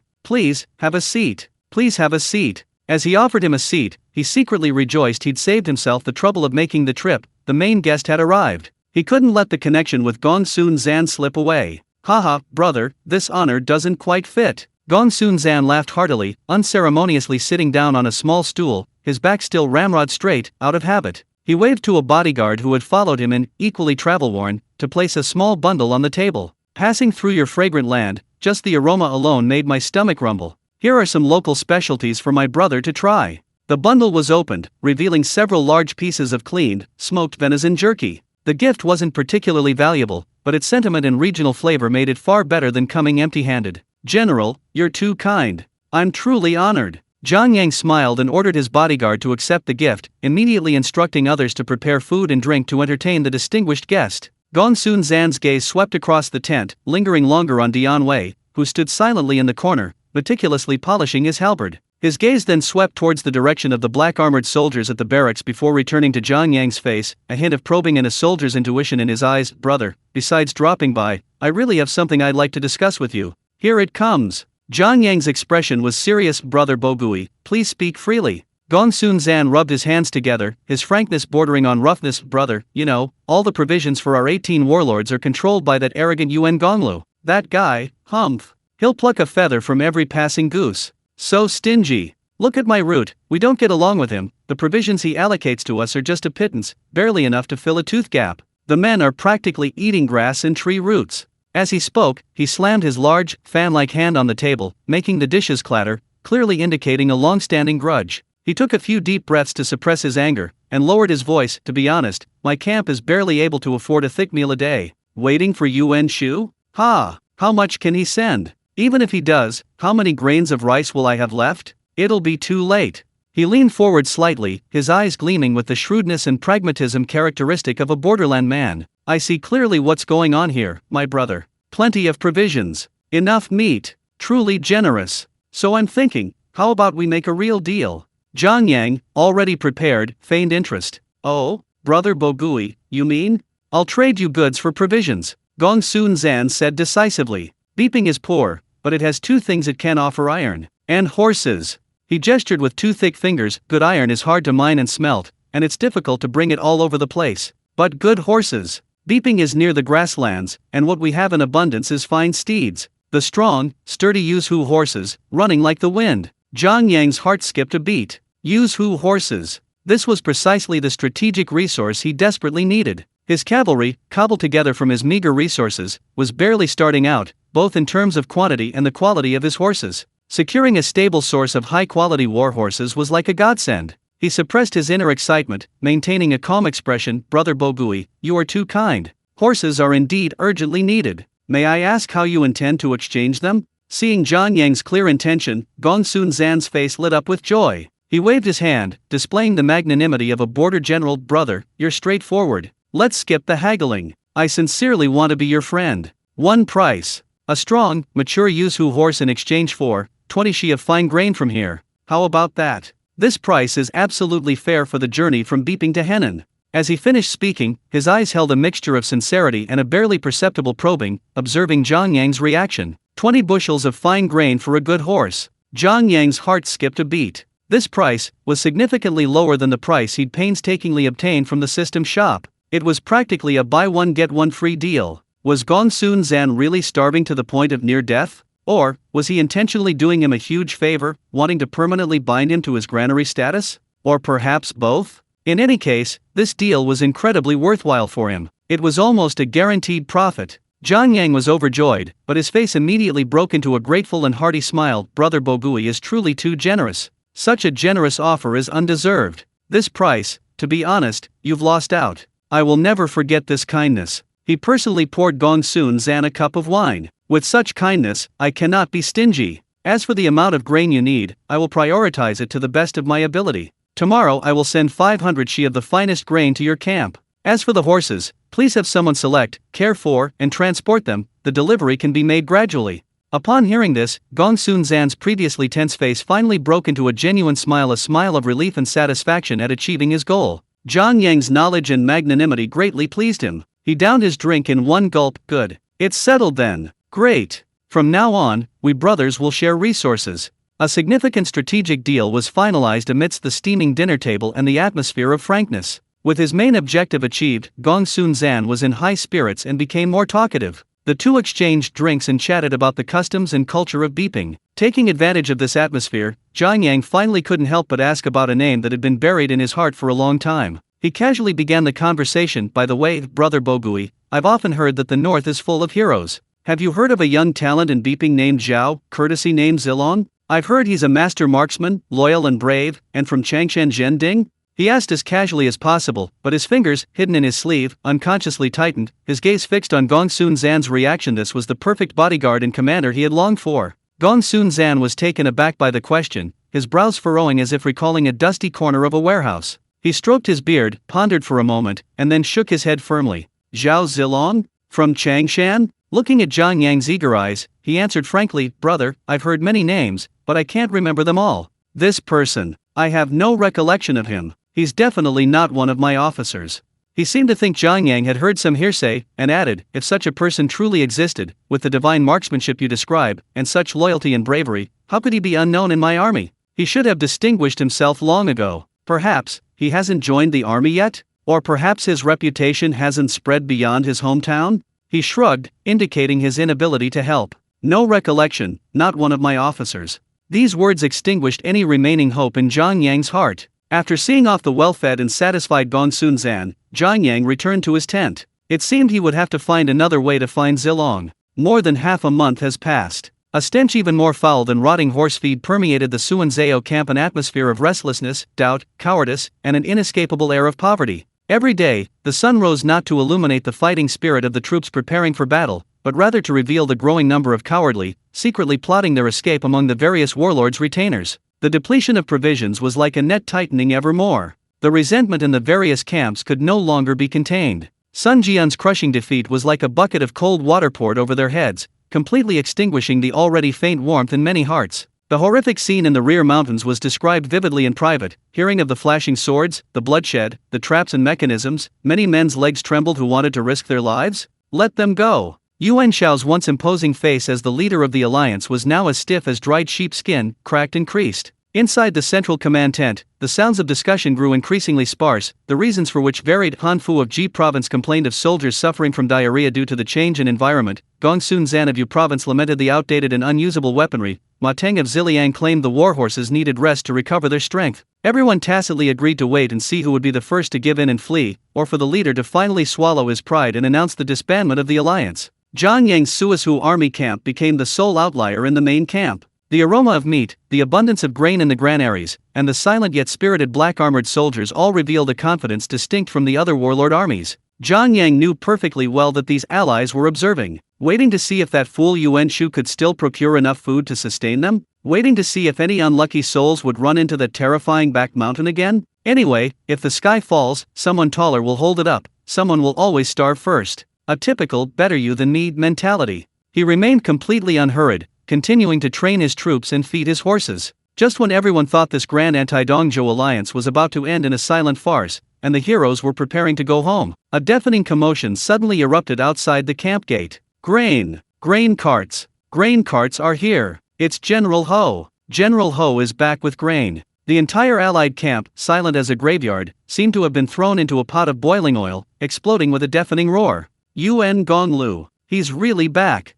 Someone exclaimed in disbelief. Grain carts! Quick, go see how many there are! Someone scrambled out of their tent. Heaven hasn't forsaken me! Someone felt a sudden surge of joy. At the camp gate, one after another, grain carts, fully loaded and completely covered by large grey tarpaulins, creaked and groaned across the dry ground, raising clouds of yellow dust, led by an arrogant grain supervisor personally appointed by Yuan Shu. The massive convoy numbered at least several hundred carts. The news spread like wildfire, instantly reaching every corner of the camp. The previously lifeless military camp was injected with a powerful stimulant. Heads that had retreated into their shells tentatively peeked out again, complaining mouths quickly replaced with obsequious smiles. The grain Yuan Shu had brought back was indeed enough to feed these enormous, hundreds of thousands of hungry mouths for another month. Humph! Yuan Shao snorted, a sound of ambiguity, neither clear of relief nor sarcasm. My good brother, he's actually quite useful. He slammed the list on the table. Issue the order. Distribute to each camp according to the old practice.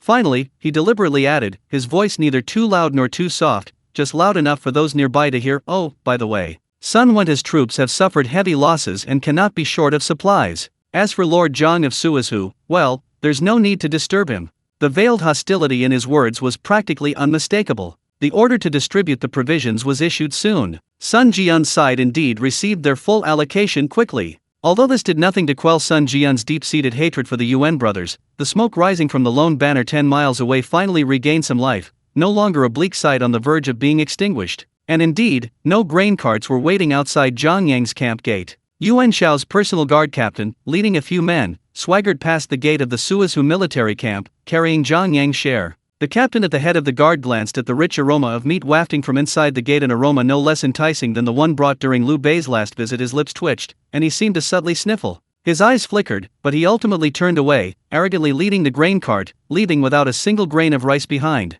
Zhang Lei, the personal guard responsible for protecting the gate, glared angrily, his hand on the hilt of his sword, his chest heaving. Zhang Yang merely waved his hand, a mocking smile even playing on his lips, and said to Dian Wei and Huang Zhong, whose faces were as black as the bottom of a pot, see? Some people are as narrow-minded as a pinhole, that's all they're good for. Eat what you need, we don't need these few measly things.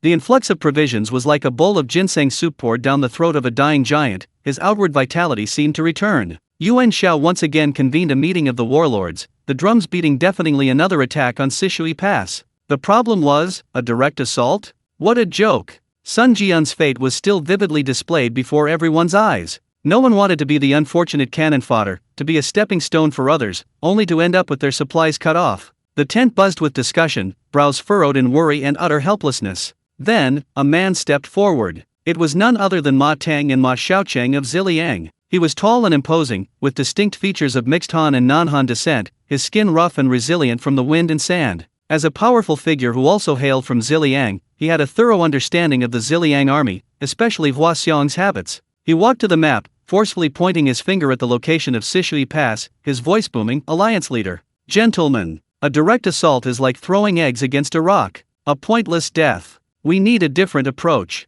We need to make that bastard Hua Xiong crawl out on his own." Yuan Shao raised an eyebrow. "Oh, Brother Xiaocheng, what brilliant plan do you have?" "It's not exactly a brilliant plan." Ma Teng waved his hand, a cunning smile on his face like a wolf ambush its prey. "We've just hit the nail on the head with that Western Liang barbarian. That bastard is incredibly arrogant. He's like an inflated bladder, you can't poke him. He can't stand the slightest grievance. He's a surrendered general, now sitting on the throne of commander of Sishui Pass. He's at the height of his pride. And there's not a single sensible person in the city who can stop him. We'll seize that point and kill him." He surveyed the crowd whose attention had been drawn to him, and said decisively, "Take turns. Send different people every day. Go to the pass and hurl insults. Name names and curse his ancestors for 18 generations. Call him a coward. Call him a coward who only knows how to cower in the city waiting for Dongpang's leftovers. Use as many vile insults as possible. Stomp his worthless pride into the mud. Let everyone in the pass know that Hua Xiong is being insulted to his face and doesn't dare to utter a sound.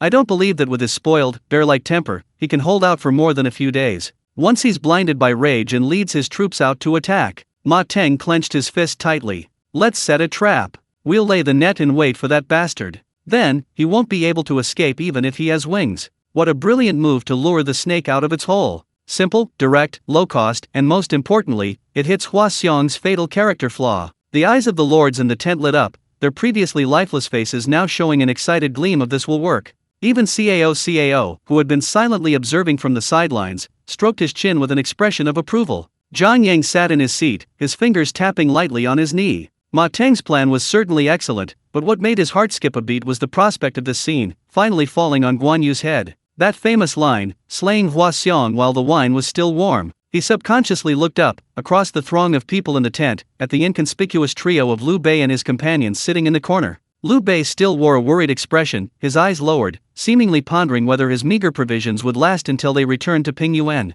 Guan Yu sat upright, his red face as serene as ever, clutching his gleaming longsword, his eyes closed in meditation, as if the heated debate in the tent about how to outwit Hua Xiong had nothing to do with him. "Let's do it. That's the plan." Yuan Shao slammed his fist on the table, his previous dejection vanishing, and his leader's demeanor returned. "Starting tomorrow, each unit will take turns sending men. Give it your all and hurl insults. Make Hua Xiong furious. Get him out of the pass. A hefty reward awaits." The deployment of troops was still a carefully calculated plan in Yuan Shao's mind. Who would lead the charge as bait? Who would be responsible for the encirclement and rearguard action at crucial moments? Everything was carefully considered. Unexpectedly, and exactly as Zhang Yang had hoped, his Suisu army was positioned in the southwest corner, nestled against a not too high but rather steep, densely wooded hillside. The only exit was a narrow mountain path leading southwest. While the location was relatively safe, it meant they were excluded from the core battlefield unless Hua Xiong could truly defy fate and break through the encirclement laid by the warlords, and still choose to venture into this remote corner.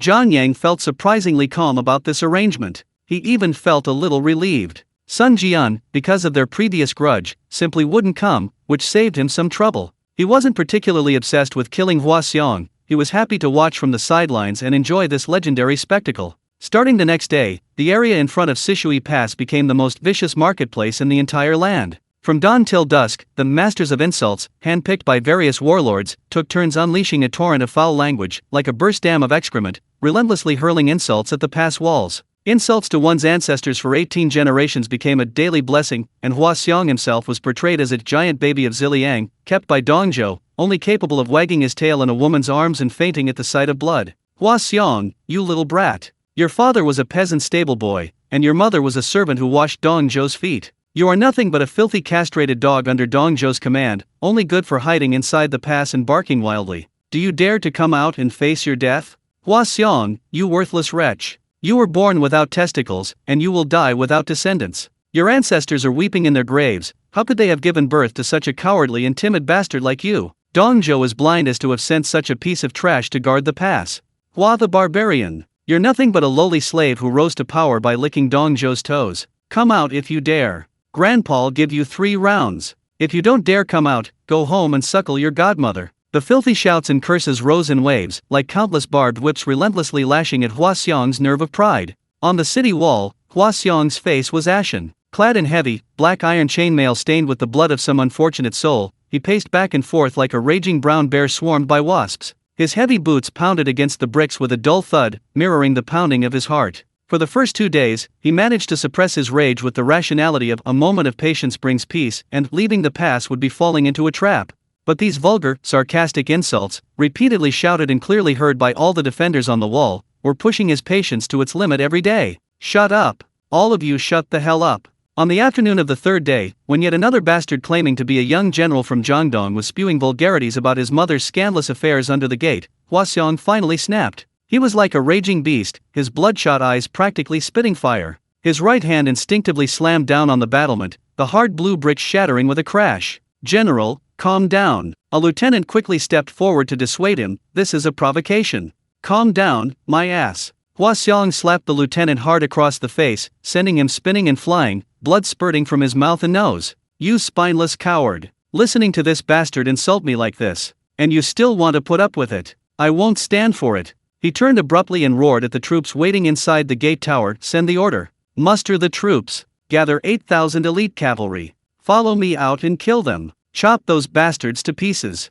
Capture the dog who dared to curse us alive. I'll skin him alive. The roar, a mixture of fear and rage, echoed through the gate tower, like the desperate cry of a trapped beast. All schemes and defenses were reduced to ashes by that overwhelming rage. Boom! The heavy gate, groaning as it scraped against the stone, swung open with a deafening crash. The drawbridge slammed into the moat. Hua Xiong, leading the charge like a black storm ablaze with fury, commanded 8,000 elite Ziliang cavalrymen, equally frustrated by days of insults. He kicked up clouds of dust, charging out of Sishui Pass with the force of destruction, like a runaway chariot. His target was the very position below the pass where the insults had been relentlessly hurled. The army of Han Fu, the governor of Ji province. He's here. He's here. Hua Xiong is out.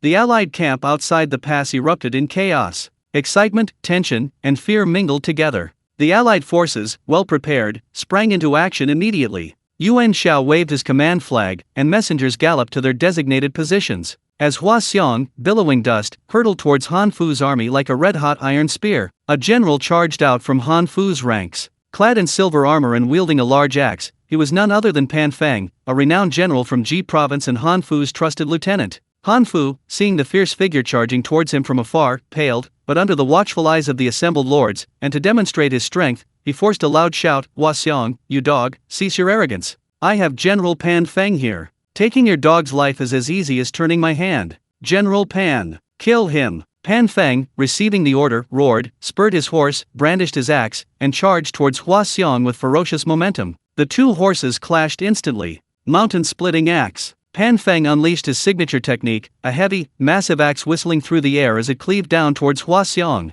Hua Xiong, already consumed by rage, was like a madman. Facing this powerful blow, he neither dodged nor evaded. His crimson eyes were filled with nothing but frenzied killing intent. Get out of the way. A thunderous roar erupted from his throat. The heavy, fine iron spear in Hua Xiong's hand, like a giant black python, moved with incredible speed, arriving before the enemy. He didn't even consider the axe's trajectory, delivering a single, unadorned thrust, imbued with unparalleled, ferocious power. Thud! The dull thud of metal tearing through flesh assaulted everyone's eardrums. Time seemed to freeze for a moment. Then, under countless horrified, incredulous gazes, the sturdy breastplate on Pan Feng's chest was pierced through instantly, as if made of paper. The heavy, steel-forged axe fell limply to the ground with a thud. The murderous aura and charging confidence on Pan Feng's face froze completely, replaced by utter astonishment and bewilderment. He slowly lowered his head, staring at the black spear blade deeply embedded in his chest, almost piercing him through. A single word caught in his throat, unable to be uttered. Hua Xiong's wrist jerked violently, his muscular arm unleashing terrifying power. Thud! The spear was pulled out. Pan Feng's massive body swayed, then slumped heavily to the ground with a thud. A cloud of choking dust rose. Blood instantly stained the ground beneath him. A deathly silence fell over the entire Allied army's front line. Only the snorting of Hua Xiong's magnificent warhorse remained, along with the long iron spear in his hand, still dripping with Pan Feng's hot blood. Sunlight shone on the dark red blood and the cold, sharp blade of the spear, reflecting a chilling light that illuminated his blood-splattered, grotesque face, making him look like a demon. A moment later, General Pan. Han Fu let out a terrified, shrill scream. His face instantly turned ashen, and his whole body trembled violently. His previous imposing manner vanished, replaced only by boundless fear and lingering dread. General Pan is dead. My God, that's terrifying. The Ziliang barbarians are too fierce. Run! Fear spread like a plague instantly through Han Fu's army and even the other units. The voice that had just been shouting to kill Hua Xiong was now hoarse. The face that had just been craning its neck to watch the spectacle was now contorted with terror. The thought that Hua Xiong was a fool to run into the trap was shattered by this bloody, ferocious spear thrust. Hua Xiong raised the blood-soaked spear with one hand, letting out a furious roar filled with vengeful satisfaction. Who else? Who dares to stand in my way? The roar shook the surrounding area. Like death's final ultimatum, he jerked the reins, preparing to charge again, his target the terrified Han Fu. Within the Allied forces, the lords exchanged bewildered glances, many with cold sweat beading on their foreheads. This Hua Xiong was no longer the easily hunted prey they had anticipated. He was a ferocious, predatory dragon. Pan Feng was a prime example. Just as this deathly silence and pervasive fear filled the air, from a barely noticeable spot on the left flank of the Allied forces, a series of steady, powerful footsteps rang out, remarkably clear. A 9-foot-tall general in green robes, with a red face and long beard, exuding a heavy, mountain-like aura, stepped forward. It was Guan Yu. He calmly emerged from behind Liu Bei, followed closely by his personal guards carrying wine jars.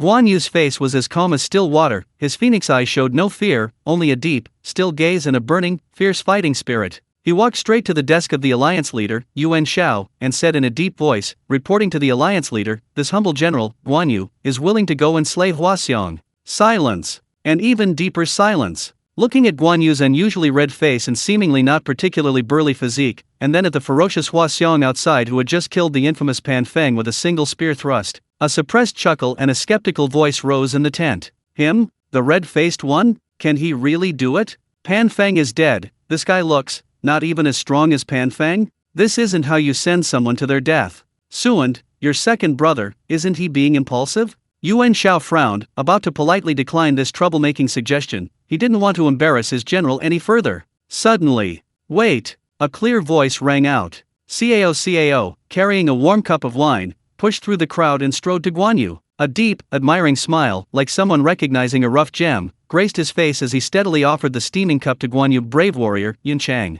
Your bravery is commendable. I, Cao, toast you. Drink this warm wine, and it won't be too late to slay Hua Xiong. Guan Yu took the cup, glanced at the rising steam, then looked up at the distant figure of Hua Xiong, who stood arrogantly before Han Fu's army. A barely perceptible curve seemed to appear at the corner of his perpetually resolute red face. There were no grand pronouncements, only 5 calm, seemingly uneventful, yet weighty words. Put the wine down. With a flick of his wrist, he placed the wine cup back on the tray held by his personal guard, his movements so steady that not a single drop of wine spilled. I'll be right back. Before the words were even finished, Guan Yu had already turned around abruptly. His green robe trailed a streak of blue light. He strode out of the tent, mounted his horse, and pulled on the reins. Giddy up! A clear, sharp shout, like a sudden clap of thunder, rang out. The seemingly ordinary, mottled warhorse beneath him instantly burst into a dragon-like neigh. Man and horse transformed into a blue arrow released from a bow, tearing through the chaotic army formation with lightning speed, heading straight for Hua Xiong. Hua Xiong was in the heat of battle, preparing to shatter Han Fu's defenses in one fell swoop. Suddenly, he sensed something. A chilling killing intent, like a winter's blizzard, locked onto his back without warning. Even this bloodthirsty ruthless man felt a sudden, icy chill. He abruptly turned his horse around. He saw a general. A long, unusually sharp blade gleamed in his hand, its edge gleaming with a chilling light. Man and horse, man propelled by the horse's strength, horse following the man's momentum. The speed of their charge was so fast that it left a blur in everyone's eyes. That unstoppable, overwhelming momentum, capable of cleaving heaven and earth. Even Yuan Shu, Han Fu, and the others in the distant ranks felt a sense of suffocation. "State your name, General." Overwhelmed by that aura, Hua Xiong instinctively raised his blood-dripping spear to his chest. Guan Yu didn't bother to answer. His blade was his life. His killing intent was his command. At this moment, his eyes were fixed only on Hua Xiong's Jingning, ferocious/hideous, head. Closer. Closer still.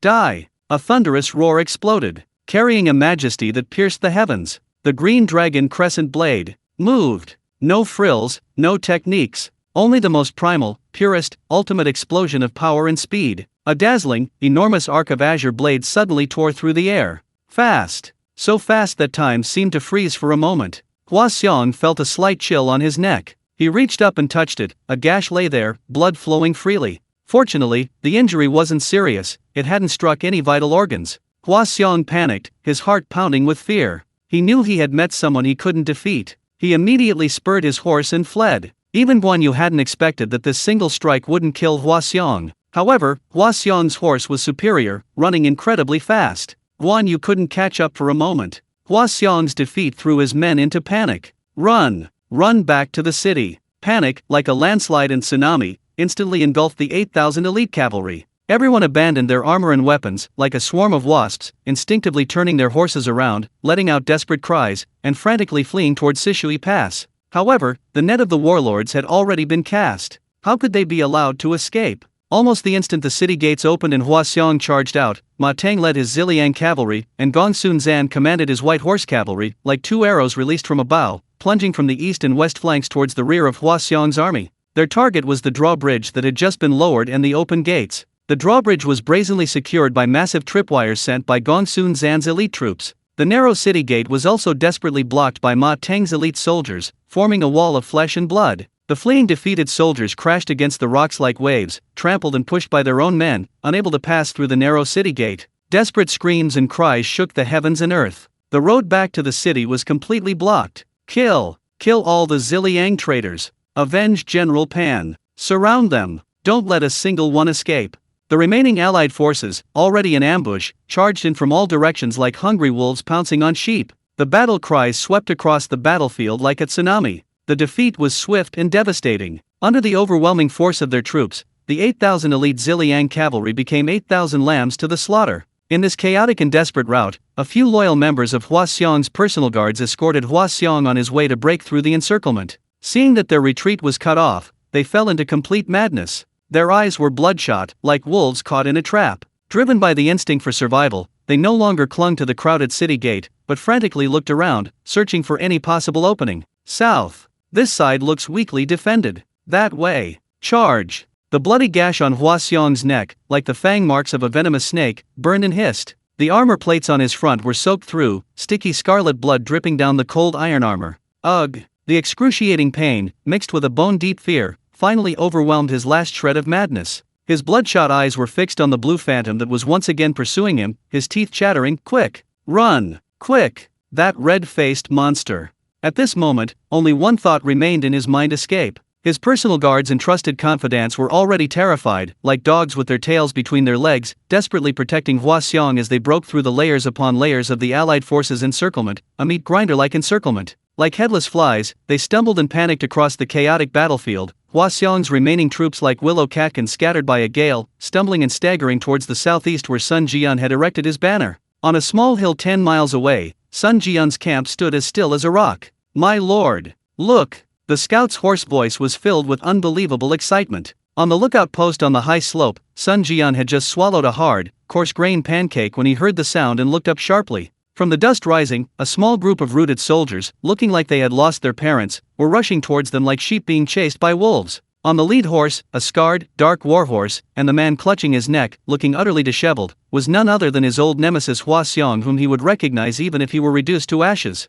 Sun Jian's face, already gaunt and sinister from being devoured by hatred, was instantly filled with wild joy and a ferocious killing intent. He abruptly stood up, kicking over a broken earthenware pot, his roar ringing in the ears of the surrounding soldiers. "Hua Xiong, heaven has eyes. How dare you trespass on my, Sun Wenta's, territory? His eyes burned with the venomous fire of revenge. He drew his ancient sword from his waist, the blade gleaming coldly in the sunlight. Men, set up camp. Prepare for battle. Today, I will personally avenge the 1,500 brothers who died within the pass. The pent-up rage, suppressed for far too long, erupted like a volcano. Sun Jian charged forward, like a crimson arrow released from a bow, straight towards Hua Xiong's remaining forces. Cheng Piyu, Huang Gai, and the other surviving veterans of Jiangdong, like wounded wolves awakened by the scent of blood, roared even more ferociously than in their prime, following closely behind. In an instant, two groups of remnants, both exuding a chilling aura of death, clashed violently on this unexpected battlefield.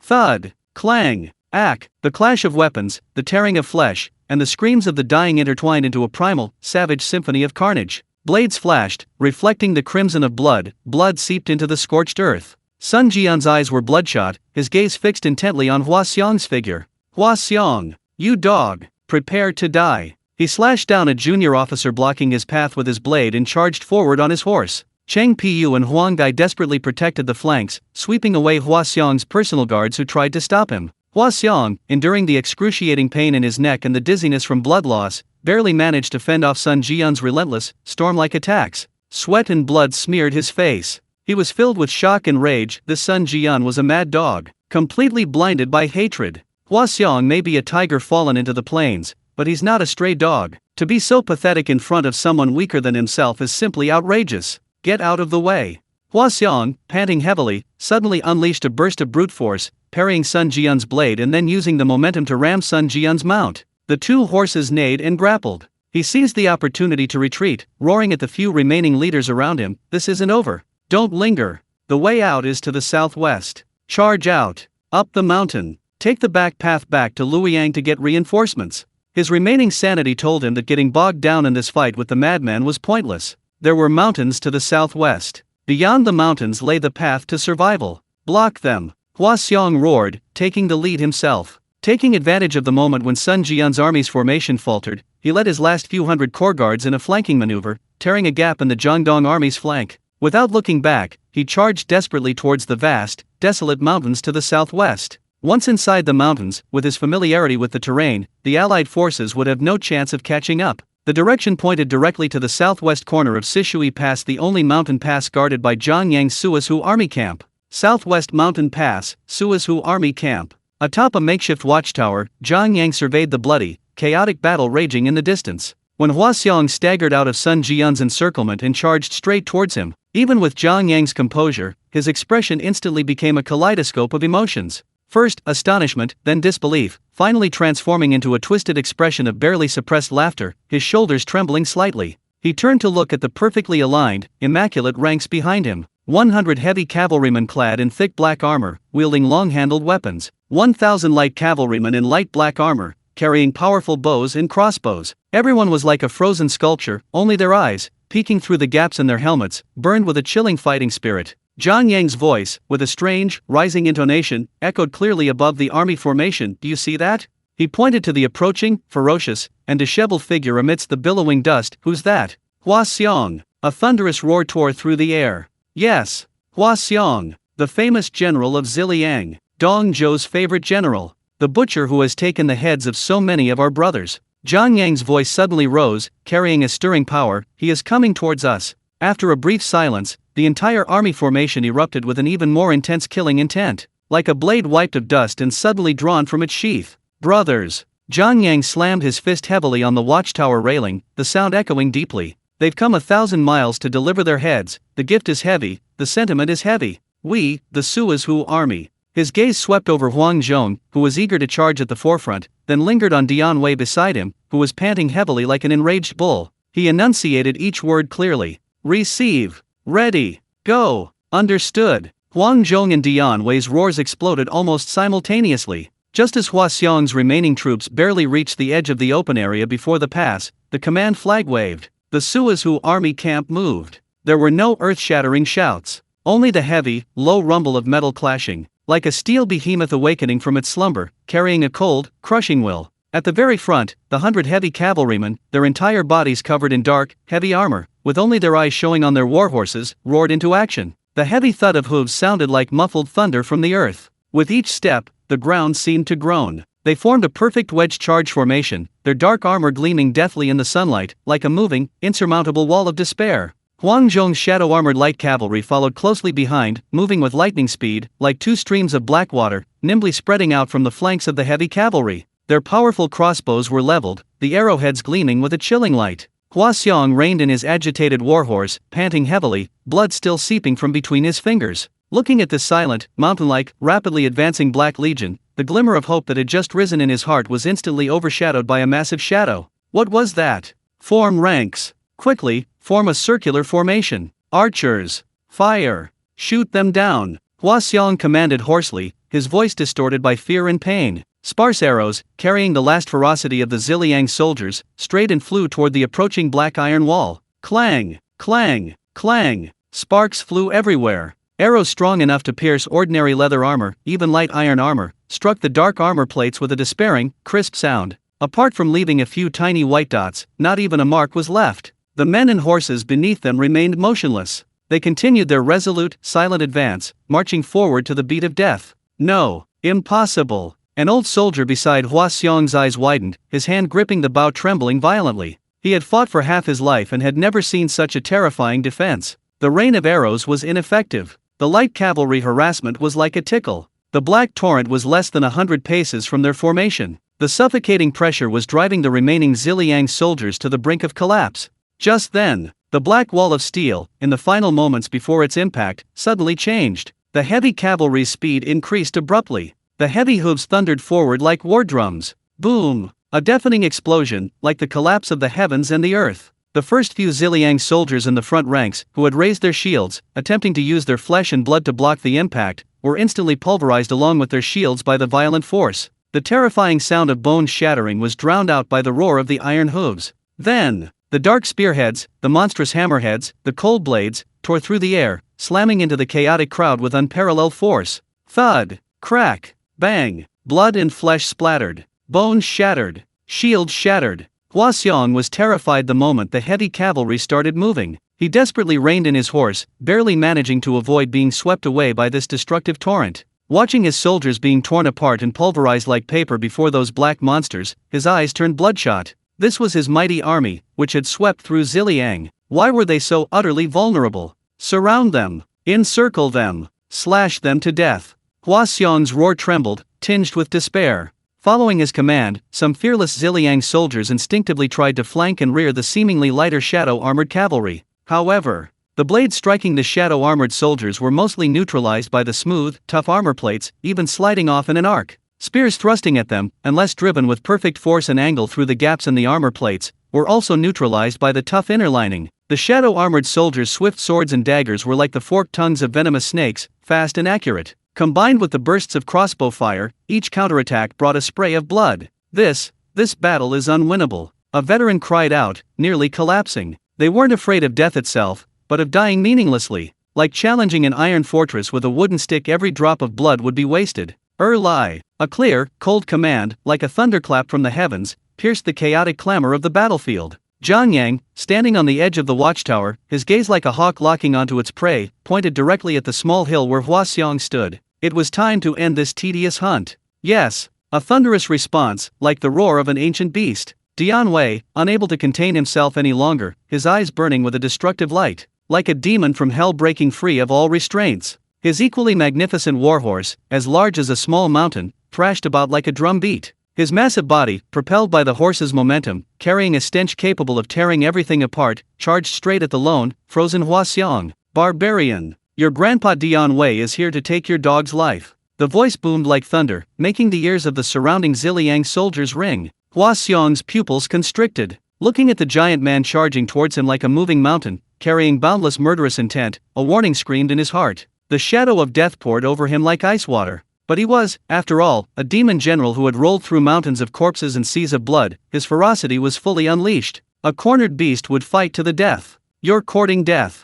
Hua Xiong forced a breath of blood into his throat, and with a clang, drew his spare weapon from beside his saddle, a heavy, short-handled iron hammer suitable for slashing on horseback. This was his personal weapon, the one that had slain countless enemies in the Ziliang army. Its brains splattered everywhere. With a sinister grin, he advanced instead of retreating, spurring his horse to meet Dian Wei. The hammer whistled through the air as he unleashed the infamous 18 bone-shattering strikes of the Ziliang army, not seeking finesse, but only aiming for a decisive blow. Clang, clang, clang, clang. The heavy metallic clang was like the explosion of metal striking metal. The two warhorses reared up, neighing from the immense impact. Then they crashed back to the ground. Dian Wei's leopard-like eyes widened in fury, bloodshot veins bulging. Each time his twin halberd struck Dian Wei's hammer, he felt the wild, domineering strength of the Ziliang army. Exhilarating. This feeling was more satisfying than tearing apart 100 soldiers. Hua Xiong grew increasingly terrified with each blow. A tearing pain shot through the muscles of his arms.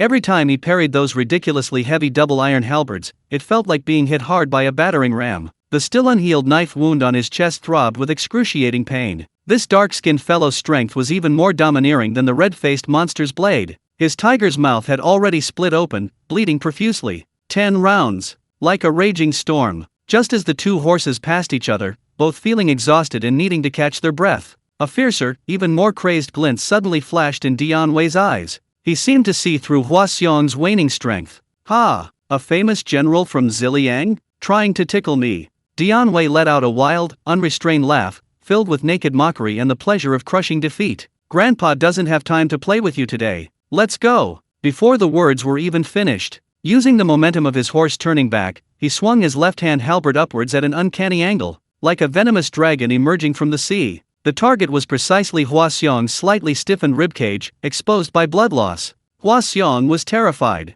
He desperately twisted his body to block. Clang! The hammer barely blocked the fatal blow. The immense force sent his blood surging, his vision blurring. Just as his old strength was exhausted and new strength hadn't yet arisen, Dian Wei's right hand wielded the iron halberd like a long-awaited black thunderbolt. A deafening roar erupted. From top to bottom. Fast. Extremely fast. Simple. Simple as the sheer weight and domineering force of splitting a mountain. The dark halberd blade sliced through the air, its whistling sound like a death knell. Hua Xiong only saw a destructive black shadow rapidly enlarging in his vision. No! His desperate roar was only half-uttered. Thud crack. A piercing, metallic sound, a mixture of metal embedding in bone and tearing flesh. The heavy iron halberd, carrying the terrifying force of shattering stone, slammed heavily into Hua Xiong's left shoulder joint. The sturdy shoulder armor, including the collarbone, was cleaved open like rotten wood. The halberd blade was deeply embedded in flesh and bone, reaching the chest cavity. Hua Xiong's body stiffened abruptly.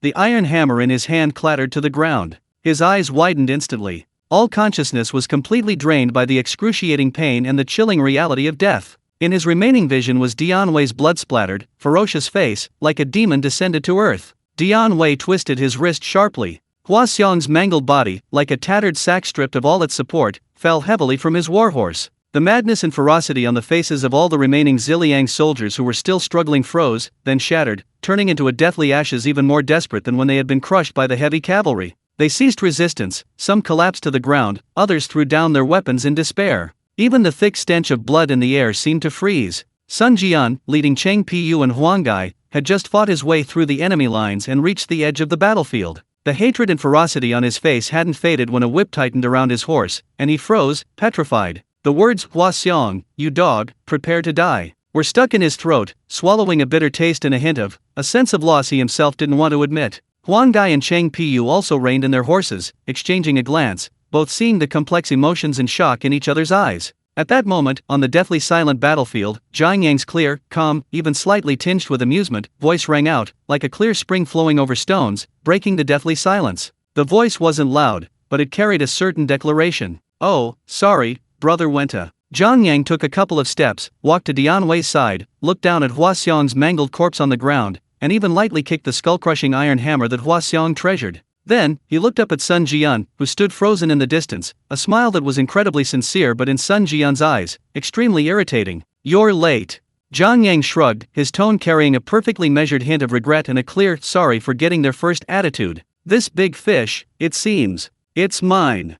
Sishui Pass had finally fallen, but the atmosphere inside and outside the pass was neither one of triumphant celebration nor relief at surviving a catastrophe, but rather one of embarrassment, jealousy, resentment, and anger, silently festering. The core source of this anxiety lay within the pass and the newly cleared old county government office, the temporary Hall of Merit for the warlords. The various warlords were gathered there, but each face seemed to be coated with an unpleasant white layer. Yuan Shao sat at the head of the table, his face taut with tension. He glanced around, his gaze settling on the relaxed young figure to his left. Zhang Yang. That was the same spot he had personally exiled him to in the southwest corner, a place even a dog wouldn't want. Who could have imagined that Hua Xiong, that damned bastard, would seem blind, leading his crippled troops straight into the damned safe zone, only to deliver his own head to their doorstep? The list of achievements couldn't be hidden anymore. Dianwei's slaying of Hua Xiong, Zhang Yang's troops' absurdly high efficiency in defeating the enemy, capturing over 1,000 men, and seizing countless weapons and horses. Each and every one of these achievements was so dazzling it hurt the eyes of everyone present.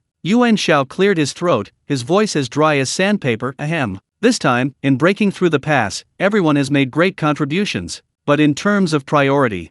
He paused, his gaze sweeping over Zhang Yang, ultimately not daring to be too outrageous in his accusations. Dianwei, a general under Lord Zhang of Suizhu, slew a general and achieved merit. He should be credited with the primary achievement. His troops fought valiantly and defeated the enemy, also capturing a great many spoils. His merits are outstanding. He practically squeezed the words out from between his teeth. A few scattered, dry responses echoed in the hall. Ah, yes, indeed. Good luck, Lord Zhang. Sun Jian, seated further to the side, had a face as hard as cast iron. He lowered his head, staring intently at his clenched fist, his nails digging deep into his palm. That pain was nothing compared to the agonizing agony of having his own flesh torn from his heart. The prize he had almost obtained. The 1,500 innocent souls of his Jiangdong brothers, stained with their blood. Just like that, crushed to dust by those three lightly dismissed words, good luck. A metallic taste rose in his throat, which he forcibly suppressed. He, Sun Wenta, was not a petty, unreasonable person, nor would he lose his composure in front of his benefactor.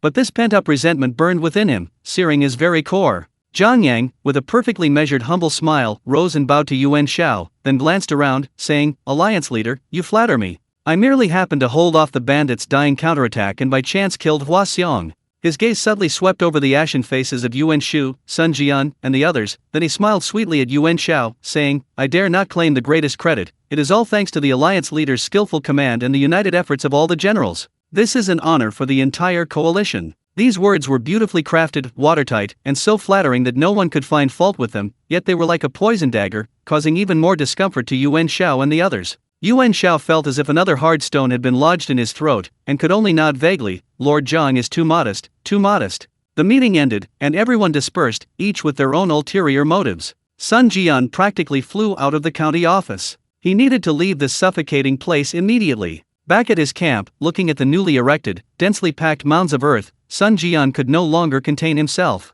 He abruptly drew his ancient sword from his waist, a beast-like roar exploding from his chest, filled with boundless frustration and raging fury. Ah! The sharp blade flashed as it slashed wildly at the innocent hitching post. Clang! Clang! Clang! The ear-piercing clang of metal clashing mingled with flying debris. Sparks flew as the hard bluestone was struck, leaving deep, jagged gashes. Bastard! You son of a bitch! Sun Jian cursed furiously as he hacked and slashed, sweat mingling with tears streaming down his contorted face.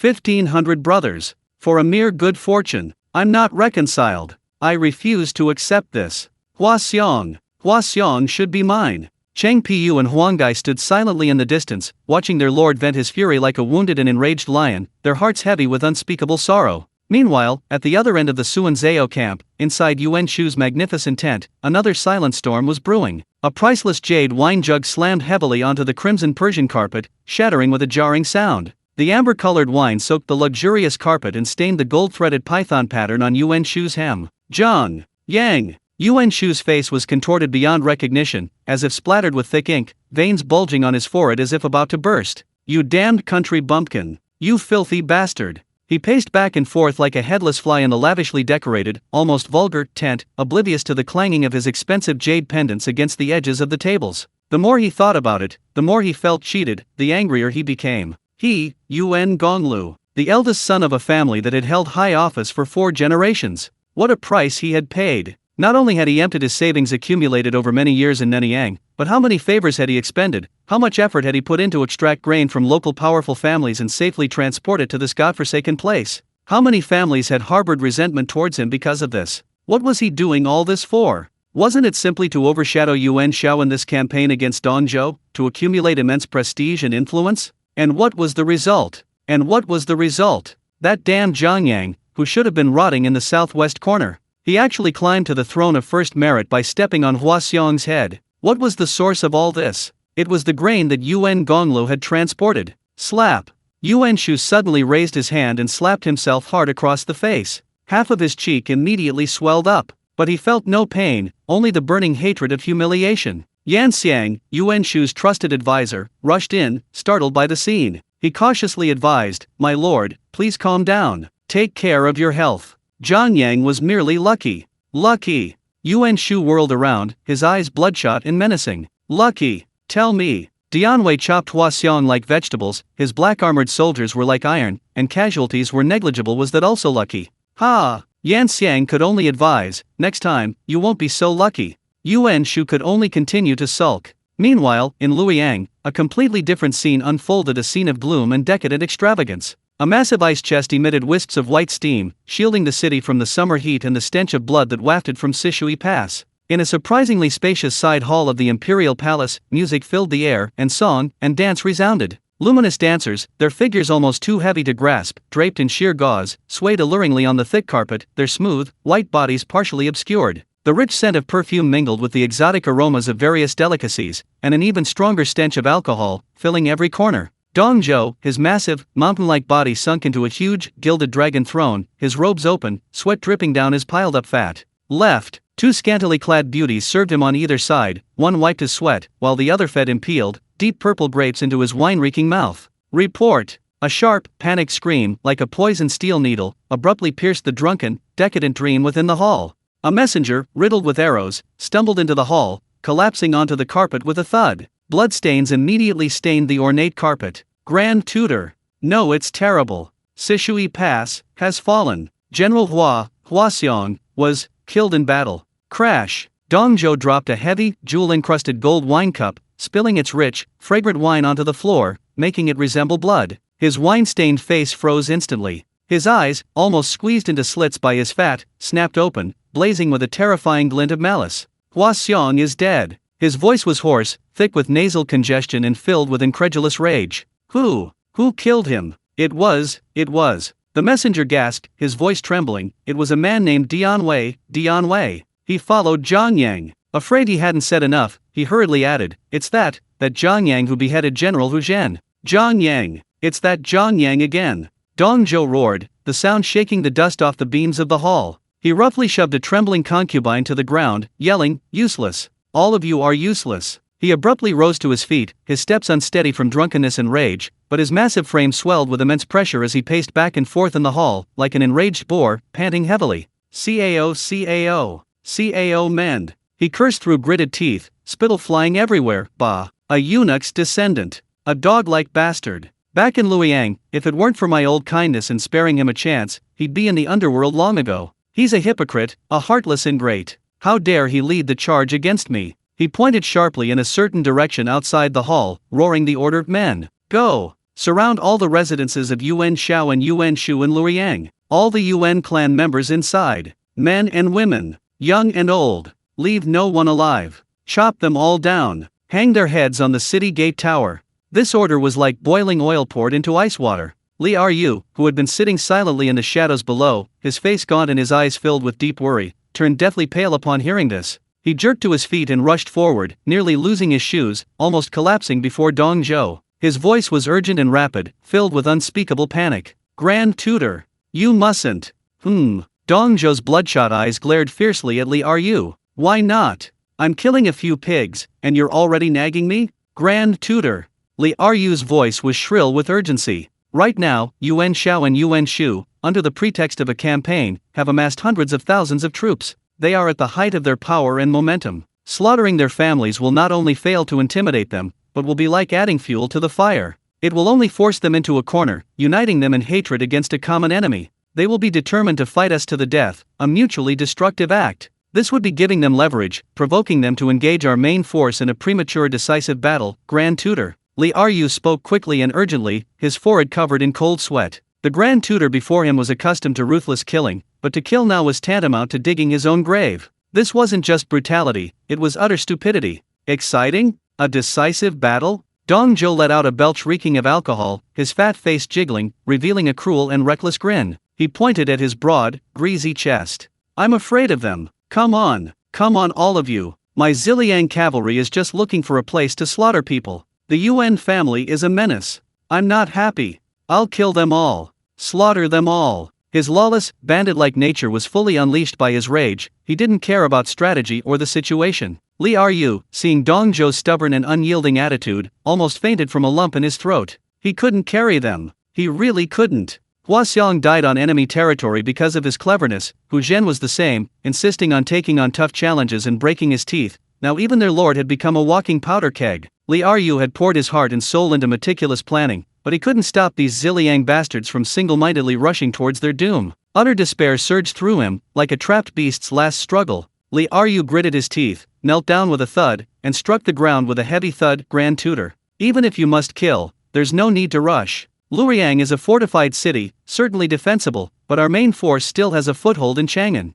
Guanzhong is fertile and easy to defend, difficult to attack. Luoyang is surrounded by enemies on all sides, the enemy's momentum is strong, and prolonged defense might lead to unforeseen changes. He abruptly looked up, his eyes filled with a desperate resolve. Grand Tutor, why not temporarily retreat and avoid the limelight? Move the capital. Move it to Chang'an. Leave this empty Luoyang to those self-proclaimed righteous, but in reality, treacherous princes. His voice was shrill, a desperate cry of desperation. Let them fight and tear each other apart in this raging furnace. Aren't they after the traitors and the restoration of the Han dynasty? This is the former capital of the Han. Let them fight it out. Let them break their heads. We'll retreat to Chang'an, relying on the strategic advantage of Hang Pass, and watch these rats devour each other. Once they're both exhausted, we'll march east and pacify the world. This is the perfect strategy. Grand Tutor, move the capital? Dong Zhou's bloodshot, drunken eyes narrowed. Leave Luoyang, which he himself had nearly destroyed? Go to Chang'an?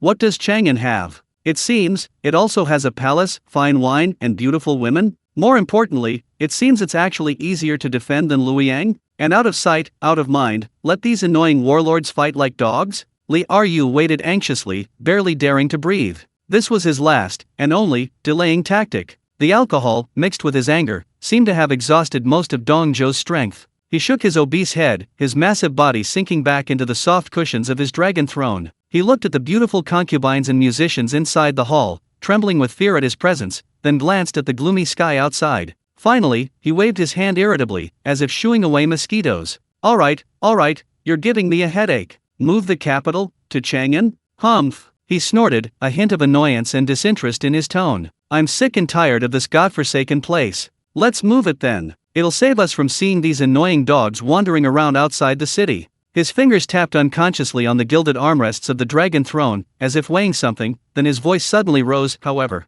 a familiar, greedy glint flashed in his eyes, and he instantly became invigorated. Since we're leaving, Luoyang can't fall into the hands of outsiders. All those gold nuggets and treasures in the palace, take them all. Not a single grain of gold should be left behind. And all those artisans and craftsmen, take all those with skills. And the grain, scrape it clean. Don't leave a single grain of rice. The common people? Humph, I don't care. I have enough fine wine and beautiful women. Dong Zhuoyu became increasingly excited, his fat face gleaming. He rubbed his enormous hands together, his eyes filled with anticipation for the even more luxurious life in Chang'an and a hint of glee at the impending desolation of Luoyang. It settled then. Li Ryu, this matter, you handle it. He pointed to Li Ryu, whose forehead was still covered in dust, finally letting out a long sigh of relief. Yes, Grand Tutor. I will do it right away. I will make sure that the Grand Tutor lives in Chang'an in even greater glory than he does now. Li Ryu quickly accepted the order, his back already soaked with cold sweat. The news of Yuan Kui's entire family's execution struck the Allied forces like a thunderbolt carrying a stench of blood. What? My uncle. Yuan Shao's wine cup slipped from his grasp and shattered. Amber wine splattered onto the hem of his magnificent brocade robe. He swayed, his face drained of all color, turning deathly pale. His lips trembled uncontrollably, even his usually meticulously groomed three-strand beard shook violently. Dong Zhou, you old traitor. A shrill, distorted roar erupted from the depths of his throat. That wasn't just his uncle Yuan Kui, that was the most prestigious figure of the Runan Yuan clan in the court and among the literati, the pillar that held their family's influence in Luoyang for 4 generations of high-ranking officials. Now, along with his entire family, young and old, they had been slaughtered by Dong Zhou like pigs and dogs. Inside another equally luxurious tent, a completely different, almost frenzied rage erupted. Fatty Dong. Yuan Shu, as if possessed, overturned the table laden with delicacies before him. Exquisite porcelain and jewel-encrusted gold and jade bowls shattered and crashed to the ground. Spicy dishes were everywhere, a scene of utter chaos. His eyes were bloodshot, his face contorted like a demon, as he jumped up and down, roaring, "How dare he? How could he possibly dare?" He wasn't grieving over Yuan Kui's death, rather, he felt an unprecedented, overwhelming sense of humiliation and fear. Even Yuan Kui had been killed, what wouldn't Dong Zhou dare to do? This wasn't just political infighting, this was blatant desecration of a family without heirs. My Yuan family. For generations of high officials. Our disciples and former officials are all over the land. What is Dong Zhou? A lowly butcher from Ziliang, a wild dog. How dare he slaughter my entire family like this? Overwhelmed by fear and rage, Yuan Shu went hysterical, grabbing at the furnishings in his tent and smashing them wildly. An expensive incense burner slammed against a gilded screen with a dull thud. Instantly, the entire allied camp was shrouded in an extremely oppressive, blood-soaked atmosphere of fear. Soldiers whispered amongst themselves, generals' faces were ashen, and the air seemed thick with the lingering smell of gunpowder.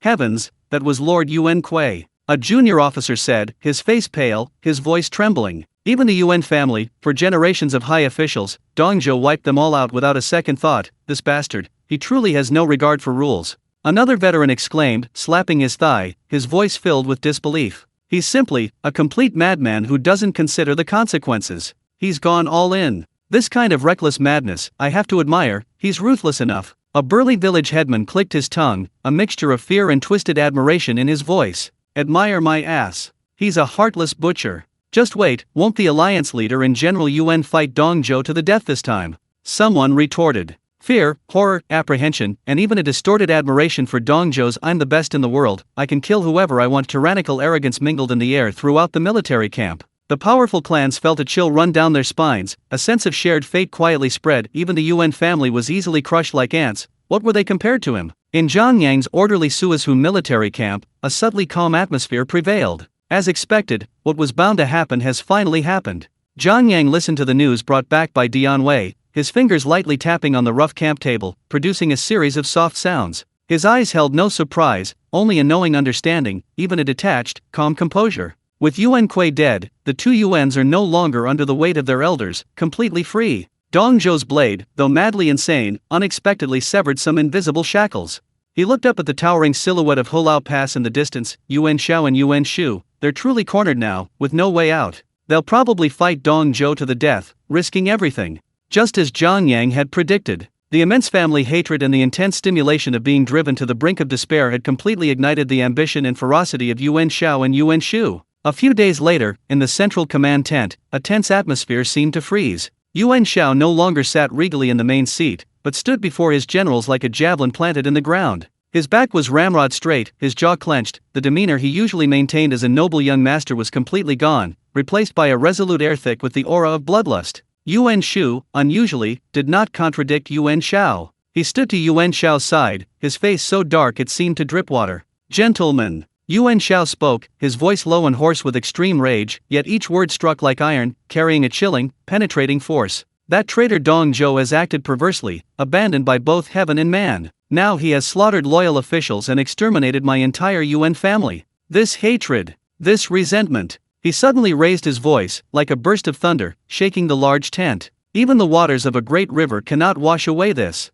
Even if I grind his bones to dust, it will not quell even a fraction of the hatred in my heart. He gasped for breath, his chest heaving violently with emotion, causing the scarlet cloak on his back to tremble. He abruptly surveyed everyone in the tent, his gaze sweeping across them like a tangible, cold blade scraping against their cheeks, carrying an undeniable, resolute determination. Ahead lies the formidable Hulao Pass. That scoundrel Lu Bulletin, holding this strategic position. What then? The pass is before us, the enemy is on the other side. Are we, destined to stand here and watch the treacherous Dong Zhou live a life of debauchery in Luoyang? Yuan Shao's right hand swiftly drew his sword from his waist. The sharp blade flashed coldly across the tent, then slammed down heavily on the table before him. Clang! Scrap wood flew everywhere. Today, I, Yuan Shao, hereby swear an oath. He roared with all his might, veins bulging on his neck, his face contorted in a grotesque grimace. Straight to Hulao Pass. Capture Lu Bulletin alive. Straight to Luoyang. Tear that traitor Dong Zhou to pieces.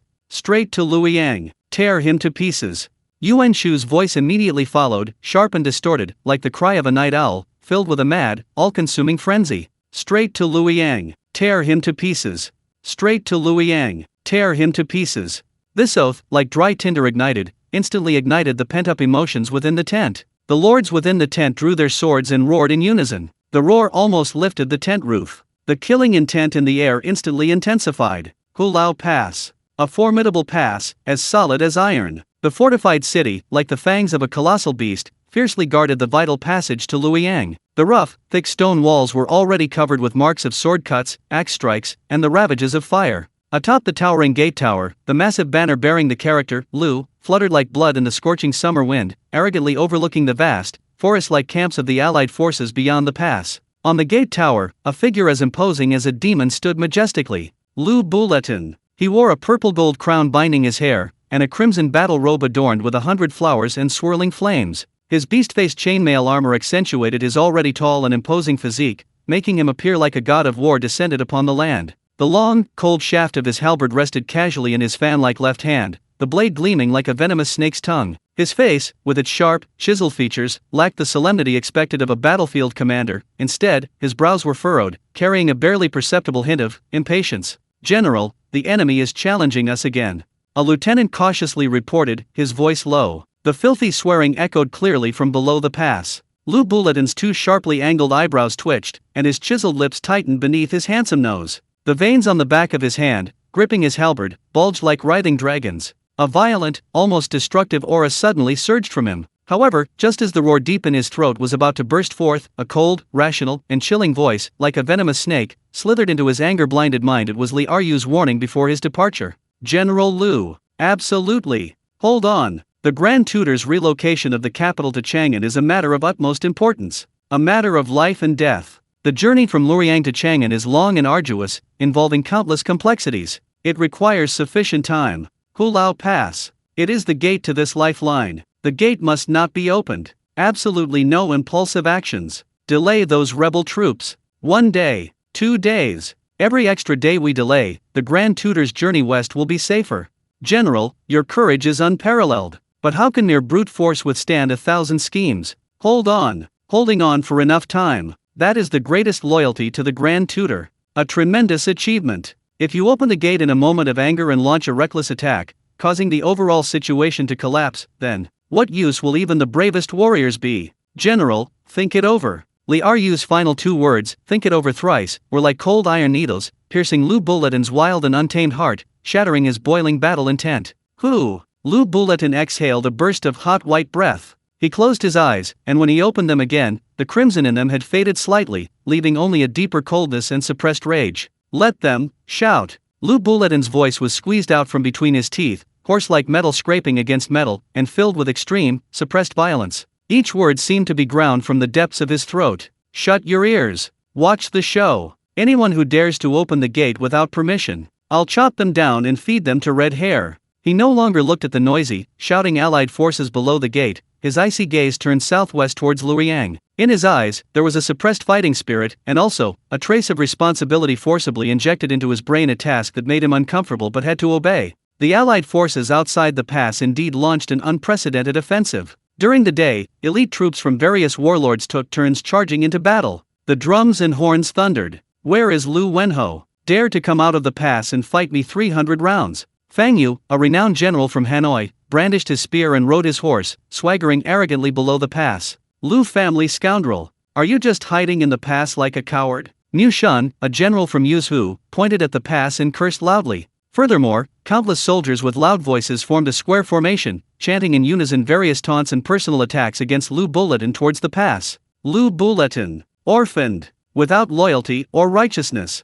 Red hair, fastest runner. Number 1 in betraying his lord and defecting to the enemy. Even at night, there was no peace. The allied forces split into several groups, carrying countless torches, taking turns harassing the enemy. They shouted and yelled, launched fire arrows, and dug trenches below the pass to create noise. The entire area outside Hulao Pass was filled with constant clamor day and night. And what about attacks? Of course, there were. Charge! Charge! Yuan Shu jumped up and down on his war chariot, brandishing his sword and roaring. His soldiers carried ladders, braving a dense rain of arrows, and laboriously advanced to the foot of the pass walls. However, just as the ladders were finally placed on the walls, boiling oil was poured down from above, and rolling logs and stones rained down like raindrops. Accompanied by piercing screams, the attack quickly crumbled like waves crashing against rocks. The troops of Han Fu of Ji province and Kong Rong of Bihai also organized several assaults to scale the walls, and at one point, small groups even reached the top of the walls to engage in fierce hand-to-hand combat. However, each time, the small but extremely elite trapped battalion, which held the terrain advantage, held out and pushed back relentlessly. Beneath the city walls, the bodies of the Allied forces and the burning remains of siege ladders quickly littered the ground. For 10 days straight, a full 10 days, the Allied forces had exhausted every means at Hulao Pass. They launched wave after wave of insults, constant harassment, and attempted attacks, both real and feigned, time and again. The losses of men and equipment grew daily. A stalemate. A protracted, exhausting stalemate. The morale of the Allied forces, amidst repeated futile attrition and aimless clamor, began to plummet uncontrollably, like a punctured balloon. Yuan Shao stood atop a hastily constructed earthen mound, his eyes fixed on the stubborn pass in the distance, his face ashen, his fists clenched behind his back cracked. He had initially thought that the blood feud of his family would bring an overwhelming momentum, but instead, he had been doused with bucket after bucket of cold water. If this drags on, not only will revenge remain a distant dream, but the Allied forces themselves may also face problems. Yuan Shu was as agitated as an ant on a hot pan, pacing back and forth in his magnificent tent, leaving a distinct mark on the expensive Persian carpet. Useless. A bunch of useless fools. They can't even come up with a decent plan. If we can't take Hulao Pass,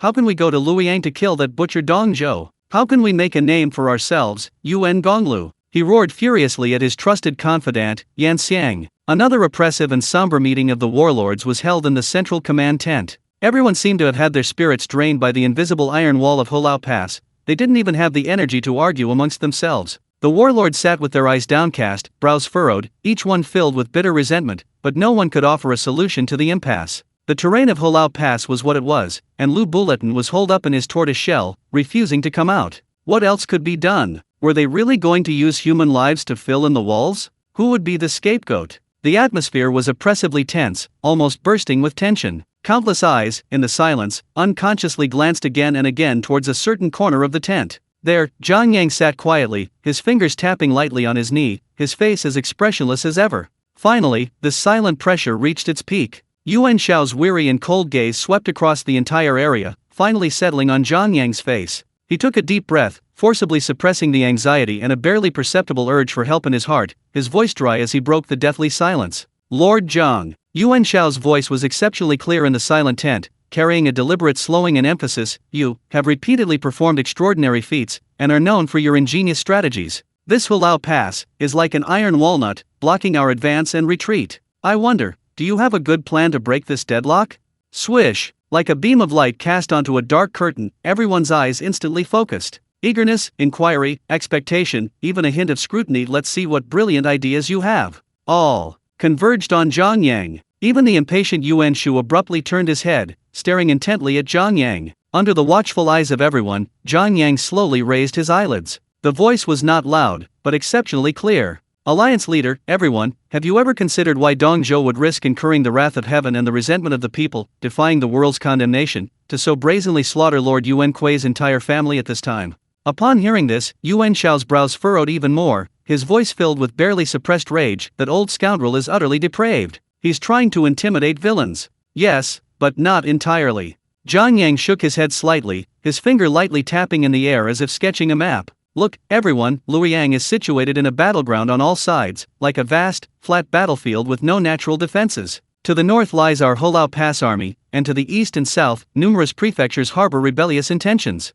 Dong Zhou has resided in Luoyang for so long. Does he really think he can defend this isolated city like an impregnable fortress with his disunited Ziliang army?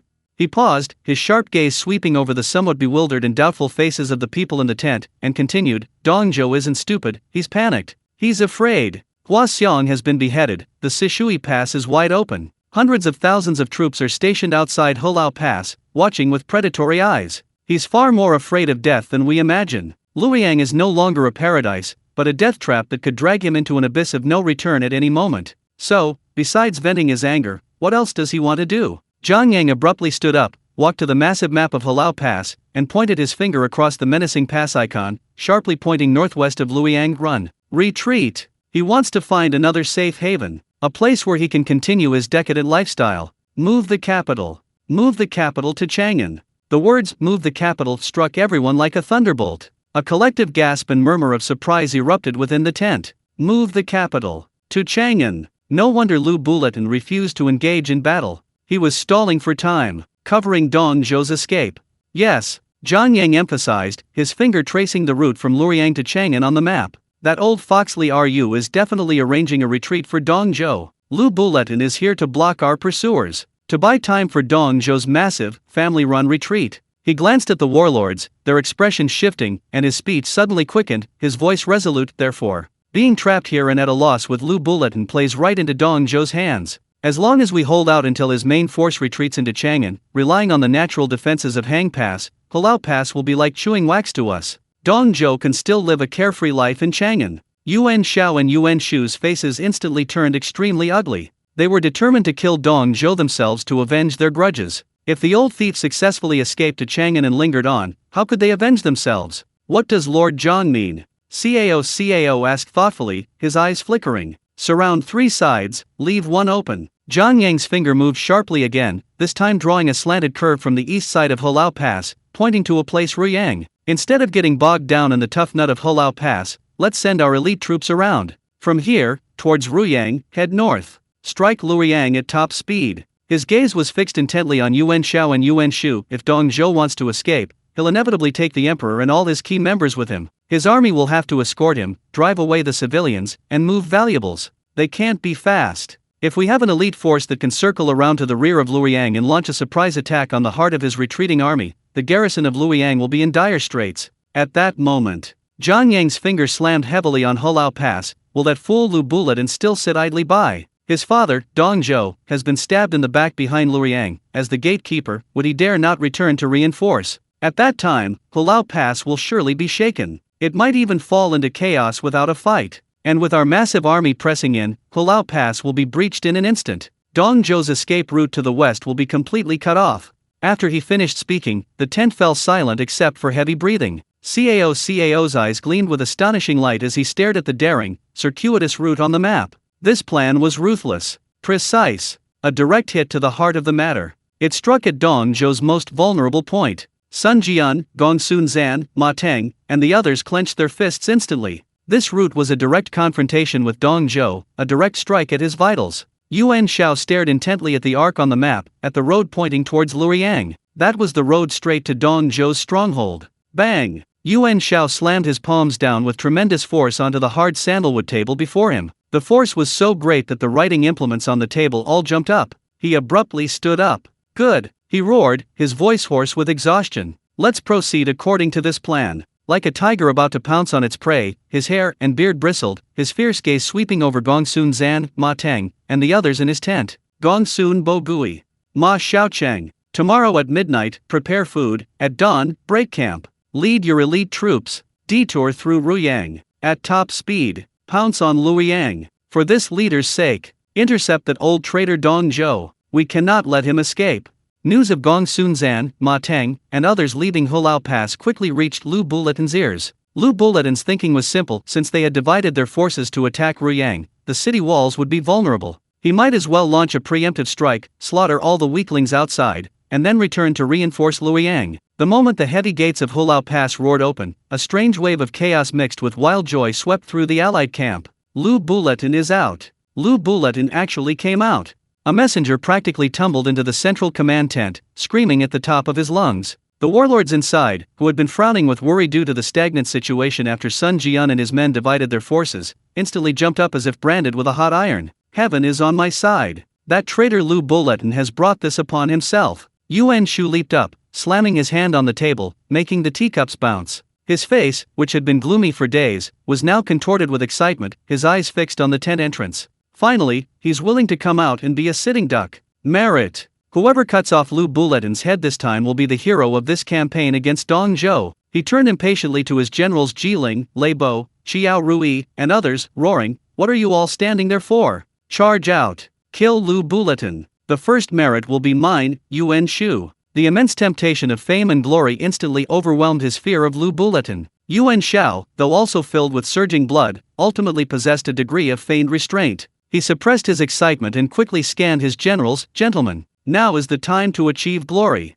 We must work together to defeat Lu Bulletin." Before he finished speaking, Zhang Yang, the prefect of Shangdang behind Han Fu, the governor of Ji province, couldn't contain himself any longer and shouted, "Alliance leader! Behold my valiant general's triumph!" With a wave of his hand, a general named Mu Shun behind him, without a word, brandished his iron spear and spurred his horse forward, his speed leaving only a silhouette in his wake, as if afraid someone else would beat him to it. Jian Yang stood in the shadows at the tent entrance, watching the lords rush out like sharks smelling blood, a barely perceptible cold smile playing on his lips. As expected, Lu Bulletin had indeed been thrown off balance by the diversionary tactic, but his gaze shifted to the figure riding red hair. Lu Bulletin sat high on his red hair, his crimson robe adorned with 100 flowers, his beast-faced chainmail reflecting a chilling metallic gleam in the blazing sun. He squinted, watching the ant-like surge of heads emerging from the allied camp, watching those arrogant generals charging towards him on horseback, his face expressionless, only a bone-deep indifference. It was as if he were looking down on a pack of rabid dogs scrambling for carrion. Mu Shun moved with incredible speed, his iron spear tearing through the air, aimed straight for Lu Bulletin's heart.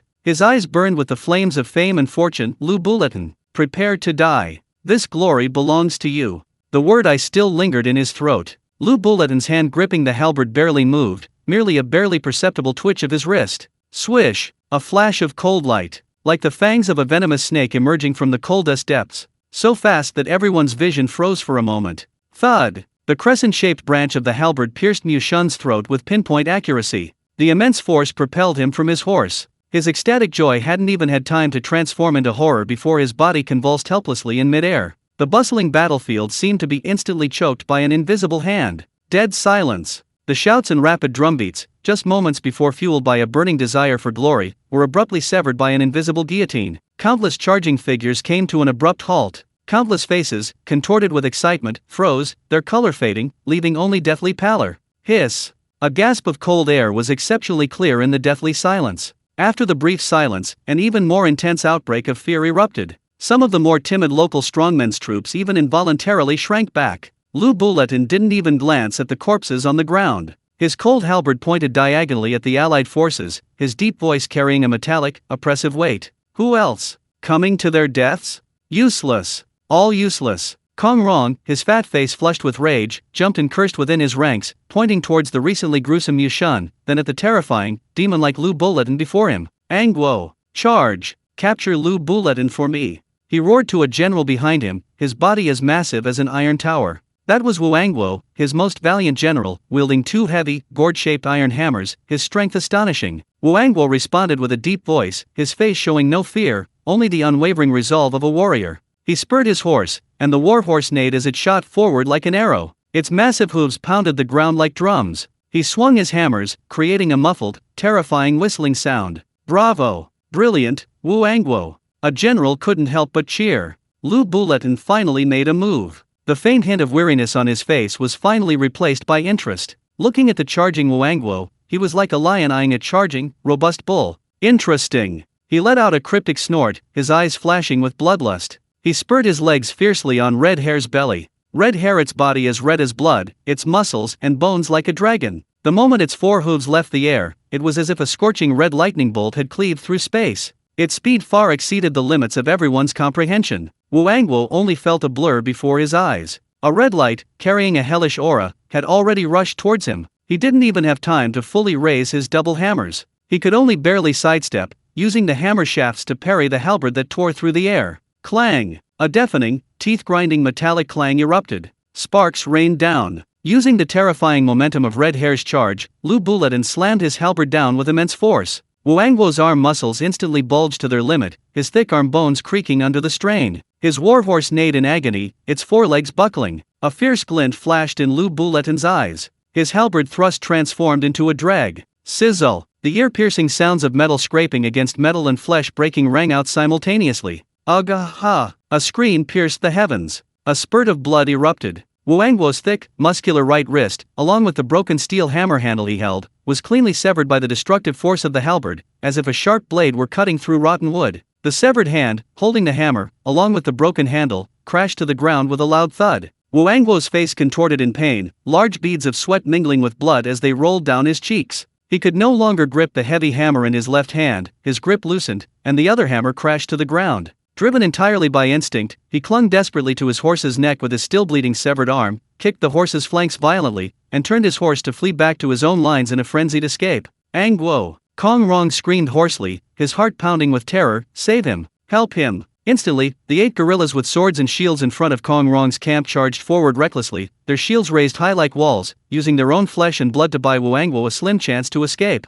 Fortunately, everything went smoothly, and Lu Buletin did not risk pursuing them. A deathly silence, bordering on despair, descended upon the Allied forces. Fear, like a cold, viscous poison, spread rapidly through the hearts of every soldier. The fervor of being blinded by the prospect of great glory before battle vanished completely, leaving only a chilling cold and an overwhelming sense of powerlessness. 10,000 men, truly 10,000 men. Han Fu's voice trembled, his face ashen. Yuan Shao's face was also ashen, his teeth grinding together. His meticulously crafted campaign against Dong Zhou, his high hopes for a decisive victory, had been utterly crushed by Lu Buletin, who had treated him like a child. What to do? A tremendous question weighed heavily on Yuan Shao's mind, and on the hearts of every warlord. Alliance leader.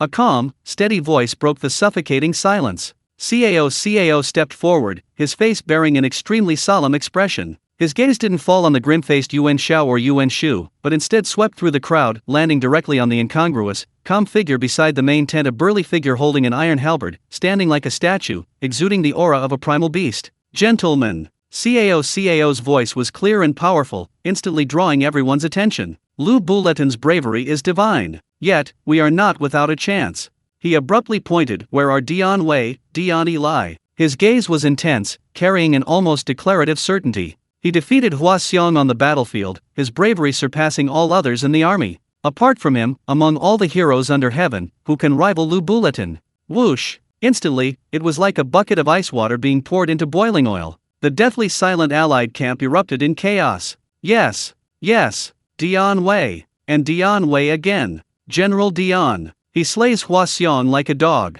General Ilay. He can definitely fight Lu Buletin. Please, General Ilay, go into battle. Countless burning gazes, filled with the immense hope of a desperate escape and the ecstatic joy of a last-ditch effort, instantly focused on the towering, black-haired man. At this moment, Dian Wei became the only lifeline for the Allied forces on the verge of defeat. Yuan Shao abruptly turned his head, as if grasping at the last piece of driftwood, staring intently at Zhang Yang in the shadows. Lord Zhang, the nation is in peril. Defeating Lu Buletin depends on this. General Dian, please go into battle immediately. Zhang Yang slightly raised his eyelids, his expression calm and composed. No one could guess what he was thinking. He seemed hesitant, his gaze sweeping over the fearful Lu Buletin and the expectant faces. My lord! A thunderous roar erupted from behind Zhang Yang. Dian Wei, already aroused by the pervasive atmosphere of fury, was like a prehistoric beast poised to pounce. He took a sudden step forward, crashing to his knees, his massive body kicking up a cloud of dust. His rugged, almost ferocious face burned with undisguised battle intent and excitement. A mere brat like Lu Buletin.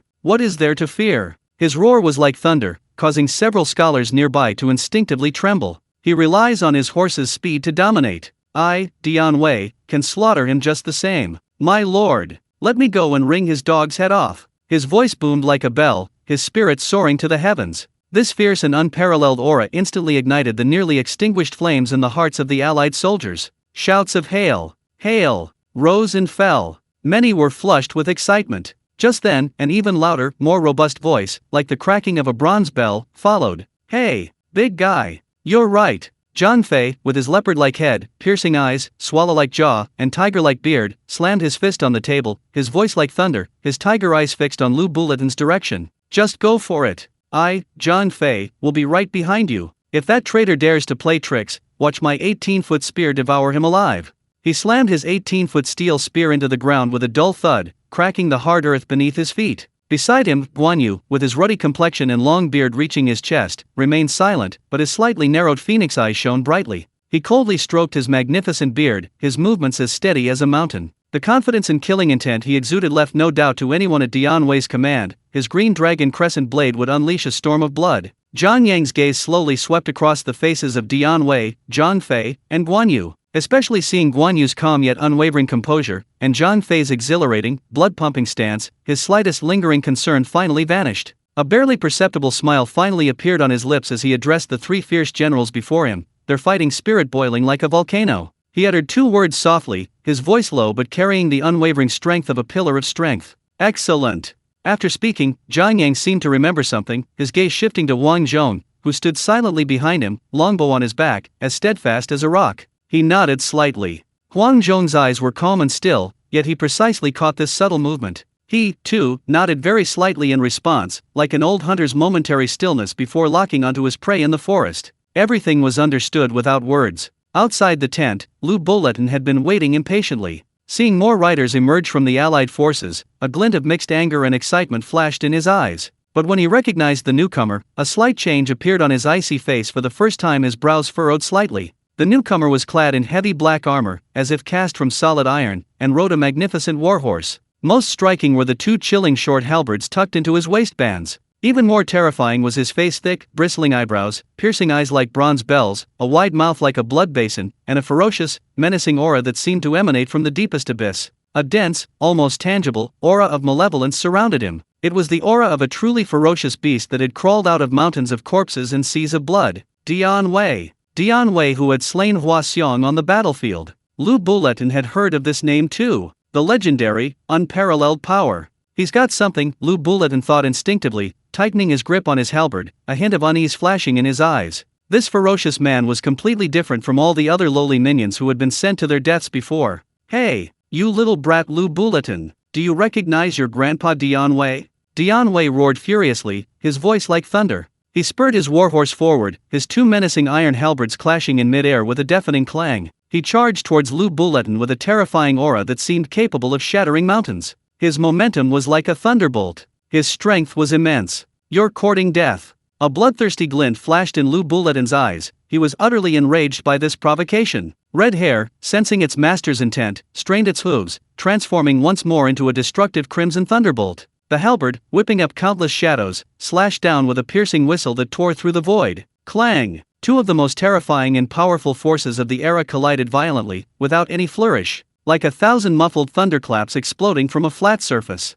The resounding clang of metal clashing was like a tangible shockwave, spreading wildly in all directions. Many soldiers near the battle line felt their eardrums ringing and instinctively covered their ears. At the center of the collision, the shockwave churned. Dust billowed into the sky like an angry dragon. Both horses let out a mournful cry, their muscles bulging, their hooves frantically pawing the ground to barely regain their footing. Dian Wei's arms, muscles bulging like forged divine iron, forcefully blocked Lu Bulletin's earth-shattering halberd strike. His eyes burned with intense fighting spirit. A roar like a ferocious beast erupted as his arms swung violently. A surge of power, enough to shake mountains, actually deflected Lu Bulletin's halberd. Such strength! Lu Bulletin's pupils constricted, his shock deepening. This power was definitely no less than his own. Again! Dian Wei roared, his twin halberds spinning like a blizzard. Smash, sweep, cleave, thrust, the moves were wildly domineering, devoid of any fancy flourishes. Each strike carried the terrifying power to smash his opponent, horse and all, into a bloody pulp. The sound of wind and thunder was deafening. Lu Bulletin was also completely ignited. The halberd in his hands seemed to come alive. Sometimes like a venomous dragon emerging from its lair, striking straight for vital points, sometimes like a heavy hammer cleaving a mountain with immense force, sometimes like a ghostly apparition, cunning and unpredictable. The red hair, with its divine intelligence, was perfectly in sync with its master's will. In the fierce battle, it maneuvered and shifted, pushing its speed and angles to the limit. Clang! Clang! Clang! Clang clang clang clang. Within a radius of several dozen feet, a desolate wasteland had formed. The two figures were like two ancient demon gods, sometimes locked in combat like a storm, sometimes suddenly separating and colliding like comets striking the moon. Each clash of weapons emitted a sharp whistling sound capable of tearing the air apart. The billowing dust formed two earthen yellow tornadoes. The ground, under the iron hooves and powerful impact of the two terrifying war beasts, was already crisscrossed with ravines. Not a single patch of land remained intact. In the blink of an eye, over 100 rounds had passed. All the spectators, whether Allied soldiers or Ziliang troops from the pass, held their breath. Their eyes widened. Their hearts seemed to stop. They had never witnessed such a ferocious and violent, yet breathtakingly brilliant, duel. This was a clash of power and skill at its peak. Every strike contained the terrifying power to cleave mountains. The Allied soldiers watched with surging emotions and boiling blood. He blocked it. He really blocked it. General Dian's divine might is unparalleled. That Lu Bulletin has finally met his match. Zhang Yang's gaze was fixed on the center of the battle, his fingers silently counting the rounds in his sleeve. After 100 rounds, although Dian Wei's fighting spirit remained fervent, and his double halberd still seemed impenetrable, the enormous tremors from his body with each clash, and the noticeably heavier breathing of his mount, did not escape Zhang Yang's notice. More importantly, red hair. The divine steed beneath Lu Bulletin, seemingly straight out of mythology, galloped for 100 rounds without showing any signs of fatigue. Its speed even seemed to increase. Red Hair's advantages were beginning to reveal themselves, bit by bit, in its endurance and speed. Lu Bulletin clearly noticed this as well. His eyes flashed with a sharp light, as if he had seized a weakness in his prey. A piercing hoot, like that of a night owl, rang out. Exhilarating. But this ends here. The halberd technique abruptly changed. Gone were the wide, sweeping strikes. Instead, it instantly shifted to high-speed, close-quarters thrusting attacks. Using the ghostly speed of Red Hair, Lu Bulletin's figure suddenly left several afterimages around Dian Wei. Swish, swish, swish. Like a viper's flick, the cunning, ruthless, and lightning-fast halberd tips pierced Dian Wei's vital points. Throat, heart, ribs. Each attack was accompanied by Red Hair's perfectly coordinated high-speed movement, the angles unbelievably unpredictable, forcing Dian Wei to use even greater force and range of motion to swing his heavy double halberds and parry. Attrition. A frantic attrition. Like using a giant axe to chop down a slippery eel. Dian Wei roared repeatedly, his twin halberds spinning wildly like a torrent of black light. Although he blocked all the fatal attacks, the strain on himself and his mount was increasing exponentially. Sweat streamed down his bulging muscles and heavy black armor. 110 rounds. Dian Wei's mount was clearly unable to keep up with Lu Bulletin's pace, narrowly dodging several armor-piercing thrusts. 120 rounds. The ferocious smile in Lu Bulletin's eyes grew stronger. He seemed to see victory within his grasp. Dian Wei, let's see how long you can last. He laughed wildly, and Red Hair accelerated once more, transforming into an elusive streak of crimson light. Not good. Zhang Fei, watching the battle, slapped his thigh, his copper bell-shaped eyes wide with shock, his face throbbing with menace. The big guy's going to suffer. Guan Yu, charge! He roared, unable to contain himself any longer. He reversed his 18-foot spear, spurred his black steed, and charged forward. That black steed was also a divine horse, 1 in a million, galloping like a black dragon. Guan Yu remained silent, but his eyes were sharp as an eagle's. He slapped his steed, moving with the speed of a blue lightning bolt. His green dragon crescent blade trailed behind him, its cold blade drawing a deadly arc in the sunlight. Just as Lu Bulletin was about to finish off Dian Wei with a fatal blow, he caught a glimpse of two figures rushing towards him with lightning speed. Especially Zhang Fei's booming voice, like thunder, exploded in his ears. You thrice-surnamed traitor. Stop your arrogance. Zhang Fei of Yan is here. Lu Bulletin's face darkened instantly. His smugness was instantly replaced by raging fury. He was about to slay this peerless general, but his plan had failed at the last moment. He laughed in fury. Good. You outnumber me, ha. Well done. His halberd billowed with a blood-red light, abandoning his fatal strike against Dian Wei, and instead slashed at the charging Zhang Fei. Clang! The spear and the halberd clashed again. The immense force made Zhang Fei's hands numb, but he was exceptionally brave and fearless. He withdrew his spear and unleashed a vicious sweeping attack. Guan Yu's blade moved silently, like a venomous dragon emerging from its lair. It slashed down at Lu Bulletin's waist. Dian Wei, his pressure suddenly relieved, let out a furious roar like a wounded beast. Ignoring his exhaustion, he once again wielded his twin halberds and rejoined the battle. 3 heroes against Lu Bulletin. No! 3 tigers against a vicious dragon. Dian Wei was like a god creating the heavens, his twin halberds swirling and striking, each strike seemingly capable of splitting the sky. Zhang Fei roared like thunder, his 18-foot spear swirling like a black dragon churning the seas. Guan Yu was as cold as the moon, each strike of his green dragon crescent blade carrying the resolute will to slay immortals and demons. Lu Bulletin, caught in the crossfire of 3 peerless generals, suddenly found himself under immense pressure. But his martial arts had reached a state of perfection. His halberds became living beings in his hands. With each flick, deflection, guide, and smash, he neutralized the 3 generals' deadly attacks. Red Hair, as if possessed by a soul, nimbly dodged and weaved, narrowly avoiding deadly blades and halberds at the last second. For figures clashed, the battle so fierce it blew the sky and sun. The clang of metal on metal was like a relentless downpour. The dust raised obscured most of the sky. Hundreds of thousands on the battlefield held their breath. Their eyes were wide open, almost bursting from their sockets. Their hearts pounded wildly. Lu Bulletin can really fight 3 generals. The warlords watched in horror, their palms sweating profusely. Cao's eyes twitched, his teeth grinding together. Dian Wei, Guan Yu, Zhang Fei, all top-tier warriors. Especially Dian Wei, if only he could have. Just then, Huang Zhong, who had been silently observing the battle as if blending into the background, moved. No one saw his hand move clearly, they only vaguely saw his shoulder pull back slightly. A faint yet incredibly sharp metallic scraping sound rang out in the air. Sizzle! A beam of dark light, condensed to its extreme and almost tearing through space, shot out. Its target wasn't Lu Buletin himself. It was the ground where Red Hair's forelegs were about to land. Timing, angle, incredibly cunning. It was the crucial moment when Red Hair was about to exert its strength and maneuver. Lu Buletin had just deflected Jiang Fei's powerful slash and was about to simultaneously dodge Guan Yu's diagonal blade and Dian Wei's sweeping downward strike with incredible agility. It was in that split second. Thud! The silent arrow sank deeply into the ground less than an inch before Red Hair's forelegs. The arrow's fletching vibrated rapidly. Hissing, Red Hair, completely focused on perfectly executing its master's dodging maneuvers, instantly sensed a foreign object beneath its hooves and a deadly, lurking threat. As a peerless steed, its instinctive reaction to danger far surpassed that of ordinary steeds. It instinctively let out a terrified neigh. Its forelegs jerked back and turned sharply just before striking the arrow. But this tiny, instinctive survival reaction was undoubtedly fatal to Lu Buletin, who was engaged in a superhuman martial arts contest with inhuman speed and angle. This extremely subtle shift and delay in Red Hair's movements, while avoiding injury to its forelegs, caused a momentary, minute deviation in Lu Buletin's overall coordination. Lu Buletin's pupils constricted sharply. In a battle between masters, every move hinges on a single point. This fatal gap. Guan Yu's blade flashed. Dian Wei's halberd flashed. Jiang Fei's spear whirlwind. Like a pre-woven net, it instantly sealed off all escape routes.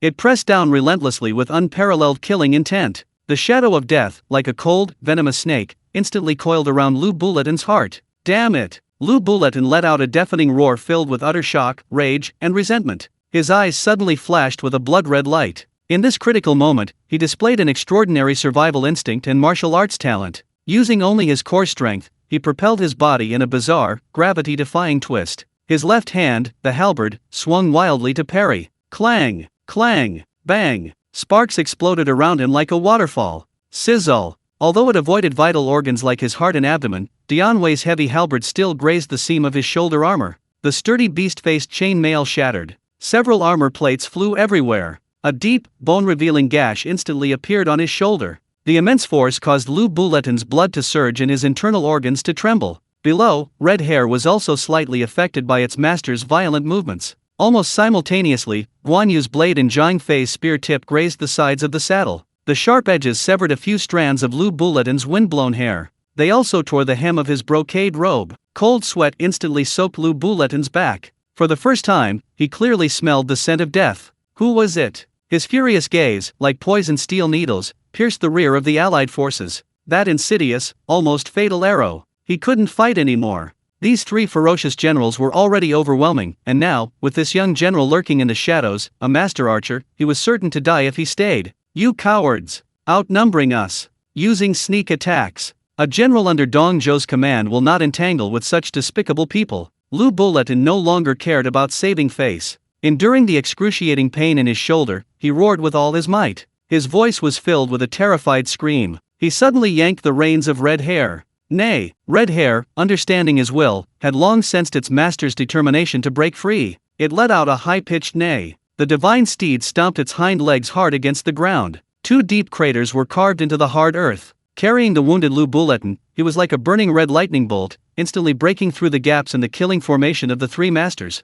With a speed far exceeding that of an ordinary horse, he rushed back to the slowly opening gates of Hulao Pass in just a few breaths. Boom! Yuan Shu, watching the Hulao Pass gates slowly close, slammed his fist into the camp fence in a fit of rage. He got away again. He tore his magnificent robe sleeve in fury. Although the earth-shattering battle at Hulao Pass had ended, its aftershocks still lingered in Lu Buletin's mind. In the temporary command post inside the pass, the flickering lights illuminated Lu Buletin's cold, stone-carved face. The exhaustion from the day's fierce battle hadn't completely dissipated. The wound on his shoulder, torn by Dian Wei's halberd, was wrapped in thick bandages, and every slight movement sent piercing pain through him. Invincible against 10,000 men? Lu Buletin spat out these four words through clenched teeth, his voice low and dry, laced with self-mockery, sounding particularly jarring in the empty command post. So there really were heavens beyond heavens. Dian Wei, whom he had always looked down upon, had dealt him the heaviest blow of his life in his most proficient area. This sense of defeat was far deeper and more painful than the wound on his shoulder.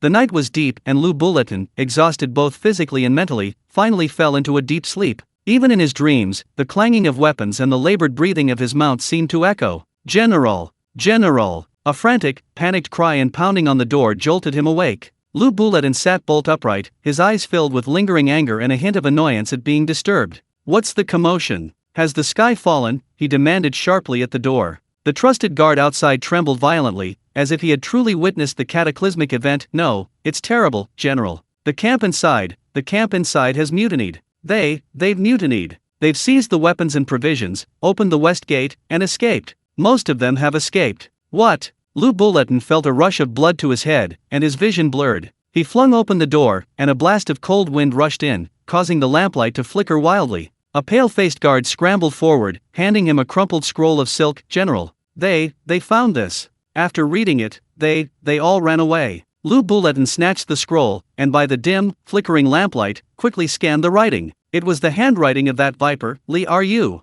Each word was glaring. To Marquis Wen, the Grand Tutor has led the Emperor and all officials to relocate the capital to Chang'an. The journey is fraught with difficulties. General, you are ordered to hold Hulao Pass for 3 days, ensuring the enemy's pursuit is halted. After 3 days, lead your troops to Mayanke to regroup. Do not linger in battle, take care. Relocating the capital to Chang'an. Dongzhou, he really abandoned Luoyang and fled. And he even left a letter ordering him, Lu Buletin, to continue holding Hulao Pass. General, please calm down. The guard, seeing Lu Buletin's almost distorted, ferocious face and his murderous gaze, was so terrified that his legs went weak, and he nearly collapsed to the ground. Those who escaped, they also said that the Grand Tutor abandoned Luoyang and fled, that our Hulao Pass can't hold out, and they also said that you, General, you even slap. Before the guard could finish speaking, a resounding slap landed hard on his face. Blood spurted from his mouth and nose, and he spun around on the spot. Useless. Fool. Lu Buletin's hair and beard bristled as he roared hysterically, his voice distorted and twisted with extreme rage. Like a mad tiger driven to the brink, he abruptly drew his sword and began hacking wildly at everything in his path. Crash. A table was cleaved in two. Clang. A candlestick shattered. Wood chips and porcelain fragments flew everywhere. As he slashed, Lu Buletin cursed furiously, spitting as he spoke. Desertion. Traitor. You treated me, Lu Buletin, like a disposable stumbling block. Ha! The immense humiliation and the resentment of being fooled by everyone, even by his own soldiers, completely extinguished any remaining sense of responsibility Lu Buletin had for defending the pass for 3 days. What Hulao Pass? What military orders? What Dongzhou? To hell with them all. Lu Buletin abruptly stopped his wild sword swinging, his chest heaving as he exhaled hot, white breath. Stay here? Guard an empty pass? Wait for the Allied forces to storm in and chop him into mincemeat? Or be ganged up on and beaten to death by those monsters? Impossible. A bone-chilling cold instantly replaced his rage, permeating every limb and bone. He, Lu Buletin, did not want to die an innocent death. He roared out his final command. Men, pass on the order. His voice was hoarse, yet carried a resolute determination to cut off all ties. Everyone still breathing. Immediately. Pack your belongings. Prepare the horses. Retreat. Retreat to Mayanke. A moment's delay, and I'll chop them down to offer as a sacrifice to the flag. With that, he didn't even glance at his guard sprawled on the ground, abruptly turning and kicking open the back door of the commander's mansion. He didn't even bother to put on his magnificent armor, a symbol of his status, donning only a worn battle robe. He grabbed his halberd and charged towards the stables without looking back. Red Hair, sensing the overwhelming murderous aura emanating from its master, snorted uneasily. Lu Buletin roughly snapped the harness, leaping onto the horse's back. Giddy up. In the darkness, Red Hair transformed into a dim red phantom, Lu Buletin's figure completely merging into the deep night. Lu Buletin is gone. Lu Buletin really is gone. Ha ha ha. What invincible. He was still driven away by us. General Dian Wei is mighty. Guan Yu and Zhang Fei are brave and valiant. General Huang is an unparalleled archer. Hulao Pass. It's fallen. It's fallen. The soldiers waved their weapons, letting out deafening cheers. The morale in the camp soared to the sky like dry tinder. Everyone's face was filled with a blind optimism. Even Lu Buletin has been driven away by us. How many more days can that old scoundrel Dongzhou roam? However, within the core circle of the warlords, the atmosphere was far more complex. Yuan Shao sat in the main seat, a deliberately maintained, reserved smile on his face, but a barely perceptible gloom lingered deep in his eyes. Lu Buletin had retreated, Hulao Pass had been opened, but how would the credit for breaching the pass be calculated? Dian Wei was Zhang Yang's man, Guan Yu and Zhang Fei were Liu Bei's men. He, Yuan Shao, the leader of the alliance, aside from shouting a few commands, seemed to have gained no substantial benefits, especially thinking of that kid Zhang Yang, who always seemed to snag a huge advantage in the most obscure corners. A nameless anger flared within him. The other warlords also had their own thoughts. Han Fu, Kong Rong, and the others breathed a sigh of relief. Finally, they no longer had to contend with the formidable Halao Pass. Zhang Yang stood slightly behind the crowd, calmly observing everything. Lu Buletin's retreat was within his expectations. He just hadn't anticipated it would be in this way, forced to retreat by a death warrant from his own side. His gaze swept over the faces, excited, envious, or calculating, and he understood the fall of Halao Pass was merely the beginning of greater chaos. Dong Zhou was still alive, the emperor was still in his hands. This so-called victory was just the start. When Sun Jian, Gong Sunzan, and Ma Tang led their elite troops, like 3 arrows released from a bow, arriving at the walls of Luoyang after a long and arduous journey, the sight they witnessed made them all gasp in horror. The once prosperous and bustling imperial capital of Luoyang, teeming with dignitaries, had now become a living hell. Thick smoke that blotted out the sky. Like countless ferocious black dragons, it rose from all corners of Luoyang, turning the entire sky a despairing leaden gray. The air was thick with the nauseating stench of burning, blood, and rotting corpses. Several sections of the city walls had collapsed, the gaping holes like the gaping maws of a monster. Countless palaces, pavilions, houses, and shops groaned and crumbled in the flames. Illuminated by the firelight, countless soldiers and mobs, like ghosts, howled, fled, and looted amidst the ruins. The cries, screams, laughter, and the clanging of weapons intertwined to create a chilling, apocalyptic dirge. That old traitor Dong Zhou. Sun Jian's eyes widened in fury. He drew his ancient sword, its blade pointing directly at the burning capital, his voice trembling with extreme rage. He dared burn down the capital, evict the emperor. This is an outrage against both gods and men. It is intolerable to heaven and earth. Charge in. Gong Sunzan's cold face beneath his silver helmet was also contorted with rage, his silver spear pointing. Fight the fire. Save lives. If there are any remnants of Dong Zhou's treachery, kill them without mercy. My men, charge with me. Ma Tang roared, and the Ziliang cavalry surged towards the open city gates like a tidal wave. Sun Jian led the charge, along with Cheng Piyu, Huanggai, and other former Jiangdong troops, like moths to a flame, plunging headlong into the burning inferno. Their target was clear: the imperial palace. Dong Zhou had fled, but the things the emperor had used, the symbols of imperial power, especially the legendary imperial seal, they could not fall into the wrong hands. The palace had already been largely consumed by fire. The once magnificent palaces were reduced to charred skeletons, crackling in the flames. Amidst the ruins, the charred or hacked corpses of palace maids and eunuchs were scattered everywhere. Sun Jian led his men through the thick smoke and flames, frantically searching the ruins of the palace. Finally, in a corner of a side hall that wasn't completely burned down, beside a well partially obscured by collapsed beams, Sun Jian's personal guards discovered the body of an old eunuch, wrapped in brocade and tightly clutched in his arms. Pulling back the body, a heavy, warm to the touch vermilion lacquered wooden box was revealed. Sun Jian's heart pounded.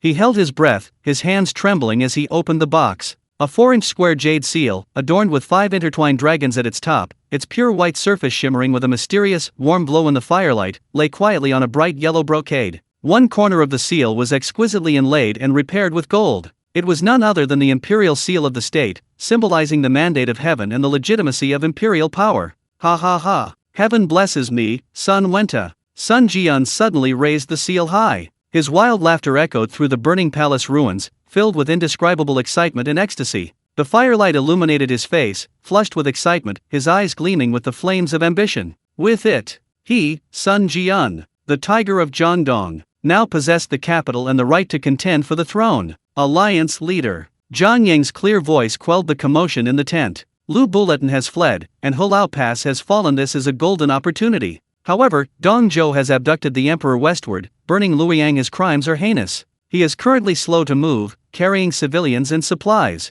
If our army immediately marches westward and pursues him relentlessly, we can intercept the bandit leader before he escapes into the formidable Hang Pass and rescue the emperor. This is a once-in-a-lifetime opportunity. We must not miss it. He looked intently at Yuan Shao, his words resolute. Yuan Shao's smile froze. Pursue Dong Zhou? Venture into dangerous territory? What if they fall into an ambush? He glanced instinctively at Yuan Shu. Yuan Shu, holding a wine cup, chuckled and slowly took a sip. Magistrate Zhang is rather impatient. Although Dong Zhou has been defeated, the main force of the Ziliang cavalry remains, like cornered beasts fighting fiercely, making the situation extremely dangerous. Our army has been fighting for a long time, our men and horses are exhausted, and the transport of supplies is difficult. It would be better to first enter Luoyang, appease the people, and allow our troops to rest before devising a further plan. A hasty pursuit could lead to unforeseen consequences. He secretly hoped Zhang Yang would give chase, preferably die on the way, but outwardly he feigned concern for the greater good. The other warlords echoed his sentiments. Gong Lu is right. Indeed, the soldiers are exhausted and should not fight again. Luoyang is on fire and urgently needs rescue. Dongzhou is a defeated dog, no longer a threat, he will perish sooner or later. Various high-sounding reasons were thrown out, but the core was the same, they didn't want to go. Luoyang was right before them, a prosperous land with countless unclaimed treasures. Who would want to chase after the desperate Dongzhou and take on a tough nut to crack? Yuan Shao, observing the crowd's reactions, understood. He was unwilling to take risks in the first place, and even less willing to let Zhang Yang gain further merit. He cleared his throat, about to smoothly transition and establish the tone of entering Luoyang first. Just then, Alliance Leader, Gentlemen, a steady and powerful voice rang out. Cao stepped forward from the crowd, his face solemn, clasping his hands in a fist salute to Yuan Shao and the others, his voice carrying an undeniable weight. Dongzhou burned down the palaces, abducted the emperor, and the whole country is in turmoil, with no one knowing where to turn. This traitor must be eliminated for the world to be at peace. Now he is fleeing west with his people, his carts and supplies covering no more than 30 li a day. This is the perfect opportunity for our army to strike while the enemy is down, capture the traitor in one fell swoop, and welcome back the emperor. How can we let our momentary exhaustion cause us to miss this opportunity and let the tiger return to the mountains? I, Cao, am willing to personally lead my troops in pursuit day and night. Even if I am shattered to pieces, I will not hesitate. I only ask that the alliance leader allocate some provisions and allow me to advance westward. His eyes gleamed as he swept over the warlords whose faces showed signs of retreat, finally settling on Zhang Yang with a hint of admiration and expectation. Lord Zhang, you are a man of great principle, I admire you. I wonder if Lord Zhang would be willing to join me, to jointly eliminate the traitor and welcome back the emperor. Zhang Yang met Cao's burning gaze, understanding dawning on him. Cao's pursuit was driven by his ultimate goal of holding the emperor hostage to command the feudal lords. Zhang Yang? He simply found farming in Sui County too boring and preferred to follow Cao to Chang'an to watch the excitement and perhaps even snag some unexpected windfall. He smiled slightly and declared loudly, Brother Mend, with your unwavering loyalty and courage, how can I fall behind? I wish to follow you westward to pursue the enemy. Their eyes met, a tacit understanding forming between them. At this moment, a gentle yet undeniably powerful voice rang out, though I am unworthy, I know that the traitors of the state must be punished. The emperor is in distress, how can a subject sit idly by? I wish to accompany you both and do my utmost. Liu Bei, accompanied by Guan Yu and Zhang Fei, stepped forward. His face wore a sorrowful expression, yet his eyes were unusually resolute. He needed the noble cause of serving the king. He needed this opportunity to demonstrate his loyalty before the world. Yuan Shao looked at the three men before him, then at the warlords in the tent whose eyes darted around, clearly unwilling to leave, and felt a surge of irritation. He waved his hand, his tone impatient and perfunctory, fine. Since Mend, Suant, and Zhang Yang have such loyal hearts, how can I, the alliance leader, stop them? Granted. The provisions, go and collect them from the camp. I hope the three of you achieve your goal quickly. He couldn't wait for these three troublemakers to leave, to stop getting in his way. Yuan Shu added sarcastically, the three of you, take care. Don't chase too fast and hurt your backs. Cao, Liu Bei, and Zhang Yang exchanged glances, saying nothing more. On the dusty official road, Li Meng and his several thousand fierce Ziliang soldiers were driving tens of thousands of wailing civilians westward like livestock. The civilians were all emaciated and pale, their steps faltering, their heavy despair almost bending their backs. The cries of anguish, curses, and children's sobs mingled with the swirling dust, painting a horrific picture of displacement. Li Meng, mounted on his horse, impatiently cracked his whip, yelling at his troops, hurry up. All of you, hurry up. If you delay, you'll all be food for the wild dogs. His fleshy face was filled with rage, in his eyes, these burdensome civilians, delaying the journey, deserved to die. He only wanted to get these human shields to Grand Tutor Dong as quickly as possible to report back and claim his reward. Just as he impatiently urged them on, dust suddenly appeared on the horizon, accompanied by the increasingly clear, rumbling sound of hooves, like muffled thunder. Enemy attack. The sharp alarm cry almost trembled. Li Meng turned around in astonishment, only to see three armies surge forth from the dust in the east like a tidal wave. Leading the charge was a man 7 feet tall, with narrow eyes and a long beard, his gaze sharp as a hawk's. It was Cao. On the left wing was Liu Bei, with a pale face and short beard, his eyes resolute, wielding a double-edged sword. On the right wing was a relatively unfamiliar elite force, led by a young county magistrate named Zhang Yang, clad in worn chainmail, looking clean and efficient, with the imposing Dian Wei and Huang Zhong close behind. These three forces, like three red-hot daggers, without any frills, plunged viciously into the chaotic heart of Li Meng's escort team. Kill! For the people, slay the traitors and their henchmen. CAO's roar pierced the clamor. Protect the people. Break the shackles. Liu Bei's voice was filled with compassion. Dian Wei. Huang Zhong, charge with me. Zhang Yang's voice was calm and decisive. There was no wasted words. The pent-up anger from the pursuit and the resentment at the carnage witnessed along the way erupted completely at this moment. Dian Wei, like a ferocious beast, swung his massive iron halberds, leaving men and horses in his wake, blood and flesh flying everywhere. Cao Han, Xia Hedun, Guan Yu, Zhang Fei, and others charged into the enemy ranks, cutting them down like vegetables. Li Meng's troops were not known for their fighting prowess to begin with, and now, exhausted from the long journey, their morale was low. Suddenly attacked, their formation shattered instantly. Hold on! Hold on! Ouch! Li Meng's desperate roar was barely finished when a cunning arrow whizzed past his scalp, snatching his helmet. He was terrified. Looking around, his so-called elite troops were already rooted under the enemy's onslaught. The civilians he had just considered a burden and livestock were now like scattered sheep fleeing in disarray, becoming a huge obstacle to the retreat of the Ziliang army. It's over. It's all over. An overwhelming fear gripped Li Meng's heart. To hell with reporting the mission and receiving rewards, to hell with Grand Tutor Dong's wrath. All he wanted now was to live. Retreat! Retreat now! Li Meng shrieked, like a dog with its tail between its legs, scrambling to turn his horse around. Leading only his remaining guards, he didn't even glance at his fleeing troops, galloping desperately westward, leaving tens of thousands of civilians and still resisting soldiers behind. The defeat was swift and devastating. After the chaos subsided, Cao, Liu Bei, and Zhang Yang gathered together, looking at the vast, bewildered, and ragged mass of tens of thousands of civilians before them. Dong Zhou is ruthless and will not give up. There are likely still his henchmen escorting civilians ahead. Cao frowned, looking at the enormous crowd, deeply troubled. With them in tow, pursuit was impossible. Looking at the helpless eyes of the people, Liu Bei felt a pang of pity and said with deep emotion, Lord Cao, Magistrate Zhang, you bear the heavy responsibility of pursuing them. Tens of thousands of lives here have been lost and suffered greatly. I, in my humble opinion, am willing to lead my troops to escort them back to Luoyang. At least, let them go home. A complex emotion flashed in Cao's eyes.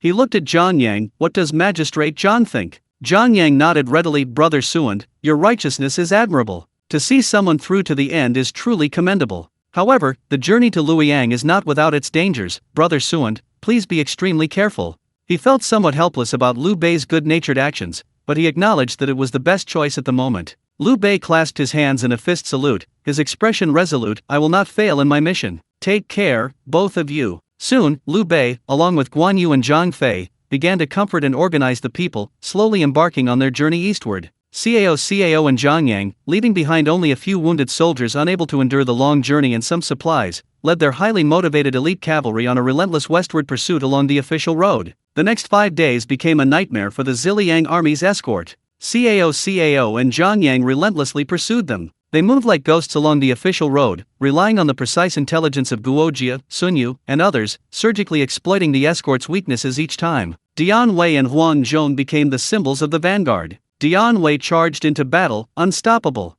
Huang Zhong's archery was unparalleled, hitting the bullseye every time. Small squads were routed instantly, and large groups of enemies were dealt with swiftly and decisively, never engaging in prolonged combat. The number of rescued civilians grew rapidly, snowballing into their ranks. After each defeat of the enemy, they would swiftly help the people break free of their shackles and point them in the right direction. Go east. Find Liu Bei's army. They braved wind and rain, their horses never ceasing their journey. Until the evening of the 5th day, an imposing and colossal pass, like a sleeping steel behemoth, stood blocking the road, impassing all their path. The two enormous ancient seal characters Tongguan gleamed with a cold metallic sheen in the blood-red sunset. On the tightly closed city walls, countless flags fluttered in the wind, and a dark mass of guards stood solemnly, halberds in hand, their sharp spear tips reflecting a blinding glint in the afterglow. The air was thick with the oppressive tension and grim atmosphere of impending battle. Zhang Yang reined in his horse, squinting at the formidable pass, and exhaled a long, dusty breath. Tongguan, that old tortoise Dongzhou has finally crawled into his shell.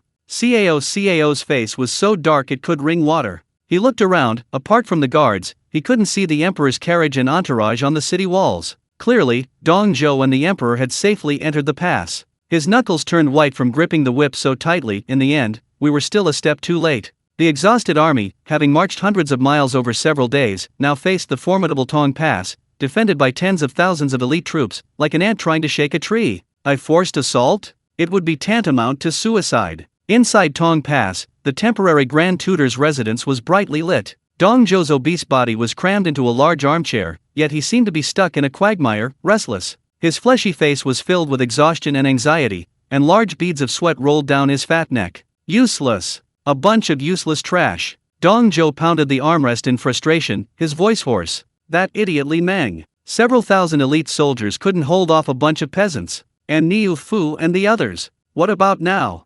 Cao and Zhang Yang, those two mad dogs, are at Tong Pass. Only a few thousand men outside the city? A few thousand men, and they've scared me, the Grand Tutor, into not opening the gates. He grew angrier with each word, spittle flying everywhere. Below, Li Ryu stroked his sparse beard, his brow furrowed, his eyes flickering uncertainly. He was equally anxious. The two pursuing leaders outside the city were far more persistent than he had anticipated. Jisoo, on the other hand, stood expressionless in the shadows of a corner, his eyes as deep and unfathomable as an ancient well. No one could discern his thoughts. We definitely can't fight. Dong Zhou gasped for breath, like an angry yet weak brown bear. The city is safe, but who knows if the allied armies will come after us in a bloodthirsty frenzy? And Yuan Shao and his gang are in Luoyang. If they unite and attack, no matter how treacherous Tongguan is, how many days can it hold out? He twirled the large jade thumb ring on his short, thick fingers in frustration. I don't have time to waste here outside the city. I need to think of a way. Make them all run away. Ideally, let those damned warlords fight amongst themselves. When he, you too, come up with something quick. And quickly. Dong Zhou's gaze swept over Li Ryu and Jisoo, who was lurking in the shadows, like two brushes. Li Ryu felt the pressure, beads of sweat forming on his forehead. He quickly considered the possibilities of sowing discord or bribery, but the two men outside the city seemed difficult to win over. He instinctively cast a pleading glance at the silent Jisoo in the corner. When it came to the cunning tricks of manipulating hearts and stirring up conflict, Li Ryu knew he was no match for this fellow traveler. Mr. Wenhe, Li Ryu tried to make his voice sound steady, the Grand Tutor is anxious. Although the pursuing troops outside the city are few, their hearts are formidable. The best course of action now is to disperse the pursuers outside the city and divide the bandits in Luoyang. You are known for your ingenious strategies, sir. All eyes were focused on Jisoo. Jisoo slowly raised his head. His ordinary face remained expressionless, his eyes calm and still, like a deep pool without ripples. He spoke slowly, his voice not loud, but carrying a strange penetrating power and a cold calculation. Since they want fame and profit, then, grant them fame and profit. He paused, then uttered three cold and subtle words. Draw a pie in the sky. Meeting the bewildered yet eager gazes of Dong Zhou and Li Ryu, Jisoo's voice remained calm and undisturbed. In the name of the emperor, issue an edict to reward the meritorious ministers of Luoyang. The rewards must be generous, and even more importantly, unequal. Yuan Shao, from a family of 4 generations of high-ranking officials, holds a high position and wields great power. Appoint him governor of Ji province to solidify his territory. Yuan Gonglu, ambitious but incompetent, fond of empty titles, will be given the title of governor of Yang province. Yang province is wealthy, and he will surely be envious. As for Zhang and Yang outside the pass, he's merely a minor county magistrate, suddenly becoming the governor of 3 commanderies? Ha! Lu Yao of Shaochun, Lu Kong of Luoyang, Hua Xian of Poyang, which one is easy to deal with? Empty titles are like honey mixed with arsenic, whoever swallows them will suffer stomach aches and bleed. A faint, chilling smile played on his lips. Unequal rewards inevitably breed suspicion. Those who receive them feel entitled and become kings, those who don't are disheartened and resentful, gradually growing disloyal. Those so-called 18 warlords are nothing more than a hastily assembled rabble for personal gain. Even the strongest fortress crumbles from within, in an instant. Without our intervention, they will collapse on their own. Dong Zhou was initially stunned, but then his fleshy face gradually lit up with a wildly joyful light, like a vulture eyeing a feast. Brilliant! Brilliant indeed! Ha ha ha ha! Dong Zhou slapped his thigh, his fat jiggling, his eyes gleaming with a fierce and cunning light. Without losing a single soldier, he's incited the dogs of the world to fight over food. Well done, Zhou Wenhe. This plan is brilliant. Brilliant! Ha ha ha ha! Li Ryu also gasped, his eyes filled with deep apprehension and a hint of admiration as he looked at Jisoo. Vicious. Truly vicious. He had calculated people's hearts to the extreme. Mr. Wenhe's strategy is truly a stroke of genius. Li Ryu bowed, completely convinced. The next morning, the heavy, massive gate of Tongguan slowly opened a crack, wide enough for only a few people to pass through. A civil official in a crimson robe, carrying a yellow silk edict, rode nervously to the front of Cao and Zhang Yang's army, escorted by a small squad of Ziliang cavalry. The emperor's envoy is here. Cao and Zhang Yang received the decree. The envoy shouted, forcing himself to remain calm, but his voice trembled slightly. He unfurled the yellow silk, a symbol of supreme imperial power. Although they knew perfectly well who was behind this envoy, in the name of the Han dynasty, Cao and Zhang Yang could only dismount and kneel in obeisance. Behind them, Xia Hedan, Xia Yuan, Dian Wei, Huang Zhong, and thousands of soldiers also knelt in unison. The envoy took a deep breath and began to loudly read the edict, meticulously crafted by Jisu and laced with venom. By the grace of heaven, the emperor decrees, the generals of Guangdong, though not entirely successful in their campaign against the rebels, are deeply moved by their loyalty and courage. The relocation of the capital to Chang'an was arduous, but the illustrious reputation of you all deterred the villains, for which I am deeply gratified. Therefore, I hereby bestow honors and rewards upon you to reward your contributions. Yuan Shao, prefect of Bohai, is loyal and devoted to the country, with outstanding achievements. He is hereby granted the title of governor of Ji province, and granted the title of Duke of Angguo. Yuan Shu, prefect of Nanyang, is worthy of praise for his loyalty and meritorious service.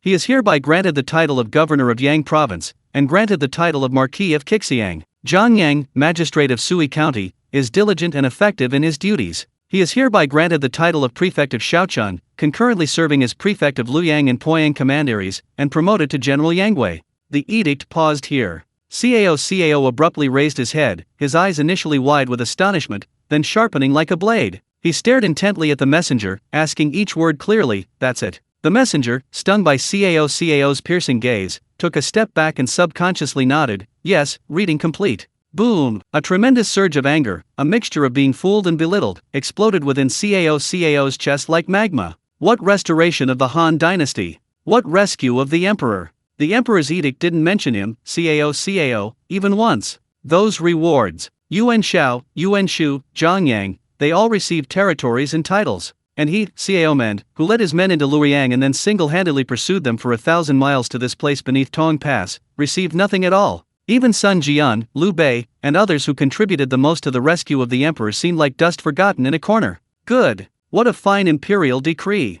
Cao's eyes instantly became bloodshot, and his voice became hoarse and manic due to extreme anger. He sprang to his feet, drawing his sword with a clang. The blade gleamed coldly, pointed directly at the terrified messenger, who was pale and nearly collapsed. "Traitor! You are not the emperor's messenger. You are Dong Zhou's lackey, falsely conveying imperial edicts, sowing discord. I'll chop you down right now." Cao's hair stood on end, he looked like a madman. He practically roared. The immense humiliation and the fury of being completely used consumed his reason. He was about to charge forward, sword in hand. "My lord, calm down. My lord, you mustn't." Xia Hedan, Cao Ren, and the others were terrified. Xia Hedan, who was closest, lunged forward and grabbed Cao's waist tightly, while Cao Ren quickly seized Cao's wrist holding the sword. How could they not feel resentment and anger? But while the blow was easy, the consequences were unimaginable. Dian Wei and Huang Zhong looked at Zhang Yang. Zhang Yang's face showed no anger, but rather a cold, amused expression.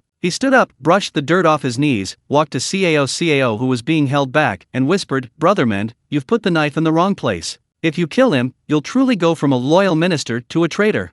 Cao's body jolted violently. He clenched his teeth so tightly that his gums almost bled. Veins bulged on his forehead. Yes, killing the envoy meant utter ruin. All efforts were in vain. He would be forever nailed to the pillar of shame as a traitor. This humiliation, he could only force himself to swallow it. He had to swallow this bloody, almost heart-wrenching disgrace. Finally, as if all his strength had been drained, Cao's sword clattered to the ground. His face was horribly ashen, his chest heaving violently, he gasped for breath, staring intently at the terrified envoy, and squeaked out a single word through clenched teeth. "Get out!" The envoy, as if granted a pardon, scrambled onto his horse, stumbling and tumbling under the protection of the cavalry, and fled back to the massive, cold gates of Tongguan. Looking at the gates closing again, Zhang Yang turned to Cao, his tone calm yet incisive. "What a vicious scheme. Yuan Shao is the biggest beneficiary, he will definitely cling tightly to his governor of Ji province seal. Yuan Shu will reach for Yang province at all costs. As for me," he scoffed, "Shaochun, Luoyang, Poyang? A local warlord suddenly controlling 3 commanderies? Ha, That's like lighting a candle in the sky for me, waiting for Liu Yao, Lu Kang, and even Yuan Shu in the south to come and roast me. It's just an empty promise. Want to eat it? You'll have to risk your life. Cao, now completely calm, his eyes as sinister as the deep sea before a storm. He glanced at the majestic Tongguan Pass, then looked towards Luoyang, his voice hoarse, filled with profound weariness and a chilling realization of everything. There's no going back. Even if we retreat, the mess in Luoyang is already ruined. Inside Luoyang, Yuan Shao, holding the imperial edict bearing the emperor's seal, was overjoyed, laughing triumphantly. Governor of Ji Province, Duke of Angguo. Ha ha ha ha. Dongzhou, it seems you've learned to be pragmatic. Yuan Shu, holding the imperial edict appointing him governor of Yangzhou, his eyes gleaming, exclaimed, Yangzhou, Zhangdong, it's all mine. Quick, issue the order to break camp. Return to Nanyang immediately. Anyone who dares to touch Yangzhou, I'll chop them up. The various warlords, already outwardly united but inwardly divided, now completely lost their last pretext for maintaining a facade of unity. The immense resentment over the unequal distribution of rewards spread like a plague. No one mentioned pursuing Dongzhou anymore, and no one even cared about Cao and Zhongyang, who were still at Tong Pass. The once powerful 18 warlords against Dongzhou coalition, after Dongzhou's imperial edict, melted away like snow under the scorching sun, vanishing completely into the dustbin of history. Below Tong Pass, Cao and Zhongyang exchanged a glance, their eyes filled with coldness. The show's over, Zhongyang shrugged. Time to go home and farm? Cao's lips curled into a cold smile more like a grimace. Where else can we eat pancakes if not farm? The sweltering winds of July in the first year of the Chuping era, carrying with them the pungent smell of burning, the stench of the ditches, and countless desperate groans, crashed against the hearts of everyone who stepped into this ruin like an invisible wave. Zhongyang reined in his horse and stopped on a mound by the official road, gazing into the distance. The once majestic and continuous walls of Luoyang were now riddled with holes. Within the city, a scene of utter desolation and decay. The once bustling neighborhoods were now piles of rubble, with charred wooden beams pointing defiantly to the sky, wisps of smoke rising weakly. He had just parted ways with Cao outside Tong Pass. Zhongyang, however, chose to return to Luoyang. The procession moved forward silently. Just as they were about to step into the blackened ruins of the East Gate, a booming, rough voice, like a broken gong, pierced the deathly silence in wailing. Hey, Magistrate Zhang, Lord Zhang, over here. I, old Zhang, have finally found you. From beneath a half-dead, bare old locust tree by the roadside, a burly man sprang up. It was Zhang Fei, with his leopard-like head, piercing eyes, and fierce beard. He wore a worn-out battle coat, covered in dust and worn smooth at the elbows, the sleeves rolled up to his elbows, revealing his bronze-colored, strong arms. In his hand, he clutched half a hard, blackened steamed bun. Upon seeing Zhongyang, he grinned widely, his face contorted with rage, and charged forward in 2 strides, sending dust flying from the ground. Zhongyang dismounted in surprise. You, what are you doing here? Hey, what else could it be? Zhang Fei slapped his massive chest with his large, fan-like hand, kicking up a cloud of dust, and boomed. My elder brother, Lu Suand. He's kind-hearted. He can't bear to see the common people suffer. This Luoyang city is in chaos, like a cesspool has exploded, and my brother couldn't bear to leave. So, he brought us, along with some thin porridge, to find a place to stay in this eastern part of the city, to gather those homeless, unfortunate people. He gestured towards a large, makeshift, dirty shack area not far away, crammed with distressed people. A few wisps of smoke rose thinly from the chimneys, and occasionally, the cries of hungry children could be heard. He waved his hand dismissively and led the way with great enthusiasm. Quick, Lord Zhang, come with me. My elder brother instructed me long ago that if you return, you must be invited to the camp. He's been talking about you a lot these past few days. He says Lord Zhang is benevolent and capable. My elder brother, Zhang Fei paused, a rare hint of embarrassment appearing on his rugged face. He scratched his disheveled hair. My elder brother is shy and embarrassed to say it. I, old Zhang, will be frank. With so many people arriving, my elder brother's meager porridge is almost gone. He's just hoping that you, Lord Zhang, this true bodhisattva, will send down a life-saving rain. Zhang Fei's blunt words, like a scalpel, unceremoniously dissected the predicament of the East City camp and revealed Liu Bei's unspoken anticipation. Sure enough, when Zhang Fei led Zhongyang and his party through the slums reeking of rancid stench and body odor, arriving at the relatively intact government office in the center of the camp, Liu Bei, having heard the commotion, hurried out to greet them. Magistrate Zhang, Lord Zhang, we've been waiting for you to return. Liu Bei's voice was filled with barely suppressed excitement and relief. Zhongyang carefully observed Liu Bei as he hurried forward. In just over 10 days, this Liu Bei, always bearing an air of melancholy, seemed even more worn down by the arduous labor in Luoyang. He wore a scholar's robe, faded and unrecognizable from its original color, with several crooked patches on the cuffs and hem, stained with soot and mud. His face, once etched with 7 parts sorrow and 3 parts loyalty, was now blackened by smoke, his lips cracked, his eyes sunken, and his weariness undeniable.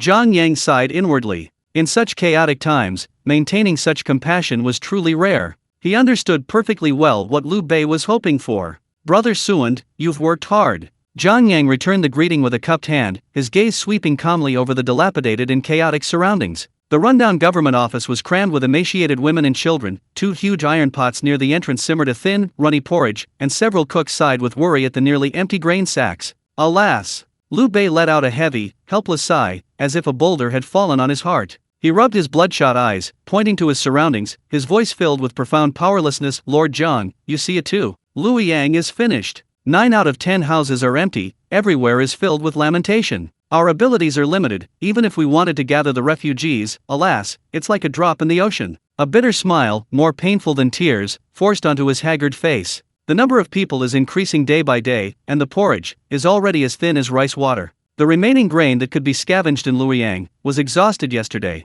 Liu Bei's voice lowered, filled with deep anxiety and an almost desperate resolve. "Lord Jiang, if there were no other way, I wouldn't dare trouble you, but, it seems." He hesitated, but the meaning was crystal clear. "Grain. We need grain. Besides you, Jiang Yang, this landlord from Jingzhou, who else can we count on?" Jiang Yang looked at Liu Bei's face, filled with sincere pleading, even a touch of humble fervor, then at Zhang Fei's wide-eyed, expectant expression beside him, and finally at the eyes of those struggling in shacks and under broken walls, looking this way with longing. He clicked his tongue inwardly. "Fine. This nouveau riche label is now firmly established. Anyway, with the system at his disposal, buying grain is as easy as printing paper." "Brother Suand, you flatter me." Jiang Yang smiled broadly, waving to Wang Zhong, who stood behind him. His voice, though soft, was exceptionally clear, as if he were merely instructing someone on a trivial matter. "General Huang, pass down the order. Unload all the supplies and provisions we brought with us. Right here in this open space." He paused, pointing to the relatively open, trampled, hardened area in front of the Yamen gate, his tone carrying a matter-of-fact arrogance.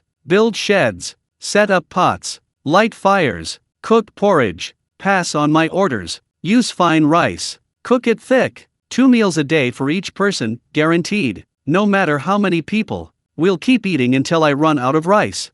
Get old Liu, old Zhang, old Wang, and those cooks out here. Let them use their best skills, add meat, add oil. Even if I make them eat porridge, it has to be the finest meat porridge." A series of clear commands, like pearls falling onto a jade plate, shattered the deathly silence. They instantly ignited the entire camp. The entire East City camp erupted like a dormant volcano. The oppressive despair was instantly replaced by unbelievable ecstasy. "There's food. Lord Jiang has distributed food. Heavens have opened their eyes. There really is food. Mother, we can eat. It's meat porridge. 2 meals. 2 meals a day, all you can eat. Really." The deafening cheers, the sobs of joy, the footsteps of those spreading the news, like a raging torrent, swept through the entire devastated East City. As the orders were swiftly executed, several huge iron pots, hastily requisitioned, were quickly set up. Dry wood crackled and popped. Boiling steam rose. Golden, plump grains of new rice and snow-white, high-quality flour were poured into boiling water with a splash.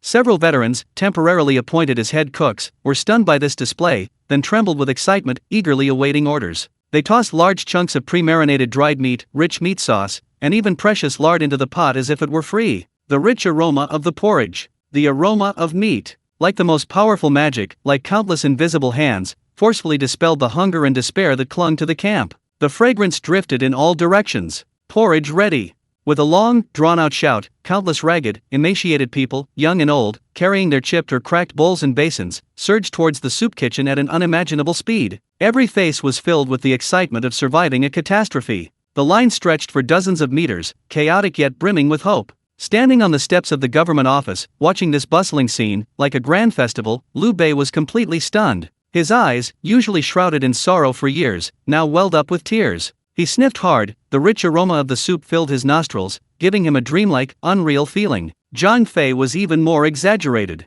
His large, leopard-like eyes nearly popped out of their sockets, staring intently at the bubbling porridge in the pot, his nostrils flaring, and drool dripping half a foot from the corner of his mouth. "Good heavens! My goodness!"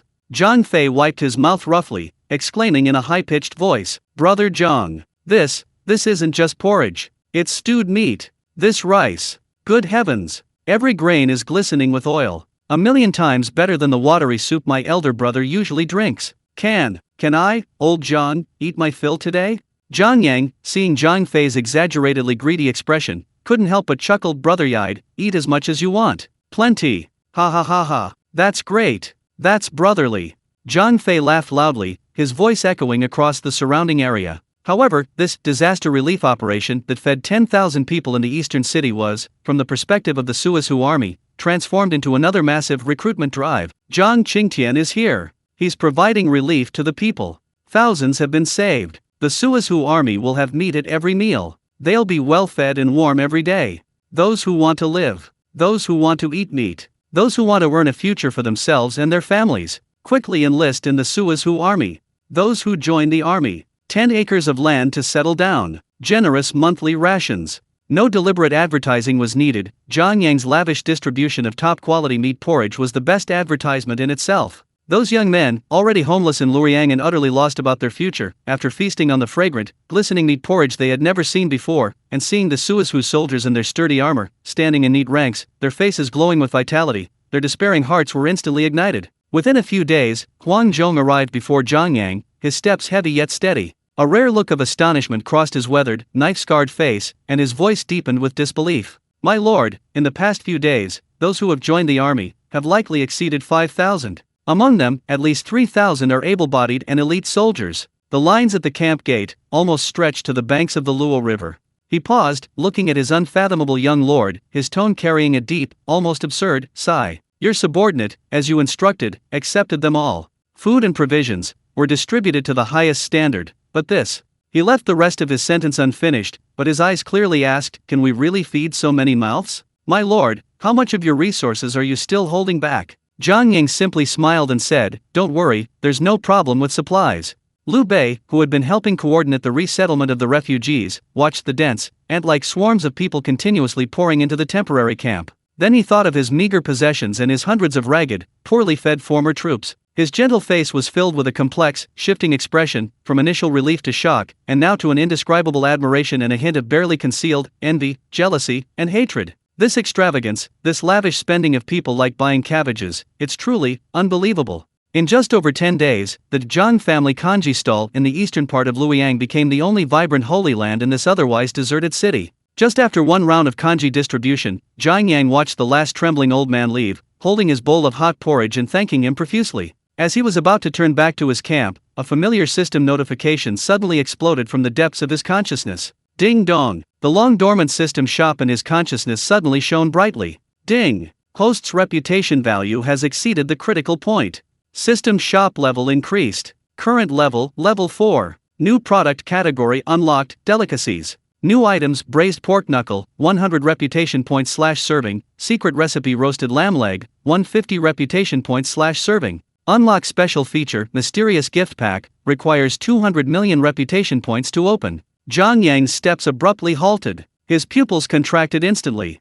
His heart felt as if it had been struck by a heavy hammer, then began to pound wildly. Level 4 shop. It's finally here. Braised pork hock. Roasted lamb leg. He could almost smell the long-lost aroma of rich, dark braised pork. He saw the enormous lamb leg, roasted to a perfect crisp on the outside and tender on the inside, sizzling with oil, sprinkled with cumin and chili powder. Ha, ha ha ha. Zhang Yang forcibly suppressed the maniacal laughter that almost escaped his lips, but his mouth uncontrollably stretched into a huge grin. Heaven knows how he'd survived these past few months. Braised chicken every day. Braised chicken at every meal. Although the taste was undeniably powerful, he couldn't stand eating it every day. Even Dian Wei, that beast, has been eating slower lately. Not to mention himself, he's practically developed PTSD from all the food. But now, things are finally better. Finally, pork. Lamb. It's a bit pricey, but it's so satisfying. He could almost picture how excited Dian Wei would be when the glistening, trembling, melt-in-your-mouth braised pork hock and the fragrant, tear-in-your-mouth roasted lamb leg were served. He'd probably lick the plate clean.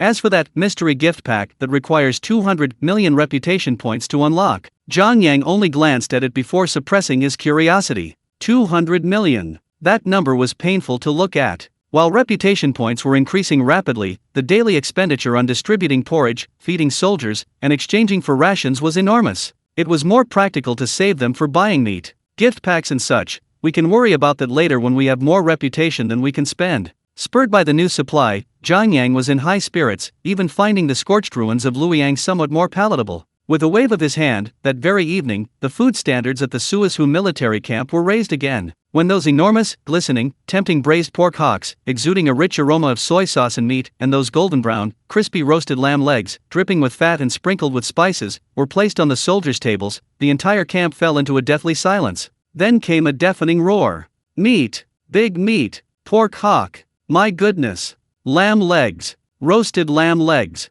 Long live the Lord! The soldiers' eyes nearly popped out of their sockets. Their mouths watered like a burst dam. They'd never seen such lavish food in their lives. This wasn't soldiering, it was living like royalty. Dian Wei was trembling with excitement. He grabbed a pork hock bigger than his face in one hand, and with the other, tore off a leg of lamb thicker than his arm. He stuffed his mouth full of greasy meat, slurping and yelling incoherently, delicious. It's fucking delicious. My life has been worth it. Following the Lord, we get to eat meat. His ferocious eating seemed to be making up for all the meat he'd missed over the past few months. Jiang Yang watched this scene of ravenous wolf devouring their food and nodded in satisfaction. Morale plus 10,086. They stayed in Luoyang for another half a month. The refugees in the eastern part of the city, nourished by Jian's meat porridge, gradually regained some vitality. Those who could walk began trying to rebuild their homes from the ruins, most of the able-bodied men with nowhere else to go joined Jiang Yang's forces. On Liu Bei's side, thanks to Jiang Yang's continuous supply support, the situation was barely maintained, at least no one starved.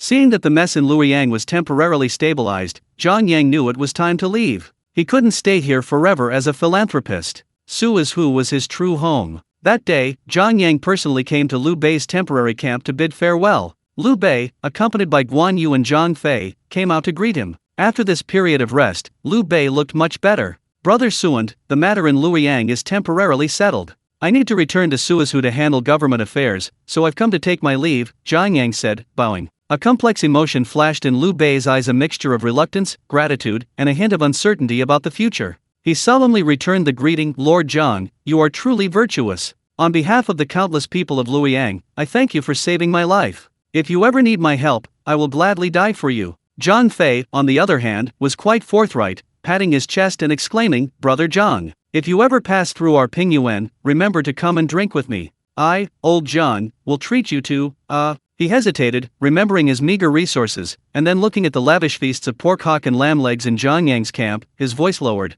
I'll treat you to, our best, millet rice. Even he felt a pang of shame after saying it. He scratched his head and chuckled sheepishly. Guan Yu, unusually, clasped his hands in a fist salute and said in a deep voice, Magistrate Zhang, take care. His red face was filled with solemnity. Jiang Yang smiled and bid farewell to the three men, then mounted his horse and, leading his vast and spirited Suizhou army, slowly drove away from the ancient ruins of the capital, watched by countless Luoyang citizens who had spontaneously gathered, their eyes filled with tears. The army marched south, crossing the Luo River and traversing the Ying River, arriving at Ruyang City in the heart of Yu Province several days later. Although Ruyang hadn't been directly ravaged by Dong Zhou's army, it was still desolate and ruined amidst the chaos of war. They camped outside Ruyang City for a night's rest. The next morning, Jiang Yang made a decision that shocked everyone. Inside the central command tent, Jiang Yang sat upright in the main seat, his gaze calmly sweeping over his trusted generals, including Huang Zhong and Dian Wei, who stood on either side. Hans Hung, he spoke, his voice steady. Your subordinate is here.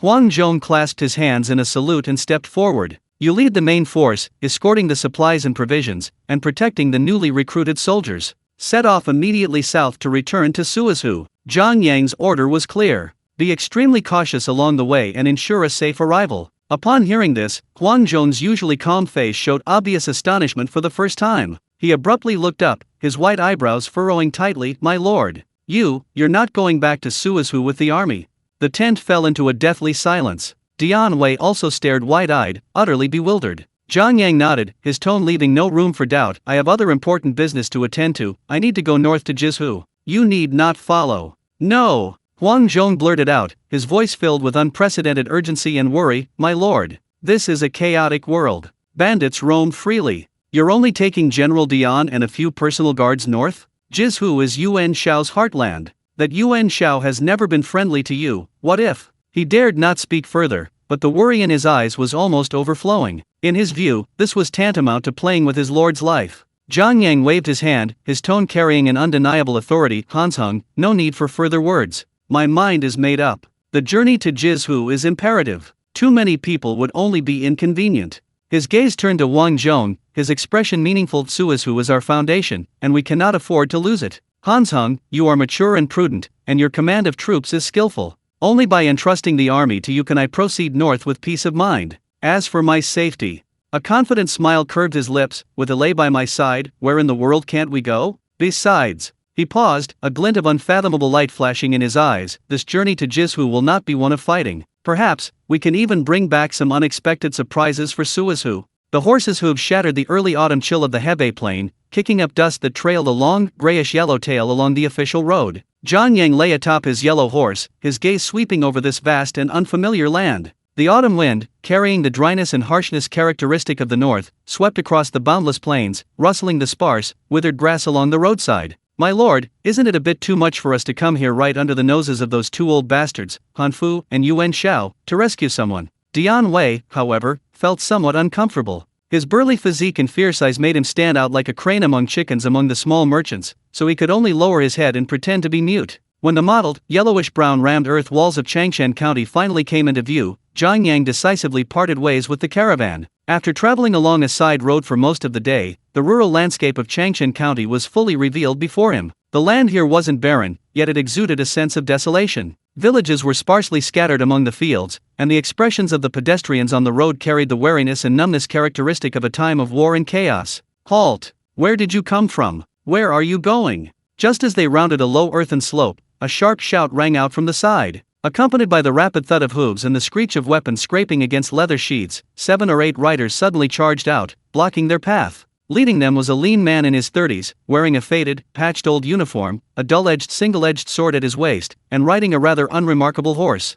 The riders behind him were similarly dressed, their weapons rudimentary, but their eyes were wary, radiating the fierce aura unique to local bullies. The captain, leading the group, sized up Zhang Yang and his 6 fellow travelers, who were covered in dust and dressed in worn merchant attire. His gaze lingered particularly on Dian Wei, an exceptionally burly man who dwarfed even the pack horses. Zhang Yang reined in his horse, calmly bowing slightly from his saddle, and mimicked a merchant's tone. Gentlemen, you've had a long journey. We are silk merchants from the south, just passing through. He tried to make his accent sound as natural as possible. Merchants? The captain's eyes remained suspicious. He spurred his horse around them briefly, focusing on the sturdy bundles tied to the pack horses. What's in those bundles? Changshan is a dangerous place, strangers shouldn't cause trouble. Where are you going? Who are you looking for? We're looking for someone, Zhang Yang replied frankly, meeting the captain's scrutiny. Looking for someone? The captain frowned slightly, his tone still wary. Who are you looking for? What's their name? Which village and town do they live in? State it clearly. Zhang Yang's mind raced. Zhao Zilong's reputation was still unknown, giving his name to test the local soldiers' reaction was the quickest way. If they didn't know, he could try to find out the village. He deliberately slowed his speech, adding a hint of uncertainty. This person, his surname is Zhao, given name Yun, courtesy name Zilong. I've heard he has a reputation for chivalry in this area, so I've come to pay him a visit. His voice wasn't loud, but it clearly reached the ears of the men opposite him. Silence. The atmosphere, which had been tense and questioning, suddenly fell silent. Then, the captain and the villagers' eyes lit up almost simultaneously. The wariness and suspicion on their faces vanished like a wisp of mist in the wind, instantly transforming into surprise and enthusiasm. General Zhao, the captain exclaimed, his voice rising. You're looking for General Zhao Zilong. A young villager beside him was even more excited, blurting out, that's wonderful. You've also heard of General Zhao's skill in killing bandits, and you've come all the way from out of town to ask him for help, haven't you? Killing bandits? Zhang Yang's heart skipped a beat, and he nodded vaguely. I have indeed heard of it. It seems Zhao Yun has accumulated considerable popularity among the people of Changshan County by suppressing bandits. Hey, what a surprise! It turns out you're a distinguished guest looking for General Zhao. The captain's face was beaming with a warm smile, his previous wariness completely gone, even replaced by a hint of respect. General Zhao is currently checking the loot he just seized in the front village and instructing his newly recruited brothers. I'll lead the way for you. Follow me. With a shout, the captain led the way, followed by several local militiamen who escorted Zhang Yang and his group. Their horses galloped along the dirt road towards a large village surrounded by low earthen walls in the distance. The village walls were low, and the gate was open, revealing a rammed earthen platform inside. Several men dressed in worn leather armor or simply cloth were cleaning their weapons and counting a few bolts of cloth and some loose copper coins piled on the ground. A faint, almost imperceptible, smell of blood lingered in the air. In the center of this somewhat chaotic earthen platform, Jiang Yang's gaze was instantly fixed on a figure. The man stood with his back to the gate, his posture as upright as a pine tree on a cliff. He wore ordinary iron-plated leather armor, the plates worn in many places, with even small traces of rust at the edges, clearly indicating it had been used for many years. His arm guards and armor were simple in style, their color dull and lackluster, certainly not new. He wore plain linen trousers and a pair of worn, thick-soled boots, faded from starch. Most striking was the warhorse beside him. Though large in frame, its coat was dull and lifeless. In the early autumn sunlight, the slightly protruding ribs were faintly visible, clearly indicating it hadn't been well fed. Even so, the man and horse standing side by side possessed an aura of profound composure and unwavering steadiness, as if an invisible barrier had shut out the surrounding chaos and noise. "General Zhao, a distinguished guest has come specifically to see you," the captain shouted, jumping off his horse at the gate. Hearing the voice, Zhao Yun slowly turned around. Even though Jiang Yang was somewhat prepared, his heart still skipped a beat when those clear, sharp eyes, like cold stars, still held the youthful vigor of a young man, looked at him. Indeed, the ever-victorious general whose name is etched in history. His face was like jade, his lips like vermilion, his brows radiating heroic spirit, his waist was slender and his back broad, his figure tall and upright, standing there like a divine spear poised to strike. However, his overly ordinary, even slightly worn, attire, and his clearly malnourished warhorse, pulled him back from the mythical pedestal to the ground of reality. "Guests?" Zhao Yun spoke, his voice clear and pleasant, carrying a hint of Changshan local accent and a touch of doubt. He sized up Jiang Yang and his group, especially that towering figure, which almost made his warhorse snort warily. Indeed, Jiang Yang dismounted, and Dian Wei and 4 guards quickly followed suit, standing guard beside him. Jiang Yang looked Zhao Yun in the eye and cut to the chase. "General Zhao, I did not come here to wipe out the bandits. I have come north to Changshan specifically to find someone." "Specifically, find me." Zhao Yun's young and handsome face showed even greater astonishment. He sized Jiang Yang up. Although the man was dressed in worn merchant's clothes, his upright posture, composed demeanor, and especially his eyes, were far from those of a mediocre merchant. How could Zhao Yun have ever known such a person, let alone someone traveling thousands of miles specifically to find him? Doubts began to grow in his mind. Jiang Yang met Zhao Yun's probing gaze calmly, a perfectly timed smile, tinged with reverence, playing on his lips. Brother Zilong guards his homeland, protecting the peace of his people. He hates evil as if it were his enemy, possessing a benevolent heart and chivalrous spirit. His fame has spread far and wide. I have come from Luoyang, specifically to seek out heroes like Brother Zilong. Luoyang? Zhao Yun's pupils constricted sharply. These 2 words carried immense weight at this moment. The root of all the wars caused by the yellow turbans in Dongzhou seemed to point to that capital city, which had just suffered calamity.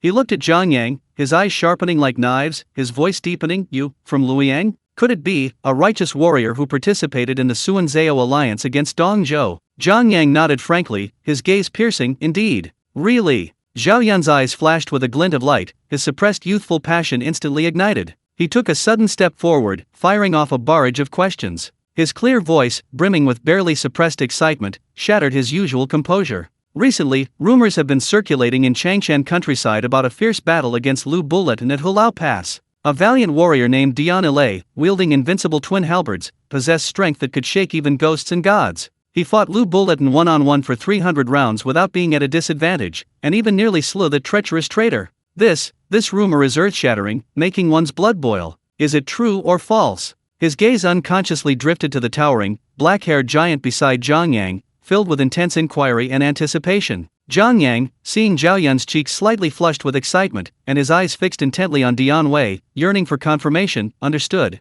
The feeling of having an idol is something no one can resist. His smile deepened, tinged with a mischievous glint in his eyes. He tilted his chin towards the imposing figure behind him, his voice laced with undisguised pride and mockery. "Whether it's true or not, why not ask this man before you, the living, breathing Dian Wei?" "Dian." Zhao Yun's expression froze instantly. Time seemed to stand still for a second. His eyes widened abruptly, his gaze piercingly shifting from Jiang Yang's face to Dian Wei, and he exclaimed in a trembling voice, You are the renowned General Dian Wei of Hulao Pass." Each word was uttered with extreme shock. Dian Wei, true to form, grinned broadly at the undisguised shock and admiration in Zhao Yun's eyes, revealing a set of white teeth. He chuckled, his large, fan-like hand habitually scratching his gleaming bald head. His honest, simple, and slightly embarrassed demeanor contrasted sharply with his legendary, menacing image. "Hey, it's nothing. Old Dion just follows our lord around, doing his job and chopping people up. Look." He gestured with his chin towards Zhang Yang. "This is Lord Zhang." Zhang Yang. Lord Zhang. Zhao Yun's gaze snapped back as if struck by lightning, fixing on Zhang Yang's face once more. His previous suspicion, wariness, and excitement were all replaced by an overwhelming sense of shock. Zhang Yang of Suizhu, the key figure behind the three heroes' battle of Hulao Pass against Lu Bulletin, the legendary magistrate who single-handedly turned the tide, the living bodhisattva who distributed porridge to Luoyang, saving countless lives. He was actually this young, handsome, and refined scholar before him. It's Lord Zhang in person. I was unaware of your presence, sir, and have been utterly rude. Please forgive me." Zhao Yun snapped back to reality, hastily clasping his hands and bowing deeply, his handsome face flushed crimson with shame and excitement. He never imagined that those legendary figures, embellished and exaggerated by the common people, would actually be standing so realistically in his humble manner. A surge of heat rushed to his head, and even his breathing became rapid. The impact was simply too great. His voice trembled uncontrollably, filled with absolute respect. I have long heard of your righteous deeds and the fierce battle at Hulao Pass. To be able to witness two heroes in person today, I am truly fortunate." In the main hall of Zhao Yun's simple manor, a few bowls of bland vegetables and some hard wheat cakes sat on a rough wooden table. The air was filled with the smell of watery soup, a stark contrast to the faint stench of blood that had lingered outside. Zhao Yun suppressed the turmoil churning within him, took a deep breath, and tried to make his voice sound steady. "Lord Zhang, you've traveled a great distance from Luoyang to find me?" His eyes held a hint of bewilderment, as if struck by a huge windfall. "What brings you here?" Zhang Yang picked up the bowl of crystal-clear soup before him, almost reflecting his image, took a small sip, and set the bowl down. His face wore a natural smile, as if inviting a friend home for dinner. His voice was clear and direct. "Of course, I'm inviting General Zilong to join my Suizhu army." Boom! Like a boulder thrown into a calm lake, Zhao Yun felt a sudden buzzing in his head. He never imagined that Magistrate Zhang, renowned throughout the land, who had wielded immense power at Hulao Pass and saved countless lives in Luoyang, would so directly and solemnly travel to this remote and impoverished place, Changshan, just to utter those four words, "Join us." This was like a gold ingot falling from the sky. It left him completely dizzy. Zhao Yun instinctively clenched his fists, his knuckles turning slightly white from the force. He abruptly looked up, meeting Zhang Yang's calm yet seemingly insightful eyes, then glanced at the grinning, beast-like Dian Wei beside him. An indescribable surge of heat rushed to his head, burning his cheeks. The young and ambitious heart within him pounded wildly like a drum. Han Fu, the governor of Ji province? Cowardly and incompetent, barely able to maintain the status quo, let alone advance. Yuan Shao of Bohai? A family that had held high office for 4 generations, his lineage was unapproachable. He, a mere soldier from Changshan, probably couldn't even get past his camp. Gongsun Zan? The White Horse General, renowned throughout the northern frontier, but far away in Yu province, and rumored to be stubborn and headstrong. He, Zhao Yun, possessed extraordinary skills, yet he was like a pearl hidden in dust, relegated to this rural area leading a band of brothers to fight bandits and protect the peace of this region. The resentment and ambition in his heart burned like a suppressed volcano, day and night. And at this moment, this was the Jiang County magistrate who had personally slain Hu Zhen, rooted the vanguard of Ziliang, whose Dian Wei could rival Lu Bulletin, and who had saved countless lives in Luoyang. This young hero, who had truly earned his renown and established unparalleled achievements in the chaotic world, had actually gone to great lengths to find him in Changshan, extending an olive branch to Zhao Yun. This was more than just showing respect for talent, it was an act of patronage, a life-saving grace. Overwhelming joy and excitement surged through Zhao Yun like a tsunami. With almost no hesitation, he abruptly stood up, clasped his hands in a fist and bowed deeply to Zhang Yang, his voice trembling with barely suppressed emotion, each word resounding. My lord is so kind. He doesn't reject me because of my humble origins and lowly rank. He personally visited my humble abode, humbly inviting me. Though I am unworthy, I am willing to serve you with utmost loyalty. I will follow you by your side, even through fire and water. He raised his head, his young and handsome face flushed with excitement, his eyes shining like burning stars, filled with unprecedented determination and fervor. Good. Zhang Yang exclaimed 3 times, his smile widening like a gentle spring breeze. He rose personally, taking Zhao Yun's arm. With Zilong's help, we're like a tiger with wings. Today we should drink a great toast. Eli, bring the wine. I want to drink heartily with Zilong. He. All right. Dian Wei, who had been waiting impatiently, immediately perked up at the mention of drinking. He grinned widely and deftly pulled 2 heavy leather wine pouches from his enormous bag, slamming them onto the table with a thud. Then, as if by magic, he produced several large, rough earthenware bowls. Come, come,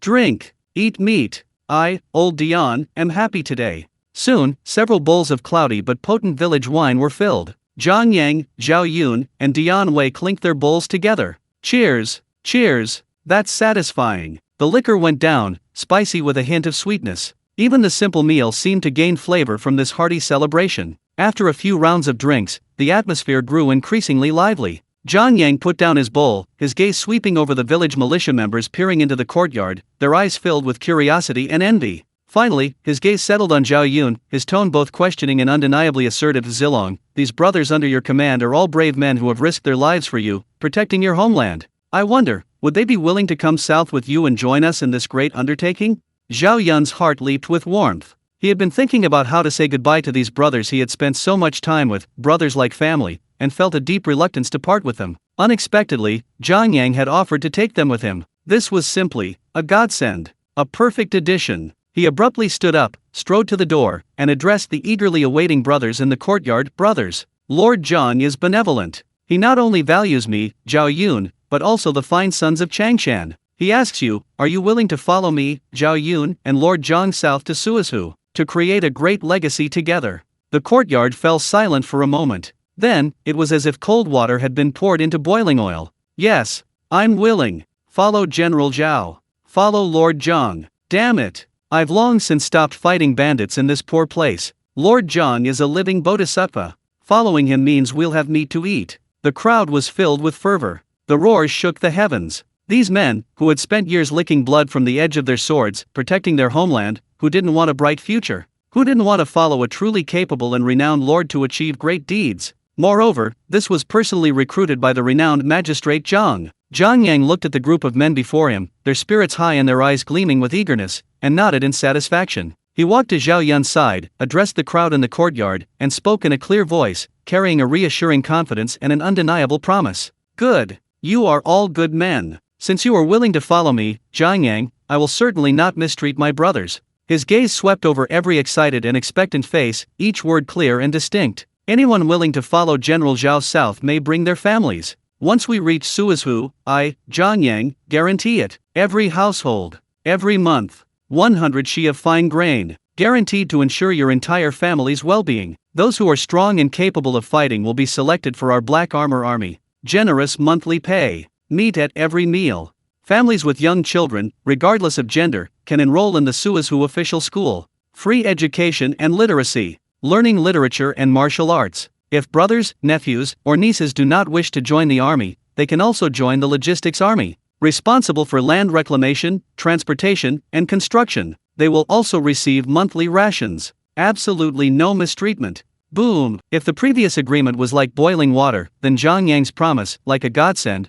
was like igniting a raging fire throughout the courtyard. 30 shi of fine grain, every month. And it covers the whole family. This is an astronomical figure unimaginable. Enough to feed a large family with a surplus. Children can go to school for free. In this chaotic world, literacy is the privilege of aristocratic children. Ordinary people's children wouldn't even dare to dream of it. The logistics troops also receive rations. This is tantamount to paving a way for survival for all able-bodied men. The immense surprise and unbelievable elation instantly overwhelmed everyone's reason. Heavens above. 30 shi. My child can go to school. Really? The logistics troops get rations too. Sir, I'm signing up. My whole family will go with you. My son can go to school. I'll kowtow to you. The courtyard erupted in chaos. Some were so excited they were incoherent, some wept with joy, and some were about to kneel and kowtow on the spot. Those who had been hesitant and observing were now completely red-eyed, scrambling forward, afraid of missing out on registration.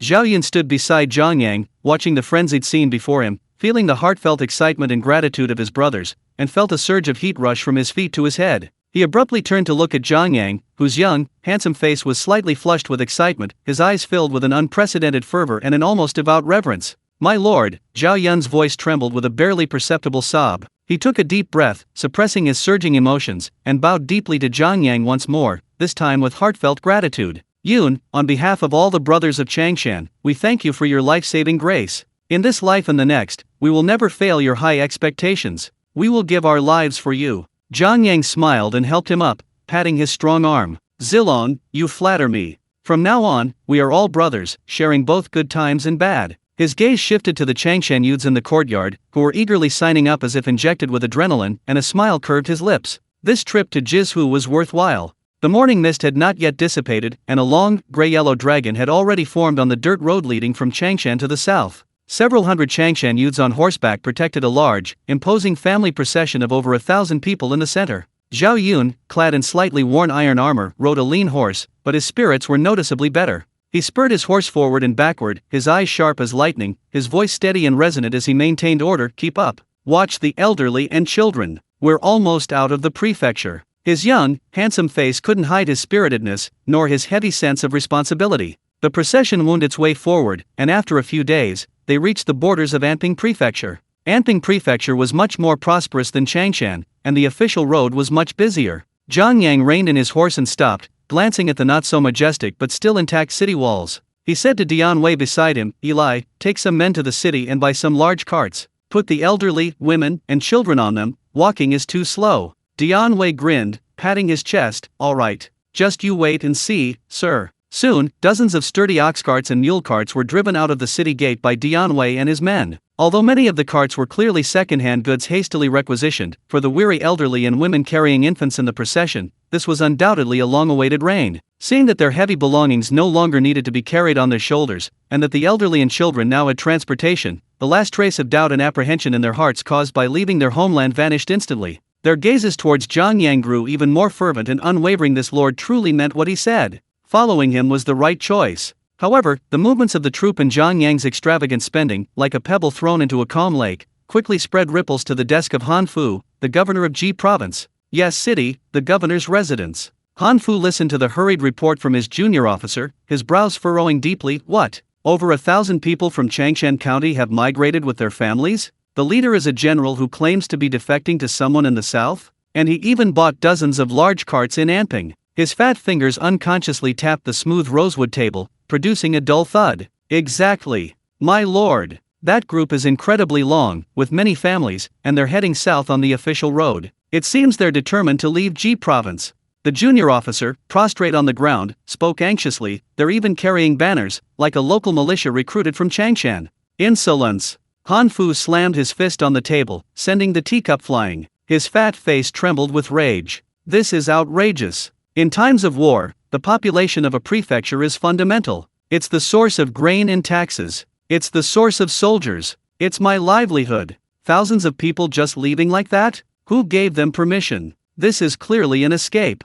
His unease grew rapidly. Ji Province bordered the increasingly powerful Yuan Shao, who outwardly appeared friendly but secretly coveted Han Fu's governorship. If another large-scale exodus of refugees occurred within his territory, wouldn't it make him, Han Fu, appear incompetent? Yuan Shao would have even more excuse to attack. And, the leader is a general? And he took so many people with him? Could this be a spy sent by the enemy to undermine their forces? A surge of anger at having his possessions emptied and a burning shame at being slighted instantly overwhelmed Han Fu's already clouded judgment. He abruptly sat up and roared towards the door. Send the order. Have Zhang He gather 2,000 elite soldiers and block their path at the official road south of Anping. Stop them at all costs. Bring the leader back to me. I want to see which madman dares to run wild in Jizhu. The word run wild carried a sharp, frantic edge. South of Anping County, in an open area leading towards Julu, rolling hills on either side offered a fairly unobstructed view. Zhang Yang's convoy was moving forward in an orderly fashion, the wheels rumbling, the sounds of people mingling. Suddenly,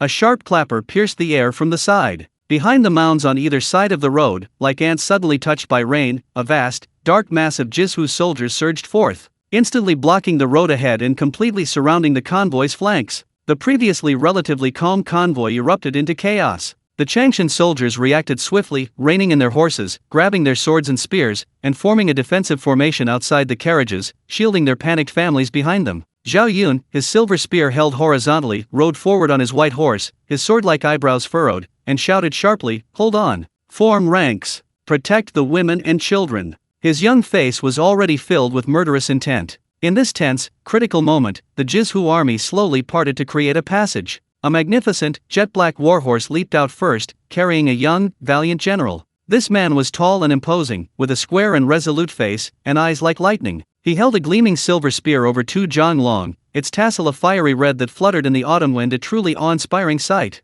It was none other than Zhang He, the young general trusted by Han Fu. Zhang He pointed his spear at the center of the chariot formation, its sharp edge aimed directly at Zhang Yang, who sat comfortably on his horse. "Listen up. Who is the leader? Come forward and answer." "I am." Zhang Yang cupped his hands in greeting, his voice not loud, yet clear enough to pierce the clamor. "May I ask how you are addressed, General? Why are you blocking our path?" Zhang Yi's gaze swept over Zhang Yang's ordinary attire, then landed on Dian Wei, a man of terrifying size and a commanding presence like a ferocious beast. A barely perceptible hint of seriousness flickered in his eyes. He gripped his spear tightly, his voice like tearing silk. "Humph. My name is nothing to me. Listen up. You abducted civilians and fled your registered homes. You have committed the grave crime of escape. According to the laws of our great Han, exiles are sentenced to imprisonment. As the ringleader, your crime is doubled. Immediately release these civilians and return with me to Yes City to plead guilty to Lord Han. Otherwise, don't blame my men for being merciless."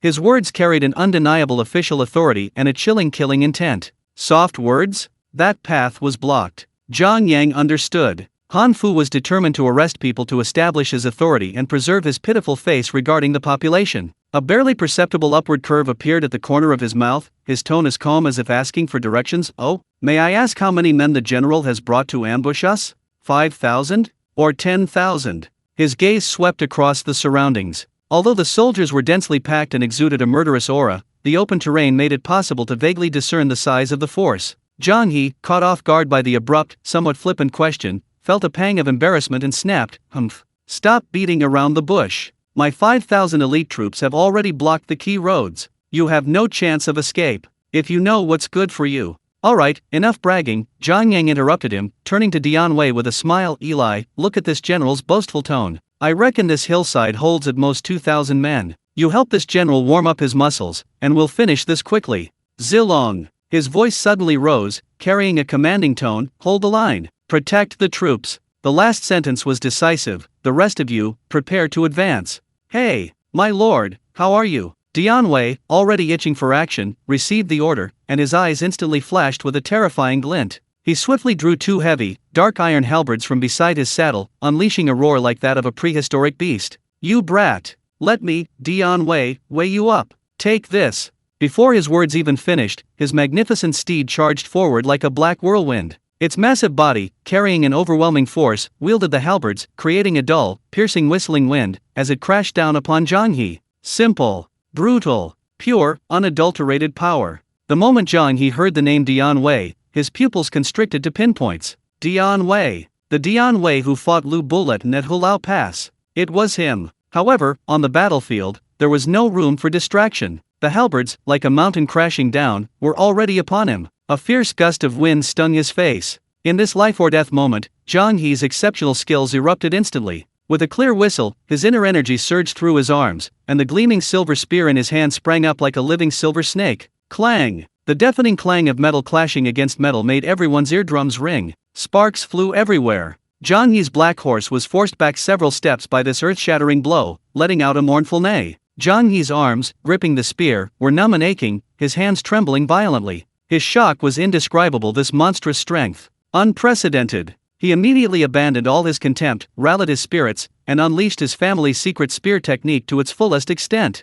Dian Wei, however, remained steadfast in his approach. His monstrous strength was terrifying, his twin halberds wielded with unparalleled speed, ferocity, and ruthlessness like two moving mountains, crashing and clashing head-on. The clanging of metal against metal exploded like popping beans, the resounding cracks of energy filling the air. 50 rounds passed in the blink of an eye, the battle a stalemate. Neither could gain the upper hand. Dian Wei grew increasingly alarmed. This young general's spear technique was exquisite and incredibly resilient. Each thrust contained multiple layers of force, skillfully deflecting the opponent's power, causing Dian Wei's massive, rock-splitting halberds to repeatedly miss, leaving him somewhat uncomfortable. While he had also clashed head-on with Lu Bulletin's domineering nature was overt, whereas this young man's spear technique contained a subtle, hidden force, like swampy mud, quite entangled. Just then, a clear, resonant neigh, like a dragon's roar, suddenly rang out. "General, do not worry. Zhao Yun of Changshan has come to your aid." A white horse, like a silver lightning bolt, suddenly shot out from beside the chariot formation protecting the families.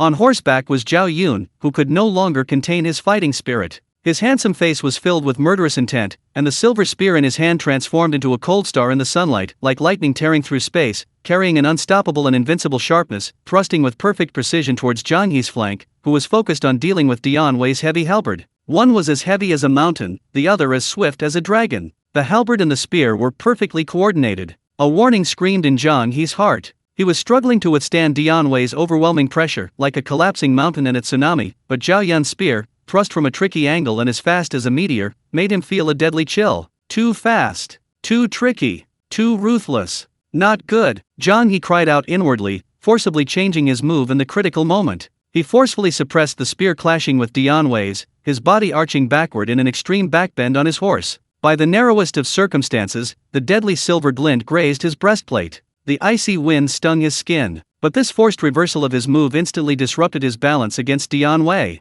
Strike while the iron is hot. Strike at his death. How experienced was Dian Wei in combat? Almost at the same instant Zhang He lost his balance. Get down! A thunderous roar erupted. His left hand swung his halberd, deflecting Zhang He's attempting defensive spear, while his right hand, like a black lightning bolt, slammed down with overwhelming force towards Zhang He's horse's head. The immense power was enough to flatten iron armor. A hair's breadth. A fierce glint flashed in Zhang He's eyes. He abruptly released his grip on the spear with his left hand and braced himself against the saddle. He leaped into the air as if weightless, narrowly avoiding the fatal halberd strike. Boom! Crack! His magnificent black horse let out a blood-curdling neigh. Its massive head was crushed by Dian Wei's halberd, blood gushing from its mouth and nose, before it crashed to the ground. Zhang He, however, remained calm in mid-air. He twisted his body like a hawk, landing with a tumble, staggering a few steps to regain his footing, his spear still firmly gripped, pointing forward. Only his once meticulously tailored hat was askew, and his armor was covered in dust, making him look rather disheveled. His face was deathly pale, and his eyes, looking at Dian Wei and Zhao Yun, were filled with shock and disbelief. Their combined power was terrifying. Changshan warriors, charge with me and break through the enemy lines. Zhao Yun gave him no chance to breathe. He pointed his spear at the already somewhat chaotic Jizhu army formation ahead and shouted fiercely, "Kill!" The hundreds of Changshan warriors, brimming with pent-up energy, surged forward like a flood bursting its banks. Led by Zhao Yun, they unleashed astonishing ferocity, crashing into the Jizhu army, whose ranks were slightly scattered due to their commander's peril. These local militia, who had spent years surviving under the blades of mountain bandits, were incredibly fierce fighters. Now, for the sake of their families, they fought with utter fearlessness. In an instant, the sounds of clashing weapons, roars, and screams filled the air. The Jizhu army was not an ironclad force to begin with. With their commander fallen from his horse and caught off guard by the enemy's elite troops, they were quickly overwhelmed and began to retreat steadily. Zhang Yang sat upright on his horse, watching the chaotic battlefield ahead and the soaring morale of his own troops, nodding in satisfaction. Seeing the enemy gradually disperse, he ordered everyone to set off again. Just then, Zhang He reappeared. He had changed horses, but his face still showed signs of disarray. Leading a small squad of personal guards, he once again rode up and blocked the path of the convoy, which was regrouping and preparing to continue south. Zhang Yang was somewhat surprised. This man was interesting. He spurred his horse forward and asked with interest, "General, why are you blocking our way again? And what is your name? We should at least know who this person is." His words carried a hint of mockery. Zhang He took a deep breath, his expression extremely complex. There was lingering fear, apprehension, and even a strong struggle and disbelief. He looked at Zhang Yang with complicated eyes, his voice low but clear. "I am Zhang He, Zhang Junyi. I have been sent by Governor Han of Ji Province to intercept your return journey." Who are you? Why are you taking away thousands of my people from Ji Province?" Zhang Yang chuckled, his voice shaking the entire scene. "I am Zhang Yang of Sui Province. Zhang Yang of Sui Province."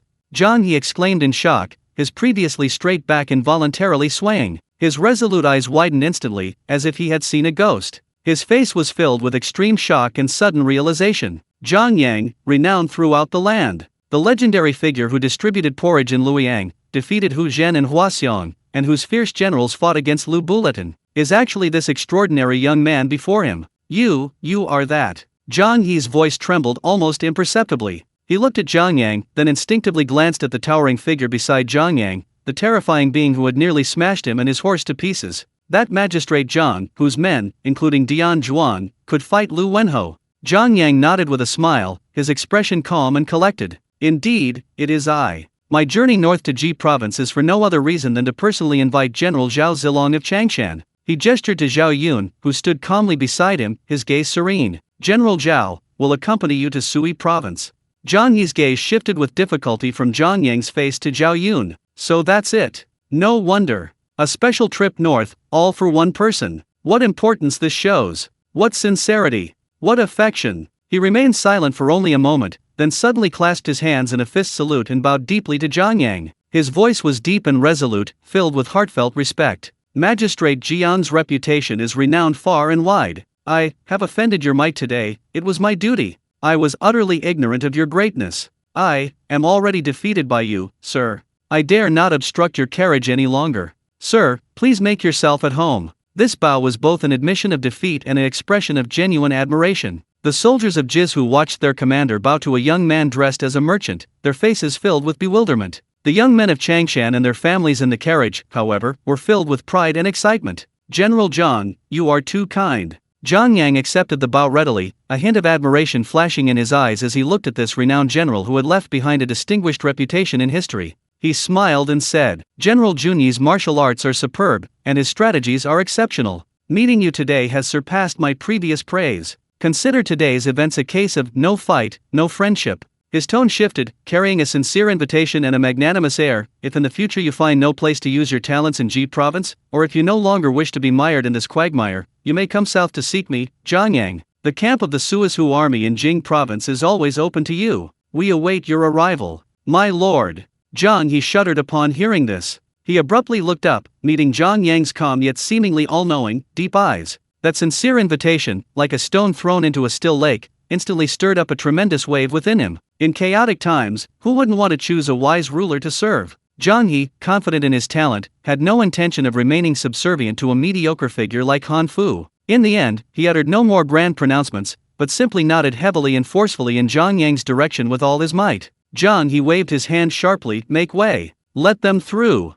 The Jizhu army that had been blocking their path felt as if they had been granted amnesty, scattering to both sides like a tidal wave, creating a wide passage. Zhang Yang's smile deepened, and he boomed to the convoy behind him. Go! The wheels turned again, and the torrent of carriages and horses, like a thawing river, once more rushed towards the distant south. Yes, city, governor's mansion. Han Fu's obese face was a deep liverish color from extreme rage, his fat trembling. He gripped the newly delivered military report tightly, his knuckles white, his voice shrill like a rooster being strangled. Useless. Zhang He is useless too. 5,000 elite troops. Couldn't even stop Zhang Yang's remnants. And let them take over 1,000 men with them. Is Zhang He just a good-for-nothing? Ha! Guards! Han Fu abruptly stopped, his eyes flashing with a near-mad, ruthless light. Summon Chu Yi. Tell him to come to me immediately. A short while later, a tall, stern-faced general with the rugged features of a typical Ziliang native strode in. He was none other than Chu Yi, a renowned Ziliang general under Han Fu, known for his fierce bravery.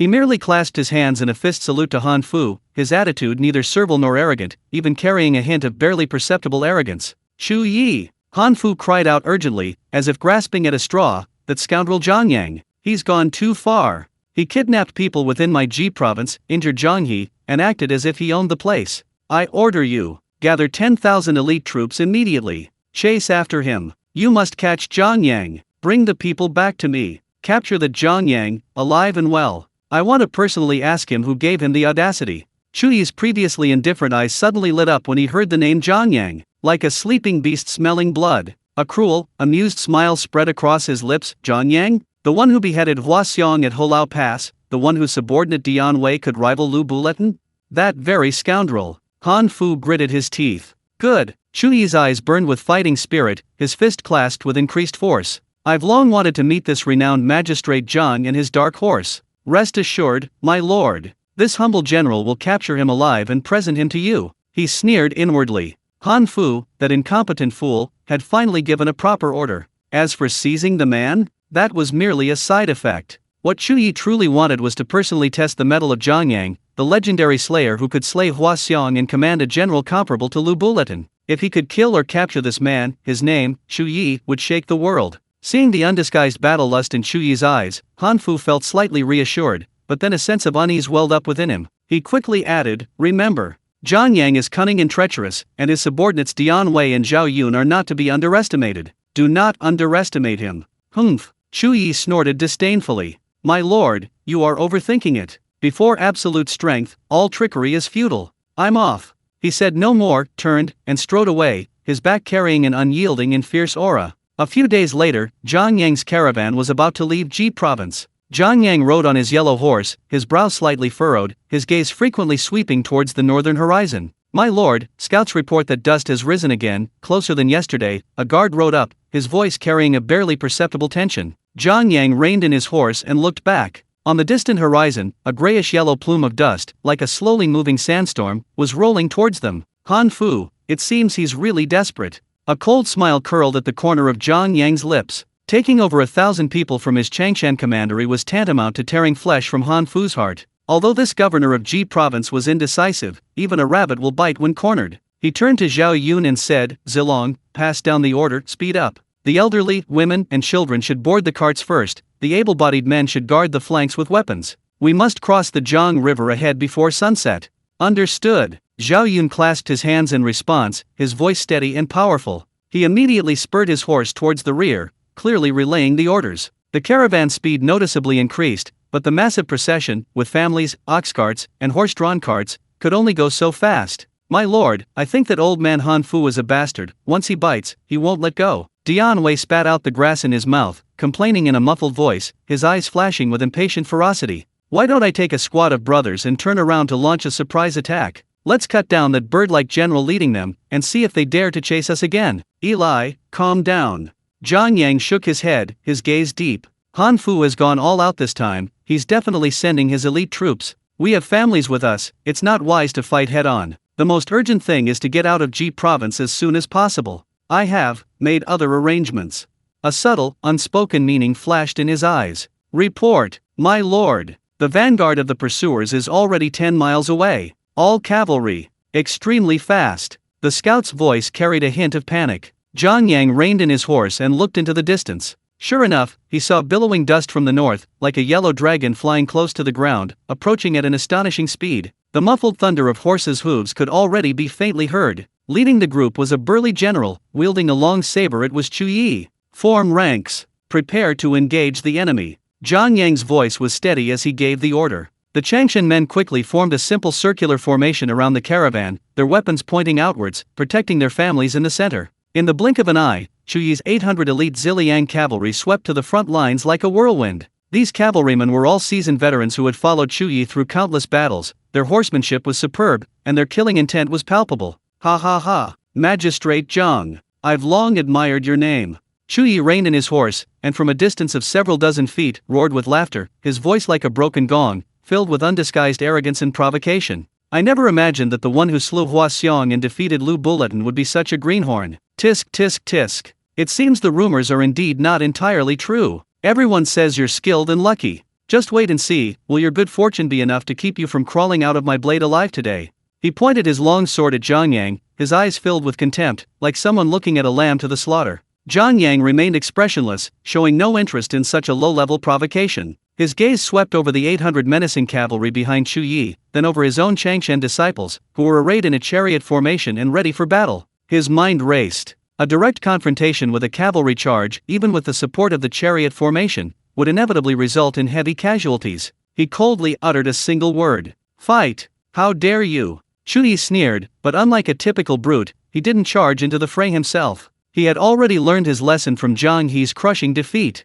He knew the terrifying power of the two fierce generals beside Zhang Yang. My comrades! Chu Yi roared, brandishing his longsword. Charge! Target Zhang Yang's banner. Whoever beheads him will be rewarded with 1,000 gold pieces and promoted to captain. He himself, however, reined in his horse and retreated slightly, disappearing into the protective circle of his personal guard cavalry. His hawk-like eyes were fixed on the battlefield, searching for the opportunity to deliver a fatal blow. Kill! 800 Ziliang cavalrymen, like a flood bursting its banks, roared deafeningly as they rammed into Zhang Yang's chariot formation. Hooves pounded the ground, kicking up clouds of dust. Lai! Stop them! Zhang Yang commanded in a deep voice. Ha ha! Well done! Dian Wei's eyes flashed with ferocity, and he roared like muffled thunder. Brothers, follow me, old Dian! Chop down these bastards! He spurred his horse, and the magnificent steed shot forward like an arrow, like a red-hot dagger, fearlessly charging into the surging tide of cavalry. Clang! Clang! Clang!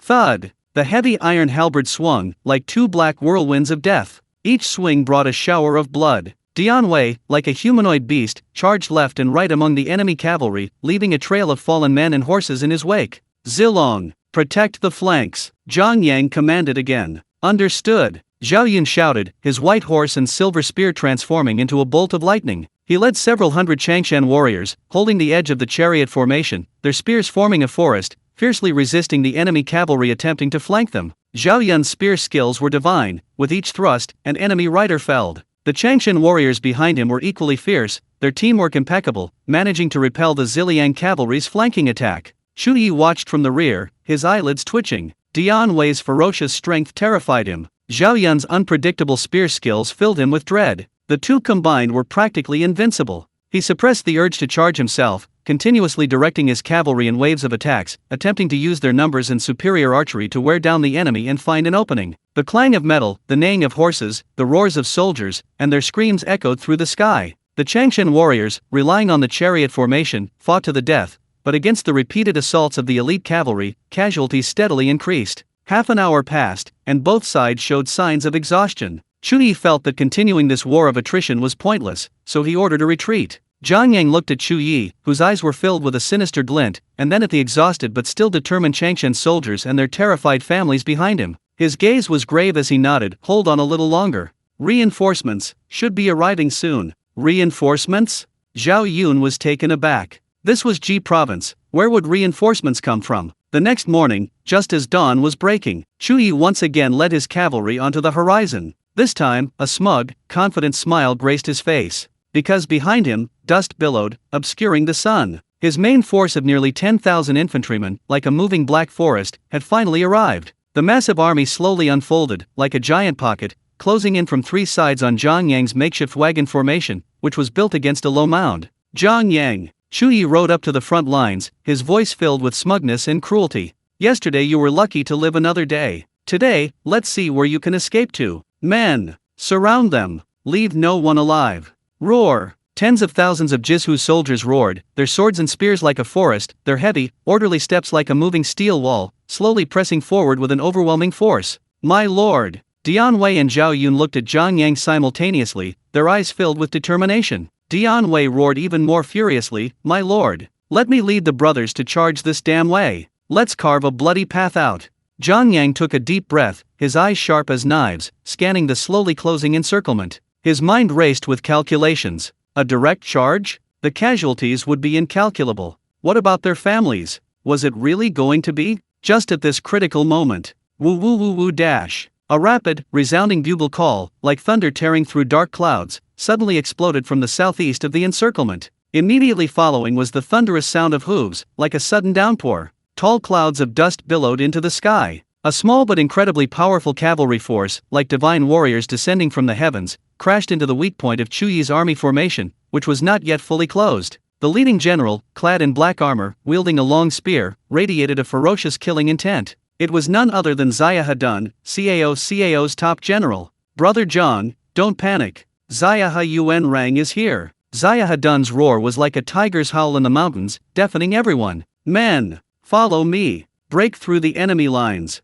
Rescue Lord Zhang. Kill! 2,000 elite CAO army cavalry erupted in a deafening roar. Like red-hot irons, they pierced the flanks of Chu Yi's army, caught completely off guard. Utterly caught off guard. Chu Yi's army was fully engaged in surrounding Zhang Yang, their flank defenses already weak. Zaya Hadun's fresh troops, with overwhelming force, instantly tore open a huge gap. What? CAO army. Zaya Hadun. Chu Yi, watching from within his ranks, was utterly horrified. He never expected that CAO's troops would emerge from the heart of Ji province. When did Zhang Yang collaborate with CAO? A massive gap was instantly torn open in the encirclement. Now! Zhang Yang's eyes flashed with a sharp light as he drew his sword, pointing it directly at the opening. Zilong! Elay! Charge with me! Protect the families! Break through! Charge! The elation of escaping death ignited everyone's fighting spirit. Zhao Yun brandished his silver spear, leading the charge on his white horse. Dian Wei roared like thunder, his twin halberds clearing the way.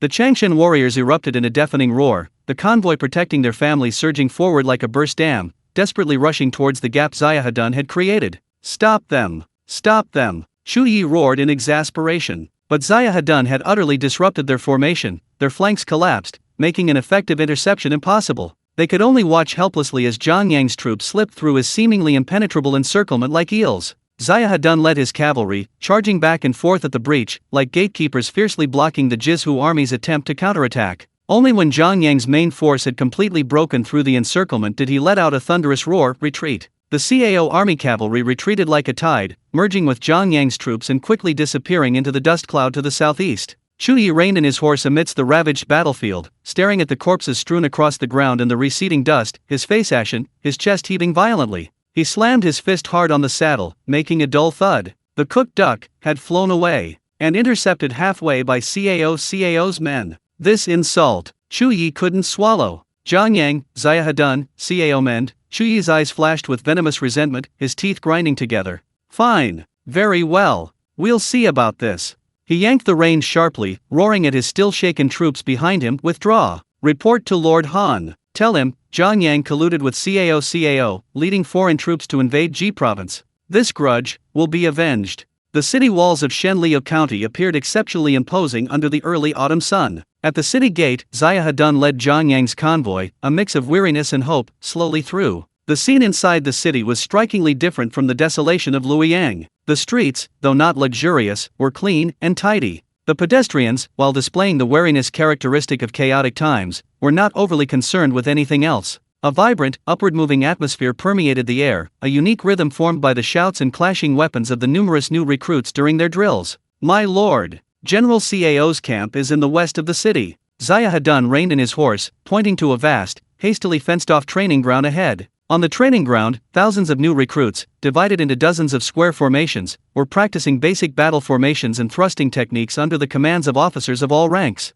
Although their movements were somewhat clumsy, their spirits were high, and their shouts were deafening. Even more striking was that while the recruits' armor was not uniform, it was all quite neat, and their weapons were gleaming. Clearly, Cao had invested heavily here. Cao's training methods are indeed effective. Zhang Yang nodded slightly, observing the bustling scene on the training ground. He could immediately see that Cao's training methods clearly borrowed the essence of his Suizhu army's rigorous foundation and emphasis on coordination. While the formation changes weren't as fluid as the black-armored armies, they were already showing some promise. It seemed Cao's time at Suanzhao hadn't been wasted. He'd certainly learned a lot. Ha ha ha. Brother Zhang Yang, I've missed you so much. A loud, hearty laugh, brimming with undisguised enthusiasm, boomed like thunder from a clear sky from the training ground gate. Cao, dressed in a slightly worn black brocade robe with a light leather armor over it, strode out to greet him. His face beamed with the radiant smile of someone seeing a close friend. In a few strides, he reached Zhang Yang's horse, stretched out his hands, and without a word, firmly grasped Zhang Yang's wrists as he dismounted, shaking them so hard that Zhang Yang felt a sharp pain in his wrist.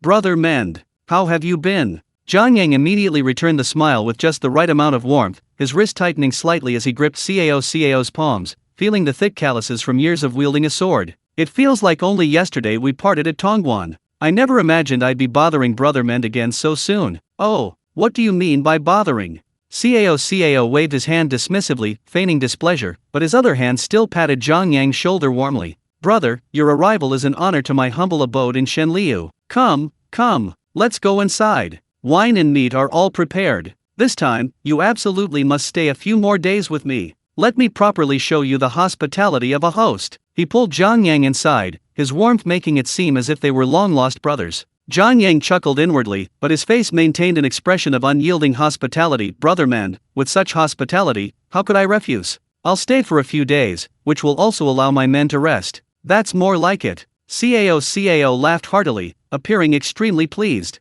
His gaze seemingly casually swept over the dusty yet still orderly procession behind Zhang Yang, lingering for a moment, especially on the sharp faces of those clearly from Changshan and their families. A barely perceptible glint flashed deep in his eyes. Oh dear. Cao slapped his forehead, as if just remembering something, his face showing exaggerated amazement and perfectly timed annoyance.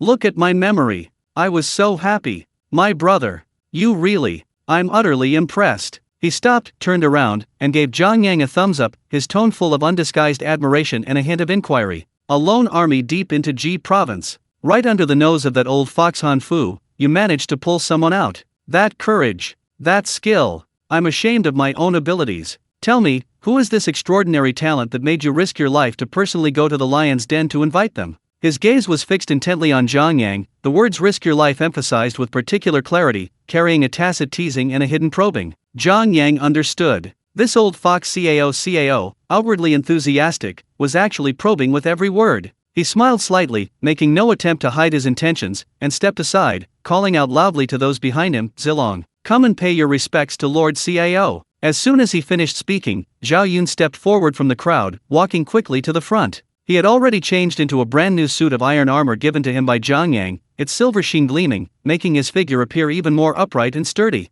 His young and handsome face showed a hint of the nervousness of someone newly arrived in a prestigious place, but his eyes were clear and resolute. He clasped his hands in a respectful bow, his movements meticulous, his voice clear and powerful. Zhao Yun of Changshan, Zhao Zilong, pays his respects to Lord Cao. Oh, Cao's gaze instantly fixed on Zhao Yun like two searchlights. The exaggerated surprise on his face quickly faded, replaced by an extremely sharp scrutiny and undisguised admiration. He sized Zhao Yun up, from his upright posture and composed demeanor to his clear yet sharp eyes. Cao, a man of many experience, made his judgment almost instantly. This young man is extraordinary. He is no ordinary person. Excellent. Excellent, Zhao Zilong of Changshan. Cao clapped his hands and laughed heartily, his laughter filled with genuine admiration. Truly a handsome and talented man. His heroic spirit is overwhelming. No wonder Brother Zhang risked his life to personally travel to Ji province to invite him. Such a gem, if buried in the countryside, would be a great loss to our Han dynasty. To meet him today is a great fortune indeed. He stepped forward and patted Zhao Yun's shoulder forcefully, with a warmth and recognition unique to a military general. General Zilong, follow Brother Zhang well. One day you will surely achieve great things and become famous throughout the world. Zhao Yun was somewhat flustered by Cao's sudden enthusiasm and high praise. His handsome face flushed slightly, and he quickly bowed again. Lord Cao is too kind. I am unworthy of such praise. I can only repay your kindness with my life. Ha ha ha. Excellent. A life devoted to the cause. Cao laughed, appearing extremely satisfied. His gaze turned to Zhang Yang, carrying a hint of barely perceptible envy and a deeper consideration. Zhang Yang, that lad, has a sharp eye and acts swiftly. This Zhao Yun, given time, will surely become an unparalleled general. What a pity, what a pity. After exchanging pleasantries, Cao personally settled Zhang Yang and his party in a spacious and clean inn within the city, and ordered a sumptuous feast to reward the weary soldiers and their families. The Changshan youths were finally able to catch their breath in a relatively safe environment. Their tense nerves relaxed, and the inn was quickly filled with the relief of surviving a close call and the satisfaction of a hearty meal. In the evening, Cao hosted a private banquet at his residence, inviting only Zhang Yang. The hall was small and simply furnished, yet it exuded the ruggedness characteristic of a military commander's residence. Several exquisite dishes and a pot of warm wine were laid out on the table. After a few cups of wine, the early autumn chill dissipated. Cao's warm smile gradually faded, replaced by a deep worry. He set down his wineglass, his fingers unconsciously tracing the smooth rim. His gaze drifted to the deepening twilight outside the window, and his voice lowered. Brother Zhang, he sighed, a hint of weariness barely perceptible in his voice. The world today is in chaos, like this autumn twilight, heavy and uncertain. He turned, his gaze sharpening as he looked at Zhang Yang. Yuan Shao has already returned to Bohai. He has received the imperial decree appointing him governor of Ji province, and with the added prestige of a family that has held high office for 4 generations, he is eyeing this prized territory of Ji province with covetous intent. Han Fu is but a guard dog, no match for Yuan Shao. Once Ji province falls into Yuan Shao's hands. Cao's voice suddenly turned cold, carrying a chilling aura. His army is strong and powerful, possessing the fertile lands of Hebei. His next target will undoubtedly be my Shen Liu in Yanzhou. At that time, you and I, brothers, will likely find ourselves unable to eat or sleep in peace. His eyes gleamed with shrewd calculation and a deep sense of crisis. Yuan Shao's threat, like a sword hanging over his head, kept him on edge day and night. Zhang Yang listened quietly, taking a sip of the warm wine. He knew Cao's worries were not unfounded, but he was even more aware of the course of history. He set down his wine cup, meeting Cao's anxious gaze, his tone calm yet carrying a strange certainty. Brother men's concerns are not without merit. However, Yuan Shao is a man of great ambition but limited ability, stubborn and self-willed, outwardly lenient but inwardly suspicious, fond of scheming but indecisive. He counted on his fingers, as if reciting a treasured list. The empty fame of 4 generations of high-ranking officials has blinded him. Though he has many advisors, they are all self-serving and constantly scheming against each other. Seemingly strong and well-equipped, his army is actually riddled with internal factions, making it difficult to truly unite as one. Such a person, even if he gains control of Ji province, will be nothing but withered bones in a tomb, seemingly powerful, but actually with a weak foundation, easily broken. He paused, looking at the glint in Cao's eyes, and continued, Brotherman, your immediate concern is not fear of Yuan Shao's strength, but strengthening yourself. Zhang Yang's voice was resolute, carrying undeniable power. Recruit talents widely, without being bound by convention. Anyone with genuine talent and learning, regardless of humble origins, should be recruited. Diligently train elite troops. Emulate the methods of a strong army, enforce strict discipline, and treat soldiers well. Orders must be obeyed without question, as if they were your own limbs. The quality of the army is more important than its quantity. Strengthen our foundation. Manage Yanzhou, cultivate land and stockpile grain, comfort the people, and gather refugees. Only those who win the hearts of the people have a solid base.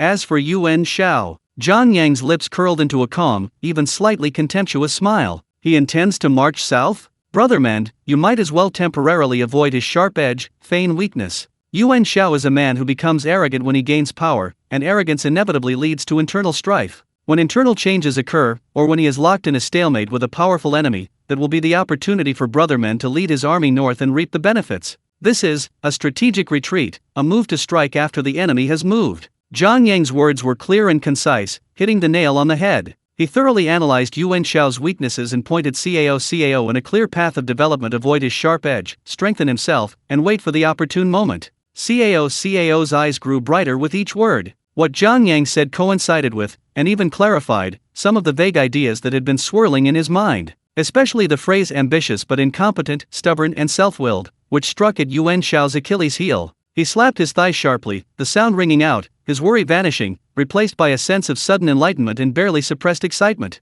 Excellent! Excellent! Excellent! Cao exclaimed 3 times, excitedly standing up and pacing back and forth in the hall, his eyes gleaming. Brother, your words are truly golden advice. They've cleared the clouds. They've cleared the clouds. He abruptly stopped, his gaze fixed intently on Zhang Yang, his face filled with undisguised admiration and the joy of finding a kindred spirit. Brother, your words are absolutely insightful. They perfectly align with my own thoughts. Yuan Shao is not to be feared. The key lies in self-improvement. He sat down again, raised his wine cup, and solemnly toasted Zhang Yang. Thank you for your guidance, brother. I have learned a great deal. Life in Shenliu County was like the languid, pleasant afternoon sun of early autumn. Zhang Yang, in Cao's territory, spent his days at Cao's invitations to sit in his simple yet vibrant military camp, watching the new recruits train, listening to Cao's pronouncements on the state of the land and his discussions of the world's affairs. Or he would be dragged by the brothers Xiahedun and Xiaheyuan to the city's taverns, where a few jars of wine and some snacks would be enjoyed while they boasted of their glorious deeds in Luoyang, and Xiahedun would complain about how difficult the new recruits were to manage. Dian Wei, of course, was always by his side. His enormous appetite and unrestrained eating always drew bursts of laughter and gasps of amazement. This day, they were having a drink in the backyard of Cao's temporary residence. After several rounds of drinks, the atmosphere grew increasingly lively. Xiahedun's face was now flushed red with the smell of alcohol. He staggered over to Zhang Yang, wine bowl in hand, a strong smell of alcohol wafting from him. Brother Zhang, Xiahedun slurred, his large, fan-like hand slamming heavily on Zhang Yang's shoulder, causing a few drops of wine to spill from his cup. Brother has a question for you. Are you married? Married? Zhang Yang winced from the slap, reluctantly setting down his cup, and said with a wry smile, Brother Yuan Rang, take it easy, marriage? It's all arranged by parents and matchmakers. My parents died early, and there's no one to manage the household, so naturally, I'm not married yet. Not married. Xiahedun's one eye widened suddenly, as if he had discovered some earth-shattering secret. His voice rose sharply, tinged with a drunken excitement and enthusiasm. Oh dear, brother, you can't do this. A true man born in chaotic times should wield a 3-foot sword and achieve unparalleled feats. But settling down, starting a family, and continuing the family line are also important matters. He reeked of alcohol, leaned closer, and mysteriously lowered his voice, though still loud. Brother, let me tell you a secret. Our Shenliu County hides a pearl, a true pearl. He hiccuped, straining his eyes to appear more serious. Cai Yan. You know her? She's the daughter of Cai Yang, the Marquis of Jieyang, a true lady of high birth. proficient in all the arts, music, chess, calligraphy, and painting. And her looks, tisk tisk tisk. Ziauddin racked his brains for words, finally slapping his thigh. She's like a fairy from a painting. You're young and accomplished, famous throughout the land. She's beautiful and talented, from a family with a rich scholarly tradition. This is a match made in heaven. A perfect couple. A perfect match, brother. Cai Wenji.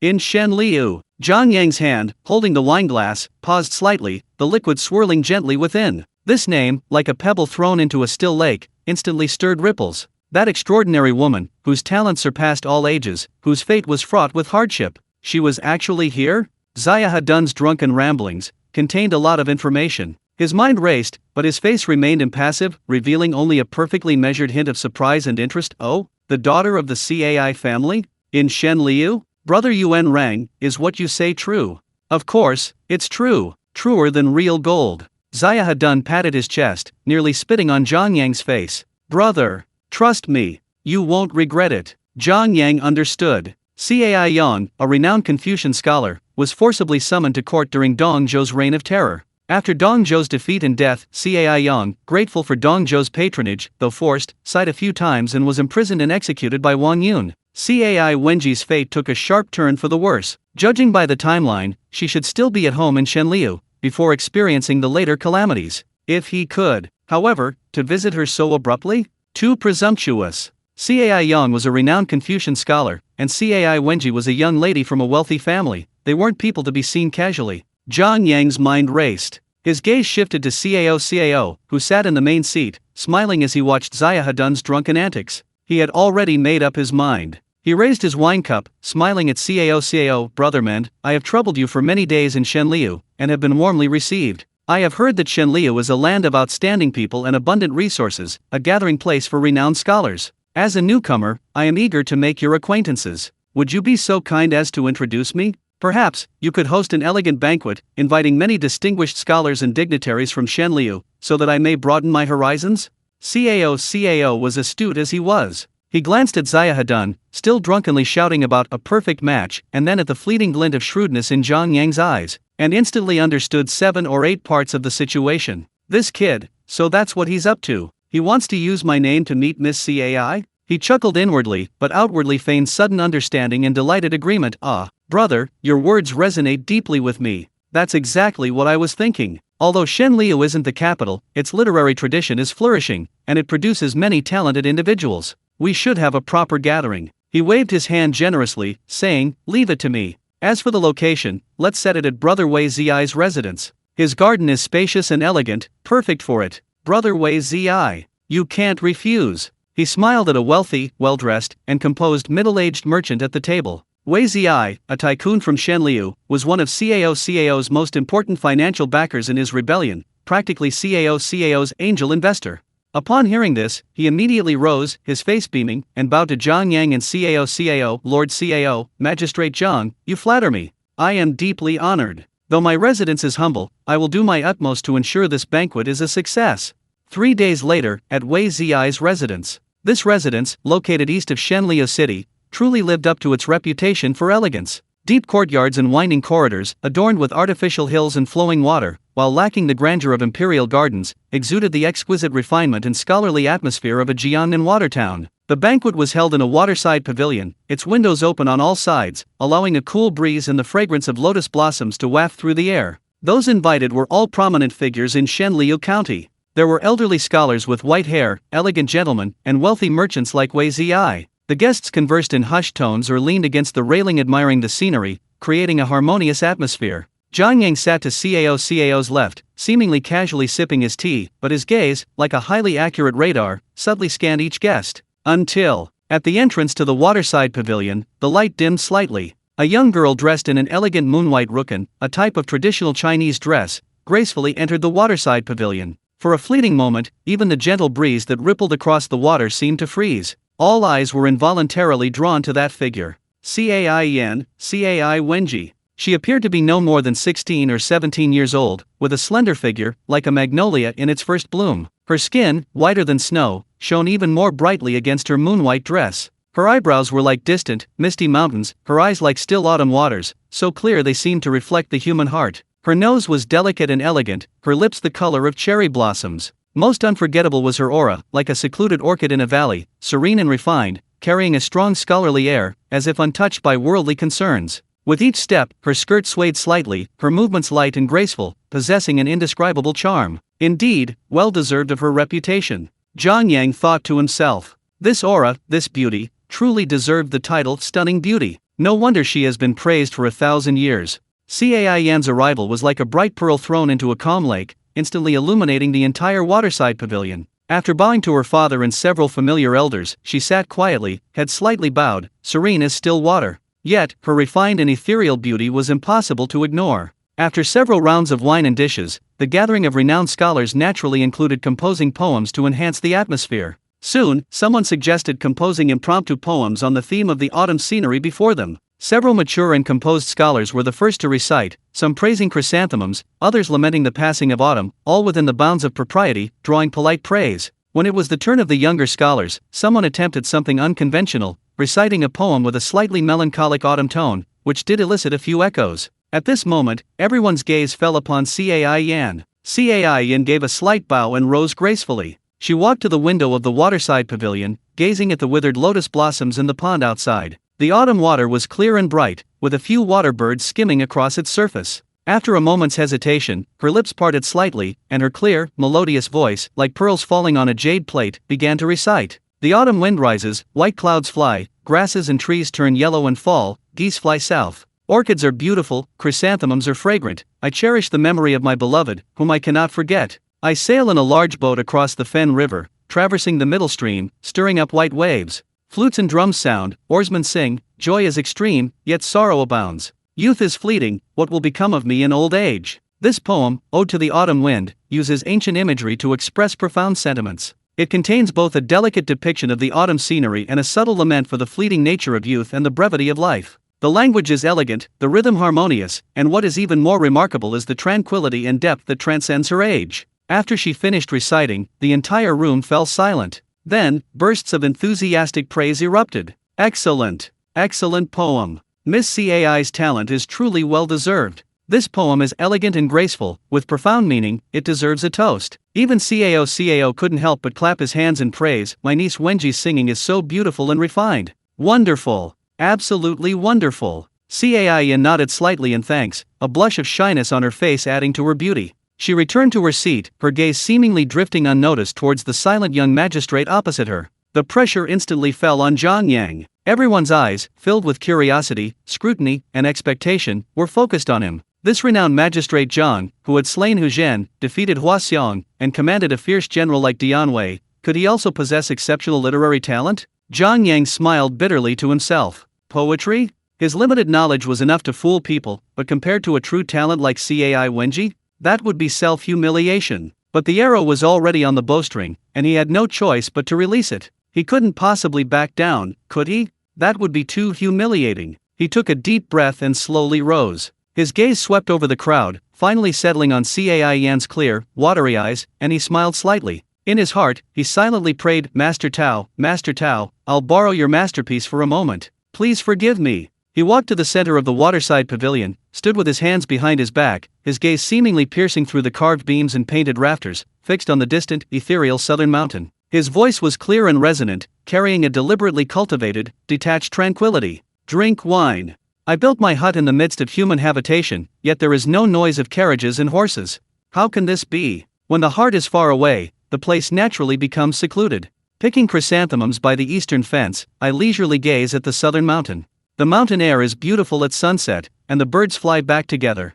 There is true meaning in this, but I have forgotten the words to express it. Each word, clear and distinct, was uttered. There was no ornate language, no deliberate lamentation. Only a profound tranquility and detachment, a return to simplicity, a transcendence of self and surroundings. It was as if the clamor of the world had been instantly shut out, leaving only the leisurely ease of picking chrysanthemums by the eastern fence, gazing at the mountains with serene contentment, and a sudden enlightenment of harmony between humanity and nature. The entire waterside pavilion was deathly silent. You could hear a pin drop. Everyone seemed frozen in place. Even their breath was instinctively held. The old scholars' hands, stroking their beards, froze in midair, their eyes filled with disbelief and awe. The young scholars gaped, like fish out of water, completely captivated by the near Taoist realm contained within the poem. Wei Ziyi, holding his wine cup, was unaware that he had spilled half his wine. Cao sat bolt upright, his long, narrow eyes widening as he stared intently at Zhang Yang, as if seeing him for the first time. This poem, this imagery, this realm, it's simply divine. It touches the very heart.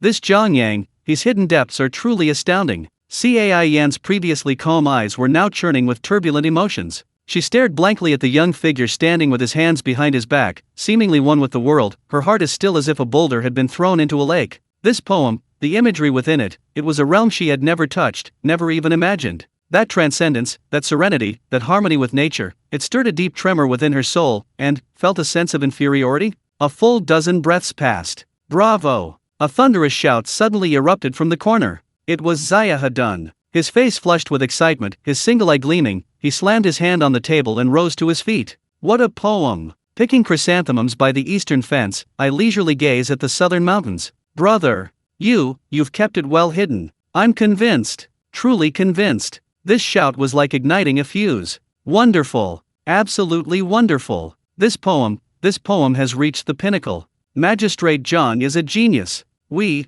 are all in awe. A distant heart finds itself in a secluded place. Words fail me, such a realm, we may never reach in our entire lives. Exclamations of praise, sighs of admiration, and gasps of astonishment instantly filled the waterside pavilion. Everyone was utterly captivated by this poem, drinking wine. Their gazes towards Zhang Yang were filled with unprecedented respect and disbelief. Amidst the chorus of praise, Zhang Yang calmly returned to his seat, as if he had done nothing of importance. He raised his wine cup, offering a distant toast to everyone, but his gaze seemed to sweep meaningfully over Cai Yan, who was still immersed in the shock. Behind Zhang Yang, Dian Wei, who had stood silently like an iron tower, clutching his halberd, seemed to suddenly realize something. He scratched his gleaming bald head, looked at his lord's enigmatic back, then at the stunningly beautiful Miss Cai, and muttered in a low, muffled voice only he could hear. I knew it. My lord has been staying in Shenliu County for so many days, drinking with Cao and the others every day. So, it's all for this talented woman from Shenliu County. Heh, my lord's taste, it's damn sharp. The lingering charm of the breathtaking poetry gathering at the Wei Mansion's waterside pavilion, like a boulder thrown into the literary world of Shenliu County, sent ripples that have not yet subsided. Zhang Yang's name is no longer merely associated with his formidable achievements such as slaying Hu Zhen in battle, defeating Hua Xiong, and Dian Wei fighting Lu Bulletin, but has also acquired a dazzling halo of astonishing poetic talent and transcendent realm. For a time, Magistrate Zhang became the hottest topic of conversation in the streets and alleys of Shenliu County, even overshadowing Cao, who was stationed there. In a small pavilion in the backyard of Cao's residence, several plates of exquisite pastries were laid out on a stone table, and a pot of tea steamed gently. Zhang Yang and Cai Yan sat facing each other. After that fleeting glimpse at the poetry gathering and the subsequent several chance encounters and inquiries about poetry deliberately arranged by Cao, a subtle affection had silently grown between them, like vines in early spring. Cai Yan was dressed today in an elegant pale yellow rukun, a type of traditional Chinese dress, her hair simply styled in a bun, adorned only with a plain jade hairpin. She lowered her head slightly, her slender fingers unconsciously tracing the smooth rim of her teacup, a faint blush rising at the base of her ears. Zhang Yang, on the other hand, wore a crisp blue robe, his battle-hardened air replaced by a scholarly refinement. He was softly recounting the customs and culture of Suizhou, describing the beautiful landscapes of Jingxiang, occasionally quoting classical texts with effortless ease, drawing Cai Yan's beautiful eyes to him. She would sometimes cover her mouth and giggle, sometimes listen intently. Sunlight filtered through the sparse bamboo leaves, casting dappled shadows on the two of them, filling the air with a tranquil yet subtly sweet atmosphere of ambiguity. Zhang Yang looked at the exceptionally talented and refined young woman before him, feeling a sense of contentment. If he could find such a good match in this chaotic world, this journey would not have been in vain. He was pondering how to take things further and deepen this affection. Suddenly, a series of hurried and heavy footsteps shattered the tranquility of the pavilion. Dian Wei's towering figure swept in like a whirlwind. His face was grave, and he clutched a scroll of silk, its edges soaked with sweat, tightly in his hand. He growled in a deep, gruff voice, "My lord, urgent report. Mr. Cheng Yu has sent this from Suizhou by express courier." Cheng Yu? Zhang Yang's heart sank. All his romantic thoughts vanished instantly. He abruptly stood up and snatched the scroll from his hand. The scroll felt heavy, damp and stained with sweat from his journey. He quickly unfurled it, his eyes scanning the densely packed characters with lightning speed. The more he read, the more somber his expression became. His brows furrowed tightly, and his knuckles turned white from gripping the scroll so tightly. "What's wrong?" Cai Yan, sensing the tense atmosphere, asked softly, a hint of worry in her clear eyes. Zhang Yang didn't answer immediately. He took a deep breath, forcibly suppressing the turmoil in his heart, and handed the silk scroll to Cao, who had rushed over upon hearing the news. Brother Mend, look. Cao took the scroll and quickly scanned it. His usually impassive face instantly clouded over. His brows furrowed into a deep frown. The letter was written by Cheng Yu himself, clearly written under extremely urgent circumstances. My lord, half a month ago, a dissolute young man from the Cai clan of Sui County harassed a woman in the street. He was apprehended on the spot by patrolling soldiers and imprisoned in the county jail awaiting trial. Unexpectedly, 3 days later, he died mysteriously in jail. A thorough examination by the coroner revealed rope marks on his neck, suggesting suicide by hanging. However, Cai Shan, the clan head, seized the opportunity to cause trouble, gathering clan members to storm the county government office, injuring several Yamen runners. I have forcibly dispersed them and severely reprimanded them. However, Prefect Cai Mao of Jianxia, in the name of the Cai clan, sent a proclamation. He rebuked me for disregarding human life and for my improper handling of the matter. He demanded that I immediately hand over the county seal, withdraw from Sui County, and allow him to appoint a capable official to thoroughly investigate the case. I argued my case rationally and replied that the facts were clear, confirming suicide, and attached the coroner's report and witness testimonies. However, Cai Mao arrogantly rejected the order, accusing his subordinates of protecting a thug and attempting to cover it up. He again ordered his subordinates to get out of Sui County. I have carefully examined his actions, and this is by no means to seek justice for a mere spoiled brat. It is Cai Mao's wolfish ambition. He has long coveted our lord's power. Seeing that our lord is away on a distant expedition and has not returned for half a year, he thinks he has an opportunity. Therefore, he is using this as a pretext to try to seize military and political power in Sui County. The capable official he sent to take over has already been refused entry to the city. However, Cai Mao, enraged and humiliated, has brazenly mobilized 20,000 troops from Jiangxia by land and water. The vanguard of 5,000 has already set up Camp 50 Li outside Sui County. Generals Huang Zhong and others have led their troops to the city walls and are on high alert. However, the enemy outnumbers us, and the situation is extremely critical. We earnestly hope that our lord will return immediately. Delay may lead to unforeseen changes. The ink at the end of the letter carried a resolute and anxious intensity. Cai Mao. 20,000 troops. Cao finished reading and slammed the silk scroll onto the stone table with a sharp crack. His face was ashen, his eyes flashing with disbelief, rage, and a hint of complexity. Cai Mao. That was an old acquaintance of Cao. One could even say they had some connection. This man had dared to be so despicable. Taking advantage of Zhang Yang's absence, he wanted to seize his territory. He abruptly looked up at Zhang Yang, his voice laced with suppressed anger and a barely perceptible hint of embarrassment. Brother Zhang. This, Cai Gui, how dare he do this? Zhang Yang's expression had returned to calm, but beneath that calm lay a turbulent, chilling killing intent. What a Cai Mao! What a opportunist! Trying to steal my spoils? He'll break his teeth if he doesn't. Before he could speak, Cai Yan's face turned deathly pale. Although she wasn't knowledgeable in military affairs, she understood the weight of phrases like 20,000 troops and the enemy at the city gates. She abruptly stood up, her movement so sudden that she knocked over the embroidered stool she was sitting on, completely unaware. Her clear, watery eyes were filled with shock and worry. She looked at Zhang Yang, her voice trembling slightly, yet exceptionally clear and firm. Lord Zhang, the military situation is urgent. The fate of the thousands of soldiers and civilians in Suizhou rests on your shoulders. You must prioritize national affairs. Set off immediately to provide reinforcements. Do not let personal matters interfere with public duty. She paused, biting her lower lip lightly, two blushes rising to her cheeks. Her voice lowered, yet remained resolute. The matter here, there's plenty of time. The girl's profound understanding of righteousness and her unspoken emotions flowed like a warm current, instantly dispelling the icy killing intent in Zhang Yang's heart. He looked deeply at Cai Yan, his eyes filled with gratitude, apology, and an unwavering determination. Miss Cai is deeply understanding and righteous. Zhang Yang will remember it forever, he said solemnly, clasping his hands in a fist salute. Cao watched this scene, his heart filled with mixed emotions. There was anger at Cai Mao's betrayal, regret for Zhang Yang's impending departure, and a hint of indescribable loss.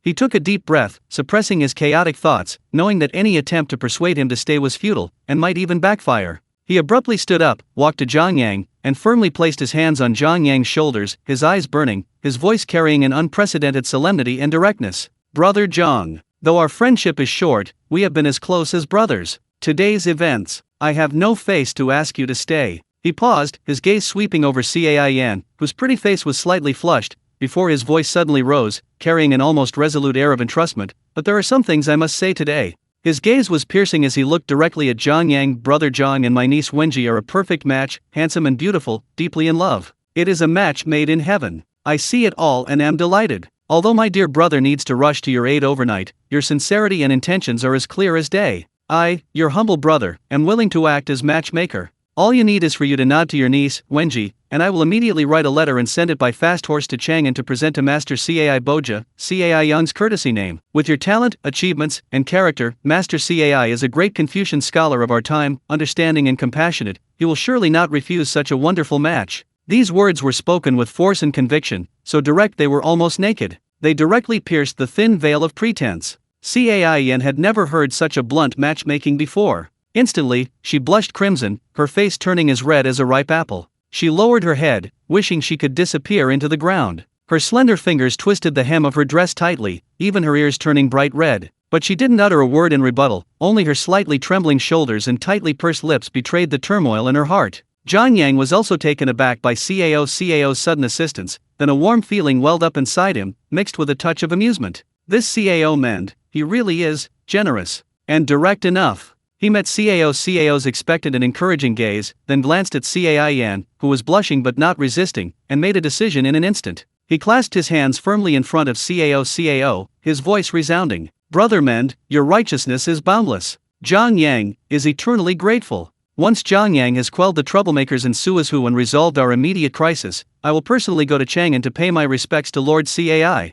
I will personally ask for Miss Wenji's hand in marriage. At that time, I will need Brother Mend, as your great matchmaker, to put in a good word for me. Excellent. Cao clapped his hands and laughed heartily, his voice echoing through the roof tiles. Excellent. Brother, you speak so frankly. I, your humble brother, am determined to be your matchmaker. You can go with peace of mind. Leave Chang'an to me. As for my niece Wenji in Shenliu, I will take care of her and ensure she suffers no injustice. Upon hearing Zhang Yang's almost promise of proposing marriage in person, Cai Yan's delicate body trembled slightly, and her head lowered even further. However, a subtle, irrepressible, sweet, and shy smile crept onto her tightly pressed lips. However, Zhang Yang's heart was far from as relaxed as it appeared. He knew the trajectory of history. 2 years later, Dong Zhou would die, and Wang Yun would seize power. Cai Yang was imprisoned by Wang Yun on charges of harboring personal grudges against Dong Zhou simply for sighing for him at a banquet, and ultimately died unjustly in prison. Cai Yan, therefore, began her tragic fate of wandering and being captured by the Xianu. Cai Yang, Chang'an.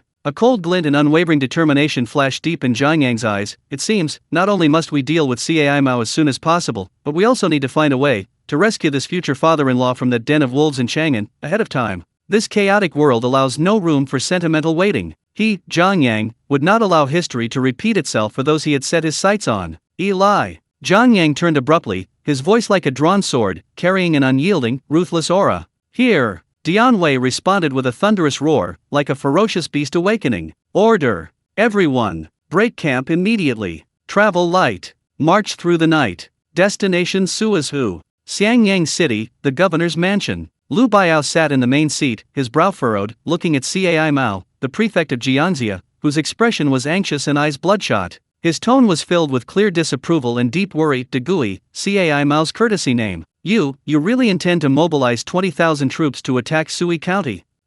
How can this be allowed? Although Zhang Yang is not here, Sui County is still under the jurisdiction of the court. Your large-scale military campaign is without just cause, isn't this fratricide, killing your own people? If word gets out, how will the world view Jingzhou? How will they view you, Cai Degui? He earnestly tried to dissuade his brother-in-law, who held considerable military power and whose actions were becoming increasingly arrogant. Cai Mao abruptly raised his head, his well-preserved face, now distorted by anxiety and ambition, etched with an unwavering resolve. His voice was hoarse, carrying the madness of someone cornered. Brother-in-law, it's not that I want to fight among ourselves. It's that Zhang Yang harbors wolfish ambitions. He's just an outsider magistrate who has been cultivating his power in Sui County for years, amassing a well-trained army and ample provisions, with countless fierce generals under his command. His ambitions extend far beyond a single county. If we don't take advantage of his weakened state and unstable foundation, we must cripple his claws and seize his base. Then, when Zhang Yang returns with his formidable northern army, he can unify Jingzhou and Xiangyang.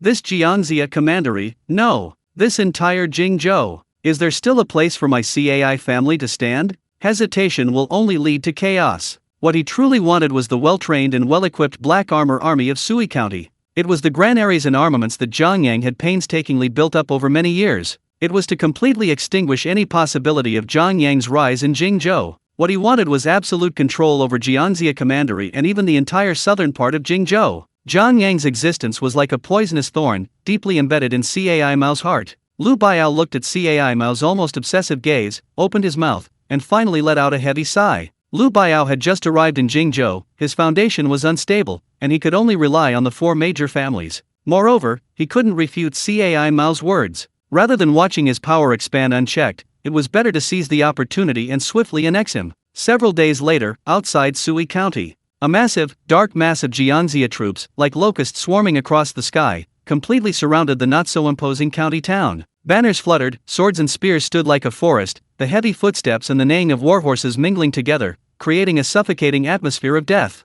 Cai Mao, riding a magnificent black horse, clad in magnificent fish-scale gold armor, a sword at his waist, gazed triumphantly at the city walls. He seemed to already see his army breaching the city gates, seizing Zhang Yang's entire territory. However, reality quickly delivered a harsh blow. A siege? A siege without an attack? On the city wall, Cheng Yu, dressed in a blue robe, stood facing the wind, his expression calm and undisturbed, as if the 20,000 troops below were nothing more than clay chickens and earthen dogs. Behind him, the roofs of the granaries reflected a rich sheen in the sunlight. Inside the city, order was maintained, smoke curled from chimneys, and there was no sign of food shortages. The black-armored soldiers and hastily conscripted militia guarding the city had sharp eyes, gripped their weapons tightly, and showed not a trace of panic or wavering. That silent, unwavering will to resist made Cai Mao's heart sink. Charge! The first to scale the walls will be rewarded with 1,000 gold pieces and promoted 3 ranks. Cai Mao drew his sword and roared fiercely. Thousands of Jiangxia soldiers, carrying makeshift ladders and driven by their supervising officers, surged towards the city walls like a tidal wave.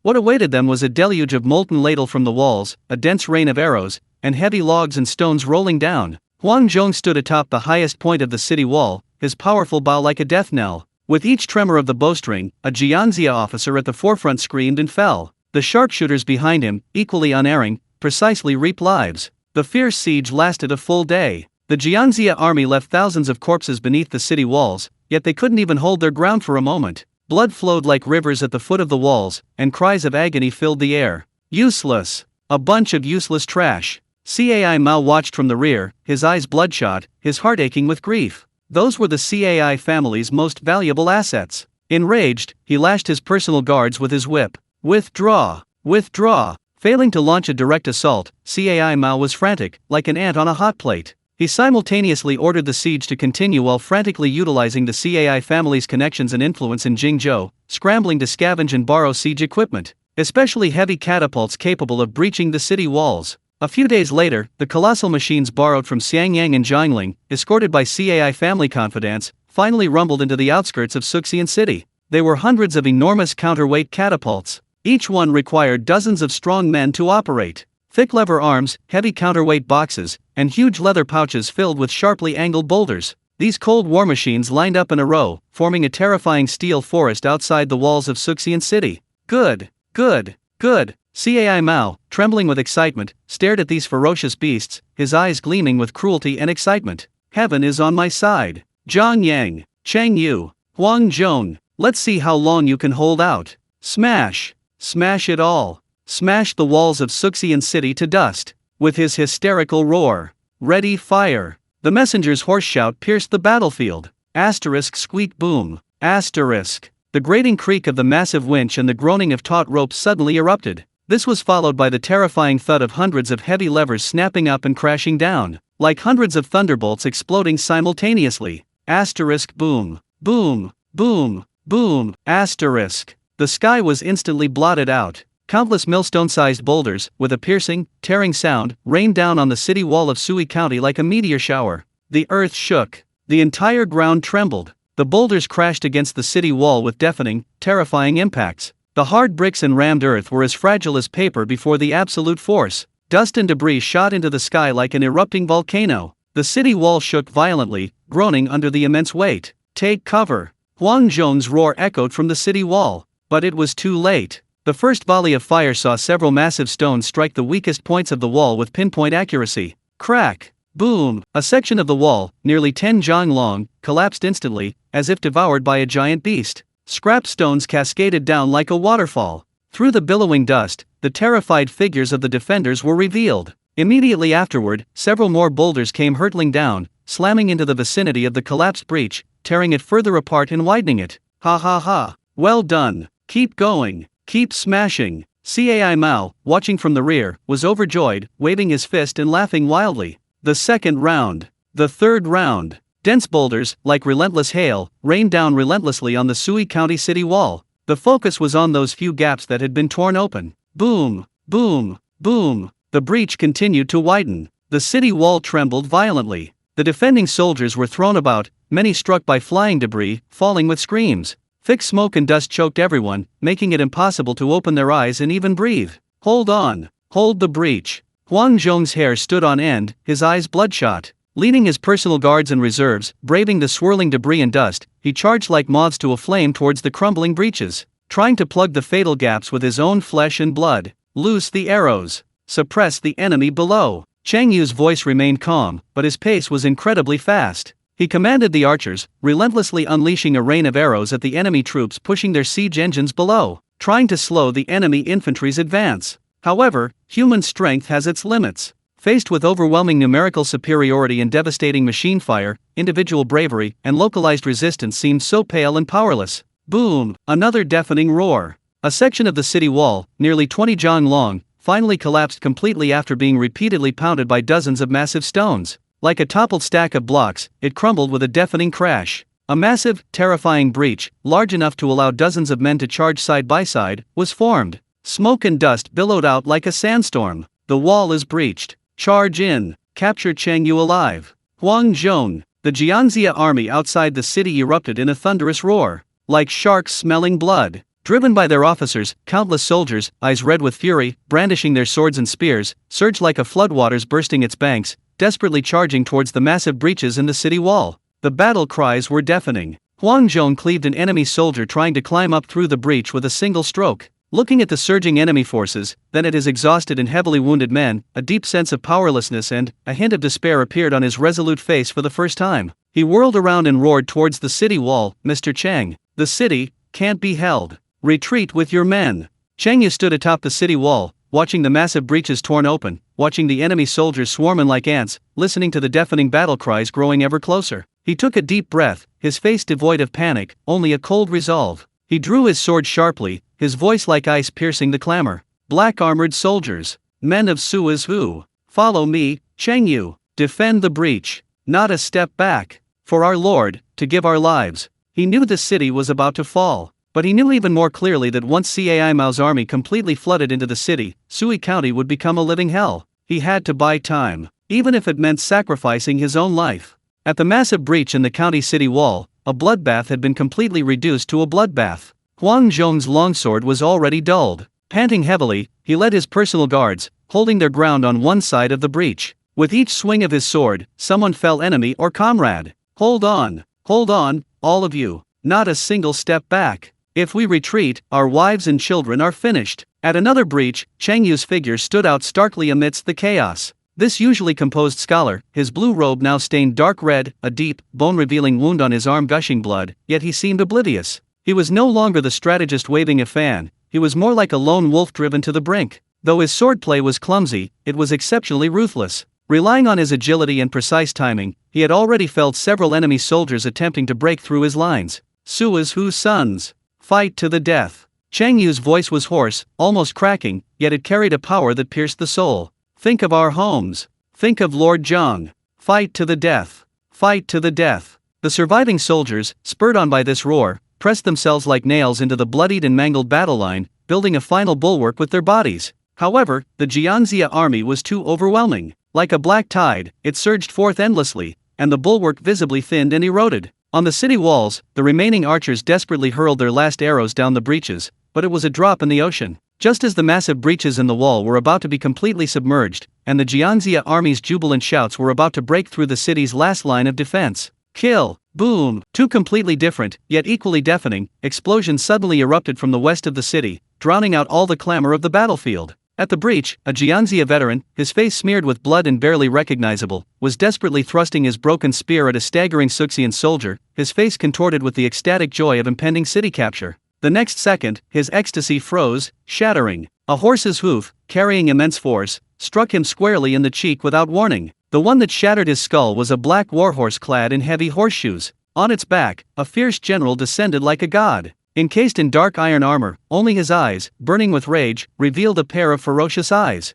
It was Dian Wei. The massive twin halberds of black iron in his hands now seemed like two black whirlwinds. That damned Cai Mao! How dare he touch my home! Dian Wei's roar was more terrifying than any shout on the battlefield. This was his first time home, and he had almost lost it all. How could he not be angry? Dian Wei. It's Dian Wei. Several Jianxia army officers near the breach recognized the newcomer, and the color drained from their faces instantly. No orders were needed, and no one could stop him. Boom! Dian Wei, horse and all, crashed into the surging Jianxia army at the breach like a black meteorite falling to earth. Thud! Crack! Ah! The dull thuds of impact, the cracking of bones, and the screams of the dying all blended together in an instant. Wherever the twin halberds passed, no enemy could withstand them. As men and horses moved, they carved a bloody path through the dense ranks of soldiers, a trail of severed limbs and broken bones. The target? Directly towards the most conspicuous CAI banner of the Jianxia army outside the city. Almost simultaneously, a little further from another breach in the city wall, on the flank and rear of the Jianxia army's attack, a torrent of pure steel and lightning was crashing and tearing apart the Jianxia army's once solid formation with overwhelming force. Silver spear, white horse. Leading the charge was Zhao Yun, clad in white robes and silver armor, a spearman of unparalleled skill. Behind him were hundreds of equally fierce and swift black-armored cavalry. These warhorses were clad in light but well-protected leather armor, and the knights were lightly armed, prioritizing speed, accuracy, and ruthlessness. Zhao Yun's eyes were sharp as a hawk's, and the gleaming silver spear in his hand transformed into a dazzling silver streak in the afternoon sun. Each thrust precisely pierced the head or throat of a Jianxia officer attempting to organize resistance. Break through them. Cut off communication. Lighten the load on the city.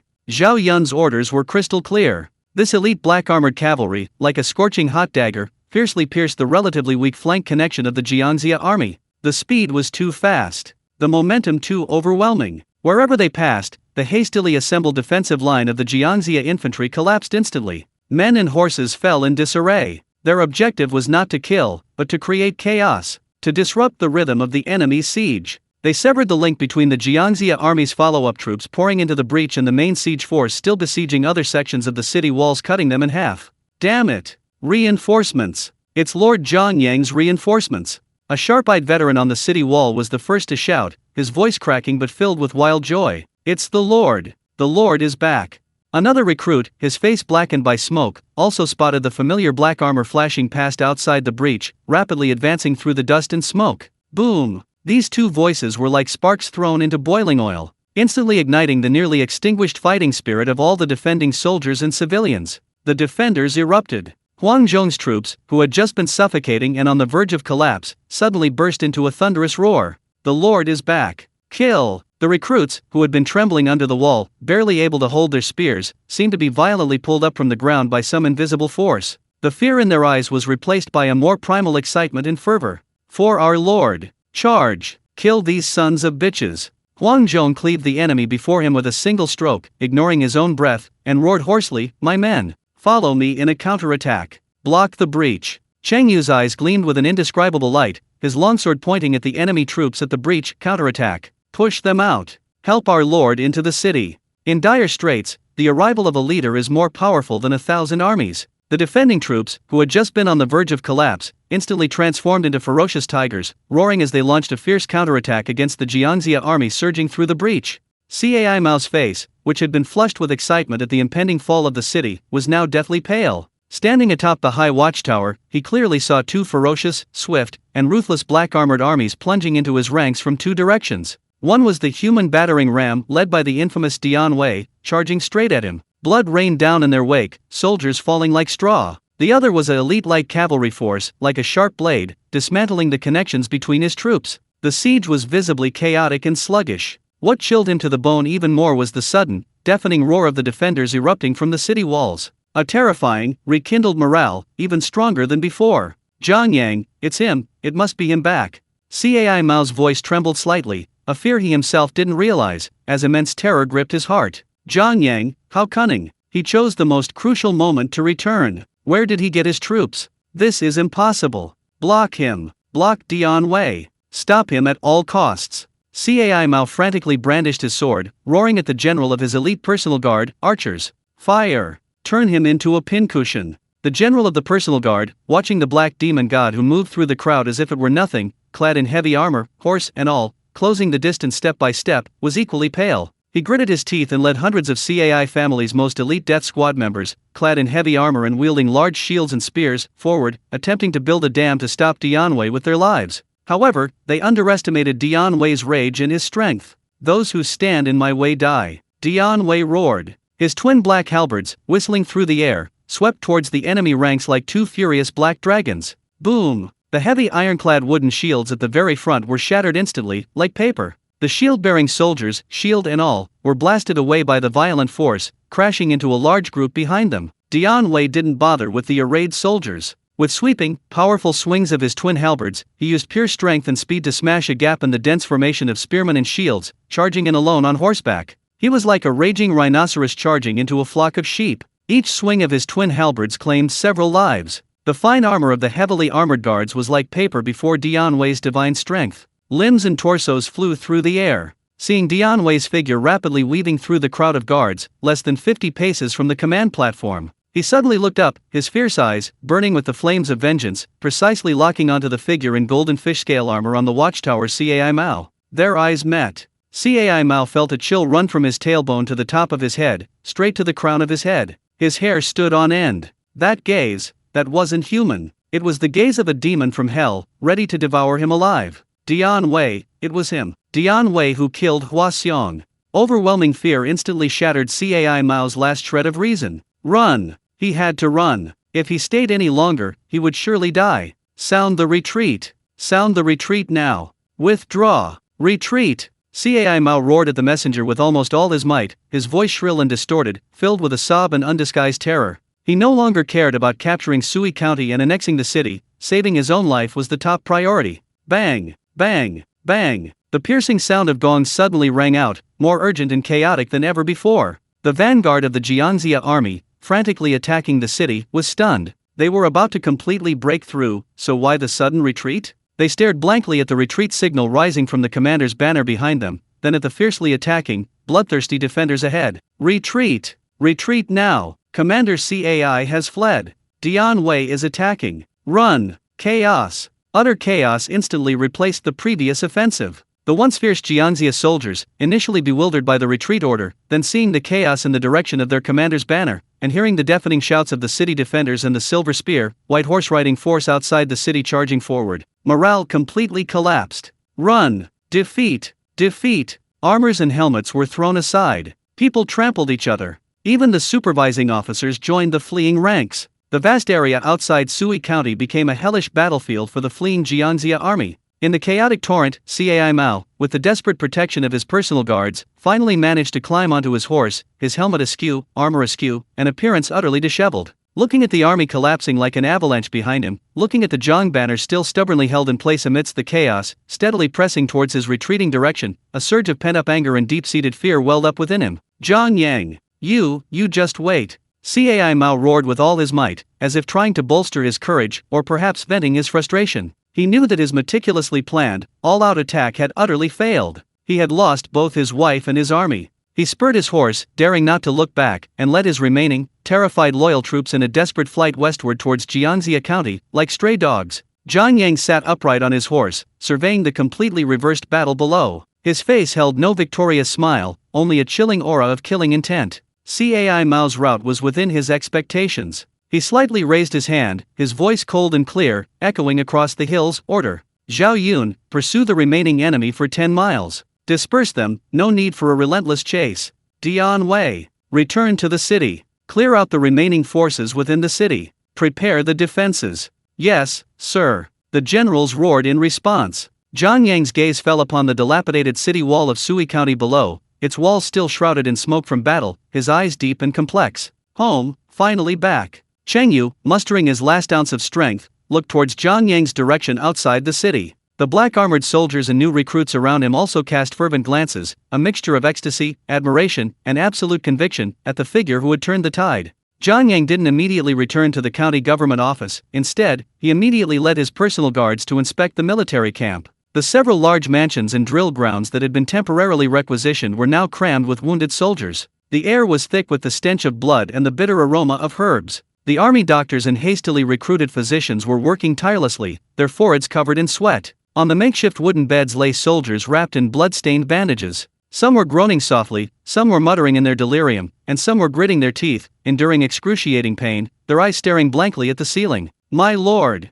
It's my lord!" Seeing Zhang Yang's figure appear at the camp gate, many of the wounded soldiers who could still move struggled to sit up and salute, their eyes filled with excitement and dependence. "Lie still! Don't move!" Zhang Yang strode forward and pressed down on the shoulder of an old soldier who was trying to get up. He bent down, carefully examining a young soldier's leg wound, deep enough to expose bone. His brow furrowed, and he asked in a deep voice, "Medic, are the herbs enough? Are the manpower sufficient?" "Reporting to you, sir." An elderly military doctor with a gray beard wiped his sweat, his voice hoarse. "The herbs are enough for now, but there are too many seriously wounded. The hemostatic powder and wound medicine are being used up extremely quickly. Manpower is truly stretched thin. Issue the order." Zhang Yang straightened up, his voice resolute. "Send men immediately, with my warrant, to every pharmacy in the city, no matter the size. Requisition all hemostatic, anti-inflammatory, and tissue-regenerating medicines. Compensate them double the market price. Also, post notices, offering a hefty reward to recruit anyone in the city skilled in medicine.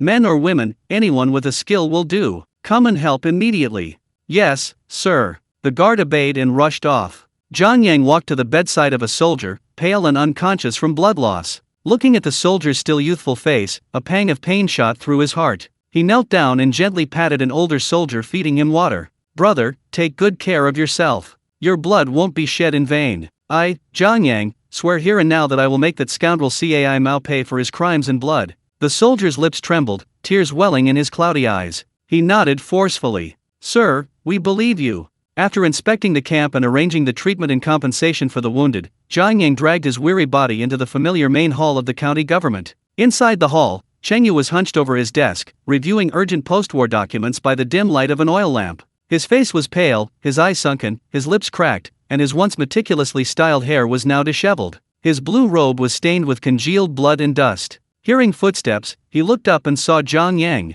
A complex light flashed in his eyes, a mixture of relief, exhaustion, and a sense of immense relief. Zhang Yang didn't speak immediately. He strode to Cheng Yu's desk, and under Cheng Yu's astonished gaze, straightened his clothes. Then, before this strategist who had turned the tide and held the city in its place, he bowed deeply and solemnly. His back was bent almost at a right angle. "Mr. Zong." Zhang Yang's voice was filled with unprecedented sincerity and gratitude. "In this perilous situation in Sui County, if it weren't for your composure, strategic planning, and desperate defense, my meager achievements would have long since been reduced to dust. This kindness and virtue, Zhang Yang, will forever be grateful. Please accept my bow." Cheng Yu was stunned. He hadn't expected Zhang Yang to offer such a grand gesture. An indescribable surge of emotion welled up within him, and his nose tingled slightly. He quickly rose, walked around the table, and grasped Zhang Yang's arm with both hands, his voice trembling with a barely perceptible sob. "My lord, you mustn't. Absolutely not. I was merely fulfilling my duty. It's my responsibility to defend this land. If it weren't for your timely return and miraculous intervention, I would have already perished. This gesture from you, my lord, I am unworthy of it." Though he said this, the tension that had gripped Cheng Yu for nearly half a month finally eased completely at this moment. A wave of intense exhaustion and lingering fear washed over him, causing him to sway slightly. He steadied himself, gripping the edge of the table, and said with a bitter smile, "To be honest, sir, this defense of the city was the most dangerous battle of my life. Cai Mao's forces were overwhelming. The moment the catapults breached the city walls, I was almost in despair. If it weren't for your divine intervention." He shook his head, still shaken, and dared not think further. "You've worked hard, sir." Zhang Yang helped Cheng Yu sit down, personally poured him a cup of hot tea, and ordered someone to bring over a large pot of steaming, fragrant stewed mutton. "Have some hot tea first to warm yourself up, and eat something. We'll talk while we eat." The warm tea and the delicious mutton brought a touch of color back to Cheng Yu's pale face. His tense nerves completely relaxed in front of his familiar lord. Jiang Yang also poured himself a cup of tea and began to recount his experiences over the past 6 months. From his journey north to Ji province to find Zhao Yun, to recruiting heroes in Changshan Commandery, to his clashes with Zhang He and Chu Yi, and finally to CAO's assistance and his observations in Shenliu Commandery. Of course, he only briefly mentioned Cai Yan, focusing instead on the alliance with CAO and his analysis of the overall political situation. Cheng Yu listened intently, sometimes exclaiming in amazement, sometimes frowning, sometimes clapping his hands in admiration. When he heard that Jiang Yang had captivated the entire audience with his poem Drinking Wine in Shenliu Commandery, his eyes gleamed with admiration. When he learned that CAO had actually acted as matchmaker for Jiang Yang and Cai Yan and promised to write a letter to Cai Yang, Cheng Yu stroked his beard and revealed a meaningful smile. My lord, on this trip, you not only found a fine general like Zilong, but also gained men's, CAO's, assistance, and, well, quite a fruitful harvest. He deliberately emphasized, quite a fruitful harvest, with a mischievous smile. Jiang Yang's face flushed slightly. He coughed and quickly changed the subject. Ahem. Mr. Zong, there's something else. During this trip north, by sheer chance, I received an imperial edict appointing me concurrently as the prefect of Shaochun, Luoyang, and Poyang. Oh, Cheng Yu's spirits lifted upon hearing this, his eyes gleaming. He put down his chopsticks, his expression turning serious. Concurrently prefecting 3 prefectures. This is an incredible stroke of luck. However, he frowned slightly. Shaochun is a crucial town in Huainan, Luoyang is controlled by the Lu family, and Poyang is crisscrossed by waterways. These 3 places are not to be underestimated. Especially the Lu family of Luoyang, with deep roots and a strong presence in Jiangdong, they are not to be trifled with. If your excellency wishes to take them, you must plan carefully and proceed cautiously. What you say is absolutely right, sir. Jiang Yang nodded, his expression grave. Although we currently have 8,000 men, over 5,000 of them are newly recruited soldiers, inexperienced in battle. While this defense of the city has been through some bloodshed, they are far from being elite troops. The most urgent task is to reorganize the army. Train the soldiers. Train their courage. We must quickly transform these greenhorns into a fierce and ruthless force capable of fighting tough battles. Otherwise, having the name of 3 prefectures is meaningless. We will lack the strength to take them. He paused, a sharp glint in his eyes. As for the Lu family of Luoyang, humph. As long as our own fists are strong enough, even the deepest foundations will eventually crumble. The 2 then discussed specific matters such as troop training, land reclamation, pacifying refugees, and restoring production for a long time. Although Cheng Yu was exhausted, his mind remained clear and sharp, offering many practical suggestions. It wasn't until the moon was high in the sky that they finalized the general strategy. After seeing Cheng Yu off, Jiang Yang returned alone to his study in the back office. The fatigue from days of travel and fierce battles washed over him like a tidal wave. He rubbed his throbbing temples, preparing to wash up and rest. Just then, ding! A crisp, pleasant system notification rang out in his mind without warning. Host's reputation value has experienced an explosive increase. Special reward mechanism triggered. Special reward, 1 chance to unlock a mysterious item. Please flip the card to claim your exclusive reward. A semi-transparent virtual interface, emitting a soft white light, slowly unfolded before Jiang Yang's eyes like a scroll. On the interface, a silver card with mysterious patterns painted on its back floated silently. A burst of reputation growth? A special reward? Jiang Yang was stunned, then realized. It must be that news of his defeat of Cai Mao's army and lifting the siege of Sui County had spread, coupled with the previous events at Hulao Pass and Luoyang, causing his reputation value to soar. A sense of anticipation and curiosity welled up within him. This damn system, usually so stingy, has finally been generous this time? What good stuff could it be? A divine weapon? Or some kind of heaven-defying technical blueprint?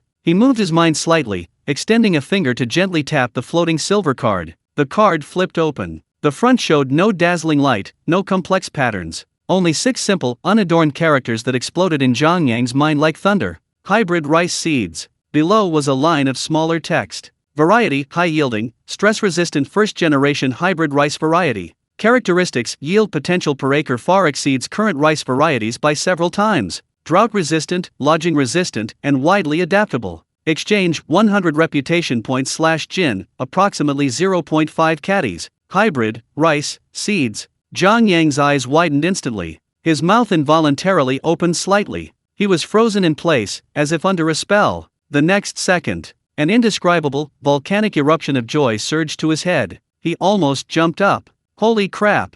An uncontrollable curse, filled with extreme surprise and disbelief, burst from his throat. Hybrid rice. It was actually hybrid rice seeds. He knew all too well what those words meant. This isn't just a seed. This is clearly a divine weapon, a lifesaver in chaotic times, laying the foundation for countless lives and establishing a dynasty. Think about it. What era is this? The late Han Dynasty. Natural disasters and man-made calamities are rampant. Grain yields are pitifully low. A yield of 200 or 300 caddies of grain per unit of land area is considered a miracle. Ordinary families are lucky to even have half full. In many places, people are resorting to cannibalism. Countless armies have collapsed due to food shortages. But hybrid rice, a yield of 1,000 caddies per or even higher, drought-resistant and lodging-resistant, widely adaptable. What does this mean? It means that grain yields under Zhang rule can increase several times over. Even more. It means he can feed a larger population, recruit more soldiers.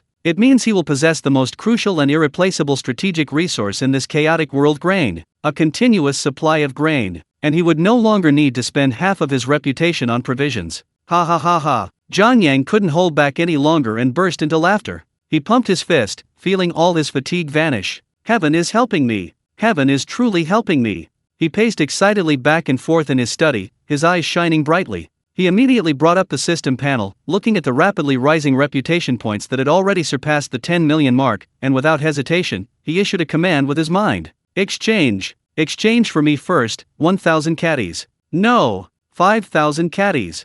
Ding! Exchange successful. 500,000 reputation points consumed. 5,000 caddies of hybrid rice seeds obtained. Stored in system space, host can retrieve at any time. Looking at the mountain of plump, golden rice seeds, radiating a faint glow of life, piled up in the system space, Zhang Yang felt his heart tremble with excitement. The smoke of battle hadn't completely cleared in Sui County, but Zhang Yang's 3 governing chariots had already rumbled into motion, heading in 3 distinct yet interconnected directions. First chariot, training. Training, and more training. The 8,000 soldiers, fresh from the bloody siege, though not broken, were clear to Zhang Yang better than anyone. That mere brute force couldn't sustain them in the future. The gap between new recruits and veterans had to be bridged with the most brutal and rigorous training. Huang Han's hung. Zhang Yang's voice was resolute on the county yaman's must-list platform. Your subordinate is here. Huang Zhong stepped forward, his silver beard like a halberd, his eyes sharp. Over 5,000 new recruits are entrusted to you. Train them well. Bring out every last drop of strength from their bones.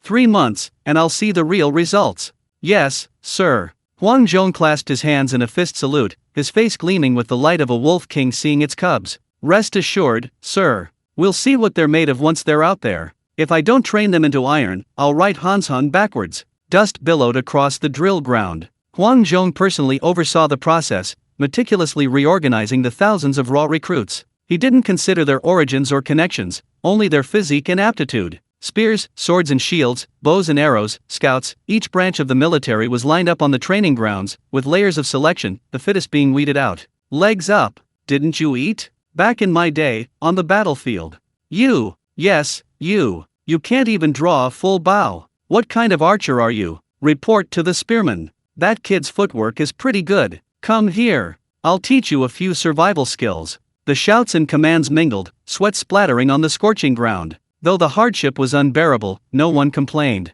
The bloody lesson of the last city defense was too profound. Want to live? Want to protect their homes? They had to grit their teeth and endure. A fierce determination shone in everyone's eyes. Meanwhile, deep within the training grounds, the air seemed to freeze. This was the Black Armor Army's exclusive territory. Roar! Dian Wei, shirtless, his bronze muscles bulging like pythons, sweat glistening in the sunlight, swung his massive twin black iron halberds like a raging bear, creating a piercing shriek that tore through the air. Across from him, a dozen or so equally muscular men, clad entirely in black armor with only their eyes showing, formed a tight wedge formation, charging at him fearlessly. Blades clanged against Dian Wei's arms, spears sparked as they pierced his abdominal armor. Dian Wei didn't even blink. Too slow. Aren't you full? Smash harder. He roared, his twin halberds striking and sweeping with immense force. Several black-armored soldiers, their arms numb from the impact, stumbled backward, only to roar again and charge forward. Remember this. Black-armored soldiers, even in death, will bite a piece of flesh from the enemy. Cowards now? Should we cower on the city walls? Come on. Dian Wei's roar shook the ground. He wasn't just an instructor, he was the soul of these elite soldiers. A moving benchmark. Soldiers he trained wouldn't be spared until they were skinned alive. 800 black-armored soldiers challenged their own and their comrades' limits every day, evolving like forged iron into purer killing machines. Outside the city, in the open fields, a different scene unfolded. The sound of hooves thundered. Dust billowed. Zhao Yun, clad in silver armor and a white robe, galloped at the forefront of the column, his movements as agile as a dragon. Changed to a cone formation. Spread out in a wild goose formation. Command flags fluttered, and hundreds of lightly armed scout riders moved with perfect precision under his command. Sometimes they coalesce like spears, tearing through the grass targets, sometimes they disperse like a net, dividing and encircling. Arrows were drawn from horseback, their arrows landing precisely on targets 100 paces away. Good. Little Lu, your archery has improved. Next time, aim for the center of your forehead. Zhao Yun rarely praised him, eliciting a grin from the young rider. All of you, pay attention. Cavalry isn't for you to ride like donkeys. Remember one word fast. Be like the wind. Zhao Yun's clear voice echoed across the open field, swords fast, horses fast, and your minds even faster. Didn't you get enough of Sui County? There will be plenty of big battles for you to run for your lives in the future. The seeds of light cavalry, like the wind, were sprouting strong on this land. Second campaign, turning the fertile soil, nurturing golden waves. In stark contrast to the fierce atmosphere of the drill ground, the surrounding villages and towns of Sui County were now filled with a more down-to-earth, hopeful busyness. Hybrid rice. A miraculous variety with yields several times higher per mu. At Zhang Yang's command, the entire Sui County instantly transformed into a frenzied scene of land reclamation and planting. A long row of tables was set up in front of the county government gate. The agricultural officials' voices were hoarse from shouting, "Folks, line up. Get your seeds," the county magistrate said. "Plant as many as you want. Per capita. Enough. Completely free." "Really? Free of charge?" a trembling old man asked, his eyes fixed on the incredibly plump rice seeds. "It's true, old man. The county magistrate brought us these miraculous seeds. They're said to yield 1,000 caddies of grain." The village headman beside him was flushed with excitement. "Quickly, put your fingerprint on them. Where else can you find such a good thing? Oh my! Heaven has opened its eyes. Magistrate Zhang is a great man, a living bodhisattva." The crowd erupted in cheers. People carrying loads, pushing carts, and driving donkeys filled the open space in front of the county government office, each face beaming with an almost dreamlike ecstasy. Seeds. Life-saving seeds. Just like that, they were handed to us for free? This is like a pie falling from the sky. On the vast plains, oxen, panting heavily, pulled the newly made curved plow, turning over the deep brown, fertile soil. Countless farm women and children bent over, wielding shovels, clearing weeds and digging dikes. Hurry! While the soil is still moist, so these miraculous seeds. Hey, Zhang Laosan, didn't you still have a plot of barren land? Now it's barren again? You're getting seeds for free. Plant. Of course plant. I'll take my wife and son to clear the land right now. We'll level the slope too. Lord Zhang is giving us a chance, only a fool wouldn't take it. Reclaiming land. An unprecedented wave of land reclamation swept through Sui County. Barren slopes, wild fields, silted riverbanks, every usable piece of land was enthusiastically dug and leveled by the villagers. "Sir, I've calculated it. Even just considering the existing farmland, plus the reclaimed wasteland, by autumn harvest, our granaries will probably burst." Cheng Yu, holding a thick land register, stood on a high place watching the bustling land reclamation scene, his fingers trembling slightly with excitement. Zhang Yang sat calmly in the county office, outwardly composed, but a cold glint always flashed in his eyes. Military training was in full swing, and farming was in full swing. But what about Cai Mao, that venomous snake? Having cowered in his old lair in Jiangxia County for so long, licking his wounds, it's time to give him a good beating. Make him completely sleepless.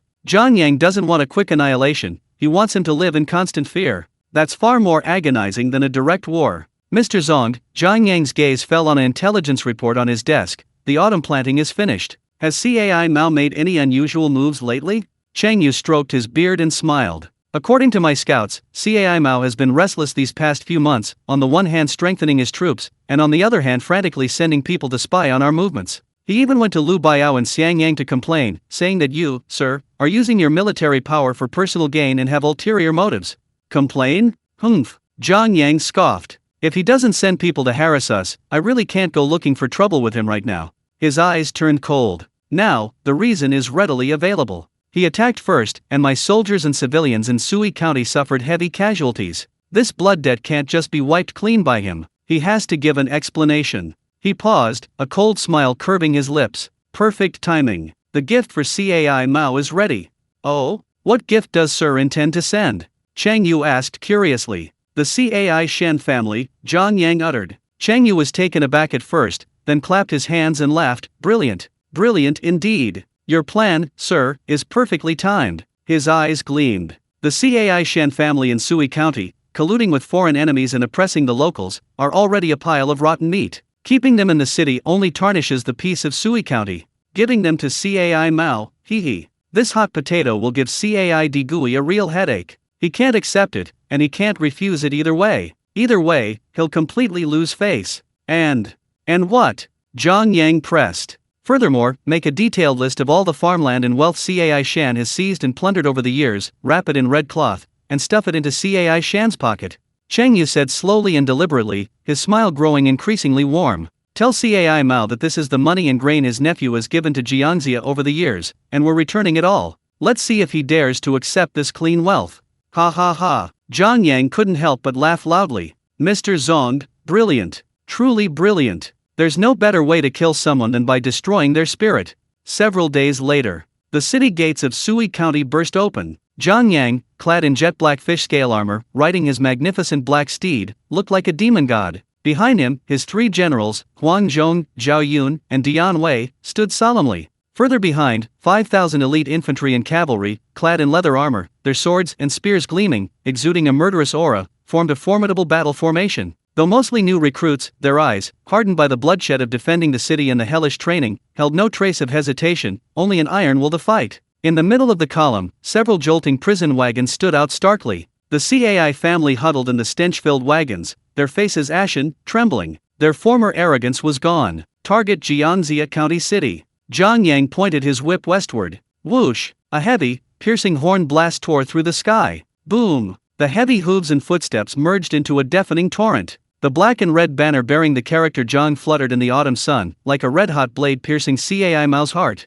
200 li west of Sui County, the terrain gradually opens up. The official road, like a faded gray ribbon, winds its way into the yellowing autumn fields. The only barrier is the Jiangxia West Gate, a strategic stronghold. It's less a city and more of an earthen wall lacking the towering battlements of Luoyang, the imposing grandeur of a formidable pass, just a ring of dusty, worn-out rammed earth walls, squatting forlornly in the wilderness, resembling a large earthen stove. The banners atop the wall droop listlessly, exuding a nonchalant air of "I'm just casually standing guard." Cai Mao has deployed over 10,000 troops here, hoping it can hold off some ruthless figure. He knows perfectly well that this low wall and these bloodless recruits might frighten some bandits, but against that Zhang fellow, it's pure fooling. As the scouts stumbled and scrambled into the Ziguan County government office, Cai Mao was preoccupied with an official letter from Xiangyang. It was another inquiry from Lu Baiao about Zhang Yang's movements, the letter revealing a strange tolerance for that ruthless figure. He was cursing under his breath when the scout's hoarse, broken voice boomed in, "Report, sir, they're here. Zhang Yang, he's leading a large force towards us. Those flags, a dark mass. They're almost at the pass." Clang! The teacup in Cai Mao's hand slipped and shattered. He didn't even notice the scalding tea splashing onto his foot. He was rooted to the spot. His worst fears had come true. How many men? His throat tightened. At least 4,000 or 5,000. Infantry and cavalry. And catapults. Dozens of them have been brought. The scout's voice trembled like a leaf. Boom! Cai Mao's mind went blank. Catapults. Zhang Yang had brought all the heavy equipment he used to besiege Sui County. Quick! Quick! Close the city gates tightly. Get all the soldiers on the walls. Archers. Rolling logs and stones. Pile them all up. Anyone who dares to slack off, I'll be the first to chop him down. Cai Mao jumped to his feet, his face as white as freshly painted paint, his roar carrying an uncontrollable shrillness. My lord, his trusted general and cousin, Cai Zhong, approached, his face grim. Are we really going to hold him off here? That wall won't withstand many blows. We have to hold him off, even if we can't. Cai Mao's eyes were bloodshot, and he forced out the words through gritted teeth, not a direct confrontation. It's a delaying stunt. Tell those good-for-nothings on the city walls to all keep their necks in their places. No one is allowed to show their face without my orders. Let him smash it. Let him smash an empty city and see if he's still so arrogant. Go now. As he gave the orders, Cai Mao donned his most imposing set of gleaming silver scale armor and, leading a squad of gleaming, tense-looking guards, staggered up the not-so-high earthen city wall of Ziguan. The moment he stepped onto the wall, a powerful aura washed over him, and the ground beneath his feet seemed to tremble slightly. 100 paces below, a silent legion stood like a rock. The large, black and red banner bearing the character Zhang fluttered in the autumn wind, its sound heavy and oppressive. Infantry formation stood like a forest, their leather armor gleaming dimly in the sunlight, their spears pointing diagonally upwards, their tips converging into a cold, star-like glow. The iron cavalry arrayed themselves on both flanks, men and horses alike silent, save for the occasional restless pawing of a warhorse, kicking up clouds of dust. The air was thick with the mingled smells of horse sweat and rust. Most striking were the dozens of massive, menacing catapults lined up at the front of the formation. Their thick levers resembled the arms of monsters, cold stone projectiles already pressed heavily into their launch slots. Beside them, burly, shirtless operators silently adjusted the angles. Huang Zhong rode past the catapults, his face expressionless, his eyes scanning every crenellation of the city wall like an eagle's. But at the very forefront of this chilling array, only one figure appeared remarkably composed. A tall, magnificent black steed, its hooves as black as ink. The man on its back wore a suit of jet-black iron armor, polished to a mirror-like shine, devoid of any superfluous embellishments. Only the gleaming edges of the armor plates carried the cold, hard edge characteristic of metal. Zhang Yang wore a smile that almost seemed to say, "Peace brings wealth," as he looked up at Cai Mao, who stood on the city wall, fully armed but with a deathly pale face. "Hey, isn't this Prefect Cai? What are you doing standing on the city wall, getting chilled by the wind, coming all this way?" Zhang Yang's voice was as casual as greeting a neighbor, piercing the thin air and clearly reaching the ears of every soldier on the city wall. "I'm a man who understands the importance of reciprocity. Last time, your gift from Sui County was quite substantial. It breached my city wall and injured my soldiers. I've been keeping it in mind ever since." He smiled and pointed to the massive army formation behind him. "So, having finished the autumn planting, I specially brought some local specialties to return the favor. Please take a look, Prefect Cai." Cai Mao's throat bobbed, forcing a smile, but his voice was inevitably dry and hoarse. "Prefect Zhang, instead of properly pacifying the people and governing the region in Sui County, you've led your troops to the gates of my west gate. What is your intention?" He tried to make his voice sound more authoritative. "I, Cai Mao, am stationed in Jiangxia. How dare you speak of war so lightly? Retreat immediately, and I will forgive your past actions out of consideration for our shared past." "Speak of war so lightly." Zhang Yang laughed as if he had heard the biggest joke in the world, his shoulders shaking with laughter. "What kind of talk is this? Has Prefect Cai forgotten? Who was it that led tens of thousands of troops and dozens of catapults to smash the gates of my small town of Sui County? Oh, right. Speaking of gifts." His smile vanished abruptly, his eyes turning cold like a hawk eyeing its prey. He casually waved his right hand behind him. "Bring them up." Squeak! A grating sound of turning axles filled the air. Several wooden cages covered in mud and suspicious stains were shoved from the rear of the ranks by 7 or 8 burly soldiers to the most conspicuous spot. A stench mixed with fear immediately filled the air. Everyone on the city wall, including Cai Mao, was drawn to the prison cart. When they saw the several figures huddled together, disheveled and terrified like frightened birds inside, a deathly silence fell over the city wall. It's Master Cai's family." A sharp-eyed old soldier guarding the crenellations murmured, his voice filled with disbelief. Cai Mao's pupils constricted to pinpoints. In the cage below, his uncle, Cai Shan, clung desperately to the wooden bars, his withered, trembling hand reaching out to him. His once pampered face was now crumpled like paper, snot and tears streaming down his face. "Cai Shan?" Cai Mao's voice was dry and hoarse, as if sanded, and the muscles in his cheeks twitched involuntarily. A surge of utter humiliation, like being publicly smeared with cow dung, rushed to his head, making his vision blur. "Zhang Yang, how dare you? How dare you drag my Cai clan out like animals for public display?" Before Cai Mao's shame and anger could transform into even more vicious curses, Cai Shan, inside the prison cart, like a drowning man seeing his last piece of driftwood, mustered his last bit of strength. He let out a heart-wrenching wail towards the city wall. Nephew de Gui, save us. For the sake of our shared lineage. For the sake of the Cai family I killed to help you last time. Their bodies are still warm. Wah! Help! I beg you." The voice, shrill and desperate, pierced the entire battlefield, clearly reaching everyone's ears. Buzz! A commotion erupted among the Jiangxia soldiers atop the city wall. "You old scoundrel! Shut up!" Cai Mao, like a cat whose tail had been stepped on, instantly bristled. His face turned from white to red, then from red to purple, finally almost black with rage. He pointed at Cai Shan and roared, spittle flying, veins bulging on his forehead like writhing earthworms. "This useless old bastard! He's practically stripping the Cai family bare. Ha ha ha ha." The only response was a sudden burst of laughter from below the city. The battle-hardened elites behind Zhang Yang, along with the old face of Dian Wei at the front, couldn't help but laugh out loud. The laughter, like rolling thunder, crashed unabashedly onto the west gate tower.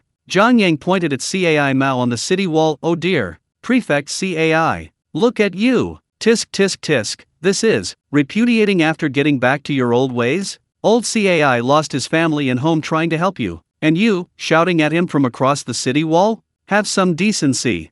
This slang-laden mockery was more humiliating to CAI Mao than the most vicious curses. It was like slapping him 7 or 8 times across the face. His chest heaved violently, feeling as if he might spit out blood at any moment. Dian Wei, carrying his terrifying double halberds of black iron at the front of the battle, muttered to an old soldier beside him, "Brother, look at that bastard, his face is almost turning liver-colored with anger. He won't fall off the city wall in a minute, will he? That would save us a lot of stones." "Shut up, you idiot!" A subordinate general beside CAI Mao, equally furious, shouted down, his voice sharp but clearly lacking in conviction. "Quiet down, all of you." Zhang Yang raised his hand to stop the laughter, but the wicked smile on his face lingered. He cleared his throat, looked back at the city wall, and his tone returned to its usual calm tone, as if negotiating terms. "Prefect CAI, let's not beat around the bush. And you old dog." He casually pointed with his riding crop at CAI Shan's family and the prison cart, "are utterly useless in Sui County, except for harassing the locals and colluding with foreign enemies. I'm returning you out of consideration for our shared kinship, to save you from sullying my territory. As for the conditions, they're simple. 3. He raised a long, strong finger, his voice echoing clearly. "First, from this day forward, all travel restrictions between counties within Jiangxia Prefecture will be lifted. People from Sui County can go wherever they want, and people from other counties within Jiangxia Prefecture who wish to settle and make a living in Sui County are also free to do so. Anyone who dares to stop me, my sword knows the way. This is to facilitate the movement of the people." The Jiangxia generals on the city wall paled. Wasn't this tantamount to releasing fish into the pond? Did Sui County have an inexhaustible supply of divine grains and mountains of gold and silver? If movement was allowed to continue, wouldn't half the people from the other counties of Jiangxia leave within 6 months? Zhang Yang raised a second finger. "Secondly, I'm a very kind person and can't bear to see people go hungry. Especially those 3 counties next to Sui County: Wuhan, Fushui, and Pinglin. I'll provide them with our divine rice variety for free. It'll be enough per capita. At harvest time, I'll take 20% of the harvest as a seed borrowing fee.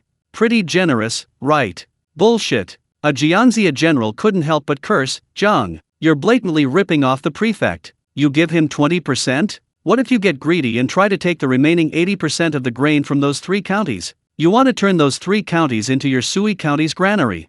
Zhang Yang wore an innocent expression that seemed to say, "How could you think of me like that?" He continued, "General, you can eat whatever you want, but you can't say whatever you want. We keep our word. We'll only take 20%. Besides, if the people harvest several times more grain, everyone will have enough to eat, and the prefect will look good, won't he? It's a win-win situation." Finally, he raised his third finger, his tone as casual as if he were ordering food. "Thirdly, right now, the CAI Shin family, you should send someone out of the city yourselves to respectfully invite your treasures back. Our county is too small to afford to entertain these ancestors, and keeping them in the camp would just waste several pounds of rations. I don't like to keep idle people around." After these 3 conditions were stated, a deathly silence fell over the West Gate Tower. The first condition was to sever CAI Mao's control over the population under his jurisdiction. The second condition was to use grain seeds to undermine CAI Mao's rule and financial resources over the 3 border counties. The third condition was a blatant humiliation and a way of shirking responsibility. CAI Mao trembled with rage. His face flushed red and then turned pale, finally becoming a deep liver color. He slammed his hand hard on the solid battlement, sending stones flying everywhere. His hoarse voice was filled with fury. "Zhang Yang, you've gone too far. None of these 3 conditions are possible. You're dreaming. Who do you think you are, daring to use these 3 conditions to threaten me, the head of a prefecture?" The Jiangxia soldiers behind him were also enraged by these extremely harsh and domineering conditions, and they began to curse and swear. For a moment, spittle and shouts flew across the city wall, and the atmosphere was tense and fraught with danger. "Oh? Not even one?" Zhang Yang's smile vanished completely, replaced by icy indifference. He stared at the furious CAI Mao as if he were a dead man, a cold, oppressive curve slowly forming at the corner of his mouth. "Prefect CAI, it seems you've truly forgotten, or rather, you truly don't take me seriously." He slowly raised his right hand, his tone calm and even, yet carrying the heavy weight of an impending storm. "I forgot to tell you, those catapults you abandoned after your gift-giving trip to Sui County, I've cleaned them up and repaired them all." His right hand suddenly swung down, like a guillotine slicing through everything. Hans hung. "Target, the city wall. Give Prefect CAI a heads up." "Yes, sir." Huang Zhong's powerful response was like a tiger's roar. He drew his sword sharply, raising it high above his head. "Roar!" The catapult operators, who had been eagerly waiting, erupted in a unified roar. Bare-chested, their bulging muscles glistened with sweat in the sunlight. The massive wooden mallet was slammed down onto the striking mechanism. Crunch, crunch, boom. The teeth-grinding creak of the twisting wooden structure reached its peak instantly. Whoosh! Dozens of muffled, terrifying whooshing sounds tore through the air. The enormous stone projectiles, as if hurled by the hand of a god, flew with earth-shattering force from the cold top of the catapult lever. They traced high, almost suffocating parabolas, carrying the devastating power of death, towards the pitiful, flimsy walls of Ziguan City. Rumble!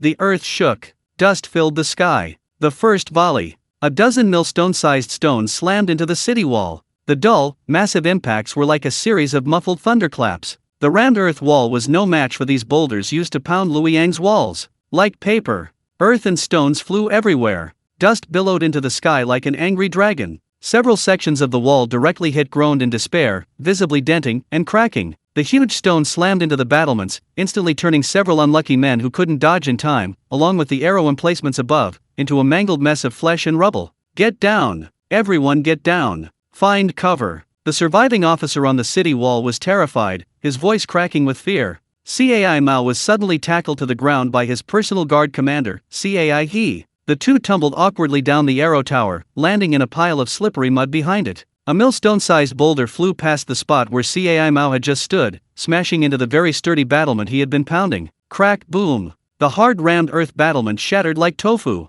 Pieces of debris scattered like cannonballs. The general, who had been standing not far behind Cai Mao, shouting the loudest, had half his head sliced off by a flying brick. Ah! The horrific sight plunged the remaining Jianxia defenders on the city wall into complete chaos. They lay prostrate on the ground, hands covering their heads, trembling. Some were utterly terrified, their incontinence filling the air with a foul stench. But this wasn't the end. Under Huang Zhong's methodical command, the catapults rapidly adjusted. Crunch, crunch, boom. Buzz. The second volley. The massive stone projectiles, now more precise after their aim was adjusted. This time, instead of probing the city wall, they were aimed directly at several vital points where huge craters had been created, and where the wall was crumbling and on the verge of collapse. Boom! Boom! Boom! The dense barrage of boulders slammed into a thin layer of ice like a hammer blow. Devastating. Crash, boom. A section of the main city wall, nearly 10 zhang long, could no longer withstand the relentless and violent bombardment. With a deafening roar and a cloud of dust that blotted out the sky, it collapsed as if gnawed by a giant beast.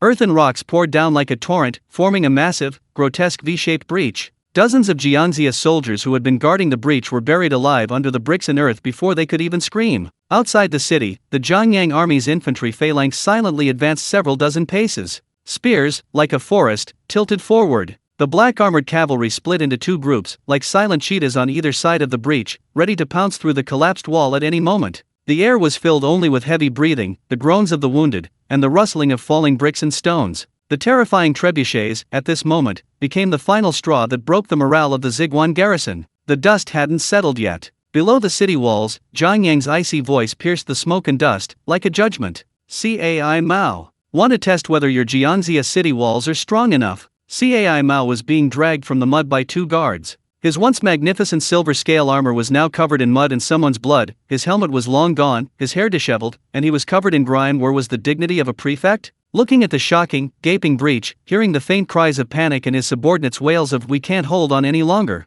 From within the city, feeling the soldiers' gazes filled with fear, despair, and even a hint of resentment, Cai Mao felt a chilling despair surge from the soles of his feet to the top of his head. It's over. This dilapidated city didn't even last half a day. Just then, Cai Zhong, Cai Mao's cousin, covered in dust, scrambled to his side, his voice hoarse, "My lord, we can't hold them off. We can't hold them off any longer. If they keep smashing down, the walls will collapse and we'll all be buried alive, even without their infantry. Zhang Yang is forcing us to agree. Perhaps we should try to appease him first. Sign that document. Send the people back. Preserving our foundation is paramount. A gentleman's revenge is never too late. As long as we return to the city and stabilize our position."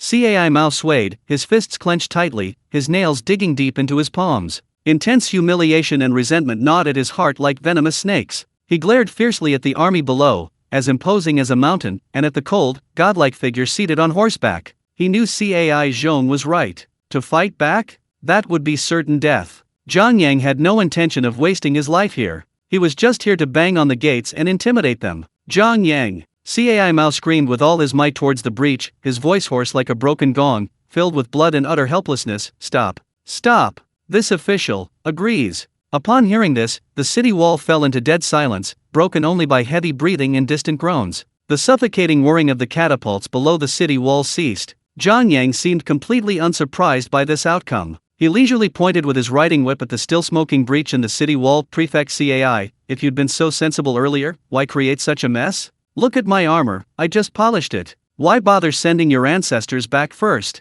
I don't have any extra food to spare for them. He paused, his eyes sharpening, carrying an undeniable command. And those 3 documents, write them now. Right here at the foot of the city wall. Sign and seal them in front of our 2 armies. Keep your seals with you, right? Once they're written and stamped, the messenger immediately rides back to your Jiangxia prefecture to inform all regions. Execute them immediately. Any delay or compromise. Prefect CAI, next time I come to Jiangxia prefecture to have tea with you, I won't just be bringing stones. A disgrace. An utter disgrace. In full view of everyone. On the ruins after the city fell. With a knife pointed at his nose, he was forced to sign this humiliating document that ceded the prefecture's sovereignty. CAI Mao felt a metallic taste in his throat, and his vision blurred. He trembled, almost being helped down the half-collapsed city wall. Under the icy, knife-like gazes of a group of black-armored soldiers, he sat down at a hastily brought-to-be-built table, his brush trembling like a withered branch in the wind. He signed his name on the 3 copies of the document, then shakily took out the prefect's bronze seal, a symbol of authority, dipped it in ink, and pressed it heavily onto the document. Every stroke, every mark, felt like it was tearing his very bones out. CAI he personally carried the stamped document and CAI Shan's family, trembling, to the breach. A captain under Zhang Yang came over to inspect the documents, nodded in satisfaction, and casually put away the documents that bore witness to Jiangxia's humiliation. The black-clad army below the city, as if a black tidal wave had receded, slowly turned its catapults, harnessed to oxen and horses. Dian Wei, carrying his twin halberds, walked through the breach in the city wall, glanced sideways at CAI Mao slumped in a chair, looking utterly dejected and lifeless, grinned broadly, revealing a set of white teeth, and uttered a clear, mocking laugh. Tisk tisk, I thought this prefect would have some backbone, but he chickened out so easily? What a loser! What a waste of my trip! His rough voice echoed across the silent battlefield, like a final, sharp dagger, piercing CAI Mao's heart with deadly precision. He could no longer hold back, and with a puff, a mouthful of blood gushed onto the table before him. It stained the draft document a glaring dark red. Then everything went black, and he lost consciousness. My lord! A chorus of panicked, chaotic cries erupted within the ruined Ziguan city. Under the receding banner bearing the character Zhang outside the city, Zhang Yang glanced back at the still smoke-filled city gate, a cold smile playing on his lips, his eyes as deep as the sea. Wuan, Fushui, Pinglin? These 3 pieces of meat were already in his grasp. Seizing Jiangxia's grain supply was tantamount to cutting off CAI Mao's future military advance. As for CAI Mao, Zhang Yang scoffed. Settling scores later? He, Zhang Yang, never accepted ES. October, the golden autumn. The air is filled with an unprecedented, intense, almost overwhelming aroma of harvest. No longer the faint, diluted scent of rice from previous years, but a tangible, heavy fragrance, warm and sweet from the sun, and the rich, unique aroma of grain. This aroma forcefully penetrates every nostril, seeping into every pore, bringing an involuntary sense of inner peace and abundance. In the fields, golden waves roll. They stretch as far as the eye can see. On the ridges and between the paths, farmers are thronged with joy, as if celebrating a festival. Sides swing, creating waves of gold. Sweat soaks their clothes, yet their faces radiate an unimaginable joy. Heavens! This rice is growing like crazy. 1 mu, unit of land area. At least 1,000 jin, unit of weight. 1,000 jin. My goodness! Look at these grains. Each one is as big as a little fingertip. Glossy and shiny. Lord Zhang is truly a god descended to earth. This divine seed will save countless lives. Laughter, the slap-slap of flails pounding the rice on the threshing floor, the creaking of ox carts rolling over the dirt road, all blended into a deafening symphony of harvest. The entire Sui County was immersed in this unprecedented, dizzying joy of abundance. The granaries? The granaries had long since burst. The enormous official granaries, which had been expanded several times, now resembled overfed giants, their doors creaking loudly from being pushed against the newly harvested rice. Standing before the newly built, 3 times larger super granary, Chengyu watched as laborers, like ants carrying loads of grain, poured sacks and cartloads of seemingly endless grain into the bottomless mausoleum. The worry on his face had long since been replaced by an almost numb sense of happiness. Sir, it's full again.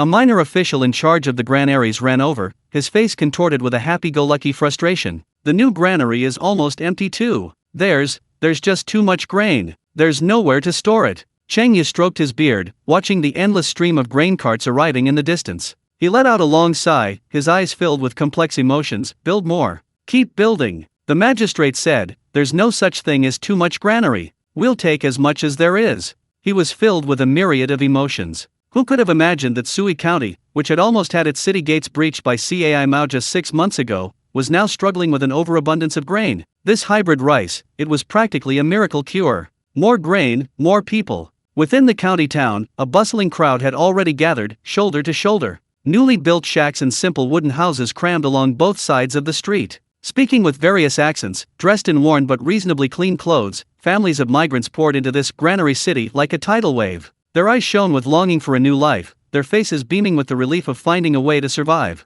Honey, I heard that children here can go to school and learn to read for free. Good heavens! A full stomach every day. This life, even a god wouldn't trade it for. Magistrate Zhang is a living bodhisattva. We've finally found a way to survive. The newly designated area in the east of the town had become a huge construction site. The shouts of carpenters and bricklayers rose and fell, the sounds of sawing wood and tamping earth filled the air. Rows of neat, simple wooden houses, though basic, provided adequate shelter from the wind and rain, sprang up like mushrooms after rain. Zhang Yang implemented a military settlement system, incorporating large numbers of able-bodied displaced people into military settlements, distributing farm tools and oxen, and reclaiming wasteland around Sui County. In times of war, they were soldiers, in times of peace, they were farmers. This system not only solved the problem of resettling displaced people but also replenished the army and reclaimed vast amounts of new land, laying the foundation for a greater harvest the following year. Zhang Yang stood atop the newly built, sturdy watchtower of the county government office, constructed of blue bricks, overlooking this vibrant yet somewhat crowded and noisy city. An unprecedented emotion, a mixture of accomplishment and immense pressure, surged within him. People were both a treasure and a burden. 100,000 mouths. How much food would they consume daily? How much resources would they use? Security, sanitation, education, housing, each was a tremendous challenge. Fortunately, food was not a problem for the time being. But management. Zhang Yang rubbed his temples, feeling like a cook on a hot plate, the pot too big, the ingredients too many, one wrong move and it would be a half-cooked mess. Sir! Sir! A guard rushed up the watchtower, his face filled with excitement and curiosity. A group of people have arrived at the city gate. They specifically request to see you. They don't look like locals, and the two leading men are very fierce. They say they're from Huainan. Huainan. Zhang Yang raised an eyebrow. Huainan was prosperous, with very few refugees, and even fewer who voluntarily joined the army. Take them to the side hall. The side hall of the county government office. As Zhang Yang stepped into the hall, two figures, straight as javelins and exuding a strong sense of ruggedness, came into view. The one on the left was extremely burly, almost as imposing as Dian Wei. Broad shoulders and a thick waist, his muscles bulging, made his worn, coarse cloth outfit bulge. His skin was dark, like a rock polished by years of sun and river winds. He had a square face, a wide mouth, thick eyebrows, and a pair of piercing eyes that shone with an undisguised ferocity. Standing there, he was like a guardian deity, his imposing presence commanding. The man on the right was slightly lean, but with a large frame, equally burly. His features were strong, his eyes sharp as an eagle's, conveying a sense of composure and alertness. A thick-backed ring-pommel sword hung at his waist, its scabbard worn and clearly not just for show. Behind the two men were 7 or 8 other equally muscular men with arrogant eyes, clearly ruthless characters who had lived on the edge of a knife. This humble subject is Zhou Tai, Zhou Yuping. This humble subject is Zhang Qin. Greetings, Magistrate Zhang. Upon seeing Zhang Yang enter, the two men clasped their hands and bowed, their voices loud and clear, their movements crisp and efficient, displaying the characteristic straightforwardness of those in the martial world. No need for formalities. Zhang Yang sat down in the main seat, his gaze sweeping over the two men, a clear understanding forming in his mind. Zhou Tai and Zhang Qin, generals of the Eastern Wu Navy. Unexpectedly, they've come to surrender ahead of schedule. A gentle smile appeared on his face. You two valiant warriors have come from afar from Huainan. What brings you here? Zhou Tai, the most impatient of them all, stepped forward, his voice like thunder. Magistrate Zhang, we brothers have heard of your great name in Huainan. Slaying Hua Xiong in battle, defeating Lu Buletin. You are a true hero, a true champion. His eyes widened, filled with undisguised admiration. Then we heard the emperor appointed you to govern the 3 prefectures of Shaochuan, Luoyang, and Poyang. We brothers waited in Huainan. We longed for you to bring your troops so we could follow you and accomplish great things. He paused, a hint of anxiety and confusion on his face. But we waited and waited. Months have passed. You've been busy farming and harvesting grain here? We haven't seen you move eastward at all. We brothers are stuck in Huainan, collecting those paltry protection fees every day. Our bones are practically rusting from boredom. We couldn't wait any longer. So we came to you ourselves to seek refuge. He thumped his chest, his voice booming, "My lord, take us in. I, Zhou Tai, may have no other skills, but I'm fearless. I'll go through fire and water for you, just say the word." Zhang Yang looked at these two historically renowned and valiant generals before him, secretly pleased. This was like a pillow delivered to someone who was sleepy. His smile widened. "You two brave warriors are quick-witted and straightforward. I admire you. Please, have a seat." He gestured for his personal guards to serve tea. "To be honest, gentlemen, I do indeed intend to advance eastward. The 3 prefectures of Shaochun, Luoyang, and Poyang are entrusted to me by imperial decree. How could I dare to neglect them? However," he changed the subject, a hint of helpless smile in his voice, "one must eat one bite at a time, and walk one step at a time. These past few months, I've been busy organizing the army, stockpiling grain, and pacifying the people. Every single thing is for the sake of a more stable and longer journey in the future. Keeping you two waiting is my fault." Zhou Tai scratched his head and chuckled. "You're right, sir. I was too impatient. I was only thinking about the thrill of slaughtering people, forgetting the difficulties you, sir, face as the head of the household. Farming is good. Farming is good. Only with grain can we feed the army. I understand." Zhang Yang clapped his hands and laughed, his eyes gleaming. "Now, with the assistance of these two brave men, it's like adding wings to a tiger. I couldn't be happier." He abruptly changed the subject, his gaze fixed intently on the two men. "However, judging from your skills, you two are no ordinary foot soldiers." Zhou Tai slapped his thigh, his voice booming. "Your Excellency has a good eye. I, Zhou Tai, grew up on the banks of the Yangtze River. I was practically a child in the water. My swimming skills are no exaggeration. 10 or 8 landlubbers tied together couldn't even touch me. Back in Keahu, I alone." He began to boast, spittle flying, about his past exploits in the water. Zhang Qin, more composed, nodded. "To be honest, my brothers and I in Huainan mostly made our living on the water. We know a thing or two about boating, naval warfare." "Excellent! Excellent!" Zhang Yang suddenly stood up, his face beaming with undisguised excitement. His gaze swept across the window, seemingly piercing through space, fixed on the mighty Yangtze River flowing to the south. The Yangtze is a natural barrier, a strategic location fought over by military strategists. I wish to build my own navy. A mighty force that can dominate the river, a naval army that strikes fear into the hearts of all. His eyes gleamed as he looked directly at Zhou Tai and Zhang Qin. "You two are skilled swimmers, well-versed in naval warfare. You are truly gifted generals to me. I wonder if you two would be willing to help me forge this future force that can roam the 4 seas, the Suez-Hu Navy. Build a navy, or a future mighty force that can roam the 4 seas. Zhou Tai and Zhang Qin were instantly stunned. Then, an indescribable surge of joy and an immense sense of mission coursed through their bodies like an electric current. They had only thought of seeking refuge with a wise ruler, becoming charging generals, and securing a future. They never expected that this magistrate Zhang would value them so much, directly placing the heavy responsibility of commanding the future navy on their shoulders. "My lord!" Zhou Tai, his face flushed with excitement, his eyes wide and round, pounded his chest with his large, fan-like hands. "I, Zhou Tai, born and raised in the water. I'll give my life to you, my lord. Just you wait and see what happens on the water. If I can't train a capable navy for you, you can throw me into the Yangtze River to feed the turtles." Zhang Qin, equally excited, bowed deeply, his voice filled with unprecedented solemnity. "My lord's kindness is invaluable. Qin will do everything in his power to build an ironclad naval force for you." "Ha ha ha. Good. Excellent." Zhang Yang laughed heartily, his spirit soaring. "Guards, bring wine. Bring the finest wine. Bring the best meat. Today, I will drink with these two brave warriors until we're both drunk, to celebrate the first victory of the Suez-Hu Navy." Soon, a sumptuous feast was laid out. Large chunks of stewed meat, fragrant rice, and Suez-Hu's specialty, finely brewed rice wine. Zhou Tai and Zhang Qin's group of brothers were also well taken care of, eating heartily and praising Zhang Yang's generosity and Suez-Hu's wealth. After several rounds of drinks, the atmosphere became even more lively. Zhang Qin also raised his wine cup, his eyes bright. "My lord, building a navy is not something that can be accomplished overnight. Ships are fundamental, the sailors need to be carefully selected, and training is arduous and lengthy. Cai Mao has been operating in Jiangxia for many years, and his navy is not weak. We need to plan carefully and proceed steadily." Songhai, Zhang Qin's courtesy name, is absolutely right. Zhang Yang nodded, his eyes gleaming with wisdom. "I've already asked Mr. Chengyu to prepare the ships.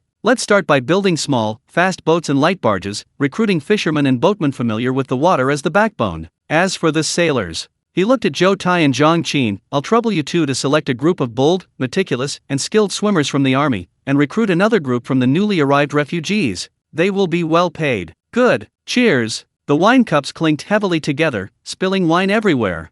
April, 192 AD. The stench of bloodshed in Chang'an had not yet been completely dispelled by the spring breeze when news of Lu Bulatin's hasty escape from Wuguan after stabbing Dong Zhou to death struck like a thunderbolt, instantly shaking the entire realm. Dong Zhou, the behemoth who had entrenched himself in Luoyang and wreaked havoc on the court, collapsed with a resounding crash. The power vacuum he left behind was like a massive vortex, frantically drawing in ambitious figures, warlords, military governors, and even bandits. Across the central plains, the winds of change were blowing fiercely, and a new, even more chaotic reshuffling had begun. However, this sweeping tide seemed to have perfectly bypassed Sui County on the banks of the Yangtze River. For the past 6 months, aside from occasionally sending people to the neighboring Jiangxia County to give that unfortunate Cai Mao a hard time and extract some benefits, such as opening the borders and buying grain at low prices, he hadn't stepped outside the borders of Sui County at all. While battle rages fiercely outside, within Sui County, a vibrant scene of farming and military training unfolds, a veritable Shangri-La amidst the chaos. However, recently, this farming expert, Lord Zhang, has had his mind far from the fields. He's busy with another major life event: his marriage. His bride? None other than Cai Yan, Cai Wenji, the renowned and exceptionally talented daughter of Cai Yang. This marriage held immense weight in Zhang Yang's heart, not only because of Cai Wenji's unparalleled talent and beauty, but also because of an imminent crisis. According to the original historical trajectory, it wouldn't be long before Cai Yang, the old man, would be imprisoned and executed for lamenting Dong Zhou's death before the Minister of Works, Wang Yun, accusing him of sympathizing with a traitor. Following that, Cai Wenji would be abducted to the Xiangnu, facing an unbearable fate. How could Zhang Yang stand idly by? He had to rescue this father and daughter from the impending volcano of Chang'an before the tragedy unfolded. Fortunately, Zhang Yang's reputation was now quite formidable. His poem Drinking Wine had shaken the literary world, even earning the acknowledgement of Cai Yang, a leader of the literati, that the young man possessed some literary talent and wasn't just a reckless brute. Furthermore, his close friend Cao, mindful of their shared battle at Hulao Pass, tirelessly spoke favorably and acted as matchmaker. Although Cai Yang felt somewhat uneasy, always feeling that his carefully cultivated orchid was about to be ruined by this wildcat Zhang Yang, he couldn't resist the circumstances, and his daughter's future was more important. Ultimately, he reluctantly nodded, holding his nose. Nodding wasn't enough, he needed to take action. Zhang Yang was always decisive and efficient. Taking advantage of the chaos in Chang'an following Dong Zhou's death, with no one paying attention to a powerless old scholar, he immediately dispatched his sharpest and most reliable spearhead, Zhao Yun, Zhao Zilong. They traveled day and night, heading straight for Chang'an. Their mission was singular: to rescue the people. They had to invite Cai Yang's entire family down to their ancestral home in Shenliu County, leaving no stone unturned. This road was fraught with difficulty. The straight-line distance from Chang'an to Shenliu wasn't too far, but in between lay the ruins of Luoyang, a place practically defunct, teeming with all sorts of scoundrels. That place was now a bandit's den. To be on the safe side, Cao generously sent his top general, the future one-eyed General Xiahedun, with troops to meet them along the planned route. With this double guarantee, although there were some close calls, everything turned out all right. Old Master Cai Yang, with his entire family, finally crossed into Shenliu County safely, and breathed a sigh of relief. Now that the person was back, it was time to follow the proper procedures. Marrying the daughter of a family like the Cais, a family of scholars and leaders of the literati, wasn't something that could be done casually with a betrothal gift. It had to be done according to the proper 6 ceremonies passed down from their ancestors. From the proposal to the wedding night, all 6 major rites were essential. The first 3, the betrothal ceremony, the name-asking ceremony, matching birth dates and times, and the engagement ceremony, had been painstakingly completed over the past few months by Zhang Yang's tireless messengers shuttling between Shenliu and Sui County. Although the Cais family still had some reservations, the procedures were generally sound. Now, the main event, the betrothal gift, was about to begin. To put it bluntly, it's all about the betrothal gifts. Spending money like water. The phrase filthy rich perfectly describes Zhang Yang right now. Grain is piled high in the granaries, and taxes from Sui County's commerce flow in like a river. When Cheng Yu presented the prepared list of betrothal gifts, even this seasoned strategist couldn't help but twitch his eye. Top quality shoe brocade and fine with silk? 50 bolts each. The vibrant, dazzling silks, piled up like small mountains, were blinding. Plump, healthy, and glossy yellow oxen? 30. Their mooing echoed through the warehouse. Snow white, plump sheep? 500 or more. Real gold and silver? Golden gold ingots filled heavy sandalwood boxes, neatly stacked, gleaming silver ingots. Finally, 10 more large carts were added, crammed full of trendy jade artifacts, precious incense, and nourishing medicinal herbs, a dazzling array of jewels, practically screaming "I'm rich" on the boxes. Sir, Cheng Yu stroked his beard, his tone slightly teasing. This isn't a betrothal gift, it's like you're going to burst the CAI family's treasury. Anyone who didn't know better would think your moving house a treasure trove at that.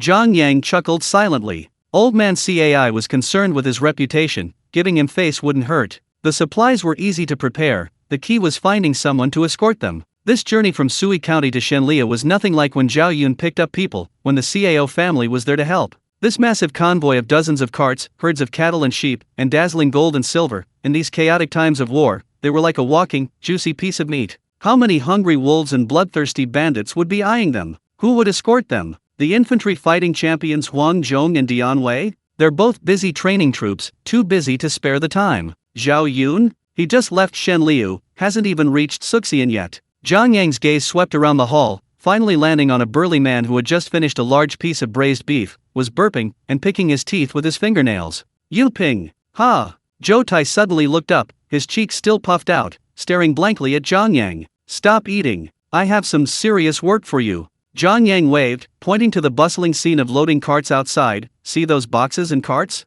And that flock of sheep? Zhou Tai glanced at them, nodding, still confused. Here, those things, Zhang Yang pointed. Deliver them to the CAI family in Shenliu County intact. Not a single wool can be missing. Not a single gold coin can be knocked off. If you encounter any fools trying to take them on the way. He paused, a cold smile curving his lips. You know how to handle it, right? Ha! Zhou Tai was stunned for a moment, then his eyes suddenly lit up. He slapped his greasy chest hard with his large, fan-like hand, his voice so loud it made dust fall from the rafters. That's it. My lord, just you wait. If any blind brat dares to touch your betrothal gifts, I'll twist his head off and use it as a chamber pot. I guarantee everything for Madame CAI will be delivered perfectly. You can just wait to become your groom. Zhang Qin, standing beside him, helplessly pulled him back, yipping. My lord values this. The betrothal gifts cannot be lost, and you must maintain proper etiquette on the way. Don't do anything reckless.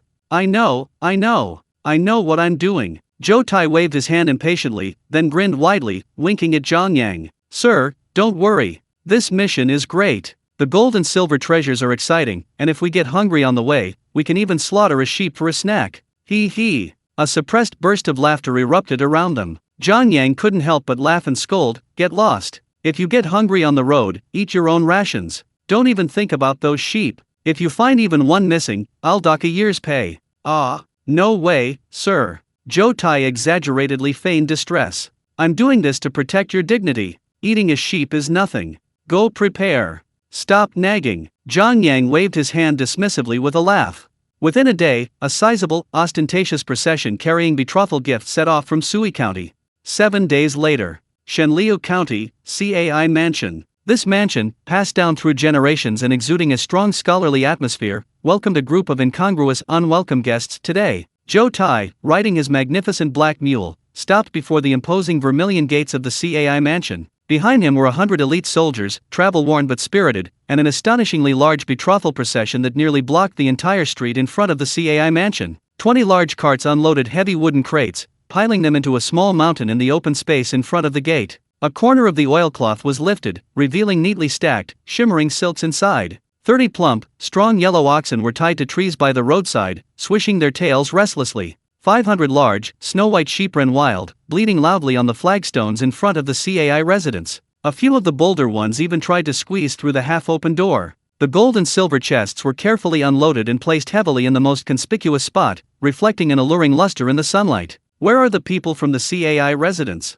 Come out and greet them. Zhou Tai shouted in a gruff voice, his booming voice making the door knocker vibrate. He jumped off the mule, dusted himself off, and looked at the chaotic yet somewhat comical mountain of betrothal gifts before him, muttering to himself, goodness, what a display. The master is really going all out. Old CAI must be overjoyed. However, the CAI mansion's gates were tightly shut, with only a small gatekeeper peeking out, his face pale, stammering, General, please wait. My master, he's unwell and is resting in his study. He can't receive guests. Please be patient. Unwell? Zhou Tai's eyes widened. Though rough, he wasn't stupid. This old CAI was clearly avoiding him. His displeasure flared up instantly. He had been strictly ordered by the master to escort him all the way here, and he was met with a closed door at the gate? This old fellow was putting on airs. Inside the CAI mansion study, CAI Yang paced anxiously back and forth at his desk, which was covered with expensive Xian paper, his hands behind his back. Several crumpled pieces of paper lay scattered on the floor,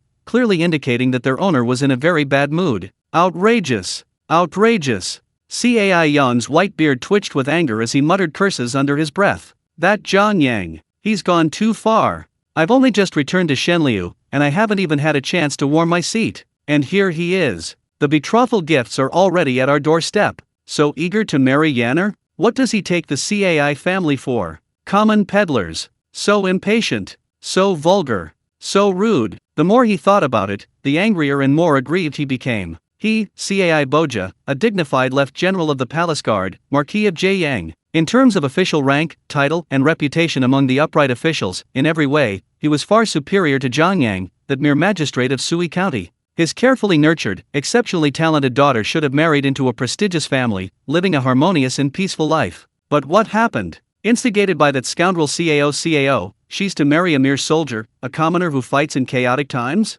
And a county magistrate at that, whose fortunes were built on a single poem, with shallow connections. What worries him even more is the situation in Sui County. He's heard that Zhang Yang is constantly training his troops, locked in a fierce battle with CAI Mao next door. Won't Yanner live in constant fear after marrying there? Where is there any peace to be found? Mend has ruined me. Mend has ruined me. CAI Yang pounded his chest and stamped his feet, complaining to the air about his old friend CAO. But despite his complaints, he knew in his heart that this marriage was probably unavoidable. Firstly, his daughter CAI Yan seemed to have a good impression of Zhang Yang. Thinking of this made CAI Yang even more heartbroken. Secondly, he couldn't ignore CAO's face. Thirdly, and most importantly, deep down he harbored a faint fear of that young man, Zhang Yang. Zhao Yun, the young general who had invited him back from the chaos of Chang'an unscathed. That gaze, that aura. The guards of Chang'an didn't dare to breathe loudly before him. If even a random general under Zhang Yang is so capable, then Zhang Yang himself is no ordinary man.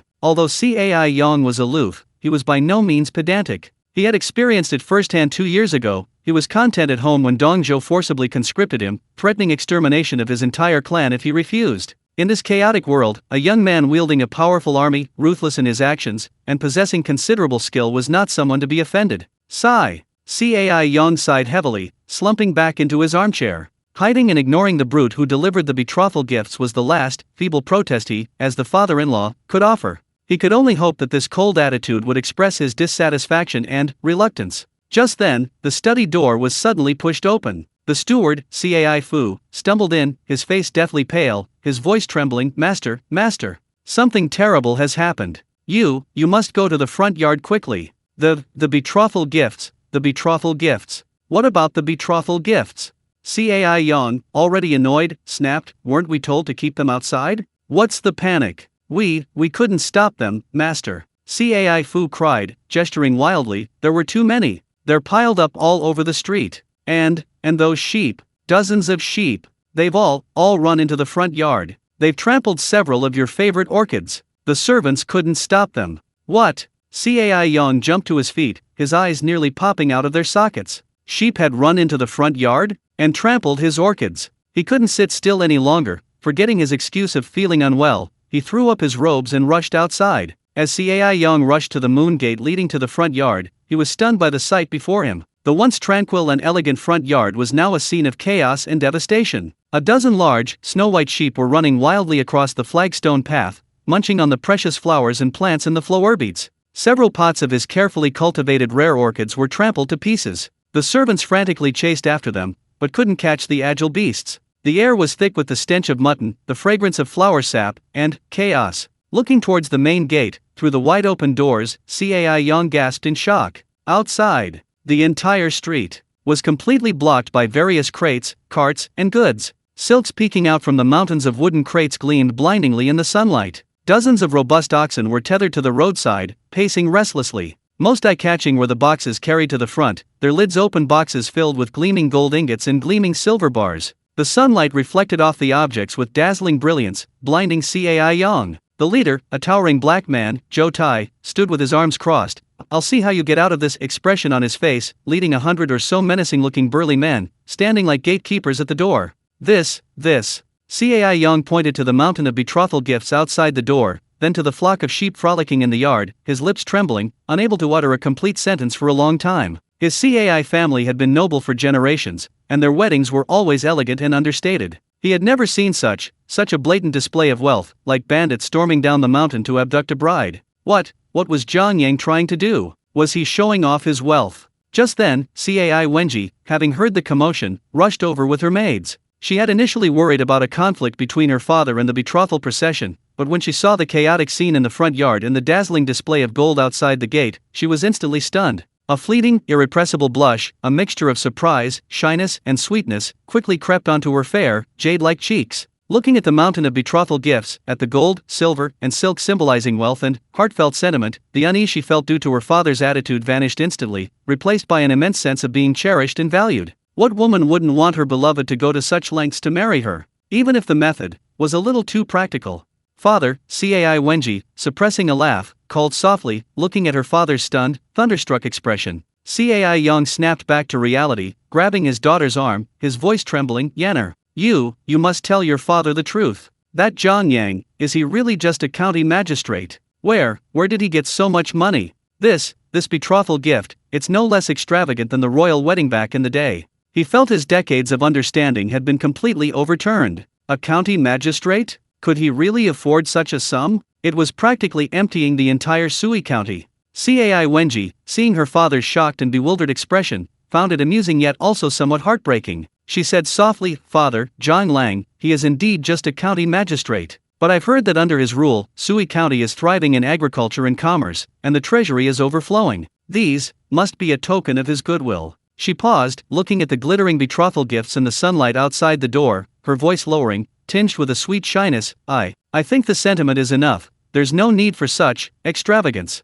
Extravagance. Cai Yong nearly jumped up, pointing at the sheep running rampant in the yard. This is extravagance. This is. He stammered for a long time, unable to find the right words to describe Jiang Yang's blatant and crude spending spree. He felt a lump in his throat, unable to spit it out. On one hand, he was shocked by Jiang Yang's wealth, this county magistrate is getting way too rich, and on the other hand, he felt that this nouveau riche flaunting was a stain on the Cai family's reputation. But seeing the undisguised sweetness and happiness on his daughter's face, he forced back all his grievances and dissatisfaction, his old face turning red with embarrassment. Finally, he could only sigh heavily, filled with utter frustration, and wave weakly at the steward. Uncle Fu, go arrange for people to bring everything in, and those sheep, haul them in the backyard first. Don't let them eat my flowers anymore. His voice was filled with helplessness and resignation. The news spread like wildfire, quickly reaching CAO's ears in the neighboring prefecture. CAO was in his residence discussing matters with his advisors when he heard his trusted confidant vividly describe the flock of sheep running wild, gold and silver glittering scene in front of the CAI residence. He was first stunned, then couldn't help but burst into laughter. Ha ha ha. Good. Well done, Zhang Yuniyang. This is quite the display. So extravagant. So direct. CAO laughed until tears streamed down his face. This isn't a betrothal gift, it's practically throwing mountains of gold and silver at old Cai's haughty attitude. Ha ha ha. He wiped away his tears of laughter and said to Sunyu, who was also unable to contain his amusement, Wenruo, look at this. This Jiang Yang, a master warrior, but his marriage, it's like bandits raiding a mountain to steal a wife. Giving so much? Is he afraid people won't know he's rich? Or is he afraid his father-in-law will think his rank is too low? He shook his head, a mischievous smile on his face. It's his first marriage, after all, he's inexperienced. This enthusiasm, tisk, quite bold. After laughing, a glint of shrewdness flashed in CAO's eyes. He stroked his beard thoughtfully. However, this kid is truly ruthless, and his family is incredibly wealthy. It seems he's managed Sui County like an iron barrel, overflowing with riches. The sheep plague in the front courtyard of the Cai residence and the dazzling mountains of gold and silver outside the gate struck Cai Yong's proud yet fragile scholarly heart like two heavy hammer blows. He was practically supported as he returned to his study, his face alternating between pale and flushed, his chest tight with rage. He had to gulp down 2 cups of calming tea to barely suppress the surging shame and resentment. Vulgar. Utterly vulgar. Cai Yong slammed his fist on the table, his white beard trembling with anger. What is Jiang Yang? What is he trying to do? It's just a marriage. Such a grand spectacle. Does he want the whole world to know he's rich? Or is he deliberately trying to humiliate me? My CAI family has been a family of upright officials for generations. When did we become such vulgar people who covet gold and silver? What will the people of Shenliu County think of Yanner now? What will they think of me? Selling his daughter for money. It's simply, utterly outrageous. The more he thought about it, the angrier he became, the more humiliated he felt. John Yang's actions weren't a betrothal, they were clearly an attempt to ruin Cai Yang's reputation with money.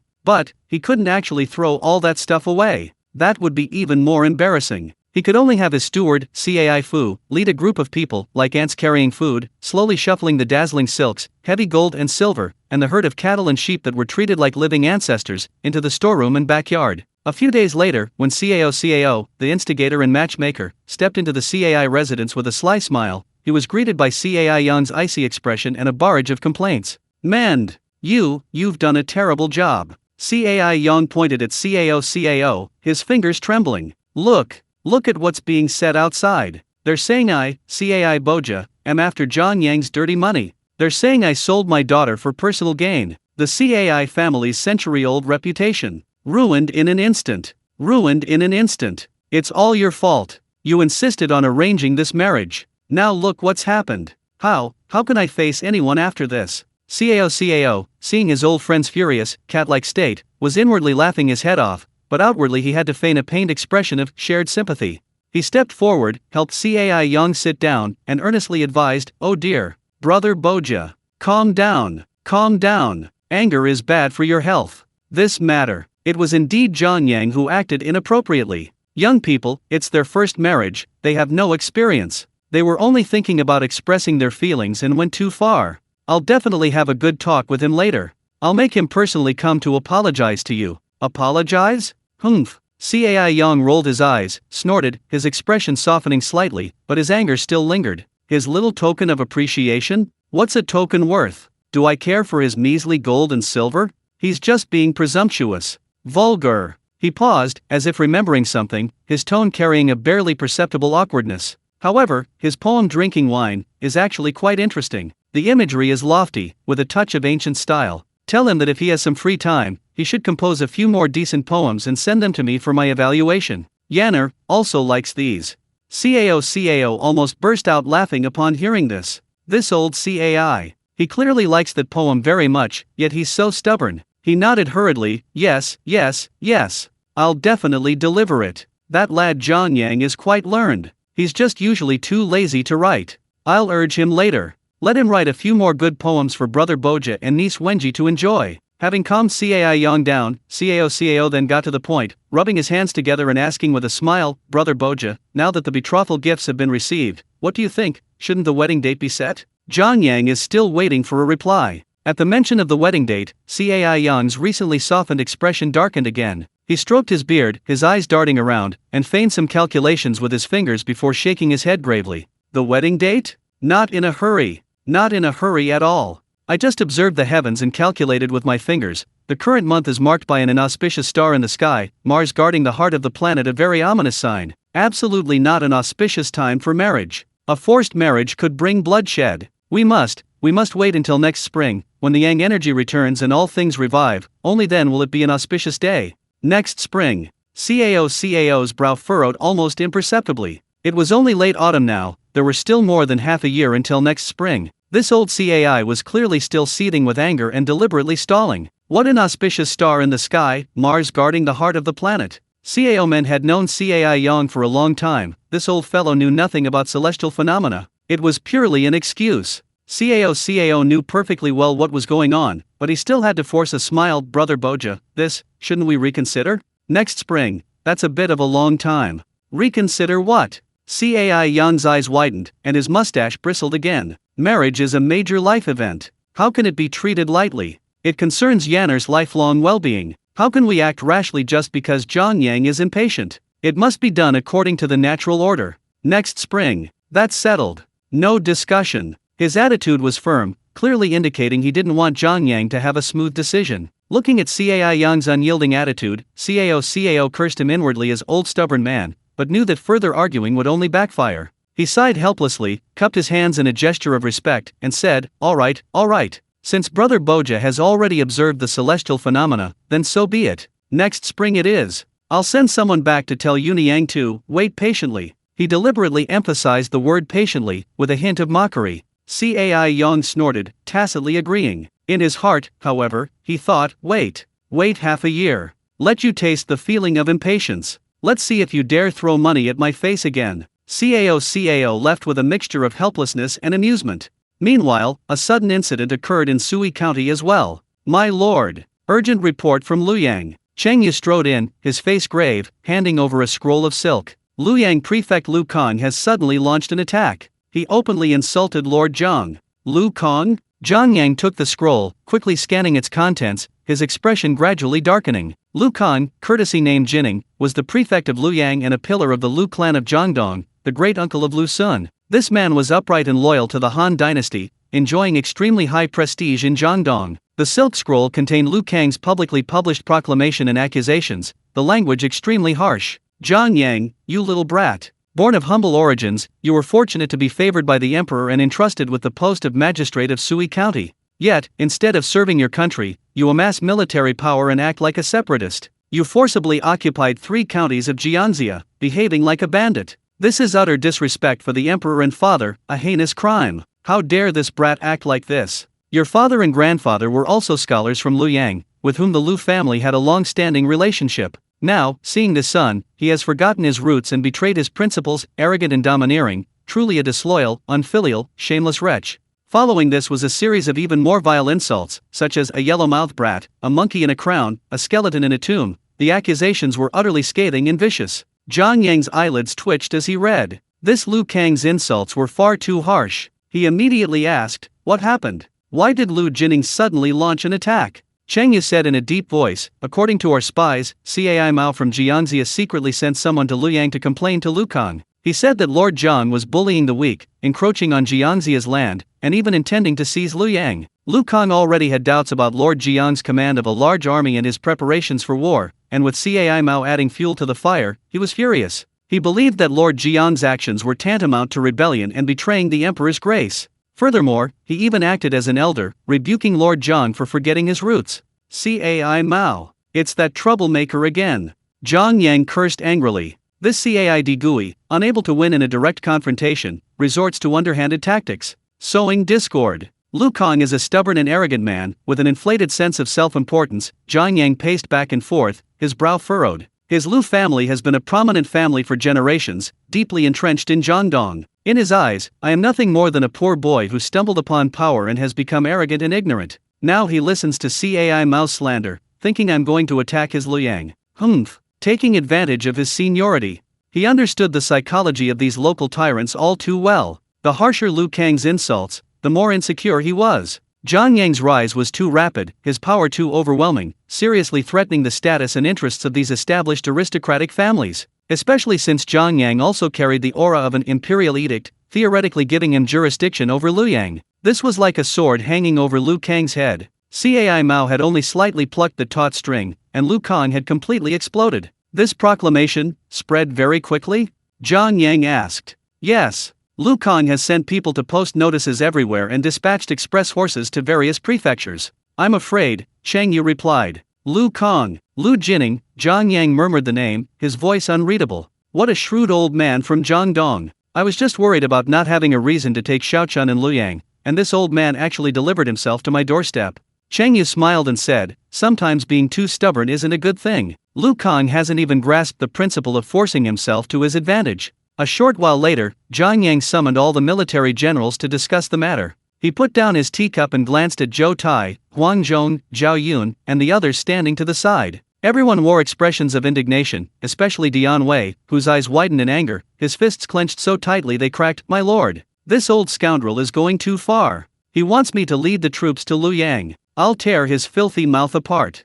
Zhang Yang waved his hand, signaling Dian Wei to calm down. He turned to Cheng Yu Zonged, what do you think? Cheng Yu stroked his beard thoughtfully, then slowly said, Lu Kang's actions, seemingly righteous and angry, are actually a facade of bravado masking inner weakness. First, he fears your power and the emperor's decree. Second, Cai Mao's instigation plays right into his hands. Third, by accusing you of forgetting your roots as an elder, he seeks to gain the moral high ground and incite discontent among the Jiangdong gentry. His intentions are despicable. Well said. Zhang Yang's lips curled into a cold smile. Insulting me? So what? The harsher the insults, the more insecure and weak he appears. Saying I've forgotten my roots? Saying I'm shameless? Saying I have ulterior motives? Humph. He abruptly stood up, walked to the window, and gazed south towards Liang, his voice carrying an undeniable resolve and a chilling killing intent. Doesn't Lu Jining claim to be a loyal minister, calling me a traitor? Doesn't he consider himself an elder of Jiangdong, saying I've forgotten my roots?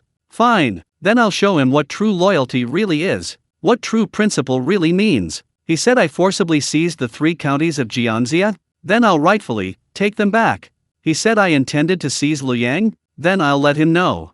Zhang Yang whirled around, his gaze like lightning, sweeping over the crowd. This Liang, it was originally bestowed upon me by the emperor. If I, Zhang Yang, want it, why would I need to seize it? Send the order. All troops prepare for battle. Target Ziguan City, Jianxia Prefecture. First, completely crush that barking dog, Cai Mao. Chop off his paws. Let's see how he tries to sow discord now. As for Lu Kong, a cold glint flashed in Zhang Yang's eyes. After I've dealt with Cai Mao, I'll slowly settle the score with him for insulting an elder.